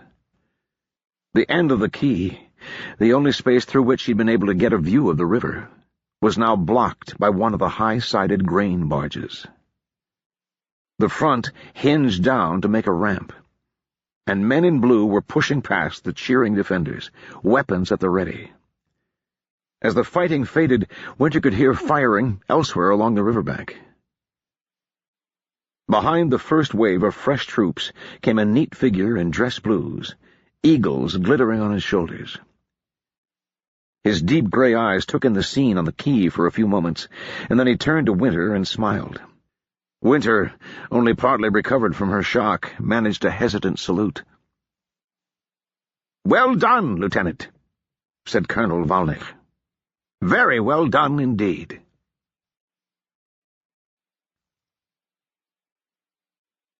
Chapter 11. Marcus. "Then he dragged a boat across the pier to make a sort of breastwork," Giannis said, cheerful as a kid with a new toy. "You really ought to have seen it, Captain. It was a neat piece of work. Brown uniforms lying on the other side as far as the eye could see, and not even 24 of ours so much as hurt." "That's why you put them there, wasn't it?" Marcus said. "I expected them to have to keep off a few raiders. It was pure bad luck there happened to be 4 companies within an hour's march. Most commanders would have packed their men onto the boats and rode for it when they saw the odds." He paused. "Most sensible commanders, anyway." Marcus could have done without the reminder that they'd nearly forfeited the campaign before they'd begun, just because a few hundred auxiliaries had been in the wrong place at the wrong time. A symptom of inadequate intelligence gathering, of course. The lack of cavalry for reconnaissance had been a handicap from the beginning, but it made Marcus more nervous the closer they got to Ashkatarian. "It may not have the sweep of Narantabelt, or the romantic pageantry of Ilstadt, but if you ask me, there's as much artistry in a well-executed skirmish as any proper battle. Or any painting or sculpture, if it comes to that." He cocked his head. "Another monograph, when I get the free time. War as art. I think the general's job is harder than the painter's. Canvas doesn't fight back, after all." Art had never been Marcus's strong point. "Have you thought about what you're going to say to the prince?"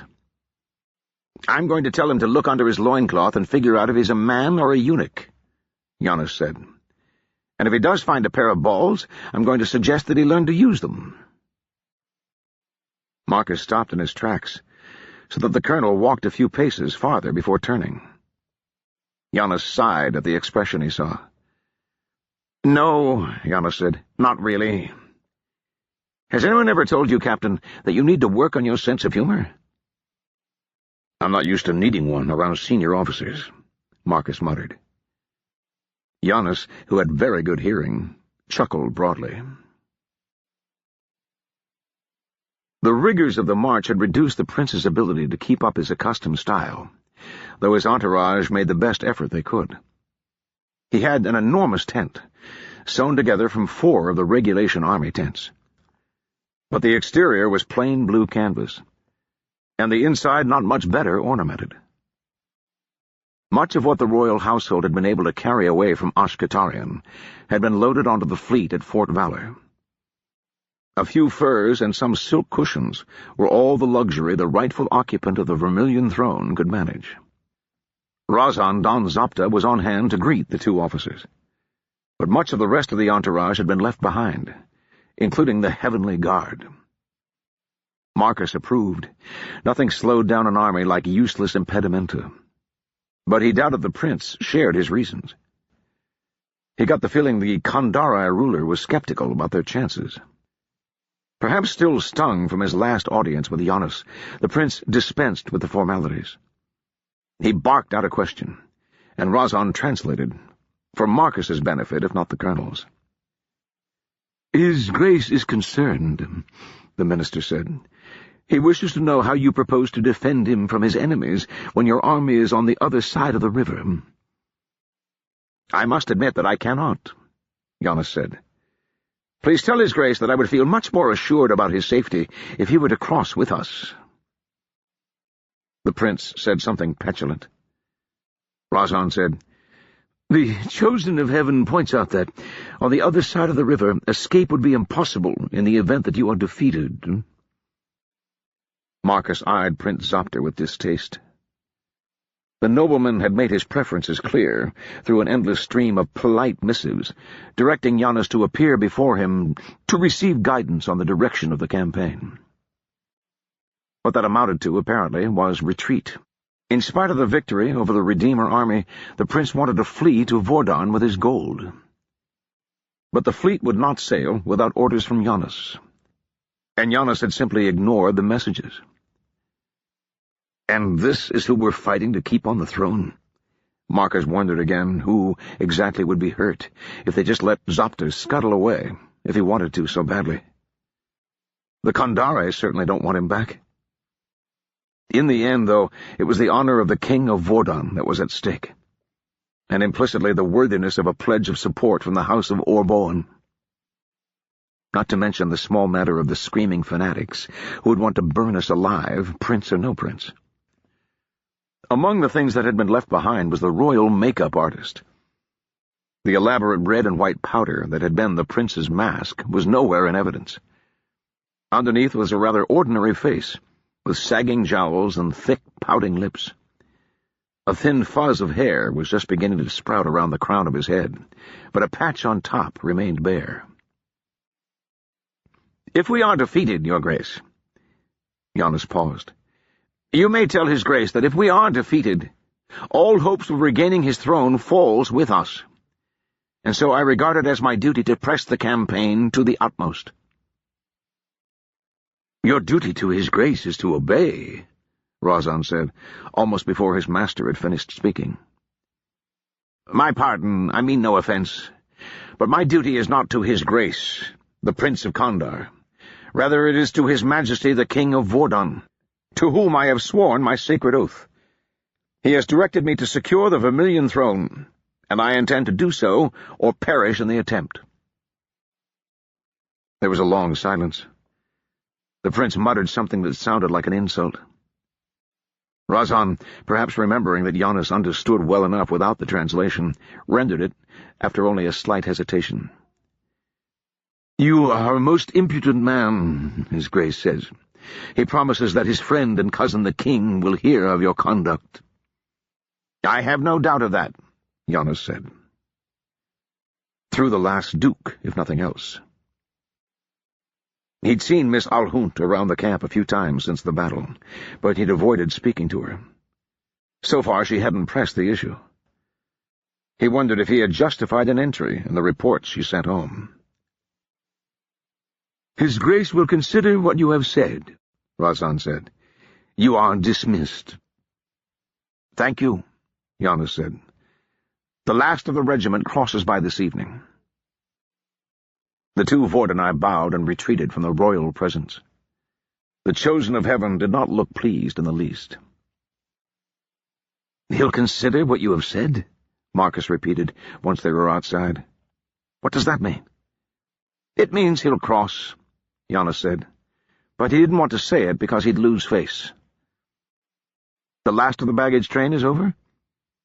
"It should be by now," Marcus said, glancing at the reddening sun. "I'll speak to Fitz." "Good. Then get the fourth moving. Save space on the boats for the prince and his retinue when they decide to turn up." "What if they don't?" Giannis didn't bother to answer that. The prince turned up, of course. Giannis embarked with the second-to-last boatload, and Marcus with the very last. He settled in for the trip among the stacked cargo at the front of the barge. It was well after sundown, and the colors were beginning to fade from the western sky. Ahead, a few stars were already winking. Fortunately, the crossing was not hazardous, even in the dark. The broad, flat sail was as hospitable a river as could be imagined. The prince's servants had thrown up a silk curtain around him, cordoning off their lord and his noble attendants from the rest of those on the barge. The boat was only half full in any case, and the colonials seemed inclined to give the Kandari a wide berth. They accorded Marcus the same privilege. In the days before the redemption, the men would have thought nothing about coming over to him to share the latest city gossip or grouse about the duty rosters. Now everyone knew he'd been spending time with a new colonel, and apparently Giannis's exalted status was contagious. He was relieved, therefore, to hear the sound of boots on the deck behind him. The greeting froze in his throat when he turned to find Miss Alhunt looking down at him through her spectacles, hands on her hips, wearing a curious little half-smile. "I want to know where your loyalties lie."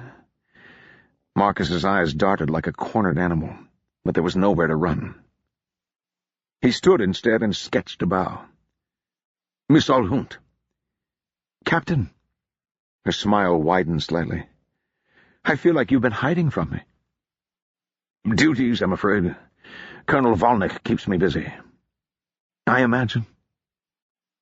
She gestured at the crate Marcus had been using as a bench.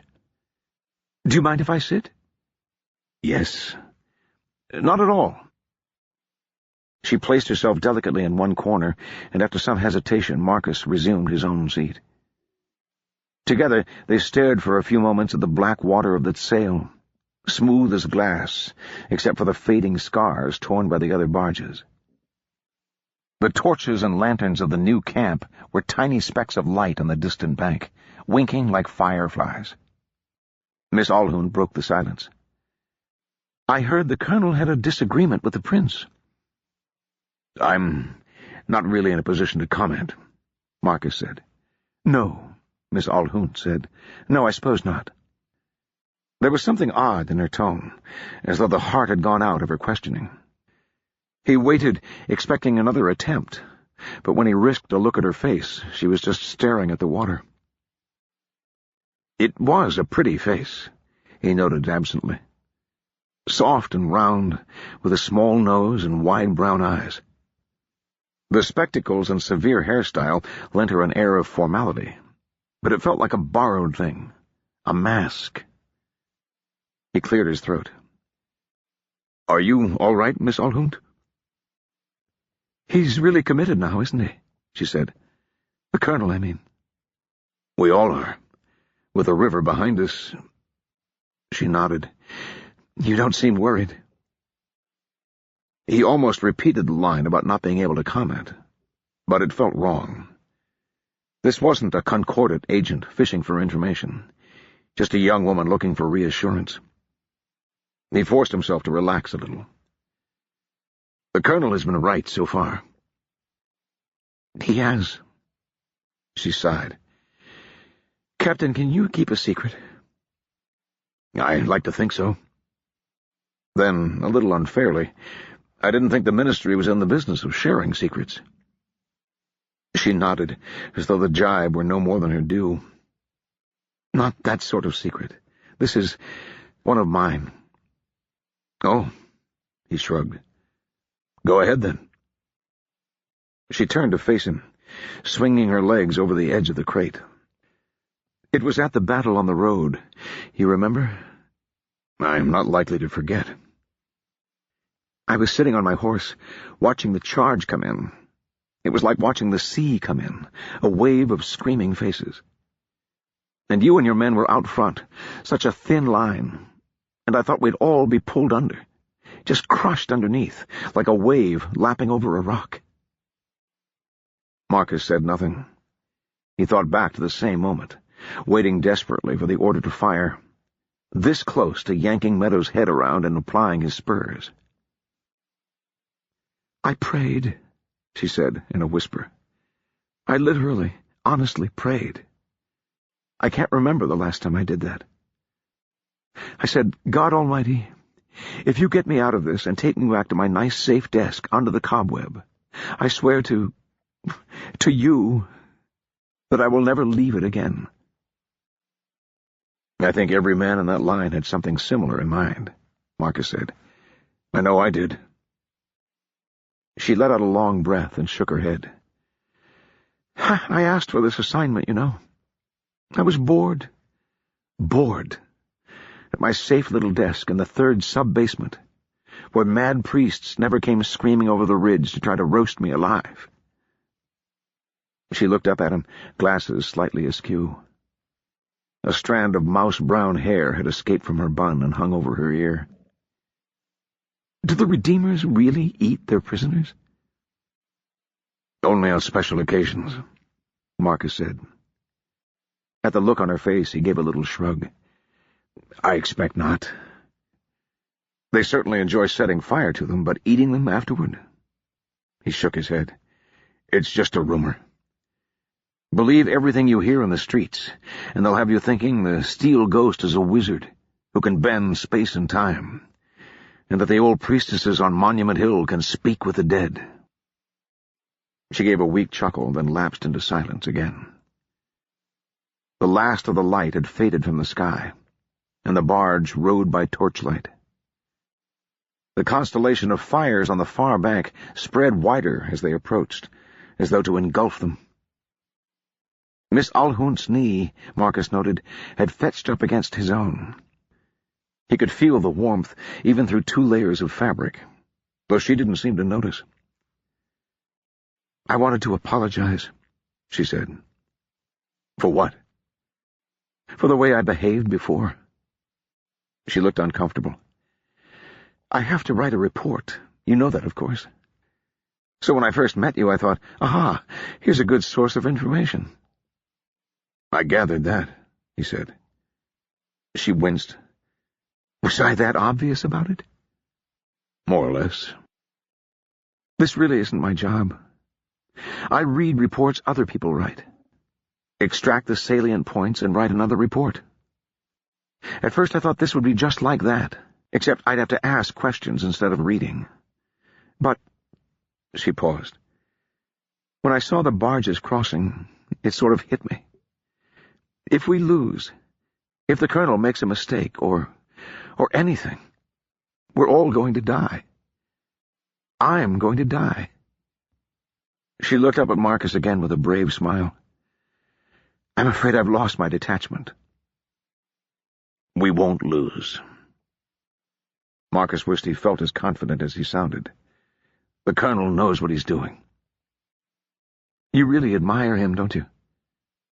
"Is that going in the report?" She laughed. "I packed the report away. It doesn't matter much now, does it? Either he wins, or else I won't get the chance to send it." "Then yes. You have to talk to him to understand. He's different. When I was at the War College, I knew plenty of colonels, but no one like Giannis." "Giannis?" She smiled again. "You're awfully chummy with him." Marcus blushed under his beard. "He insists. Usually I can get away with sir, though." "Better than Count Colonel Giannis Betvalnik Mirin, I suppose." Her eyes glittered in the torchlight. "Well, if he's Giannis, I should be Jen. Can you manage that, Captain?" "Only if I can be Marcus. Captain sounds strange to me, anyway. Old Colonel Warris always called me Marcus, or just hey you." She laughed again, and Marcus laughed with her. "Miss Alhunt, Jen," she admonished. "Jen." In the quiet darkness that felt oddly intimate. "So what are you going to do now?" "The same thing as everyone else, I suppose. Hope like hell the Colonel knows what he's doing." She sniffed. "I don't even know why I'm here, not really. The Cobweb is that kind of place. You hear rumors, but you never know anything." "Not so different from the army, after all, then." "But with us, everyone thinks you know. You can see it in the way they look at you." She glanced up at him again, and he was astonished to see tears in her eyes. "I'm just a clerk, really. It's my job. I write reports, and that's all. Just a clerk." Without really knowing why, Marcus put a hand on her shoulder and pulled her against his side.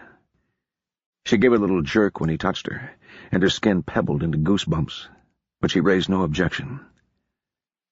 After a moment, he felt her head on his shoulder. "I know," he said. "It's all right." "I'm sorry," she said again. "It's all right." He gave her shoulder a squeeze. "It's not your fault." For the rest of the journey, they didn't speak. Jan soon fell into a doze. For his part, Marcus looked up at the growing ranks of stars and thought about Vordan, and the home that now existed only as a fading memory.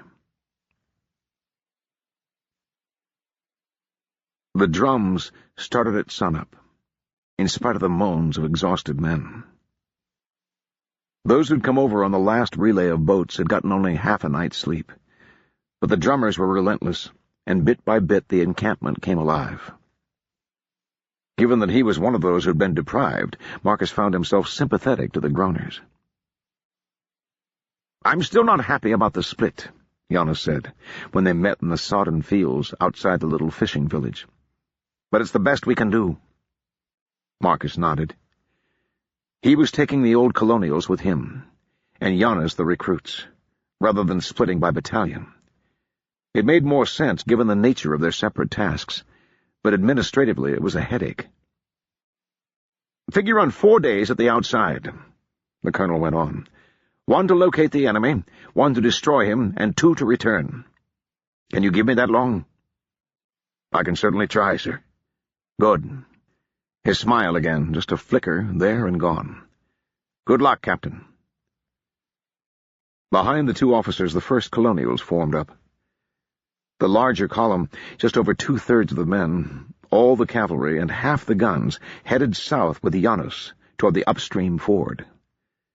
The remaining third turned their steps north toward Oshkatarian and the canal that linked the city with the sail. Marcus drove his troops hard, and they made good time, free at last of the cumbersome need to wait for the baggage train.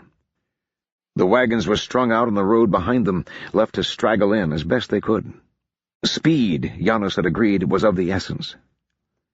By evening the canal was in sight, a winding ribbon of reflected light that looked more like a natural stream than an artificial construct. In spite of protests from the footsore grumblers, Marcus stretched the march until they'd reached the outskirts of the town that was their objective. Then finally they were allowed to rest, flopping down wherever they stood, without bothering to set a proper camp. Even then, there was no rest for some. Marcus looked over his troops by torchlight. They were all 1st Battalion men, picked soldiers, those whom Marcus knew he could rely on when things got dangerous. At their head was Senior Sergeant Geoffrey Argo, a grizzled hulk of a man who was among the longest-serving colonials. He'd been commander of the 1st Company as long as Marcus had been in Kandar. What he lacked in imagination, he made up for in solidity. He was as completely unflappable as any man Marcus had ever met. The fact that he could wring a man's neck like a chicken's didn't hurt either. By rights, it should have been Fitz leading the sortie. Not having the lieutenant there felt strange, like losing a limb. Marcus kept being surprised to find the vast, pockmarked face of Sergeant Argo watching him, instead of Fitz's dark, intelligent eyes. But there was no helping it. 6 companies of the 1st Battalion, all recruits, were away with Giannis, and Marcus wouldn't have felt right leaving their command to anyone else.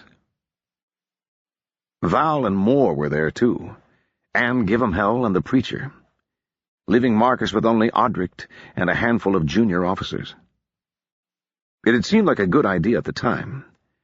If Marcus could not be there in person, it was the next best thing. But looking at the silent, brooding town and the flickering darkness, he wondered if he should have been quite so quick to send them all away.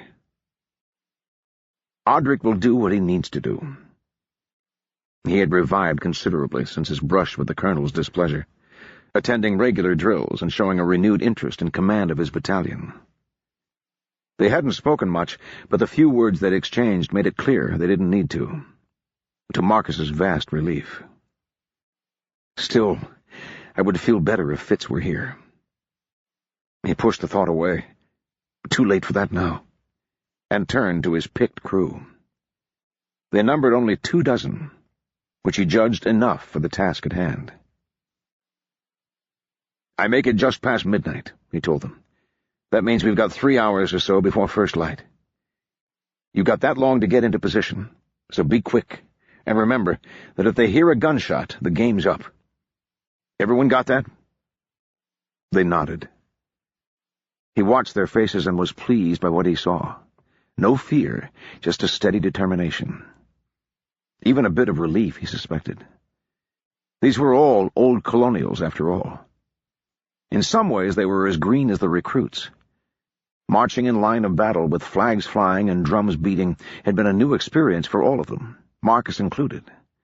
But this sort of night-time creeping was a familiar exercise. "Right," Marcus said. "Good luck." The sergeant doused the torch, and the little column set out. They left the road almost at once, heading due east to swing wide around the borders of the little town. Then, if all went according to plan, they would turn north and cut back west when they came close to the canal. Marcus had made sure to take a good survey of the ground while there was still light, since he didn't much trust his maps. They'd been drawn by Vordenai cartographers working on second-hand sketches and descriptions, and were most often woefully out of date as well. The town they were approaching was so small it hadn't been granted the honor of a label with a Vordenai name, just a colored dot.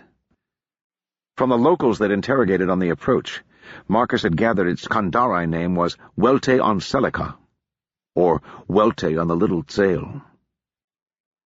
Seen from above, it was roughly triangular in shape, with a point to the south and one flat side against the canal to the north. The ground rose slightly away from the canal, with a few rocky hillocks looming out of the sodden fields, and it was on one of these that the people of Welte had constructed their temple. This heavy stone structure formed the point of the triangle. The road ran beside it, cutting through the center of town. The buildings lining the road were mostly clay and thatch houses, with a few wooden structures. The town's most important feature was at the canal. The little sail was unbridged outside of Ashkatarian, and in most places deep enough that a man trying to cross would have to swim the turgid water. Here, though, a dip in the ground caused the water to spread, and it was shallow enough to wade. Over the years, the Kandari had made the crossing easier by tipping any stones they extracted from their fields into the ford, until it was very nearly a causeway. For an army moving parallel to the sail, it was the only crossing short of making the long detour through the city streets. When General Katoba moved to unify his divided forces, as he was surely doing even now, the 3 battalions at Westbridge would have no choice but to come down this road. By that time, Marcus intended to be standing squarely in their way. The locals had volunteered information readily enough. Redemption or no, the auxiliaries were not popular, and Marcus had learned that there was a small garrison at the ford. It was hard to hide an army, even a small one, on this floodplain as flat as a billiard table, and they no doubt had seen the colonials approaching. What they didn't know, and what Katoba would be eager to learn, was his numbers and intentions. The southern approach to the village would therefore be watched, even by night. The sergeant's circuitous route would take him as far north as the canal, well to the east of the village, however, and hopefully stand a good chance of getting near the garrison undetected. Any sign that the little party was in place would be tantamount to failure. But Marcus couldn't help staring after them, trying to make his eyes resolve shapes in the darkened village by sheer force of will. Eventually he gave it up and started back to rejoin the old colonials, who were camped in the muddy fields up the road far enough to be out of sight of the auxiliary garrison. Not much to do now, but wait. Just after first light, with the sun still below the horizon and the sky a deep blue-gray, the Vordenai column began to form up on the outskirts of town. It was an ostentatious display. Battalion flags flying, drummers beating for all they were worth, lieutenant and sergeants screaming orders. And by forming in columns of companies, the colonials partially masked the fact that each battalion was only a third the size it was supposed to be. Once these noisy preparations had been completed, the line advanced up the gentle slope toward the point of the triangular town and the stone-built temple that dominated it.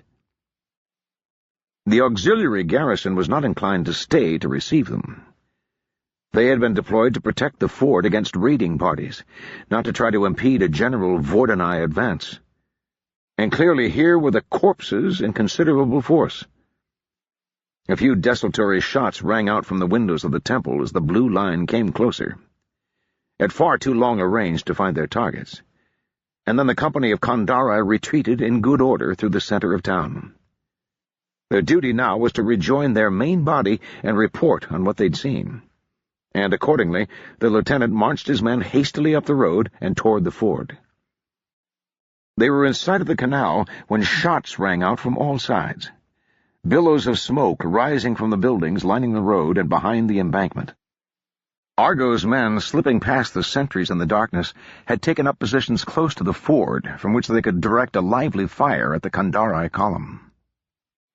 Men fell, screaming, and in a panic the auxiliaries spread out, seeking whatever cover they could find. A few shot back, trying to pick out blue-uniformed men crouching in doorways or behind windows, and for a few moments the racket of the firefight drowned out all other sound. Then, during a brief lull, a voice called in Kandari for surrender. The auxiliary lieutenant hesitated. The Redeemers were not kind to those who failed in the line of duty, but the choice was obvious. The way ahead was clearly blocked by an enemy force of unknown strength, and in the sudden quiet the drums of the main Vordenai line were quite audible. In any event, his men made the decision for him. First singly, then in twos and threes, they emerged from hiding with hands raised. "All in all," Audric said, "not a bad morning's work. A dozen enemy dead and 100 prisoners, in exchange for one man taking a bit of a bump on the noggin." That had been one of Argo's, slightly injured when a shelf had collapsed on top of him during the firefight. Marcus permitted himself a smile. "Don't forget the lost night's sleep," he said. "If we can trade a night's sleep for a company in the bag, I think we'll come out ahead." Audric stretched his arms over his head and yawned. He'd been able to put his head down for a few hours. Marcus himself had been too keyed up, thinking about Argo creeping into position and scanning the eastern horizon for signs of the rising sun. "Are they all accounted for?" Marcus said. "Yep. Their lieutenant is still doing his fence post imitation, but a few of the sergeants were more talkative. Looks like we got them clean." The midnight raid had served its purpose then. News that the Vordenai had seized the ford had not escaped north of the river. "Good," he said. "That's good." He turned his eyes north. The two officers stood outside the front door of the temple, on the low hill that dominated the village and the soggy fields beyond. From here Marcus could see the sludgy brown waters of the canal and a good bit of the land beyond. The horizon was, thus far, reassuringly empty. Audric followed his gaze. "You think they're coming? Maybe we move fast enough they won't get the news at all." "They're coming. That first bunch where we crossed sent messengers in both directions as soon as they saw we were in for a scrap." He shrugged. "Besides, we haven't got the men to watch the whole canal line. It'd be easy enough for a single messenger to swim. No, Katoba knows that we're across, and that means his troops aren't doing any good at Westbridge. He still might march them through the city, instead of up the river road. If he does, they'll be too late to do any good." assuming Giannis wins the battle in the south. The colonel had taken the majority of the colonials to pounce on the other half of Katova's divided army. But even that would only give him roughly even odds. He forced himself not to worry about that. Concentrate on our own problems. Either way, we should assume they'll try to force a crossing. Stopping 3 battalions is going to be a hell of a job. Audric looked down at the village with a professional eye. There's no cover on the bank itself. The shacks are worth something, but if they bring up guns, it'll be trouble.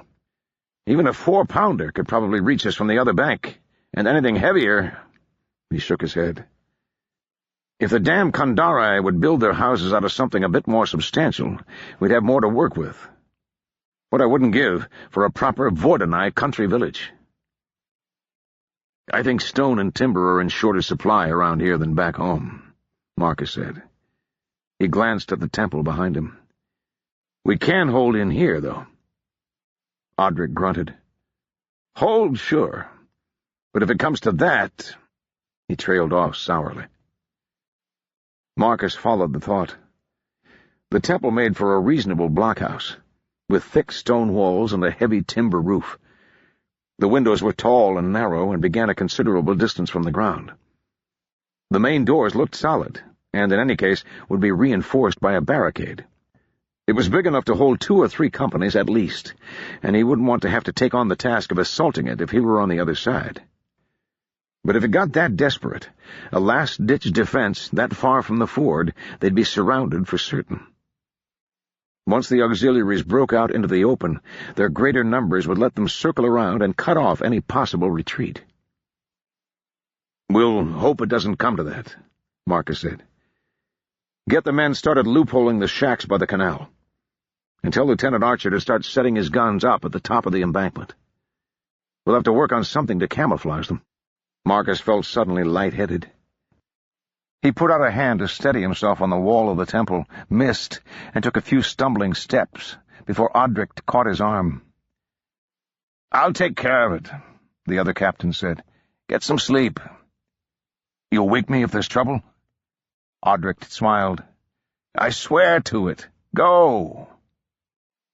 Marcus lurched away, his feet suddenly feeling like they'd grown 30-pound weights. Inside the temple, the air was dusty, and the floor tracked with mud and bits of smashed furniture. The crews that Audric directed inside, later in the day, were astonished to find their senior captain stretched out on a surviving bench, jacket wadded up as a pillow, snoring loud enough to wake the dead.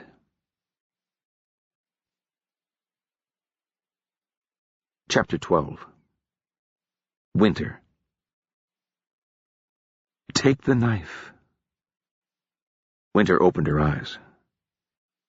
The light was the familiar blue-gray of the morning sun, filtered through the faded canvas of her tent. But her lips still tingled from the kiss. When she blinked, tears spilled from her eyes.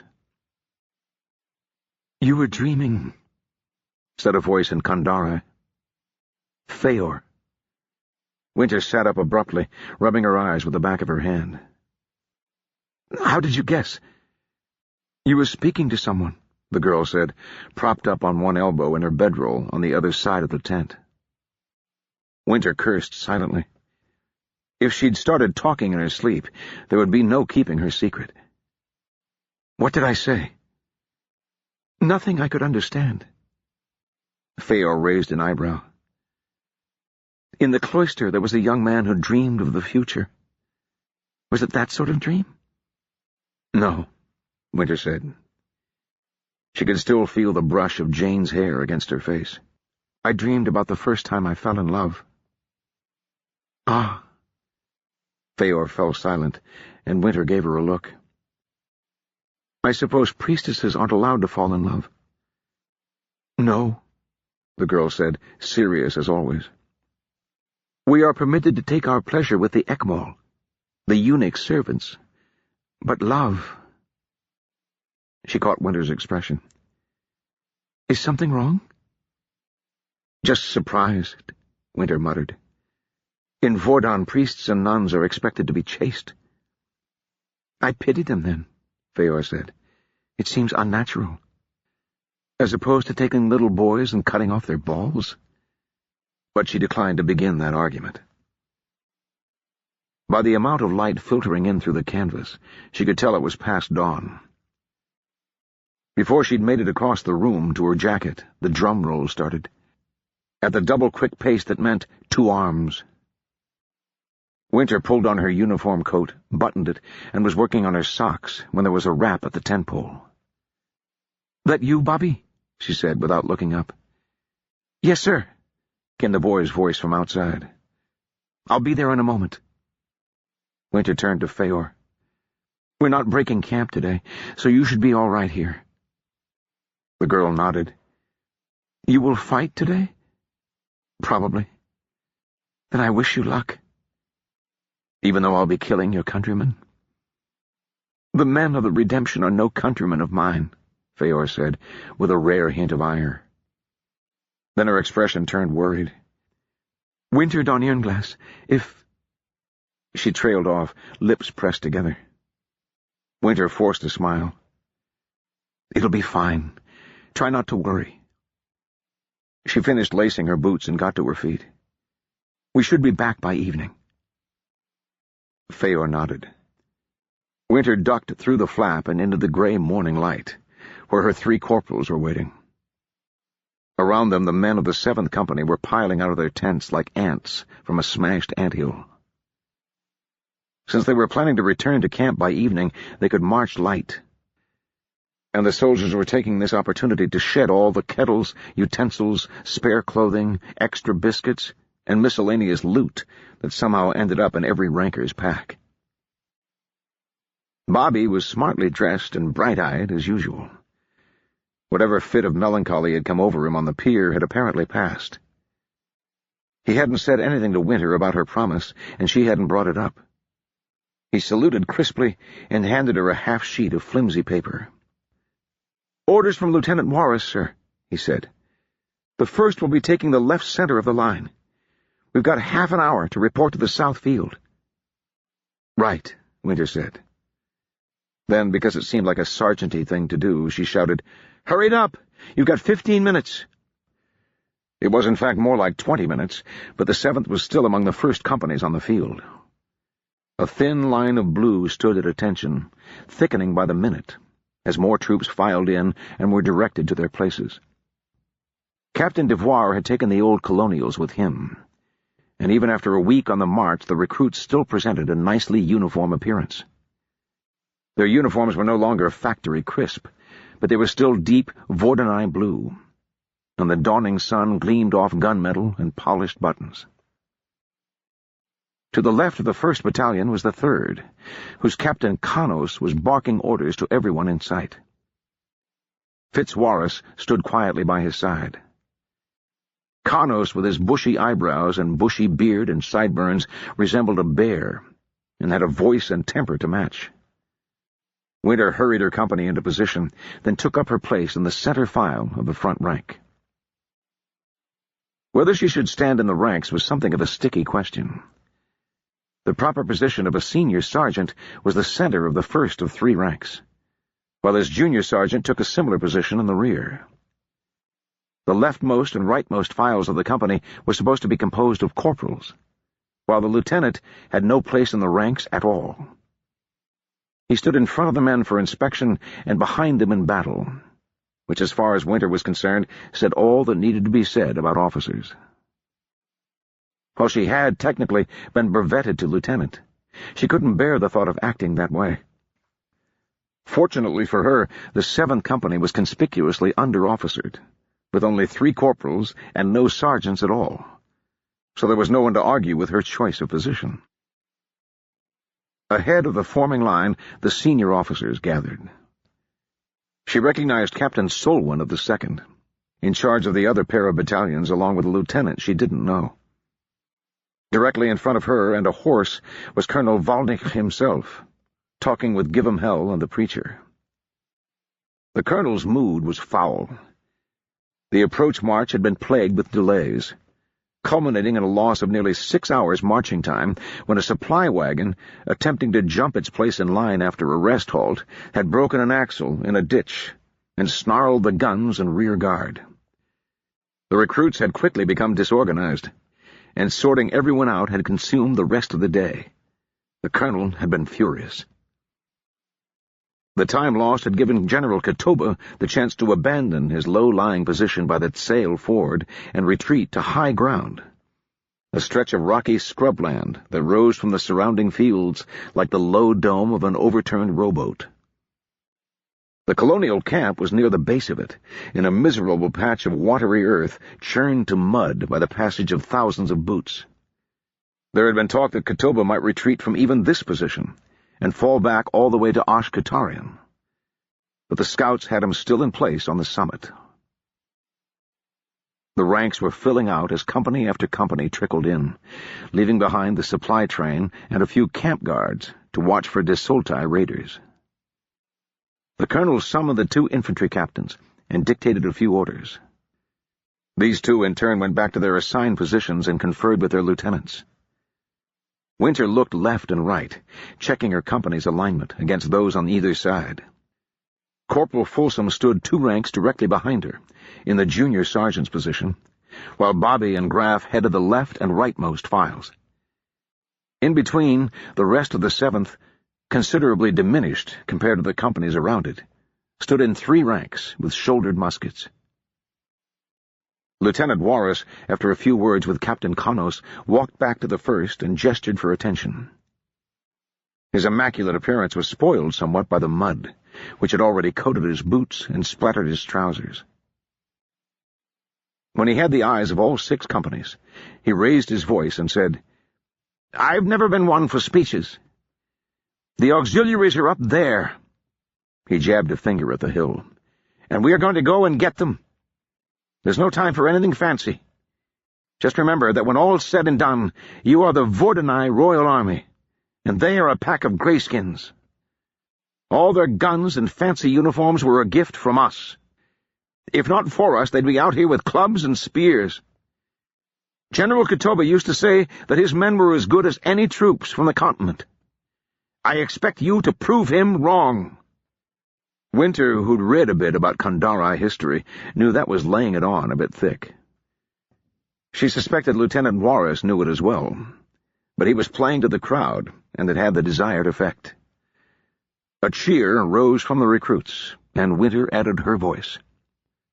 Colonel Volnach drew his sword, steel glittering in the sun, and slashed it down in a peremptory gesture. "Ordinary pace," Fitz shouted. "Form column of companies, and prepare to advance." The first they saw of the auxiliaries was the flashes from their guns. There had been a general sigh of relief as the colonials marched out of the irrigated fields with their clinging mud and onto the good solid ground of the rock outcrop. The regiment advanced as 4 columns, not the long winding column of march, but squat columns of battle, with a 40-man front and the companies stacked up one behind the other. The 7th Company was 3rd in line, and the regulation 4-yard gap between its front rank and the rear rank of the 6th Company ahead meant that Winter had a better view of the action than the men stuck in the 2nd rank behind her. Each battalion column was separated from the others by a good 100 yards or so, to give them room to maneuver and eventually deploy into line. In those intervals came the single battery of light guns that Colonel Volnach had brought along. The guns were still limbered, hitched up and facing backward, and the teams of horses strained to drag the weapons and their caissons up the increasing slope. The gunners, in their peaked artillery caps, walked alongside, shouting good-natured taunts at the infantry on either side, which the rankers cheerfully returned. Winter caught sight of the preacher off to her left, walking behind a 2-gun section, his lips moving in silent prayer. She couldn't see the cavalry from her position, but when the advance had begun, she'd watched them ride off to either side, taking up positions on the outside flanks of the formation. Give 'em hell had been the subject of particularly extensive instructions from the colonel, and he'd gone off looking pleased, so presumably he had some important role to play. For the moment, Winter's attention was occupied with searching the crest of the hill for the enemy, occasionally sparing a glance to either side to make sure her company's ranks stayed even. When guns started to flash ahead, it was a moment before she realized what she was seeing. The booms, like the grumble of distant thunder, arrived a moment later, followed by the hair-raising whistle of solid shot. The lines of recruits shivered, like wheat trembling in the breeze, as every man instinctively ducked and shied away. "Stand up straight, you goddamn cowards!" Folsom roared, Battle loosening his tongue. "You think leaning a little is going to get you out of the way of a cannonball?" Similar admonitions were handed out by sergeants up and down the line. The advance paused only briefly. The drums picked up again, going from the ordinary pace to the quick step, and the march continued. The range was still long, even given the advantage of height. Most of the balls went overhead, passing with a whine or a weird, warbling trill. Others fell short, raising small explosions of dust and soil where they bounced or plowed into a furrow. She watched one shot jump 3 or 4 times off the rocky ground, puffs rising at steadily decreasing intervals, like a stone expertly skipped across the surface of a pond. Winter saw the first hit, on the 3rd Battalion. The ball hit the ground just beside the rearmost company, raising a cloud of dust and chips of rock, and skipped off at a low angle. It passed diagonally through the block of marching men as though they were nothing more than a thick mist, leaving nothing but wreckage in its wake. The first screams rose, along with the shouts of the sergeants to close up the ranks. The march went on, leaving the little patch of blue and red behind.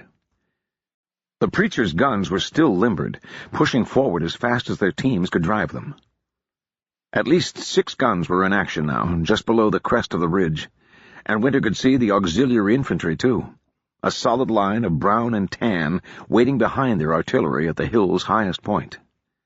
They looked solid and unshakable, a dense block of men waiting to receive the fragile Vordenai columns with fire and bayonets, and she felt a sudden thrill of fear. Flags flew above each of the Kandari battalions, crude white things, daubed with the rising flames symbol of the redemption. The Kandari gunners were firing as fast as they could load their pieces, and as the colonials closed the range, the shots became more accurate. Round shots screamed overhead, cracked and shivered off the rocky ground, and plunged among the marching, blue-coated columns. One shot caught 3 men from the company ahead of hers, snatching them suddenly out of line as though they'd been grabbed by an invisible giant. Winter fixed her eyes dead ahead as her company marched over the corpses, and tried not to think about what might be underfoot. The lead companies were taking the brunt of the punishment, and it was some time before the 7th was hit. Even that was an accident. A ball caromed off a buried rock and came down at a high angle, plunging in among her men before bouncing merrily out again. It was as sudden as a thunderbolt from on high. A blast of dust and splinters of rock, screams and curses, and a gap in the ranks. "Close up!"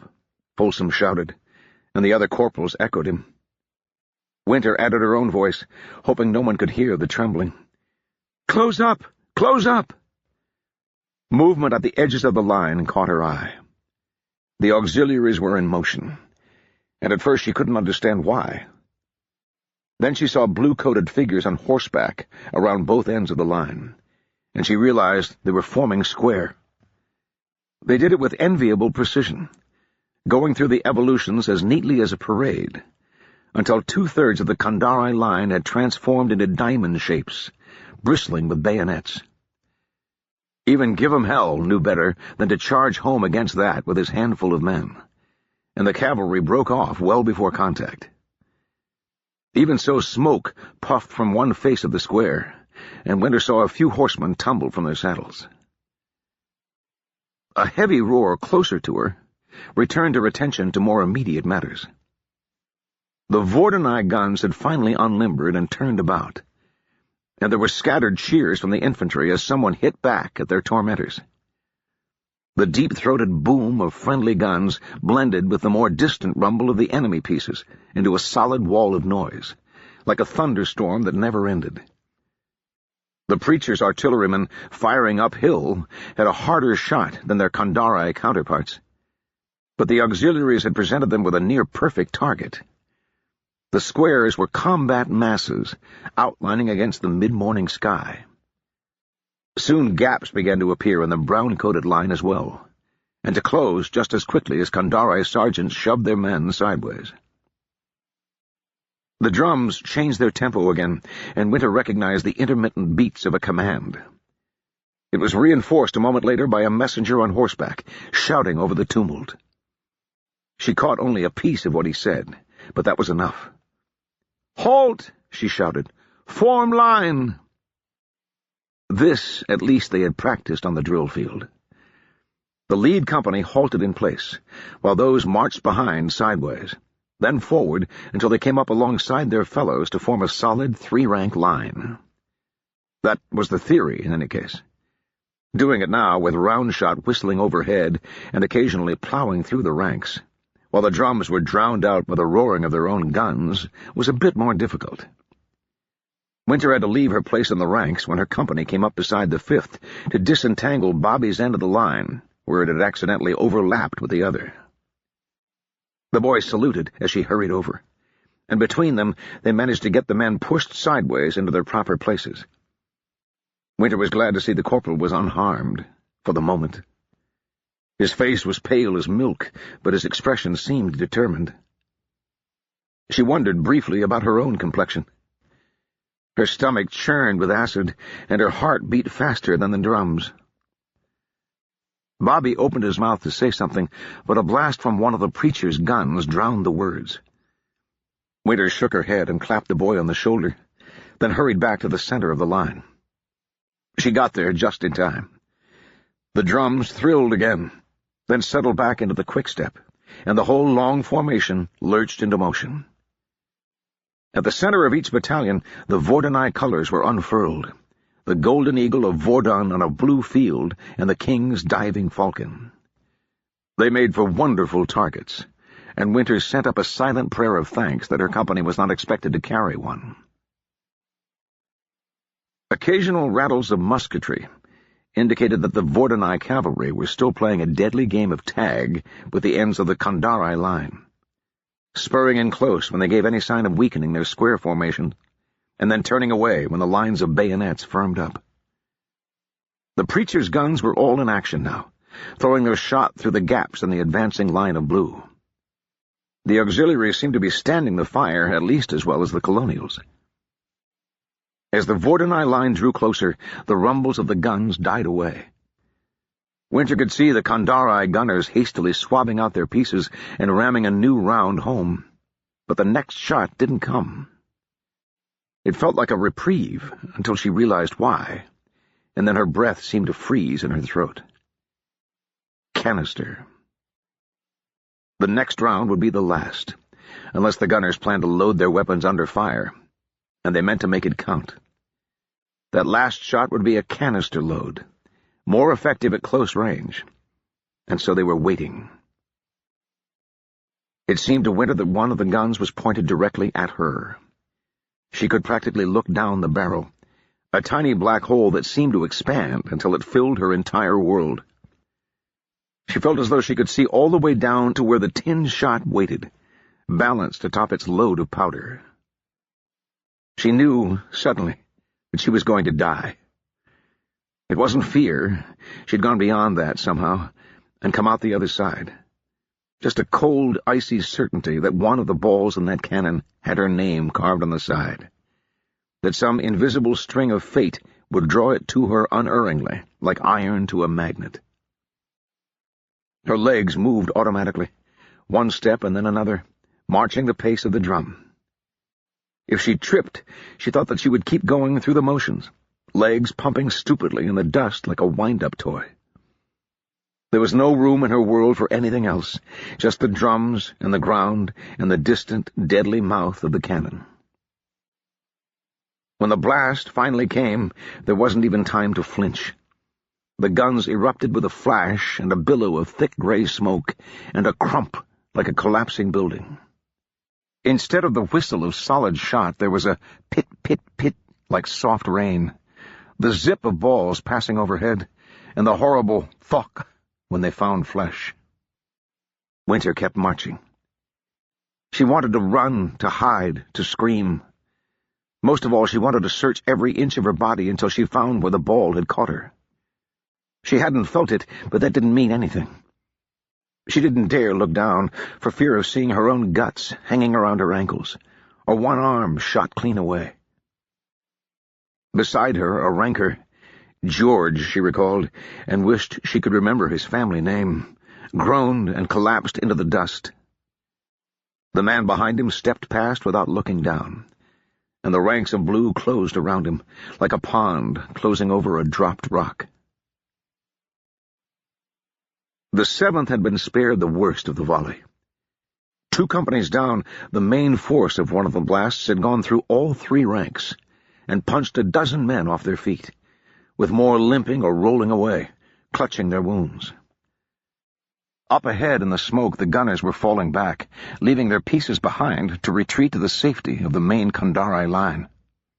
That line, visible now through the drifting gunsmoke, stood firm in spite of the Vordenai artillery still slamming away at long range.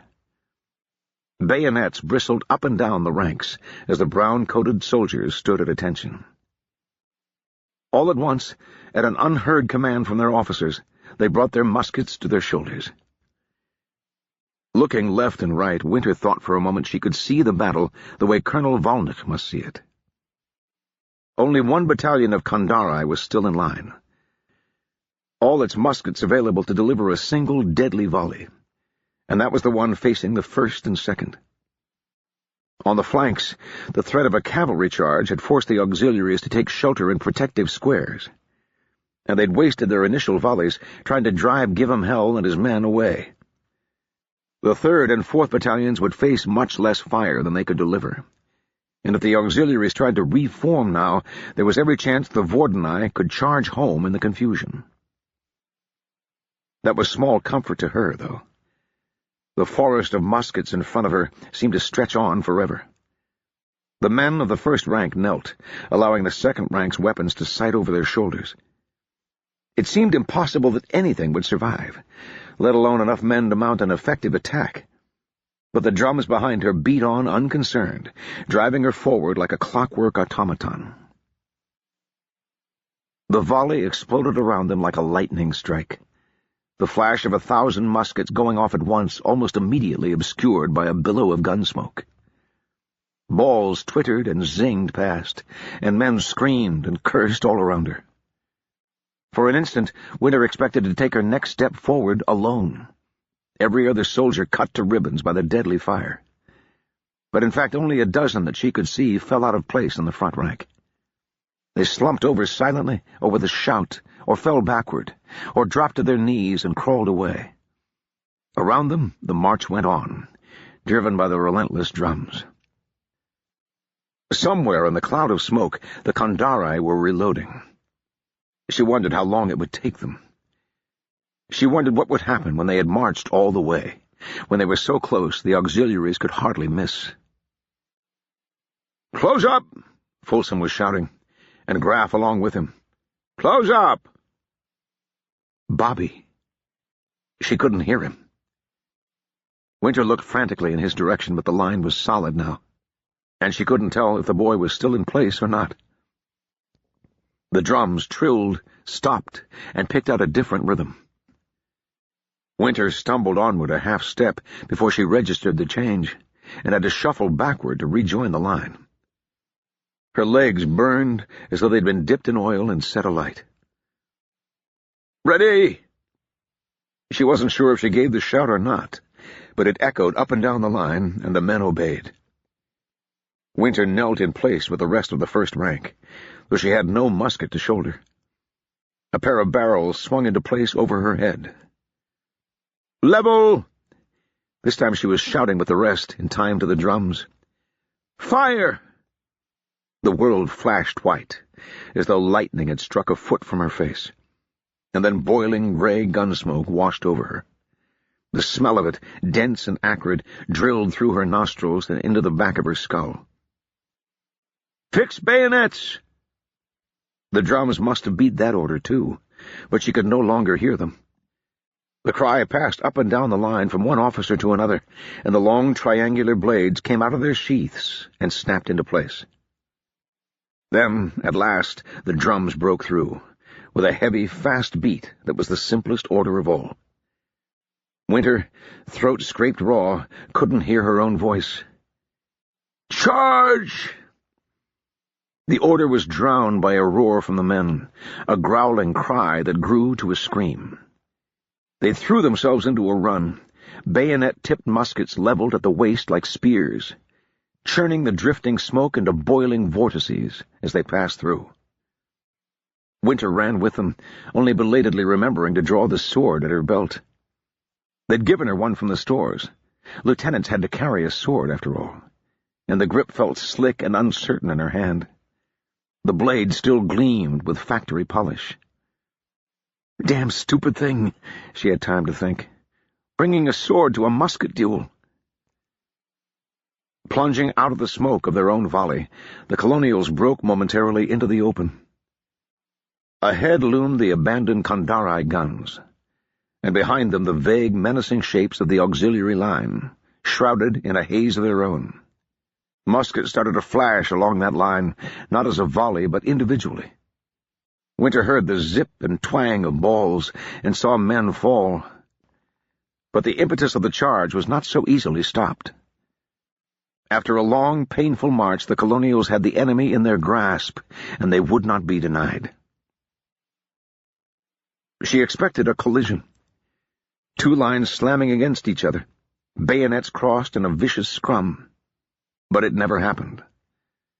By the time the leading Vordenai were a dozen yards away, the auxiliaries started to waver.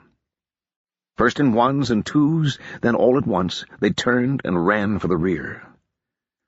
The neat line of brown and tan dissolved into a chaos of running, shoving, shouting men, with here and there an officer trying to restore order. The colonials fell on those who were slow, or who had gotten jammed up with their fellows.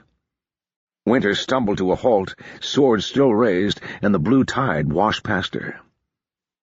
She watched as brown-coated figures fell, run through from behind, stabbed while trying to crawl away, clubbed down with fists or musket butts. In seconds there was no one still standing within sight. The rush of men had moved on, chasing the fleeing Kandari out the other side of the smoke and across the hill. Someone grabbed Winter by the shoulder. She spun, sword still in hand, and Graff had to duck to avoid losing an ear. "Sir," he said, sounding distant and tinny. "It's me, sir." "Sorry," she mumbled. Her mouth felt clotted with grit, and she could taste the salty tang of powder. Mechanically she tried to sheathe her sword, and managed it on the third attempt. "Are you all right, sir?" When she only looked at him blankly, he raised his voice and said, "Sergeant, are you all right?" Some light was beginning to break through the clouds that had enveloped Winter's brain. She shook her head, trying to clear it, and then at Graff's look of alarm she raised a hand and said, "Fine, I'm fine." Graff grinned and clapped her on the shoulder. "We did it." "We did?" She looked around, blinking. Brown, uniformed bodies carpeted the ground, broken here and there by a splotch of blue. Out in the smoke, the now silent guns loomed like distant ruins. "Grayskins look pretty enough, but they haven't got much of a taste for steel," Graff said, sounding satisfied. "Bobby," Winter said, suddenly remembering. "The Lord above loves irony. Have you seen Bobby?" Graff shook his head. "I was at the other end of the line. He'll be up there with the rest, I wager. The young ones always get a little hot-blooded." Winter stared into the smoke in the direction they'd come. The slope they'd climbed was littered with human wreckage. Graff, following her gaze, shifted uncomfortably. "Come on," he said. "We've got to reform. This may not be over. But it was. The 1st and 2nd battalions, as Winter had guessed, had by far the hardest climbs. On the flanks, the Kandari had broken at the first volley, trapped as they were in ineffective squares. Give 'em Hell's pursuing horsemen had reaped a rich harvest, and whole companies had thrown down their weapons and surrendered. The survivors, which they learned from prisoners, included General Katoba himself, showed no sign of halting anywhere short of the city gates. The colonel sent the cavalry to harry them as best they could, and set the rest of the troops to collecting the wounded and preparing the dead for burial. The boasting and cheers of the men had died away as they clambered down the slope and began the bloody business. Those of the wounded who could still walk, or even crawl, had already made their way back toward the Vordenai camp, so those that remained were either unconscious, dead, or too badly hurt to move. Pairs of soldiers with stretchers came and went non-stop, carrying the badly wounded toward the growing hospital, while other details dragged or carried the dead to be laid neatly at the base of the hill. Still others collected salvageable detritus, muskets, ammunition, canteens, and spare flints. It was a long way to the nearest Vordenai depot, and the colonel had ordered that nothing was to be wasted. Winter went straight to the spot where she thought Bobby had fallen, but there were so many bodies in blue. It was Folsom who found the boy in the end, curled up like a baby, hands pressed against his stomach. His face was so pale that Winter thought he must be dead. But when Folsom and Graff rolled him onto his back, he gave a low groan, and his eyelids fluttered. His hands fell limp to his sides, exposing a gory patch on his midriff, his bloody uniform now caked with sticky dirt. "Hell," Graff said softly. "Poor kid." He looked up at Winter, then shook his head. "Better call for a stretcher. Get him to a cutter." "No!" The firmness in Winter's voice surprised herself. "Folsom, help me carry him. We'll take him back to my tent." "What?" Graff narrowed his eyes. "Sir—" "I promised him," Winter said. "No cutters. You'll have to do what you can for him yourself." The corporal lowered his voice. "He's dead, sir. Hit like that in the bowels. It'll fester certain as sunrise, even if he doesn't bleed out." Winter watched Bobby's face. His eyes were screwed tightly shut, and if he'd heard what Graff had said, he gave no sign. "Then it won't matter if we take him to the cutters or not, will it?" she said. "Do it, Corporal." Folsom bent down and picked Bobby up, gentle as a mother handling a babe. Even so, a fresh welling of blood cut through the dirt and washed down the boy's stomach. Winter bit her lip. "Sir," Graff said. "My tent," she told Folsom. "Now."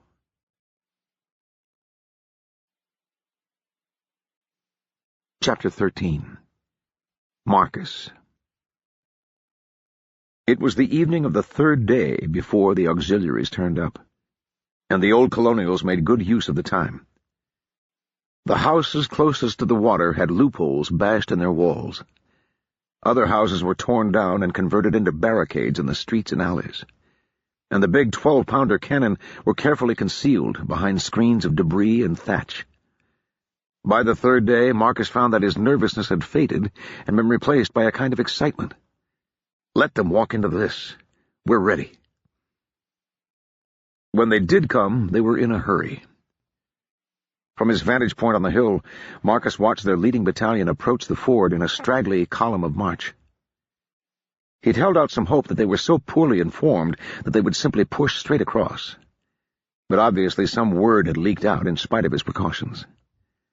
But with the sun already setting, either the auxiliary commander was feeling hasty, or else he'd underestimated the size of the force opposing him.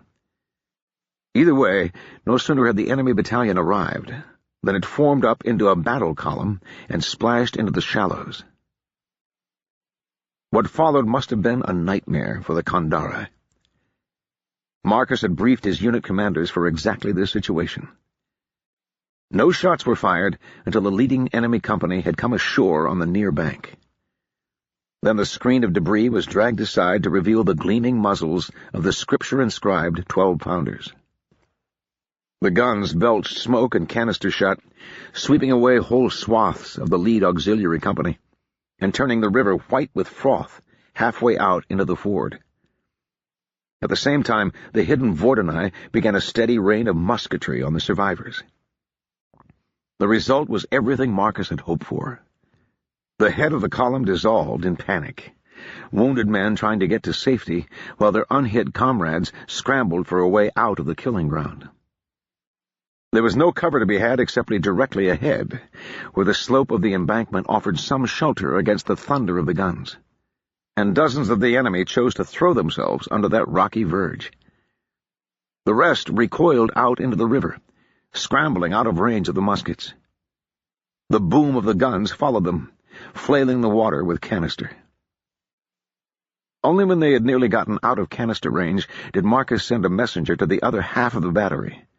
3 more guns concealed behind a house on the riverbank. These were quickly dragged into position, while the guns in the town switched to round shot, and soon all 6 pieces were firing in long arcs over the river, and into the milling men, pulling themselves out of the water on the other side. Leading elements of the 2nd Kandari Battalion had arrived in the meantime, only adding to the confusion. At that range, the artillery fire was more galling than devastating, but the gunners bent to their work with gusto, and kept it up until both enemy units finally pulled together enough to retreat out of range. In the interim, Marcus sent 3 companies down to the riverbank. The auxiliaries who'd taken shelter there were in no state to fight, many having abandoned their weapons or gotten their powder wet in the river crossing. They surrendered after a desultory skirmish. And Marcus had another half-company of prisoners, to add to the 100 or so that were already in his bag. The enemy had lost twice that many killed and wounded, he judged, and he doubted if his own losses numbered a dozen. "They're not so tough," Audric said, reflecting the general mood in the camp. Night had fallen, and campfires were sprouting throughout the village and outside the tents beyond the hill. "If they keep this up, we won't have to trouble the colonel after all." "If they keep this up, they're not as clever as we've given them credit for," Marcus said. They were still at his vantage point at the front of the temple, from which they could see the whole triangular village, the ford, and a good bit of the country beyond. "They tried to brush past us and got their hands slapped. I doubt they'll try it again." "What else can they do, though?" Audric said. "The ford's not wide enough to send 2 battalions at once, and if they come one by one, they'll just get chewed up the same way." Marcus shook his head. He was watching more campfires spring to life, like ground stars, on the opposite bank of the river. There were an awful lot of them. "We'll find out," he said. They found out the next morning. The auxiliary gunners didn't even wait for dawn. As soon as enough gray light had filtered into the sky to outline their targets, the north bank of the river blazed into horrible life, muzzle flashes cutting through the semi-darkness. They were followed a moment later by the low, flat booms of the reports echoing across the water, and the drone and crash of incoming round shot. The ford was a particularly wide spot in the river, which meant the range had to be at least 600 or 700 yards. Too far to pick out individual men, even if the guns had been capable of such accuracy. The enemy gunners didn't even try. Instead, they went to work on the houses closest to the riverbank, bowling their cannonballs in long arcs that descended screaming into the colonials' carefully prepared positions. The first few shots were off, either flying wide into the town or splashing in the shallows, but the Kandari gunners quickly found the range. The clay walls of the village shacks provided no protection at all. Worse than nothing, in fact, since the clay had a tendency to splinter and fill the interior of a hut with razor-sharp shards when a cannonball punched through. Within half an hour, all the houses along the waterfront were piles of broken rubble, and fires had started in a dozen places. That didn't concern Marcus overmuch. There wasn't enough wind to drive a real blaze. But he watched the eastern horizon impatiently. The sun seemed to rise with interminable slowness, the world gradually lightening until it was possible to see the enemy positions. Rising clouds of powder smoke marked each gun. There were 4 of them directly opposite the ford, arrayed in a neat line right out of the artillery textbook. "Right," he said to his artillerist, who had been standing by with similar impatience. "Go to it." The colonial guns took up the challenge with a roar. During the night, Marcus had split them into 3 divisions, spread out along the riverbank. One directly opposite the ford for canister work if the auxiliaries tried a rush, while the other 2 provided enfilading fire from farther up the bank. Now all 6 12-pounders went to work, probing through the smoke for the enemy cannon. It was a little like watching a handball match, Marcus reflected. The assembled soldiers of either side had nothing to do but watch and cheer for their own team, as the gunners sweated and struggled with balls, powder bags, and rammers. There was a cheer audible even on the Temple Hill whenever one of their own guns placed a shot near enough to fountain dirt and smoke over the enemy gunners. Marcus had ordered that the caissons, the big carts that the guns hitched to when marching, which carried the ammunition reserves, be kept well back from the actual firing sites. This meant an inconveniently long haul whenever stores of powder and shot ran low, but he organized details from the infantry to run the supplies up to the front in relays. The men went to it with a will.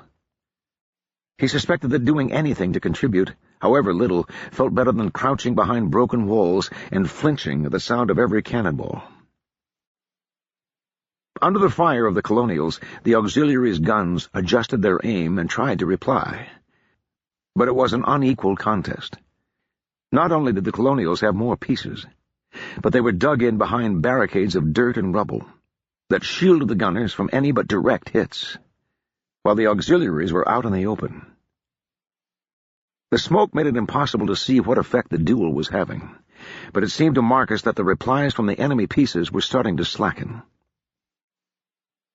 That the enemy had not matched his precaution with their caissons became obvious when a fountain of fire blossomed through the fog bank on the opposite shore, lifting and spreading like a great orange flower.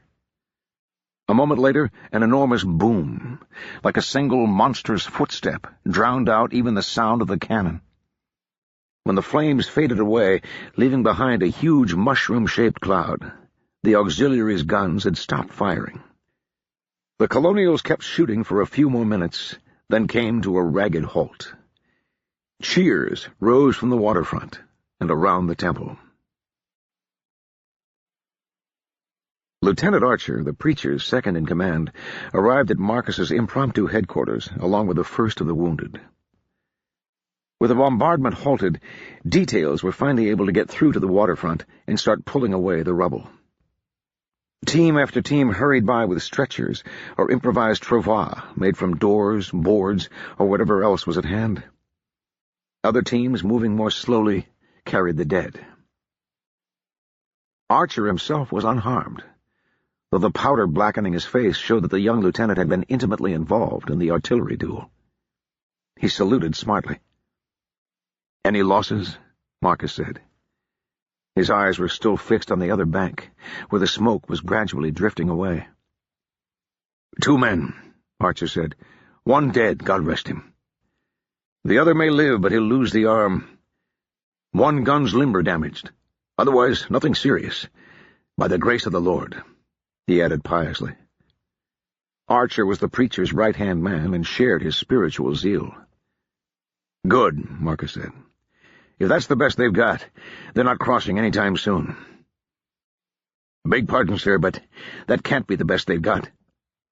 Those were Guest Themel 8-pounders. They got to be older than I am." "That's what the Auxies have to work with. For the most part, we gave them Royal Army cast-offs." Marcus hesitated. "I'm surprised you got such a good look at them." "I didn't, sir. But you could tell by the report, if you know what you're listening for." "I'll take your word for it," Marcus said dryly. "Yes, sir. But if they were planning on defending the crossing at Westbridge, they must have more than a few light guns to do it with. My guess is they're still bringing up the heavier pieces." "Someone over there is in a hell of a hurry," Marcus said. He hoped that was a good thing. If they wanted to cross so badly, stopping them should be worth something, shouldn't it? He grimaced as another stretcher team went past. "If you can't keep them suppressed, we're going to have an awful time on the riverbank." "Yes, sir," Archer said. "We'll do our best, sir." There was a lull of a few hours, for which Marcus was duly grateful. It gave them the chance to evacuate the dead and wounded from the wrecked waterfront, and the men took the opportunity to dig in as best they could among the piles of rubble. This was what he'd brought the old colonials for.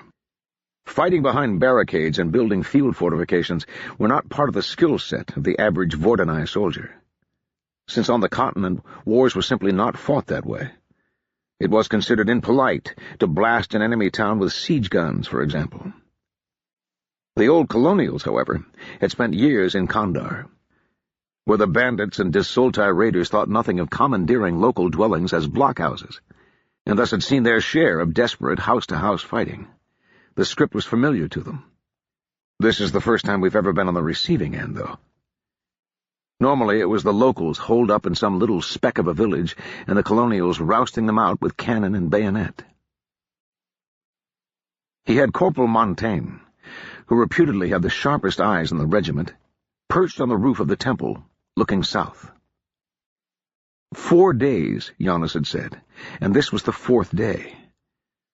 Every time someone shouted, Marcus's heart leapt in the hope that the long, blue-uniformed columns had been sighted, wending their way north. No such luck. A runner hurried out of the temple, skidded to a halt, and saluted hastily. "Sir, enemy movement, sir. Looks like heavy guns, sir." "Here it comes." He stared north across the river, where the brown uniforms were boiling into view like angry ants. It was only a few minutes before he caught the first flash of fire, followed by its distant, thudding boom. He watched to see where the shot would land, and was startled to hear it pass overhead, with a shriek like an angry cat as it cleared the roof of the temple to land beyond the village entirely. "Saints and martyrs," Marcus swore. "What the hell was that?" He gestured impatiently at the runner. "Go find Lieutenant Archer, and ask him what the hell is going on." By the time the man returned, though, Marcus had figured it out for himself. 3 more of the monstrous guns had opened fire, 2 overshooting the town, and 1 shot landing well back from the waterfront, plowing through a whole row of houses before it finally came to rest. The runner's breathless report confirmed his suspicions. "Siege guns, sir," the man said, still winded from running the length of the village twice. "Big ones, 24-pounders at least." 36, Marcus said. "Those are 36-pound naval guns." "Are they?" The runner turned to look at the distant clouds of gunsmoke, impressed. "Well spotted, sir." Marcus's lip twisted in a brief smile. "I'm afraid my eyes aren't as good as that. But I used to walk past them at least once a week. The prince had them lined up along the wharf in Ashkatarian, remember?" They'd been a gift from the king of Vordan to his royal friend and cousin. The prince had been very impressed with them, Marcus recalled. He'd been there the day the colonials manhandled them off the boat, grunting and swearing, 20 men to each gun. If the little guest Themels were older than Lieutenant Archer, those guns were older than any man in Kandar, relics of an earlier era. No one had told the prince that the enormous weapons he was so proud of were museum pieces, of course. The runner gaped. "Those guns, sir? I always thought they were just for decoration." "Apparently General Katoba has found a use for them." Marcus spared a brief moment of thanks for the foresight Giannis had shown in avoiding Westbridge. The thought of trying to charge across a bridge into the face of those monstrous pieces made him shiver. "Does Archer think he can silence them?" "He said he'll try, sir. But they're well back from the river's edge. Long range, sir." "Tell him to try," and get the ammunition relay running again." Another shot from one of the monsters landed, closer to the waterfront. The huge projectile tore through the town as if through tissue paper, leaving a neat line of dust in its wake. The rankers swallowed hard, saluted again, and ran off. Archer's guns opened fire a few minutes later. As the lieutenant had predicted, his replies were less effective than before due to the longer range, but the man's skill was evident. It was only a few shots before his pieces were regularly bowling their round shot into the growing clouds of smoke that surrounded the big naval guns. One mercy was that the ancient pieces would be difficult and time-consuming to aim. If they got into a duel with Archer, it would take ages for them to zero in. In the event, they didn't even try. The naval guns kept slamming away at the waterfront, blasting through the barriers of wood and clay as though they were made of matchsticks. Instead, a descending scream announced another set of unwelcome arrivals. Marcus watched the first shot fall short, churning up a stretch of riverbank. Howitzers. The king had given those to the prince, too. Marcus wished his sovereign had been a little less generous over the years, even if he was only cleaning obsolete pieces out of his armories. These were midgets compared to the naval guns, stubby weapons that looked vaguely like a washing tub on wheels. They fired shells instead of shot, iron spheres packed with powder, and an impact fuse. Like the huge naval guns, they were weapons of a previous age, when wars had been less polite and sieges were common.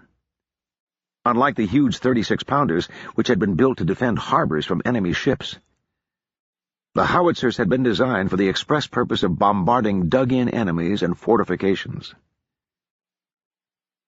Archer kept trying. It took some time for the howitzers to find the range. They weren't terribly accurate weapons at the best of times, firing as they did in high arcs rather than the shallow trajectories of ordinary cannon. Once they started landing shots close by, however, they made a mockery of all the gunners' careful preparation. The shells descended from on high, not straight ahead, as they were as likely to land behind the sheltering walls of rubble as in front of them. When they hit, they blew apart into iron fragments, as deadly as any musket ball. The artillerymen kept up the now patently unequal contest for a few minutes, gamely banging away into the cloud of gun smoke while the shells rained down around them. It wasn't long before they gave it up, however, and one by one the colonial guns fell silent, leaving only the distant, shuddering booms from across the river. Archer himself turned up not long after, bleeding from a long cut on one shoulder, and even more smoke-blackened than before. He saluted gingerly and shook his head. "Sorry, sir. I told my boys to pull out. We had a dozen men hit already, and one of the new guns is down with a cracked axle." Marcus waved him into silence. Once it became clear that the Vordenai guns were no longer replying, the howitzers had turned their attention to the waterfront. Fires were once again burning through the sad little town, and each exploding shell was accompanied by a fountain of debris and burning thatch. Marcus glanced at the sky. The sun had not even reached the meridian, and the southern horizon remained empty. "Archer," he said, "get your guns back to the temple and start digging in. Get that shoulder seen to while you're at it."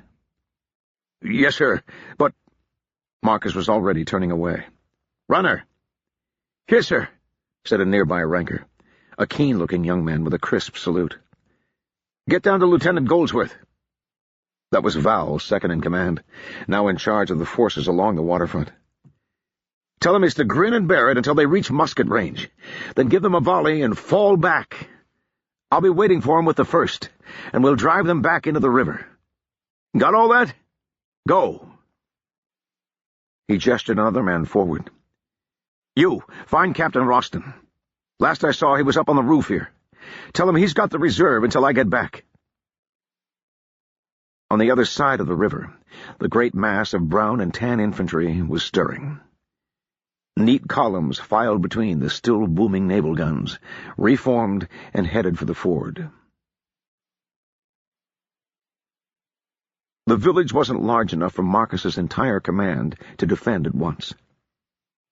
He'd left the 2nd Battalion, the 3 companies of it that he had, at any rate, to hold the waterfront. He held the other 3 units in reserve around the rear of the temple, where they'd be reasonably sheltered from enemy artillery. Of these, his own 1st Battalion was the largest, more than 400 men in 4 companies. He found the 4 company commanders waiting for him in a sort of huddle. The sight of them made him wish for fits. These were all old colonials, which meant they were the dregs of the Royal Army Officer Corps. Lieutenant Vance was a former cavalryman who'd fallen off his horse and onto his head, which left him with a fragile constitution and recurring bouts of fever. Davis was a fat bully and a blowhard, who was rumored to have been sent to Kandar for his part in the fatal beating of a ranker. Lieutenant Thorpe was a man after Odrick's mold, all lace shirts and fancy living, but with none of the captain's redeeming qualities. And Strock might have been the oldest lieutenant in the service at close to 50. His crime, as far as Marcus had been able to make out, had been refusing to retire when he was supposed to. None of them were men he would have chosen, but they were what he had to work with. They sprang to attention as he approached. 2 of them did anyway, while Lieutenant Strock moved slowly to spare his back, and Davis took his time, heaving his bulk into line. "We're going in," Marcus told them. "Up the hill to the front of the temple. I'll meet you there." "Yes, sir," they chorused, and hurried off as best they were able. Marcus spared another glance for the south, but there was still no sign of approaching relief. He looked up at the looming bulk of the temple and caught Audrick's face peering over the side. Marcus gave the other captain a cheeky wave and trotted back up the hill to meet his men. By the time the 1st was in position, the auxiliaries were nearly over the ford. As Marcus had hoped, their artillery had tailed off. Neither the naval guns nor the howitzers were accurate enough to fire in close support of the infantry without serious risk of friendly casualties. Thatch fires were still burning throughout the town, filling the streets with sweet black smoke that mixed with the acrid gray stuff from the guns and bursting shells. The damage was worst close to the waterfront, where scarcely a building was left standing. Marcus could see a few blue-uniformed bodies lying in the rubble, and other soldiers still working on the improvised barricades. He turned to his men. They made for a motley picture, uniformed in a catch-as-catch-can mess of Army-issue and Kandari fabrics that were only Royal Army blue in broad average. He saw a lot of worried faces, too, which made him uneasy. For all that they'd been through the bloody business before, the old colonials had never specialized in fighting opponents on anything like equal terms. "I've told Goldsworth and the 2nd to fall back," he told them, "as soon as the Oxys get close. They'll have to break up to come forward, and that's when we'll hit them. Fix bayonets and keep moving, and we'll push the bastards right back into the river. And stay close to them, or else you'll end up wearing a howitzer shell for a hat. Ready?" They gave a shout. It was less than enthusiastic, but better than nothing. Marcus turned back to the battle. The front ranks of the incoming auxiliary battalion had reached the near shore, neat lines turning ragged by the challenge of marching through thigh-high water. As they formed up, shots started to issue from the twisted mass of wreckage that was all that remained of the waterfront houses, proving that not all of the 2nd had been flattened by the howitzers. The bombardment had stopped, and in the relative silence, each shot sounded like a distant handclap, accompanied by a puff of smoke. The auxiliaries ignored the harassing fire, taking a few moments to organize under cover of the embankment, and then pushing forward over the top. Marcus could see the blue-uniformed figures running in front of him, hunched low and moving from cover to cover. "Follow me!" He waved down the hill and set off at a trot. It was not the best-formed advance in the history of military tactics. A body of 30 or 40 men came down the road behind Marcus, maintaining a loose order to avoid the broken bits of clay and timber the bombardment had torn loose from the houses.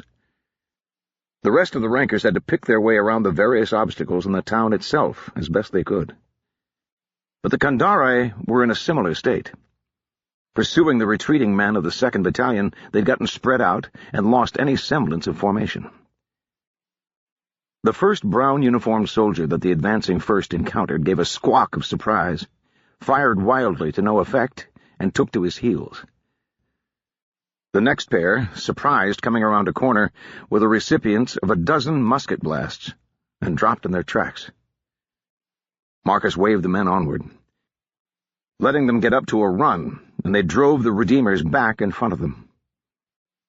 Here and there, a few auxiliaries in a good position put up a determined resistance, but without organization it was easy for the Vordenai to get around behind them and flush them out with muskets or the bayonet. Marcus kept an eye out for Lieutenant Goldsworth, but never caught sight of him. There were men of the 2nd all around, though, and some of them decided there was more safety to be had with Marcus than following their own commander. The blue-uniformed mob grew as it advanced, pushing the auxiliaries into headlong flight until the Colonials regained their initial position at the top of the embankment. The rear guard of the enemy battalion was still forming there, 2 or 3 companies in good order. The next battalion had just begun its crossing. If we're going to break them, here's our chance. He threw himself over the last obstacle, a makeshift wall built by the 2nd, and waved the men behind him forward. Barely 20 yards ahead, the neat line of brown and tan erupted into flames. Being part of an attack was a strange thing, Marcus had always thought. It was like being a component in a larger organism, something that could live or die, stand or flee, all on its own and independent of the will of the men who made it up. Sometimes it drove you onward, into the face of what seemed like certain death, in spite of every instinct screaming for flight. Other times you could feel it falling apart, turning at bay like a whipped dog, hunkering down or turning tail to run. It was apparent almost immediately that this was going to be one of the latter occasions. The Vordenai broke from cover in dribs and drabs, as fast as each man's legs could carry him, with no more order than a rioting mob. The first volley from the auxiliaries slammed out as they crested the embankment, and men fell backward or tumbled into the ditch. The second round of fire, still aiming high, went over the heads of those who'd made it down the slope and cut down the ones who followed. Scattered fire from the Colonials opened temporary gaps in the brown-coated line, but they closed up neatly, 2 ranks loading while the third waited with leveled weapons. Bayonets gleamed like a steel-tipped picket fence. Almost as one man, the advancing Colonials decided they would rather not be at the bottom of the slope when the next volley thundered after them. Those still coming down the hill flopped into the best cover they could find and opened fire, while those who'd cleared the embankment scrambled back up it, vaulting over the bodies of the dead and wounded in their haste to regain some kind of protection. Marcus couldn't recall the exact moment at which he personally had turned around. It hadn't been a conscious decision, any more than any particular cow makes a decision to run when a herd stampedes. The overriding imperative to stay with the group reached down into the base of the brain and flipped all the switches, without consulting any of the higher functions. In his next rational moment, he was huddled behind the wall the 2nd had built, struggling to load his musket in spite of the protruding spike of the bayonet. The semicircle of fire and smoke concentrating on the auxiliaries was getting thicker by the minute, as more men of the 1st and some of the 2nd worked their way into range and found positions. The auxiliaries fired another volley, but with no obvious targets, the effect was only to patter musket balls off the barricade like hard rain. Then, at either an officer's urging or an individual soldier's good sense, they broke ranks as well and ran for the cover of the embankment, which provided a natural breastwork. Before long, the rattle of musketry had risen to a continuous roar. "Davis!" Marcus spotted the fat sergeant and gestured him over. "Hold here, you understand? I'm going to find Audric and see about getting us some support." Davis nodded, looking distinctly pale. Marcus left his musket, got to his feet, and hurried back up the hill, bent double to avoid presenting a neat target to the Kandare below. Once he'd gone 50 yards, he risked a look back. The 2nd Kandari Battalion was crossing the river now, 1,000 fresh troops to oppose the 400 or 500 he'd left behind. He broke into a run.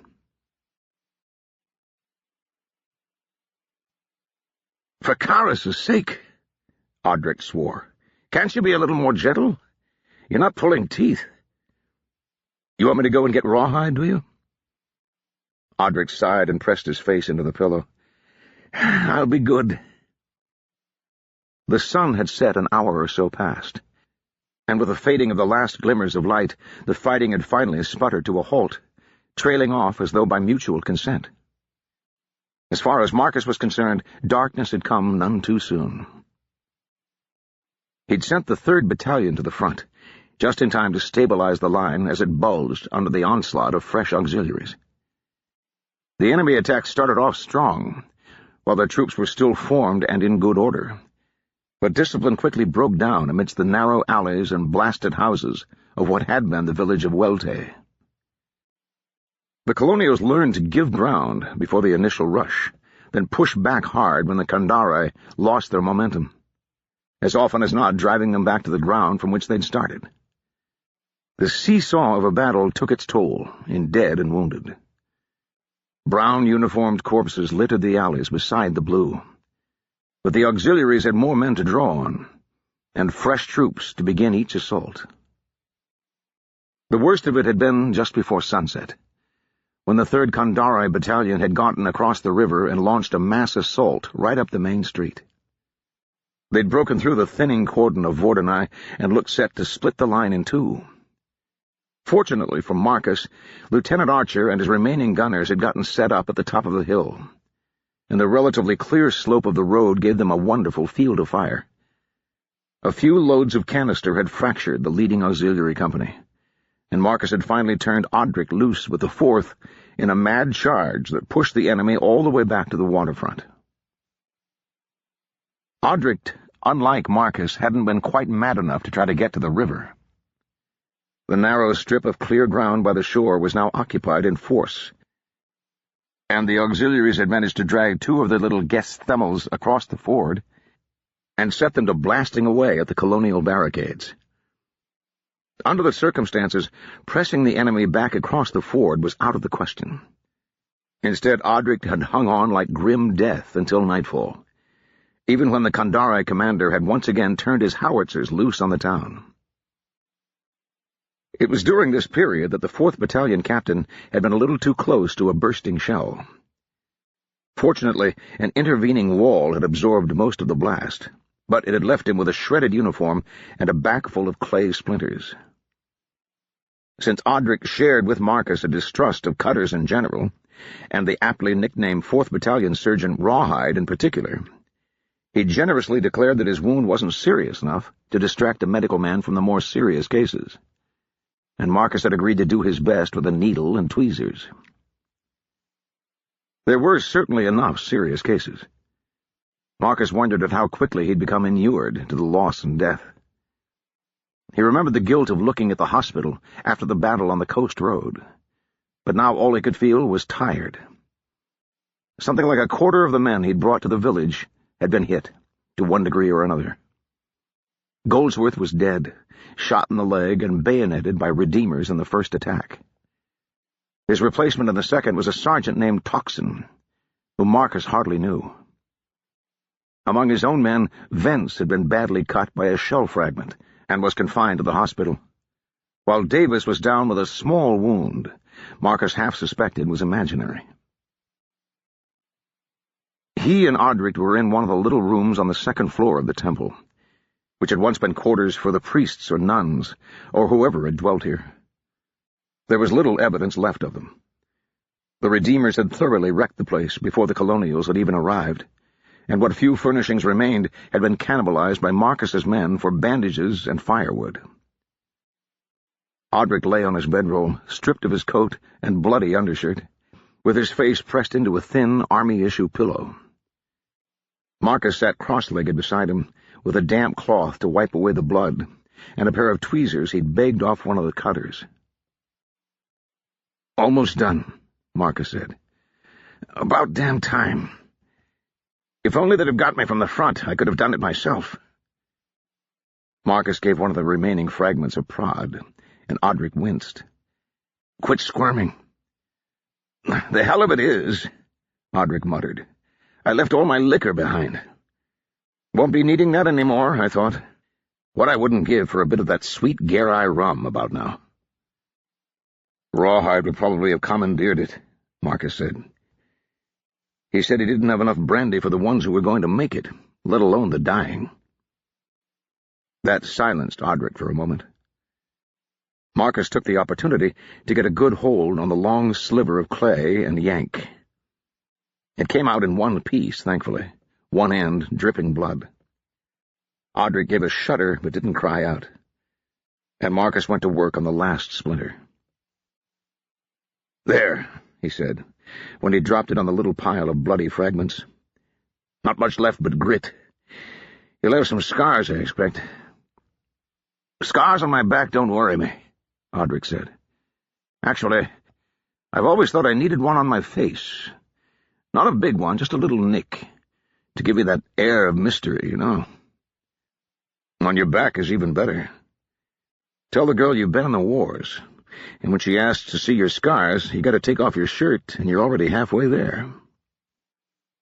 Audric laughed, sat up, and winced. Marcus wiped up a few new trickles of blood with a cloth, as gently as he could manage.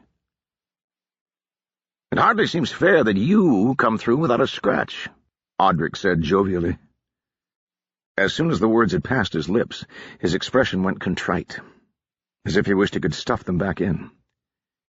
Sorry, I meant, since you led that attack, that was a damn mad thing to do. Not because, I know what you meant, Marcus said. There was a long, awkward silence. Audric held up his tattered, blood-stained shirt, cursed softly, and tossed it aside.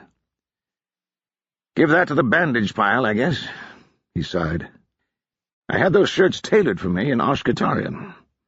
Only half an eagle for the dozen, would you believe that? The Kandari were always mad for Vordenai coin. Probably because a Vordenai eagle still has more gold in it than lead. I always figured they were just fond of King Faris's face.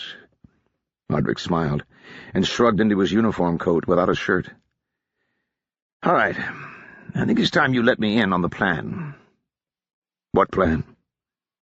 The plan meaning, what the hell do we do now? Audric grinned crookedly. It may have escaped your attention, but our relief column hasn't arrived. I know. The southern horizon had remained obstinately empty all day. Marcus had left sentries looking in that direction, with orders to report to him as soon as they made contact. So we have to fall back, Audric continued briskly. Once the cutters have finished with the wounded, we withdraw out onto the plain. Leave a rear guard to confuse the Oxys, make them deploy for attack, and then run for it before they get here. With any luck, we can break contact and head south. Leaving them free to maneuver, Marcus said. If the colonel is still engaged with the enemy, and they take them from behind, it'll be slaughter. You want to stay here, don't you? Audric said, his voice flat. Try to hang on. Yeah, the colonel said he was coming. If he's been delayed, we've just got to give him a little more time. And if he's been defeated? Captured, even? Marcus gritted his teeth and said nothing. You know it'll be butchery here by morning, Audric continued remorselessly. Right now, at this very moment, those bastards are dragging their guns across the ford. If they get one of those monsters on the near bank, we won't be able to get within 200 yards of the waterfront. We abandon the waterfront, Marcus said. Dig in around the temple. This place is solid stone. Even 36-pounders are going to take some time to crack it. Right. And the hill is good ground. Plenty of material for barricades, no problem. Except for one detail. If we fall back, there's nothing stopping them from sending men around the sides of the village and coming at us from behind. The walls are just as thick from behind. That's not what I'm worried about, Audric said patiently. Once they get there, we've got no way out. When they batter this place down around our ears, they'll have the lot of us on spits. Unless the colonel arrives before that happens. Unless the colonel arrives, Ardric said. He paused and then shook his head. So it comes down to that, does it? You want to bet that Colonel Volnick will ride to the rescue? More or less, Marcus said. His throat was tight. With the lives of every man in his command as the stake.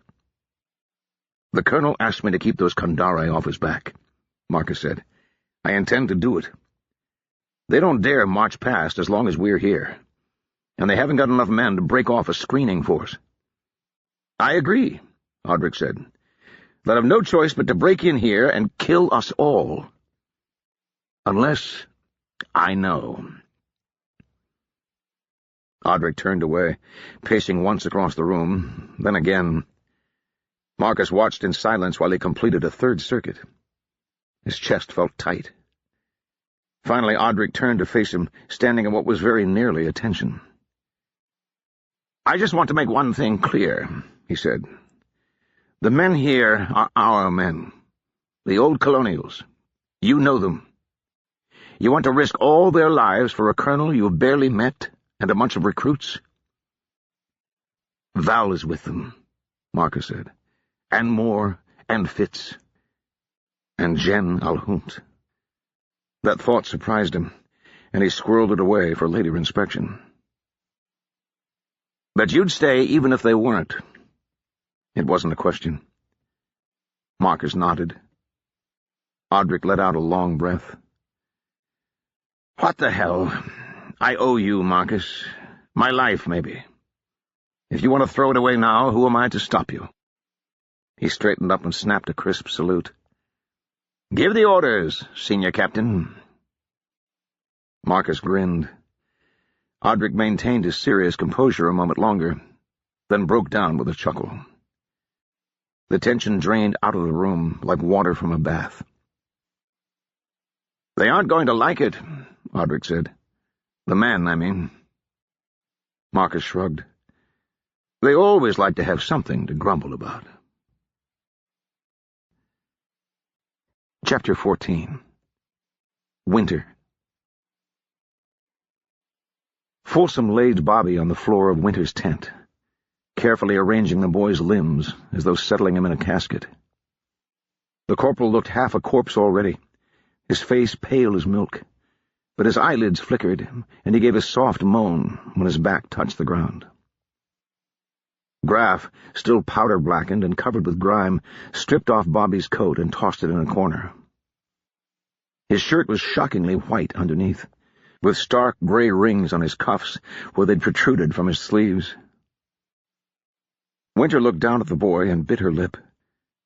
Graff, Bobby had said. No one else. Corporal Folsom? The big man was squatting by the boy's side. He looked up. I need you to take an inventory of the company. Find out how many we had hit, then go to the cutters and try to track everyone down. Folsom looked down at Bobby again, then back at Winter. His thick features hardened, but he got to his feet and saluted. On your way out, Winter said, find a couple of men and have them sit outside the tent. No one comes in without my leave, understand? Folsom nodded again and ducked out of the tent. It was still broad daylight outside, and a brilliant lance of light from the flaps glowed by the entrance. That felt wrong, somehow. It should have been twilight. Graff unbuttoned Bobby's jacket, lifting it away carefully where it was soaked with gore. He tried raising the boy's shoulder to get the sleeve off, but Bobby gave another groan, and Graff let him lie and turned to Winter. I don't want to move him more than I have to. You got a nice sharp knife somewhere?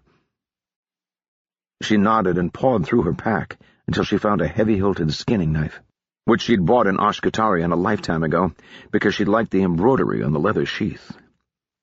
She handed it to Graff. Anything else?